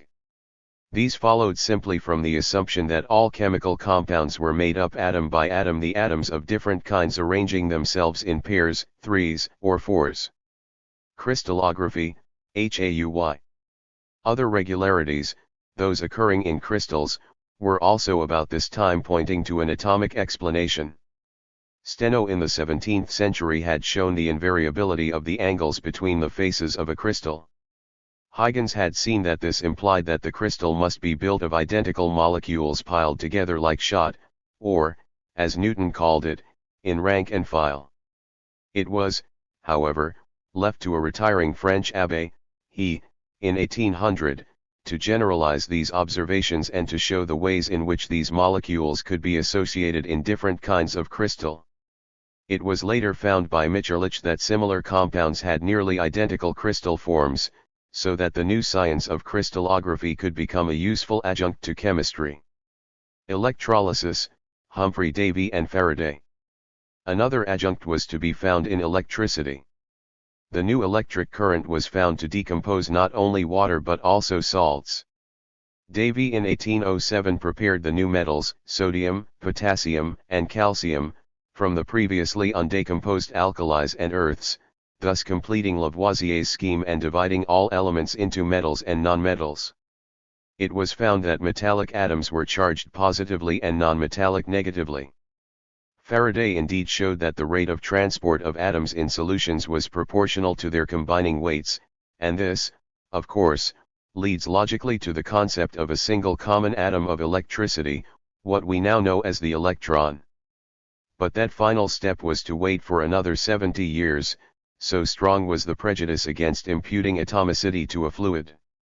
Inorganic and mineral chemistry, Berzelius.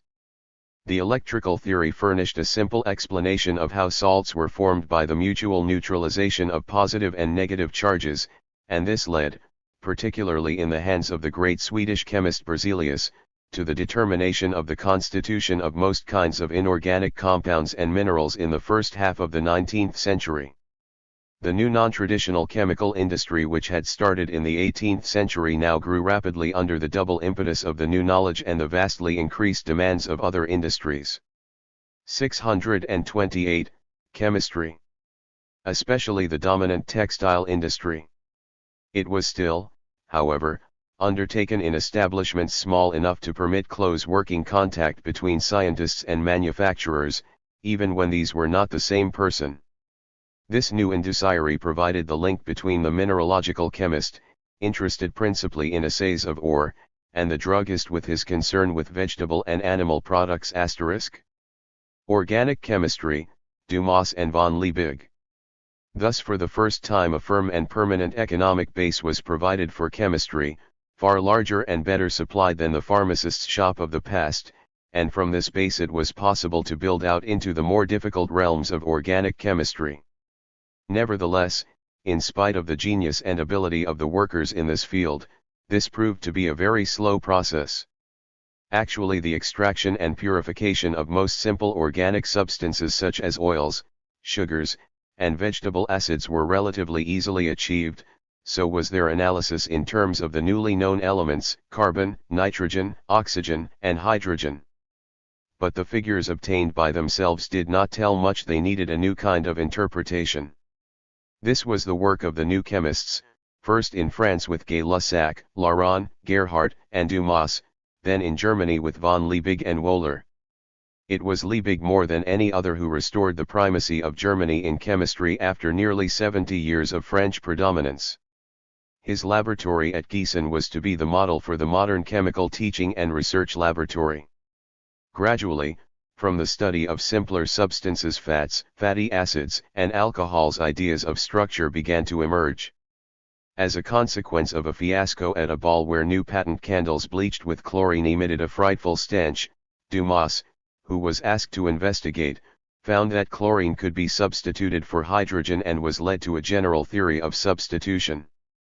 From that followed a theory of types of molecules, like alcohols, with some part in common, and then of Roddy-Cleese, the detached parts themselves like methyl or benzoyl, which could play the part of atoms.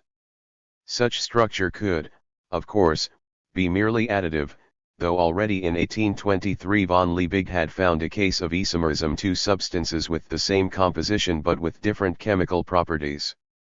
This pointed clearly to some difference of arrangement inside the molecule, but such ideas were firmly resisted, mostly for metaphysical and philosophic reasons. The hypothesis of atoms was not acceptable to a large number of scientists. It seemed to some to go far beyond what experience showed, to others to smack of radical deism. There was also a strong reluctance to believe that substances formed by living beings could be made in the laboratory. Avogadro's law. Organic chemistry might have remained a classified collection of identified substances with mass formulae, and of reactions for turning some kinds into others, had it not been for two impacts from the physical sciences. The first was the recognition of a law originally put forward as early as 1811 by Avogadro, but not generally recognized until restated by Cannizzaro in 1860. This law states that equal volumes of all gases under the same conditions contain the same number of molecules, thus enabling the correct number of each kind of atom in a molecule to be determined. Asymmetrical molecules, Pasteur. The second discovery was that of the separation of racemic acid into two components, one ordinary tartaric acid, the other chemically identical. 630 plus chemistry. But physically different. This discovery, which was to prove of central importance for the science of the 19th century, was made in 1848 by Pasteur, then a young man of 25 registered. He showed that whereas molecules made by ordinary laboratory processes did not rotate the plane of polarized light, those naturally produced did so. The former consist of two kinds of molecules of opposite configurations, like right and left hands, in equal numbers. The latter contain only one kind of molecule. From this critical observation two very different consequences followed. The first was that molecules possessed a shape in three-dimensional space, in other words it was possible to picture them as solid models. The second was that nature must set about making molecules in a different way from the chemists of that time, and further that there must exist in organisms definite chemical structures which were right-handed, let us say, and not left-handed. Pasteur himself followed the line given by the second clue, which set him among the founders of modern biochemistry and later of bacteriology. Cocule and the benzene ring, valency. It was along the other branch that lay the future of organic chemistry, although it was still very slow to evolve. The idea that molecules could be pictured as patterns of atoms in space had been evolved logically by the brilliant German chemist Cocule, who in 1865 conceived the idea as he sat on top of a London bus, that the benzene molecule CH, contained a ring of 6 carbon atoms. 631. From then on it was no longer sufficient to give the numbers of atoms in the molecule of a substance, a mere accountant's description, but to indicate by some kind of plan an architect's conception how they were arranged by means of a structural formula. Thus he added a decisive proof to the idea that was gradually dawning, that different kinds of atoms were characterized by the number of links that they could make with other atoms. Hydrogen had 1, oxygen had 2, nitrogen had 3, carbon had 4 of these links or valencies. Van 't Hoff and L. E. Bell, Spatial Chemistry. It was not until 12 years later that simultaneously Van 't Hoff and L. E. Bell realized that the 4 carbon valencies could not lie in a plane but must stick out in space, and thus made it possible to explain the 2 different, right and left-handed, configurations that Pasteur had discovered 25 years earlier. From now on, three-dimensional structural organic chemistry became a branch of applied geometry, and it was possible both to analyze and to synthesize very complicated compounds. Synthetic dyes and the German chemical industry. Even before this, however, organic chemistry had established itself in a practical way. Almost by accident, Perkin, seeking to make a substitute for quinine, had discovered in 1856 the first artificial aniline dye, magenta, finding at the same time an outlet for the products of coal tar from the gas industry. Chemistry in England, however, was still the pursuit of a few amateurs and even fewer academic university departments, while the chemical industry was proud of being practical. Perkin's discovery, neglected in Britain, was taken up immediately by the more scientifically minded directors of the new German industry, and the rapid profits accruing from synthetic dyes were plowed in to create an enormous and dominating German chemical industry. This, though at first ancillary to the textile industry, was, through its capacity for the production of nitric acid for use in the new explosives, to provide the sinews for both the First and the Second World Wars. The chemist, particularly the chemist of the latter part of the 19th century, was effectively a new kind of scientist, one much more closely tied up with industry than the physical scientist of earlier times. The tendency to identify science with industrial interests which this brought about was one of the major factors that led to the general toning down of scientific controversy, especially of radical scientific attitudes, at the end of the 19th century. From the purely scientific point of view, however, the establishment of molecular constitution by the methods of organic chemistry is one of the greatest achievements of the human mind. The decisive steps were made by very few men, but they were followed by a great crowd of chemists who, using the logic of chemical transformation, were able to imagine the most complicated patterns of atoms in space and actually to make substances having those patterns, thus proving by synthesis what they had previously established by analysis. In this way, organic chemistry grew up as a discipline almost independent of physics, having its own rules and its own way of working. Physical chemistry. This, however, did not apply to the whole of chemistry, especially on the inorganic side, where interest began to shift from the actual composition of bodies to their modes of reaction with each other, to the influence of 633. Heat, to such questions as solution, crystallization, and electrolysis. From these interests there grew up a new branch of chemistry, ultimately to become a new subject, physical chemistry.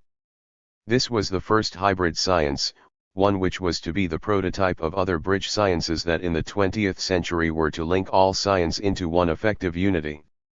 The value of physical chemistry began to make itself felt when attempts were made to exploit industrially the new deposits of mineral salts, particularly the great salt deposits of Stassfurt, which could not be disentangled into their components economically without these methods.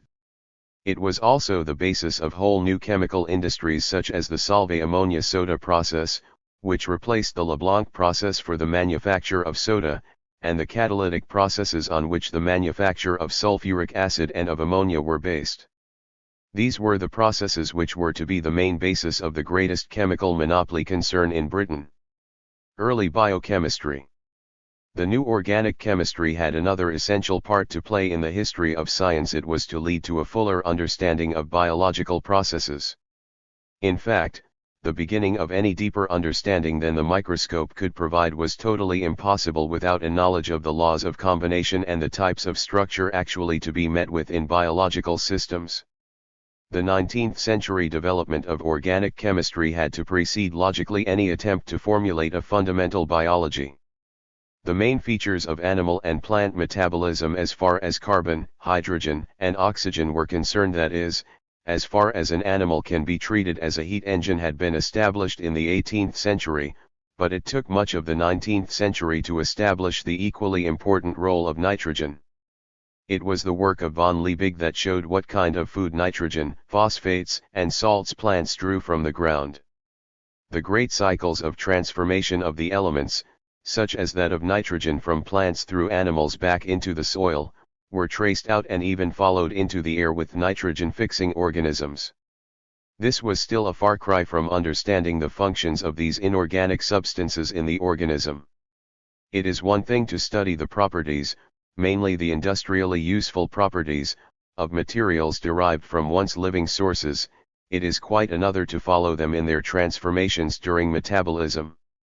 That is why organic chemistry took so long to be transformed into biochemistry.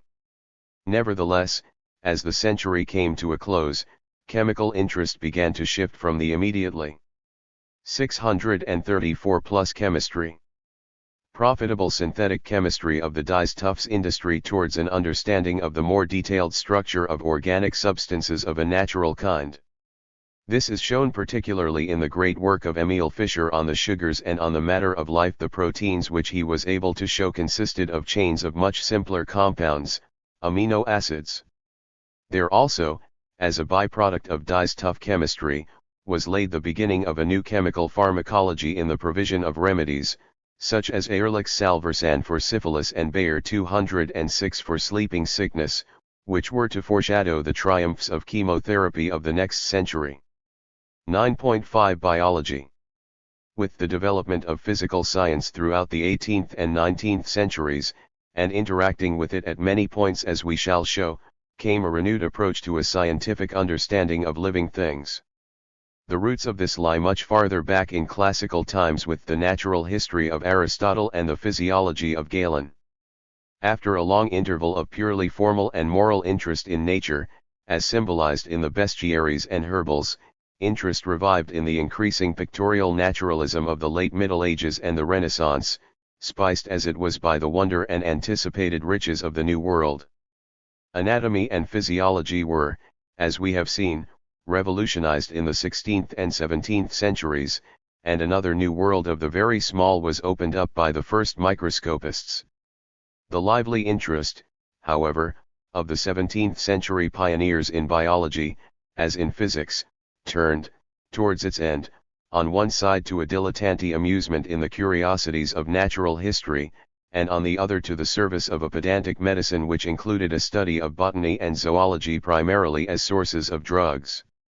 This period of discursive observation was, however, to be a very necessary stage in the history of biology, a science incomparably richer in detail than physics or even chemistry, and one consequently where almost innumerable facts had to be collected, examined, and arranged in order before any sense could be made out of them, a task which was to take over 200 years. The main drives that determined the direction of biological interest, and with it of biological progress, in the 18th and 19th centuries, were first, those of geographical exploration, largely under 635. Taken in the hope of finding and exploiting new natural products. Secondly, the needs of an awakening medicine, with its emphasis on physiology and anatomy.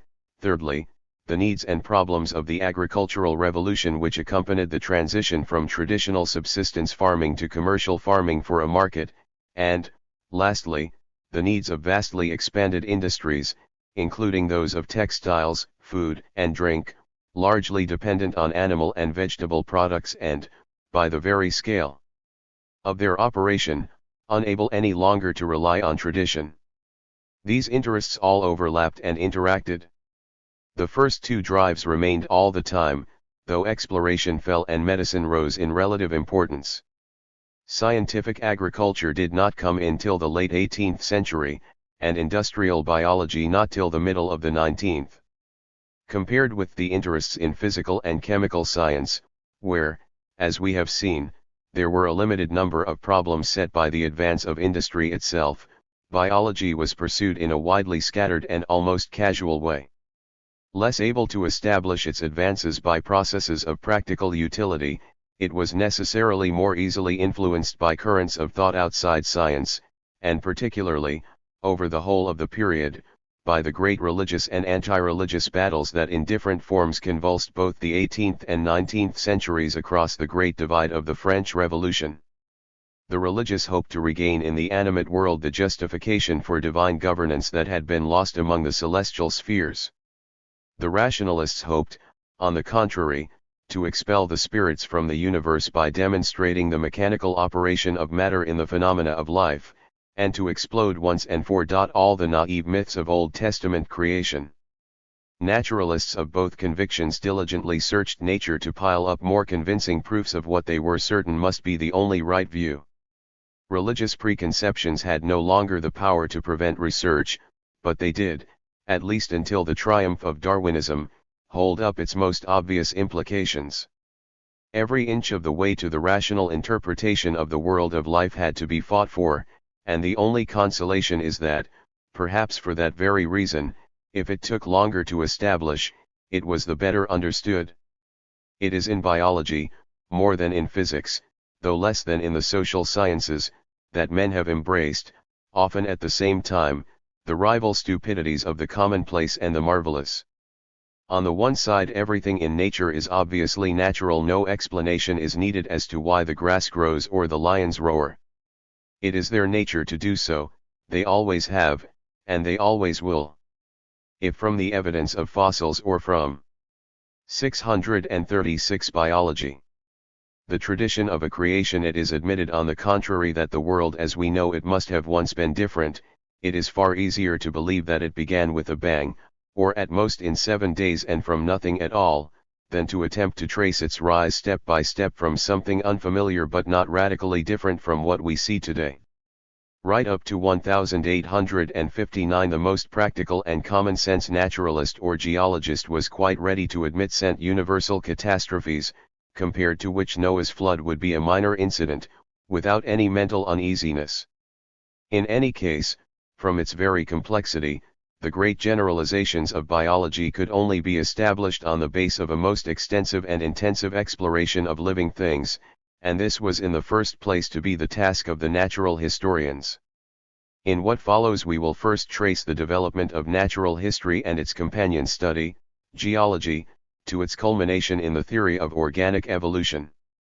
For all its importance in the history of human ideas, this great theory was based merely on the external appearance and gross anatomy of living and fossil organisms and had few practical consequences. The other approach, through the study of the internal constitution of organisms, large and small, begun by the use of the microscope and continued by the methods of chemistry, was much more searching. It was, towards the end of the 19th century, beginning to show its promise of practical utility in the curing of disease and the nourishing of crops. Natural History and Classification, Linnaeus. The 18th was the great century of travelers, collectors, and classifiers.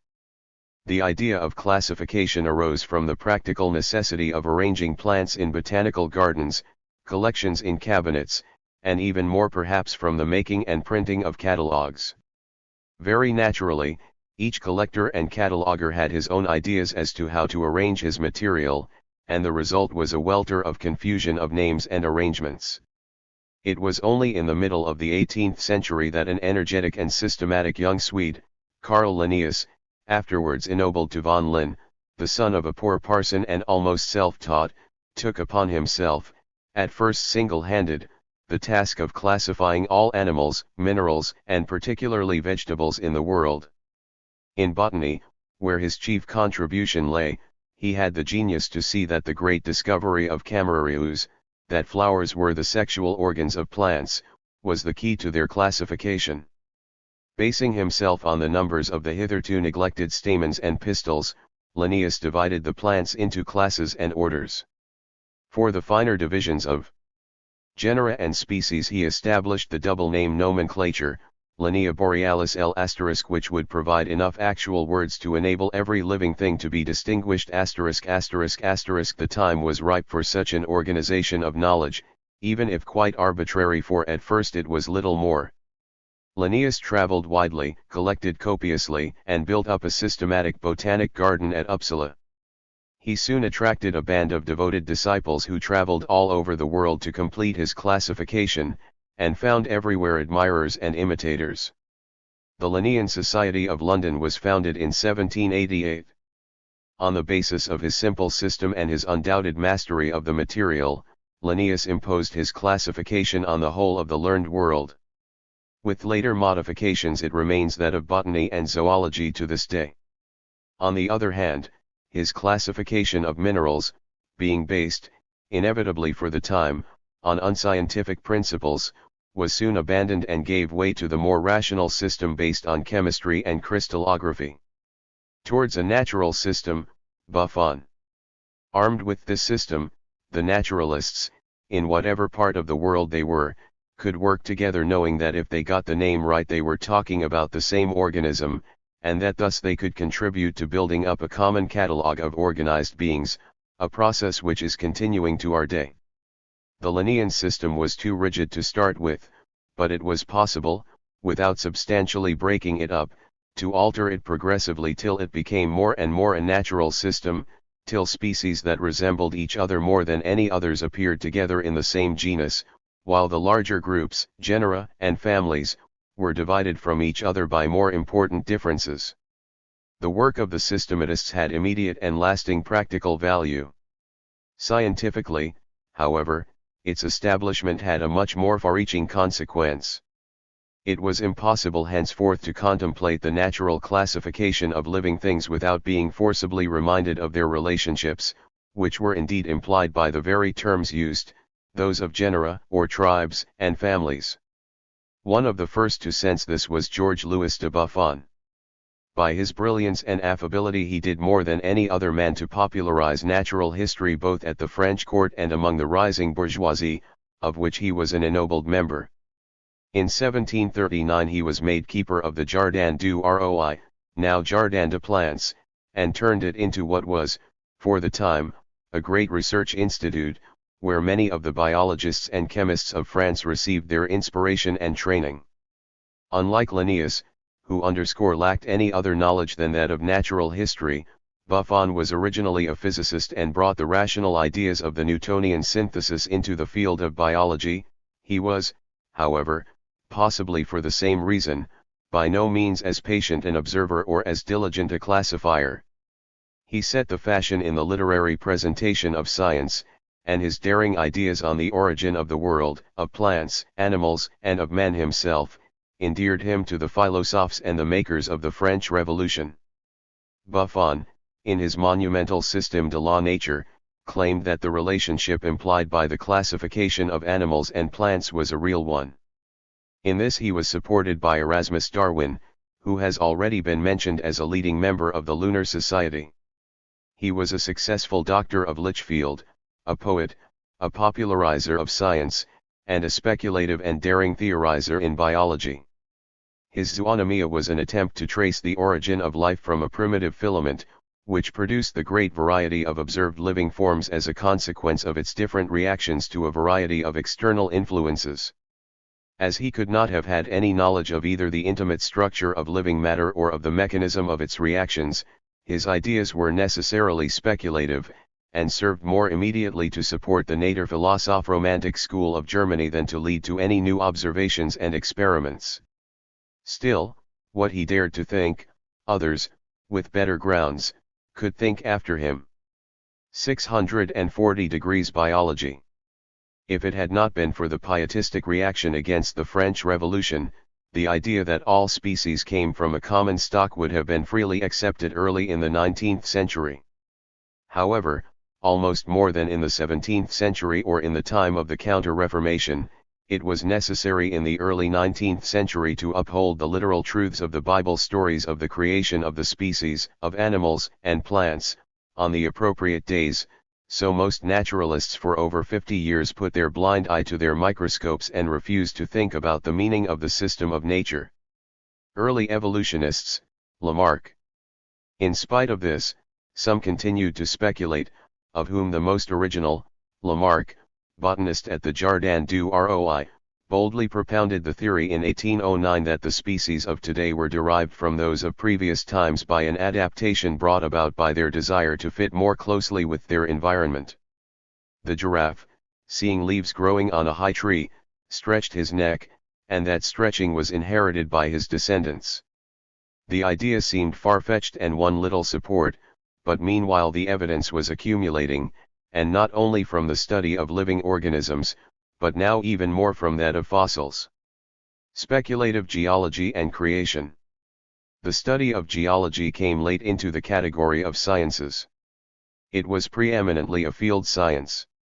The collector in his cabinet could do little but marvel at the odd productions of the earth. The miner, on the other hand, was so concerned with the ore and the indications of its presence in other rocks that he had usually neither the inclination, nor the learning, to formulate any general theories as to the structure and history of the earth. Yet speculation about the earth and its fossils grew steadily in the 18th century with the general increase of interest in nature. In fact, from even earlier times, the idea that the shells found in mountains implied the presence of sea had led to speculations about the antiquity of life, though in the past the whole matter had been easily smoothed over by putting it all down to Noah's flood.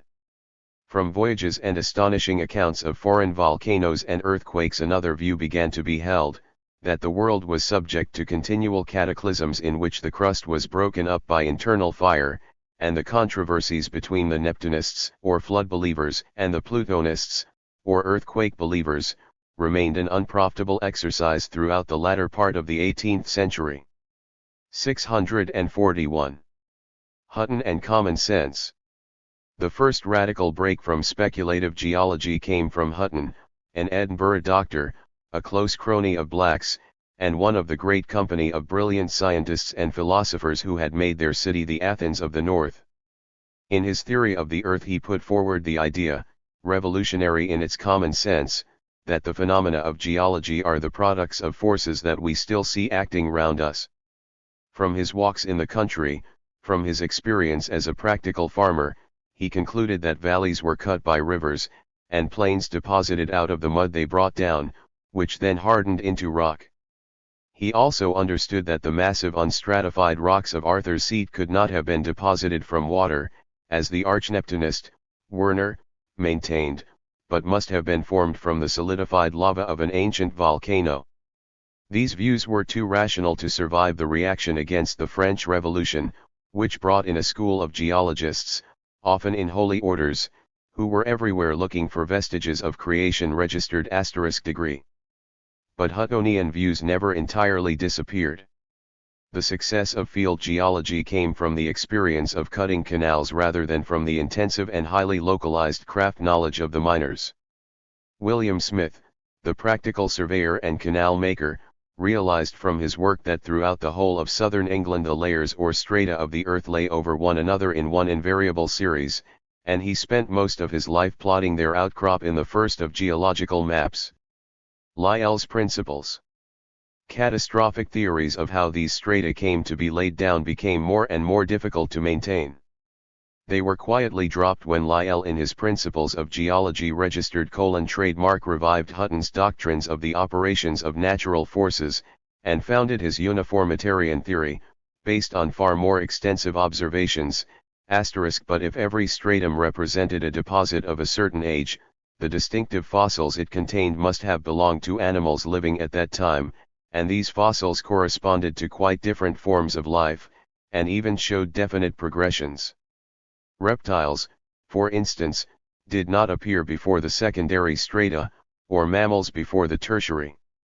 Lyell, accepting as a logical necessity the fixity of species, could only deduce that a whole new fauna had been created at every geological age and had become extinct in its turn. Obviously all this must have taken a very, very long time, so that the Bible story of the creation, quite apart from its miracles, became increasingly difficult to believe. Yet, in the atmosphere of reaction in the early 19th century, it was extremely daring to question it registered. 2. Charles Darwin and organic evolution. In fact, it was not until the evidence was altogether overwhelming, and there was in addition some plausible mechanism to explain how different kinds of animals could have descended from each other, that it was possible to break the spell of ancient religion. To provide for that mechanism in the form of natural selection was to be the work of Charles Darwin, the grandson of Erasmus Darwin. He was a typical byproduct of mid-Victorian capitalism, a man of independent means who, after a formative voyage round the world in the Beagle *****, could settle in his study and garden at Down House and survey minutely and carefully aspects of animate nature bearing on the problem of the origin of species. Darwin had been particularly impressed by the species problem in his study of the distribution of rare species on isolated islands such as the Galapagos. It was very tempting to imagine that such species had come from ancestors on the mainland and had somehow grown different, but how and why?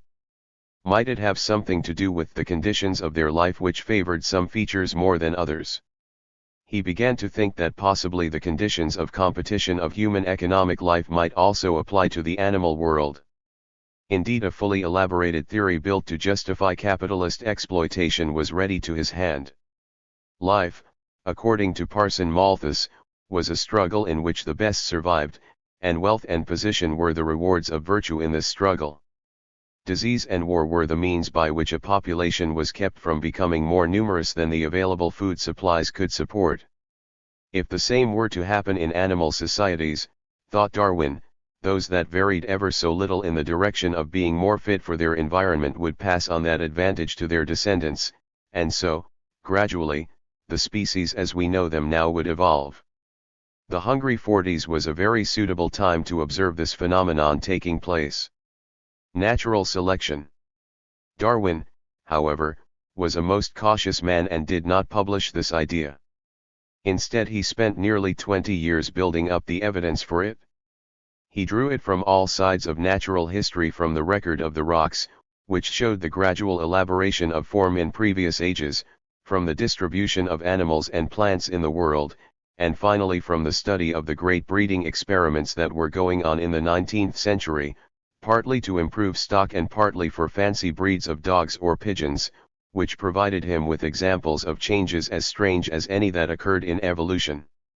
Yet he might not have published his theory at all even then if another and much younger traveler, Alfred Russel Wallace, had not independently come to the idea of evolution of species through his study of the distribution of animals in the East Indies. The origin of species and the evolution controversy. The explosion that followed the publication of The Origin of Species showed how prudent the retiring Darwin had been in holding back his ideas. Even in the relatively advanced 60s they were to create a prolonged and bitter controversy. This, however, was to turn on questions of a theological or political rather than of a purely scientific nature.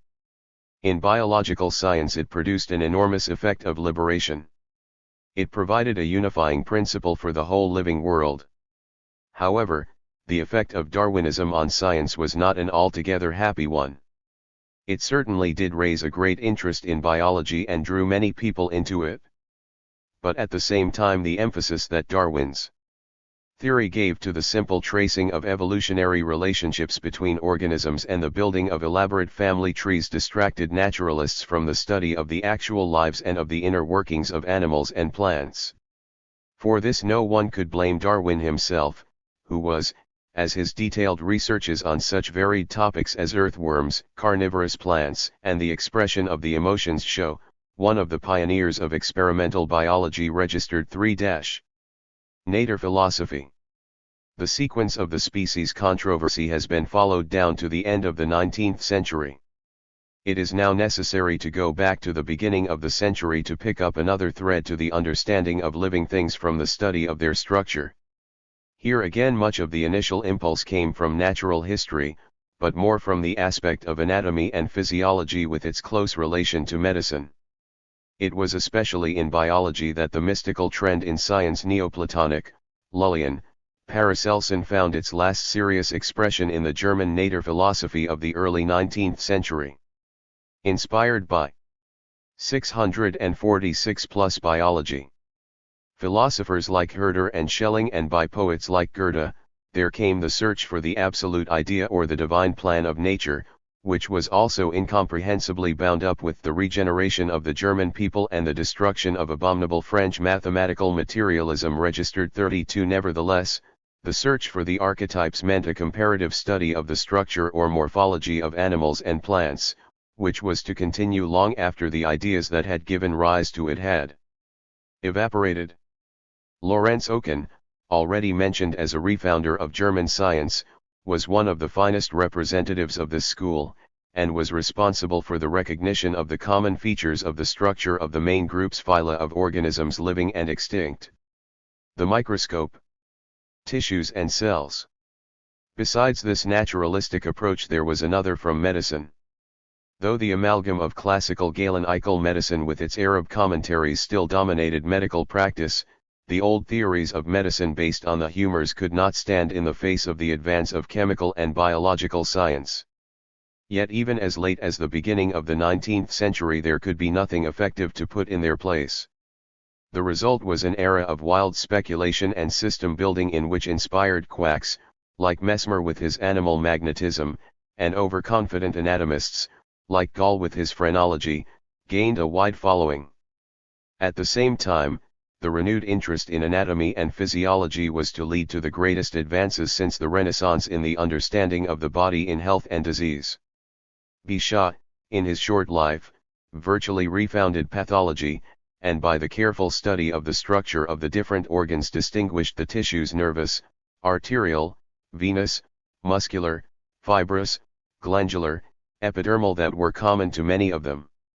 This study was followed by others in which the new achromatic microscopes of Amici enabled a far greater insight to be obtained into the fine structure of tissues, histology, than had been possible to the pioneers of the 17th century.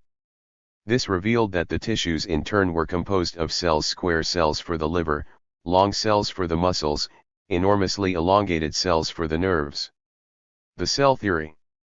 The whole body, as Schleiden and Schwann pointed out in 1839, could be treated as a colony of cells, and, what is 647 more, all had arisen from one, or rather, two cells, the cell of the egg and the cell of the sperm. The actual growth of the organism from the fertilized egg cell had been followed out by von Baer at about the same time. The new science of embryology, which he virtually founded, also brought out the kinship of different animals in each great group or phylum such as the vertebrates. The cell theory made intelligible the growth of the individual, just as natural selection was to make intelligible the development of the species, and both seemed to be following a parallel track of evolution.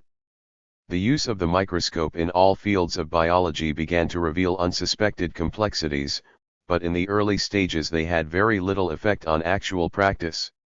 It was only when the simplest kind of animals and plants, the fungi degree-registered degree and the simpler single-celled protozoa and bacteria, came to be studied that some understanding of the life and functions of cells was reached, and with it the possibility of the control of living organisms. Fermentation. As often happens in the history of science, this achievement was to come from right outside biology, from the study of agricultural pests and of industrial chemistry. From before the dawn of civilization men had made use of processes generally known as fermentation when the result was pleasant, or as putrefaction when it was not. By careful practice and exact following of rules they had even managed to secure a definite and reproducible control of certain limited sets of processes, the brewing of beer, the maturing of cheese, or the tanning of skins, but, like all technically achieved processes, it was extremely difficult and very dangerous to change them, and the enormous expansion of demand that was created by the new populations of the early 19th century made not only for expansion in consumption but also for numerous disasters. Pasteur and bacteriology. It was in the growing industrial town of Lille in 1855 that the young professor of chemistry, Pasteur, first came into contact with the activities of living ferments. The beer and the vinegar, usually good, would sometimes unaccountably go bad, and Pasteur, finding no chemical explanation, looked at them through the microscope. He found that when normal fermentation went on there were the little round cells of yeast, already studied in 1839 by Cainard de Latour, but abnormal fermentations were characterized by different organisms, what he called the vibrios, because they kept on dancing continually in his field of view ***. Now Pasteur had already, as we have seen, been concerned with the chemical activity of living things in producing asymmetric molecules. His experiments with molds had convinced him that the processes of fermentation themselves must be due to living organisms and not to any inert chemical reactions. As a chemist he studied not only the appearance of the microorganisms but also their chemical performance. He investigated whether they could live in or out of the air, and as a result was able to devise ingenious but practical ways, including the process now known as pasteurization, of preventing them interfering with the successful production of beer or vinegar. It was his knowledge of the living organisms in fermentation that spurred Pasteur on in his vigorous denial of the possibility of spontaneous generation of life and which led to his famous controversy with Pouchet. There he showed that by excluding the invisible microbes of the air, animal and vegetable substances could be kept indefinitely without putrefying. He thus convinced the learned world of the facts which the chef, Appert degree *1* as far back as 1810, had made use of in his method of preserving foods by boiling them and sealing them in glass vessels, which was later to be the basis of the great canning industry. It had, however, been objected that Appert's bottles contained no oxygen, which was claimed as the cause of putrefaction. Pasteur had to show that the filtering of air was equally effective in preventing putrefaction. 649. Pasteur's preoccupation with the organic side of fermentation also brought him into opposition to von Liebig's view that it was due to a specific chemical ferment, and his success pushed this into the background. It was only in 1897 that E. Buchner, almost by accident, isolated such a ferment from ground yeast and inaugurated the study of enzymes. Thus in the end both von Liebig and Pasteur were proved right. Fermentation is brought about by a ferment, but that ferment can only be elaborated by a living organism degree. The silkworm disease and the germ theory. In 1865 Pasteur was called to a more difficult task. The new industries of France depended very largely on the supply of silk, and this was threatened with extinction by a mysterious disease of the silkworms. Pasteur was sent to deal with it. At the time he was so little a naturalist that he did not even know what a silkworm was or that an ugly caterpillar later turned into a beautiful moth. Nevertheless, after a season's intense research he found that the disease was due to a kind of organism that actually lived and grew inside the caterpillar itself. This provided the clue to wiping out the disease. From then on he came to think more and more that the diseases of larger organisms, of animals and of men, were due to similar causes, to the minute germs of disease. This was not a new idea. In effect, it was as old as disease itself, and the phenomena of infection and epidemics bear witness to it. Jenner, indeed, had long before taken the first official practical step to control smallpox by vaccination, which presupposed the presence of an active virus of disease in a milder form in contrast to the drastic inoculation with smallpox itself which had been practiced for centuries. But these germs of disease could never be recognized, and the medical profession, into whose Aristotelian or even Hippocratic theories they did not at all fit, refused to admit their existence. Yet they had been seen years before by Leeuwenhoek by means of his simple but excellent microscopes. But there seemed to him no obvious connection between the minute creatures that he saw and the diseases that afflicted animals and men. When the evidence had accumulated on both sides for 200 years, the discovery of the role of bacteria became overdue. As in similar cases, Pasteur was neither the first nor the only one to make it.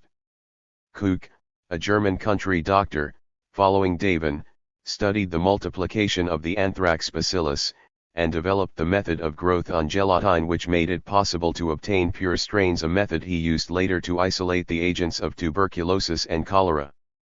Lister, in Scotland, developed the practical techniques of antisepsis that began to cut down the appalling mortality in hospitals. Pasteur was, however, the main standard bearer in the war against the microbes. Pasteur against the doctors. more by his devotion to the good of mankind and his terrific force of character than by cold scientific argument. Pasteur succeeded in breaking down the opposition to this new approach to disease, for it was a very furious opposition, comprising almost the whole of the medical profession. He needed all his early reputation as a chemist, all his acquired reputation as an industrial advisor and as a conqueror of the silkworm disease, before he could persuade the authorities of the various hospitals to adopt what are now considered the most elementary precautions of asepsis. But once he had demonstrated his results of immunization, first for anthrax in cattle, and lastly and most spectacularly for rabies in man, popular enthusiasm forced even the doctors to accept his ideas. The foundation of scientific medicine. The revolution introduced by Pasteur was effectively the foundation of scientific medicine. In previous centuries much had been found out about the body and its behavior in health and disease, but this was only a half science, capable of prediction and palliation of symptoms, but lacking the telling proof of controlling disease by effective prevention or cure. The few methods of prevention such as quarantine and vaccination, or of cure like mercury for syphilis or quinine for malaria, had been intelligent utilizations of chance discoveries or tribal traditions. But because they were not based on any scientific theory, they could not be generalized and used to cure other diseases. Without the germ theory it was impossible to understand what was happening in acute infectious diseases, and doctors had to let them run their course and even helped unwittingly to spread them. The control of epidemics, bacteriology. Once the germ theory and the technique were clearly grasped, dozens of devoted men could study an infectious disease in the field, track down the causal germ, and often, though not always, find an immunizing or curative serum, and even without this could indicate the precautions necessary to stop epidemics. Checked by improved sanitation, waterborne diseases such as typhoid began to disappear from Europe and the 652 degrees biology. Child-killing diphtheria to diminish. In turn the great scourges of cholera, plague, and malaria were controlled, except where poverty made the new measures impossible to apply. The very success of the germ theory of disease in showing the way to control most of the acute diseases which decimated mankind in childhood and youth blinded public opinion, and to a lesser extent even the profession of medicine for a time, to the fact that only the advance guard of disease had been driven back, and that in treating disease, as externally caused, the reactions of the body were being neglected. There still remained the crippling disease of rickets, and the killing diabetes, heart disease, and cancer, to challenge the scientists of the next century. Nevertheless, through bacteriology, science had once and for all entered the field of medical practice and was soon to become an integral part of medical tradition. The work of Pasteur and his pupils, and of the other schools of bacteriology, meant much more for science than its immediate medical results, critical as they were in the history of civilization. He had, by his earlier work, already demonstrated that even the simplest of creatures did not arise de novo, that no creation of life on this earth was still going on. That these tiny organisms were alive seemed certain by their movements and reproduction. But their life must be a very different one from that of the higher organisms, a life that was essentially chemical rather than mechanical, dependent on molecular rather than on bony architecture. He was thus one of the great forerunners of the biochemical revolution of the 20th century. Claude Bernard and physiological chemistry. Another forerunner was also a Frenchman, Claude Bernard, who studied the physiology of living men and animals and discovered that the important internal activities of the body were carried out by a complex balance of chemical reactions, many of which he unraveled, a balance the maintenance of which was a necessary condition for life itself. The higher the organism, the more it tended to keep its internal conditions constant and independent of the external conditions, and was thus capable of reacting when simpler organisms were frozen into immobility or cooked to death. Neurology. The study of the mechanism of nervous control, an aspect of physiology that had lain dormant since the experiments of Galen nearly 2,000 years.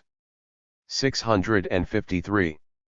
Before, also came to life again in the 19th century. The function of the nerves both in sending messages to the muscles and receiving them from the sense organs was, thanks to the work of Bell and Magendie, at last understood, and their connections were tracked out through the vast complexity of the nervous system. 1°*. This threw the first light on the controlling function of the most complex network of all, the brain. Even in the 19th century, materialist biologists were casting doubts on the absolute nature of pure mental phenomena. Physiology was beginning to reveal how almost infinitely more complex were the bodies of even the simplest animals than anything the philosophers had imagined. Scientific agriculture. Of the four sources of biological knowledge in the 18th and 19th centuries already described, natural history, medicine, agriculture, and industry, the contributions of the last two have inevitably been mentioned in dealing with the first and second. Darwin's ideas were much affected by the practical successes of the animal breeder and horticulturist. The early bacteriologists first secured their successes in dealing with the diseases of animals, and Pasteur himself was led to bacteriology through the industrial processes of winemaking, brewing, and silk manufacture. Nevertheless, there remains an independent stream of scientific thought which stems from the central problems of agriculture: how do plants grow in the soil, and what constitutes the food of men and animals? From the beginning of the 18th century, wherever the capitalist economy had penetrated, the problems of agriculture were brought into the forefront. Venerable tradition no longer served when it was a question of getting the greatest returns from the land. Individual employing farmers banded together with progressive landlords in societies for the promotion of agriculture registered *, and in view of the temper of the times it was natural that science should be involved in the task of laying bare its underlying principles. This, however, proved to be a very difficult one. Registered 39. Not until the mid-19th century and after many false starts was it possible to go beyond the direct experience of farming practices themselves. It was a matter of trying out variations of existing methods, noting which gave increased yields, and following up promising clues. Great innovations came from industry rather than science in the form of farm machinery, which revolutionized plowing, sowing, harvesting, and 654° biology. Threshing. The steam engine, however, gave far less to farming than it did to industry or transport. Complete mechanization had to wait for the smaller, lighter internal combustion engine of the 20th century. The nutrition of animals and plants. It was on the chemical rather than on the biological or mechanical side that science made its most effective contact with agriculture. The pneumatic revolution in chemistry, beginning with Priestley and culminating with Lavoisier, had shown the animal organism as a kind of heat engine burning food for fuel, and the plant as reversing the process, using sunlight to rebuild living tissue from waste gases and to restore the oxygen to the atmosphere. In Molescott's classic phrase, life is woven out of air by light. None of this, however, could have any practical bearing until the role of the soil was elucidated. The practical farmers and gardeners knew that the soil fed the plants, yet the scientist from 1790 to 1840 was at a loss to know how precisely it did it. Van Helmont had shown, 200 years before, that a willow tree could grow on water alone. It seemed quite the health of the prairies brought to your door. Reasonable then to assume that the element water had been transmuted into the element earth or wood. But after 1790 this was shown to be alchemical nonsense, and there was nothing to take its place till von Liebig's classical investigations. His report on chemistry and its applications to agriculture and physiology, prepared at the request of the British Association, established the division of living tissues, and consequently of foods, into the now classical carbohydrates, fats, and albuminoids. He showed that the first two were primarily fuels formed in plants from the carbon dioxide of the air, and that only the last of them contained nitrogen and were formed in plants from nitrates drawn up from the soil together with other essential elements, such as phosphorus and potassium, to be returned later to it from the excrements of animals in another great cyclic process of nature. Artificial manures.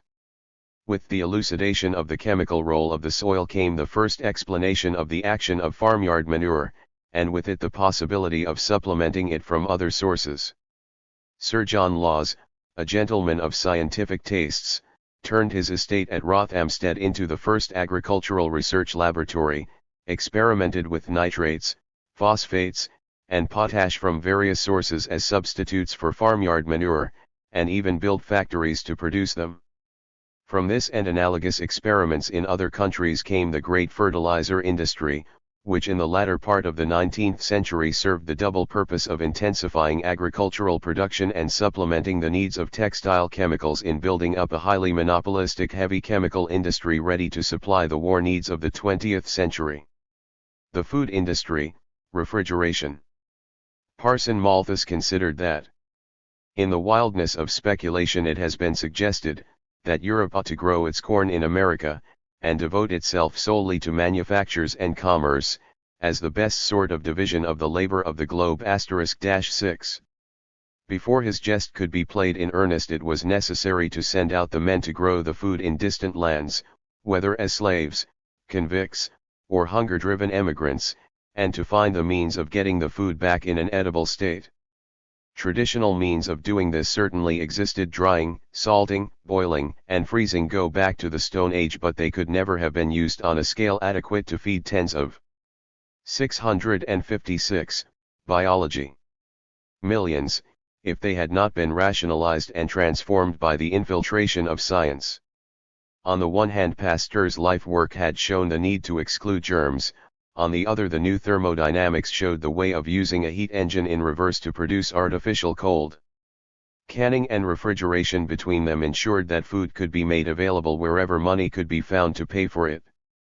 It also ensured the domination of the packing and refrigeration companies over all the open spaces of the world where beef could be moved on the hoof. One end of this process has been romanticized in the cowboy and the gaucho, the other is to be found in the stockyards of Chicago or Cincinnati, where the mechanization of slaughter was to provide the prototype of the assembly line of the mass production of the next century. Registered degree applied biology, medicine and agriculture. By the end of the 19th century biology had taken its place with the older sciences of physics and chemistry as a rational scientific discipline, though it still retained many of the vestiges of earlier magical and mythical beliefs. Nor had it as yet anything like the understanding and control of its material that the older sciences had already achieved. But it was already proving its practical utility. Indeed, the great economic advances of the latter part of the 19th century would have been quite impossible without the help of applied biology.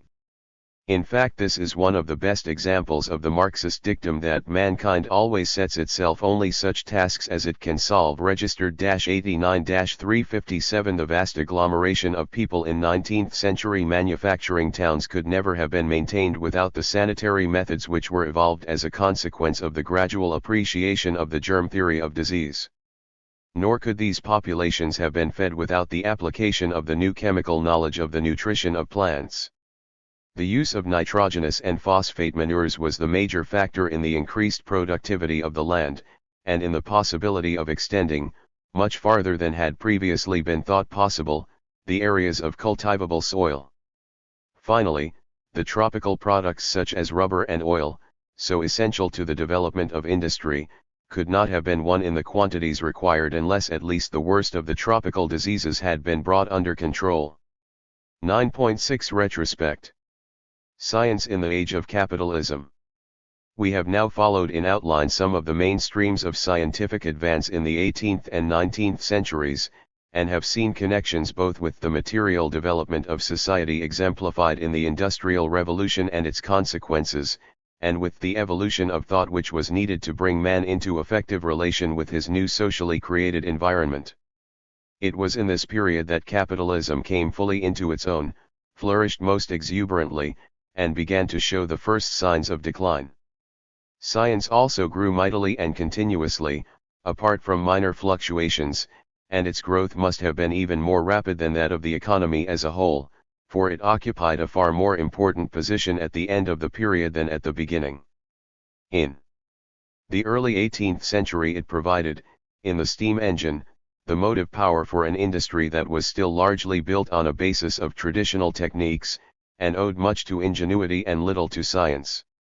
Towards the end of the 19th century, new major industries based entirely on science were arising. In addition, science was permeating the older craft industries and agriculture itself. At the beginning, science still had more to learn from industry than it could give to it. At the end, the very existence of industry was bound up with science. Through the technical transformation of industry that it had made possible, science was affecting the development of capitalism, enabling it to turn away from the individualist free competition of small-scale industry to the large monopolist undertakings with deliberately planned and scientific production methods. A comparison between the scientific revolution of the 16th and 17th centuries discussed in Chapter 7 and the Industrial Revolution of the 18th and 19th brings out the radical change in the kind of relation between science and economic life. In the first period, as we have seen, the call on science and its effective answer were on a 659 very limited front, hardly more than that of astronomy and navigation. In the second, the whole range of industrial activities was included: mechanism, power, transport, chemicals, and munitions. Correspondingly, the science of the first period was concerned mainly with new instruments for the collection of information about nature: telescopes, microscopes, thermometers, barometers, and with the mathematical analysis needed to design them and interpret their results. In the second period, though instruments continued to develop and multiply, they were now only a part of the material products of science. New machines, steam engines, turbines, dynamos, electric motors, chemical plant, all designed not just to find out about nature but to change it, were the characteristic products of the 18th and 19th centuries. Between one revolution and the other, science had indeed changed from the passive to the active role, from the investigation of nature to the affecting of all things possible. This transition was made possible, technically, by the very development of machinery, largely the fruit of joint efforts of workmen and scientists, and economically by the availability of capital in ever-increasing amounts as the profit from earlier investments accumulated.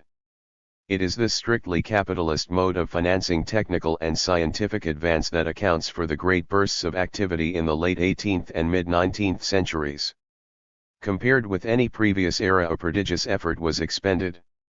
It is only when we look at it in terms of the absolute effort of today that it seems so puny. %5-1 The total amount, for example, spent on scientific research in Britain in the whole 19th century cannot have been much more than £1 million registered.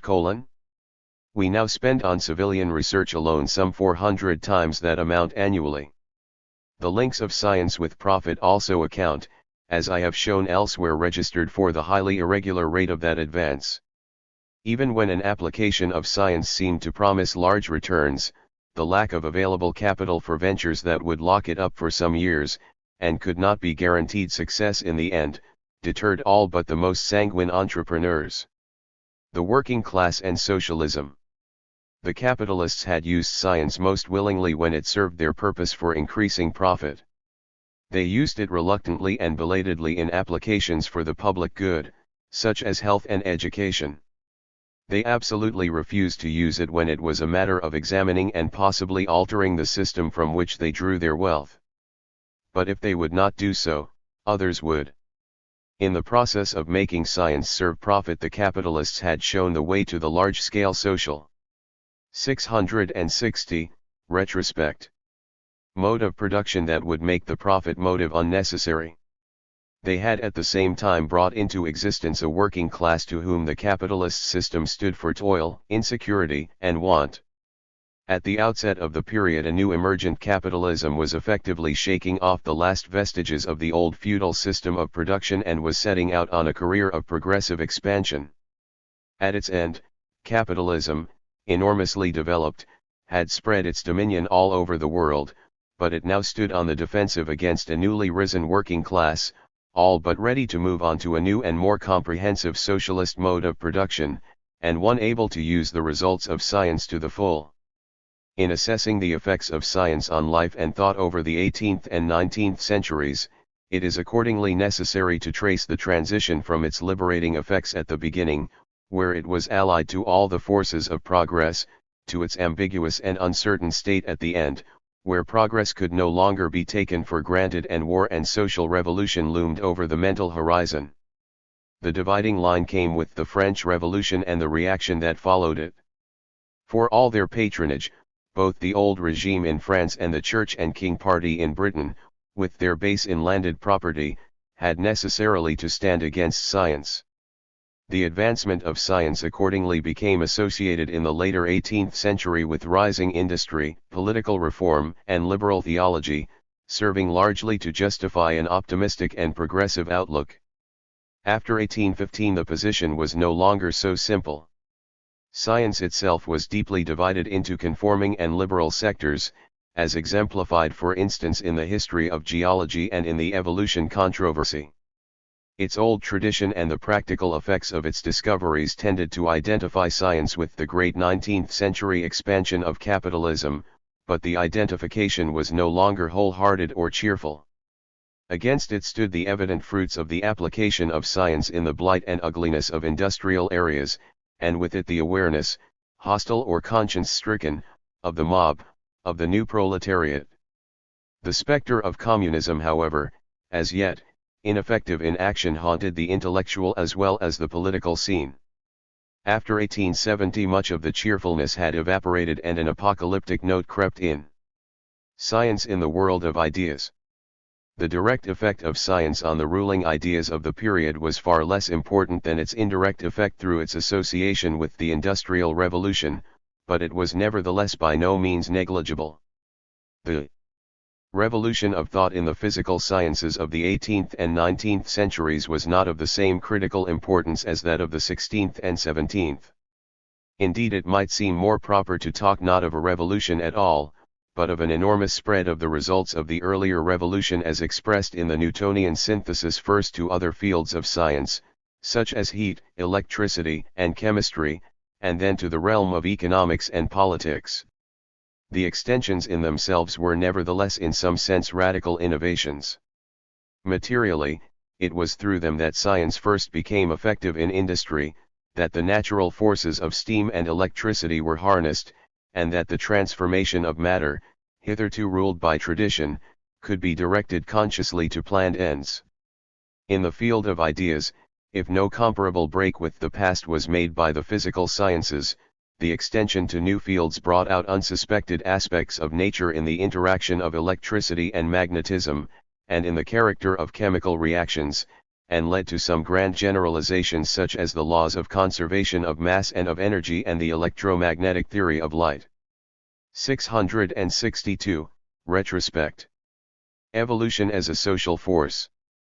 The really radical innovations were, however, to be furnished rather by the developments of the descriptive sciences, where mathematical analysis could still find no foothold, culminating in the great Darwinian synthesis of evolution through natural selection. Darwin's own contribution came later, as the finally inescapable conclusion of long years of geological and biological observation. It would have been acceptable long before, but for the resistance of clerical and landed interests, who felt instinctively that its acceptance meant the end of any justification of a divine ordering of the world. Newton had, through his new framework of the celestial world, largely restored the credibility of design which had been so shaken by Copernicus and Galileo. Darwin struck closer home at humanity itself. As an innovator, Darwin was, quite justly, compared to Copernicus. The world of religion had survived and had, indeed, almost forgotten the upset that had been caused by the breakup of the astronomical world picture of the ancient East. But it still had the picture of creation untouched, particularly that of man himself in the image of God, whereas after Darwin there was very little left of the book of Genesis as a literal account of history. It was some time before the appropriate face-saving formulae could be discovered, and religious truth found to be on another plane and not liable to any contradiction from vulgar facts. The suggestion that God, in his wisdom, had buried the fossils in the rocks to tempt free-thinking geologists into perdition, put forward seriously by Philip Henry Gosse, Edmund Gosse's father, was considered too far-fetched as an explanation to provide valid escape. However, as Pope Pius XII stated ex cathedra in 1948 that the first chapter of Genesis must be understood in an allegorical sense, the controversy must now be deemed to be over except for some Protestant fundamentalists. The origin of species arrived at a time when its message was badly needed. It was taken up by the radical, anti-clerical wing in economics and politics, made as it was very largely in the image of its own theories of laissez-faire and self-help. It made possible the justification of everything that was going on in the capitalist world, the ruthless exploitation of man by man, the conquest of inferior by superior peoples. Even war itself could be justified by comparison with nature, red in tooth and claw. The old excuse for the dominance of classes or races, that they were chosen people or the sons of gods, had faded, and new excuses were needed to justify their continuation in a rational and scientific world. Darwinism provided it, although this was the last thing Darwin himself wanted. 663. The fundamental importance of the theory of evolution was that it introduced a historical element into the field of science, thus breaking definitely with the orthodox branch of the Greek tradition, with the eternal truths and fixed species of Plato and Aristotle, and returning to the earlier and heretical branch of the old Ionian philosophers and of Democritus, with their emphasis on rational development and change. By bringing history into science, Darwinian evolution might have been the bridge between natural and humane studies, but this it failed to be because of the strong reluctance of most of its proponents to push its doctrines home. Indeed, in its stress on the kinship of man and the animals, the social evolution of humanity was obscured in favor of a purely biological one, which was in turn to lead to the absurdity of the Nietzschean Superman and to the justification of race theories and imperialism. The links between the natural sciences and the social sciences, and the full implications of history in nature and law in society, were not to be forged as a direct consequence of the theory of organic evolution. This was to be the work of quite another movement, at once of ideas and action, that arose as a consequence of the social effect of the Industrial Revolution and to which Marx and Engels were to give a theory and a program. Though this occurred in the mid-19th century, well before the Darwinian controversy, its full meaning and consequences were not to be apparent till the 20th century, and the discussion of it has been left to chapters 12 and 13. The social position of the scientist. The transition from science as a liberating idea, glimpsed at by a few choice spirits at the beginning of the 18th century, to a material force capable of changing the pattern of life, as it appeared to everyone at the end of the 19th, is not, as we have seen, one simple process, but the outcome of a conflict with many phases of alternating, rapid, or retarded advances.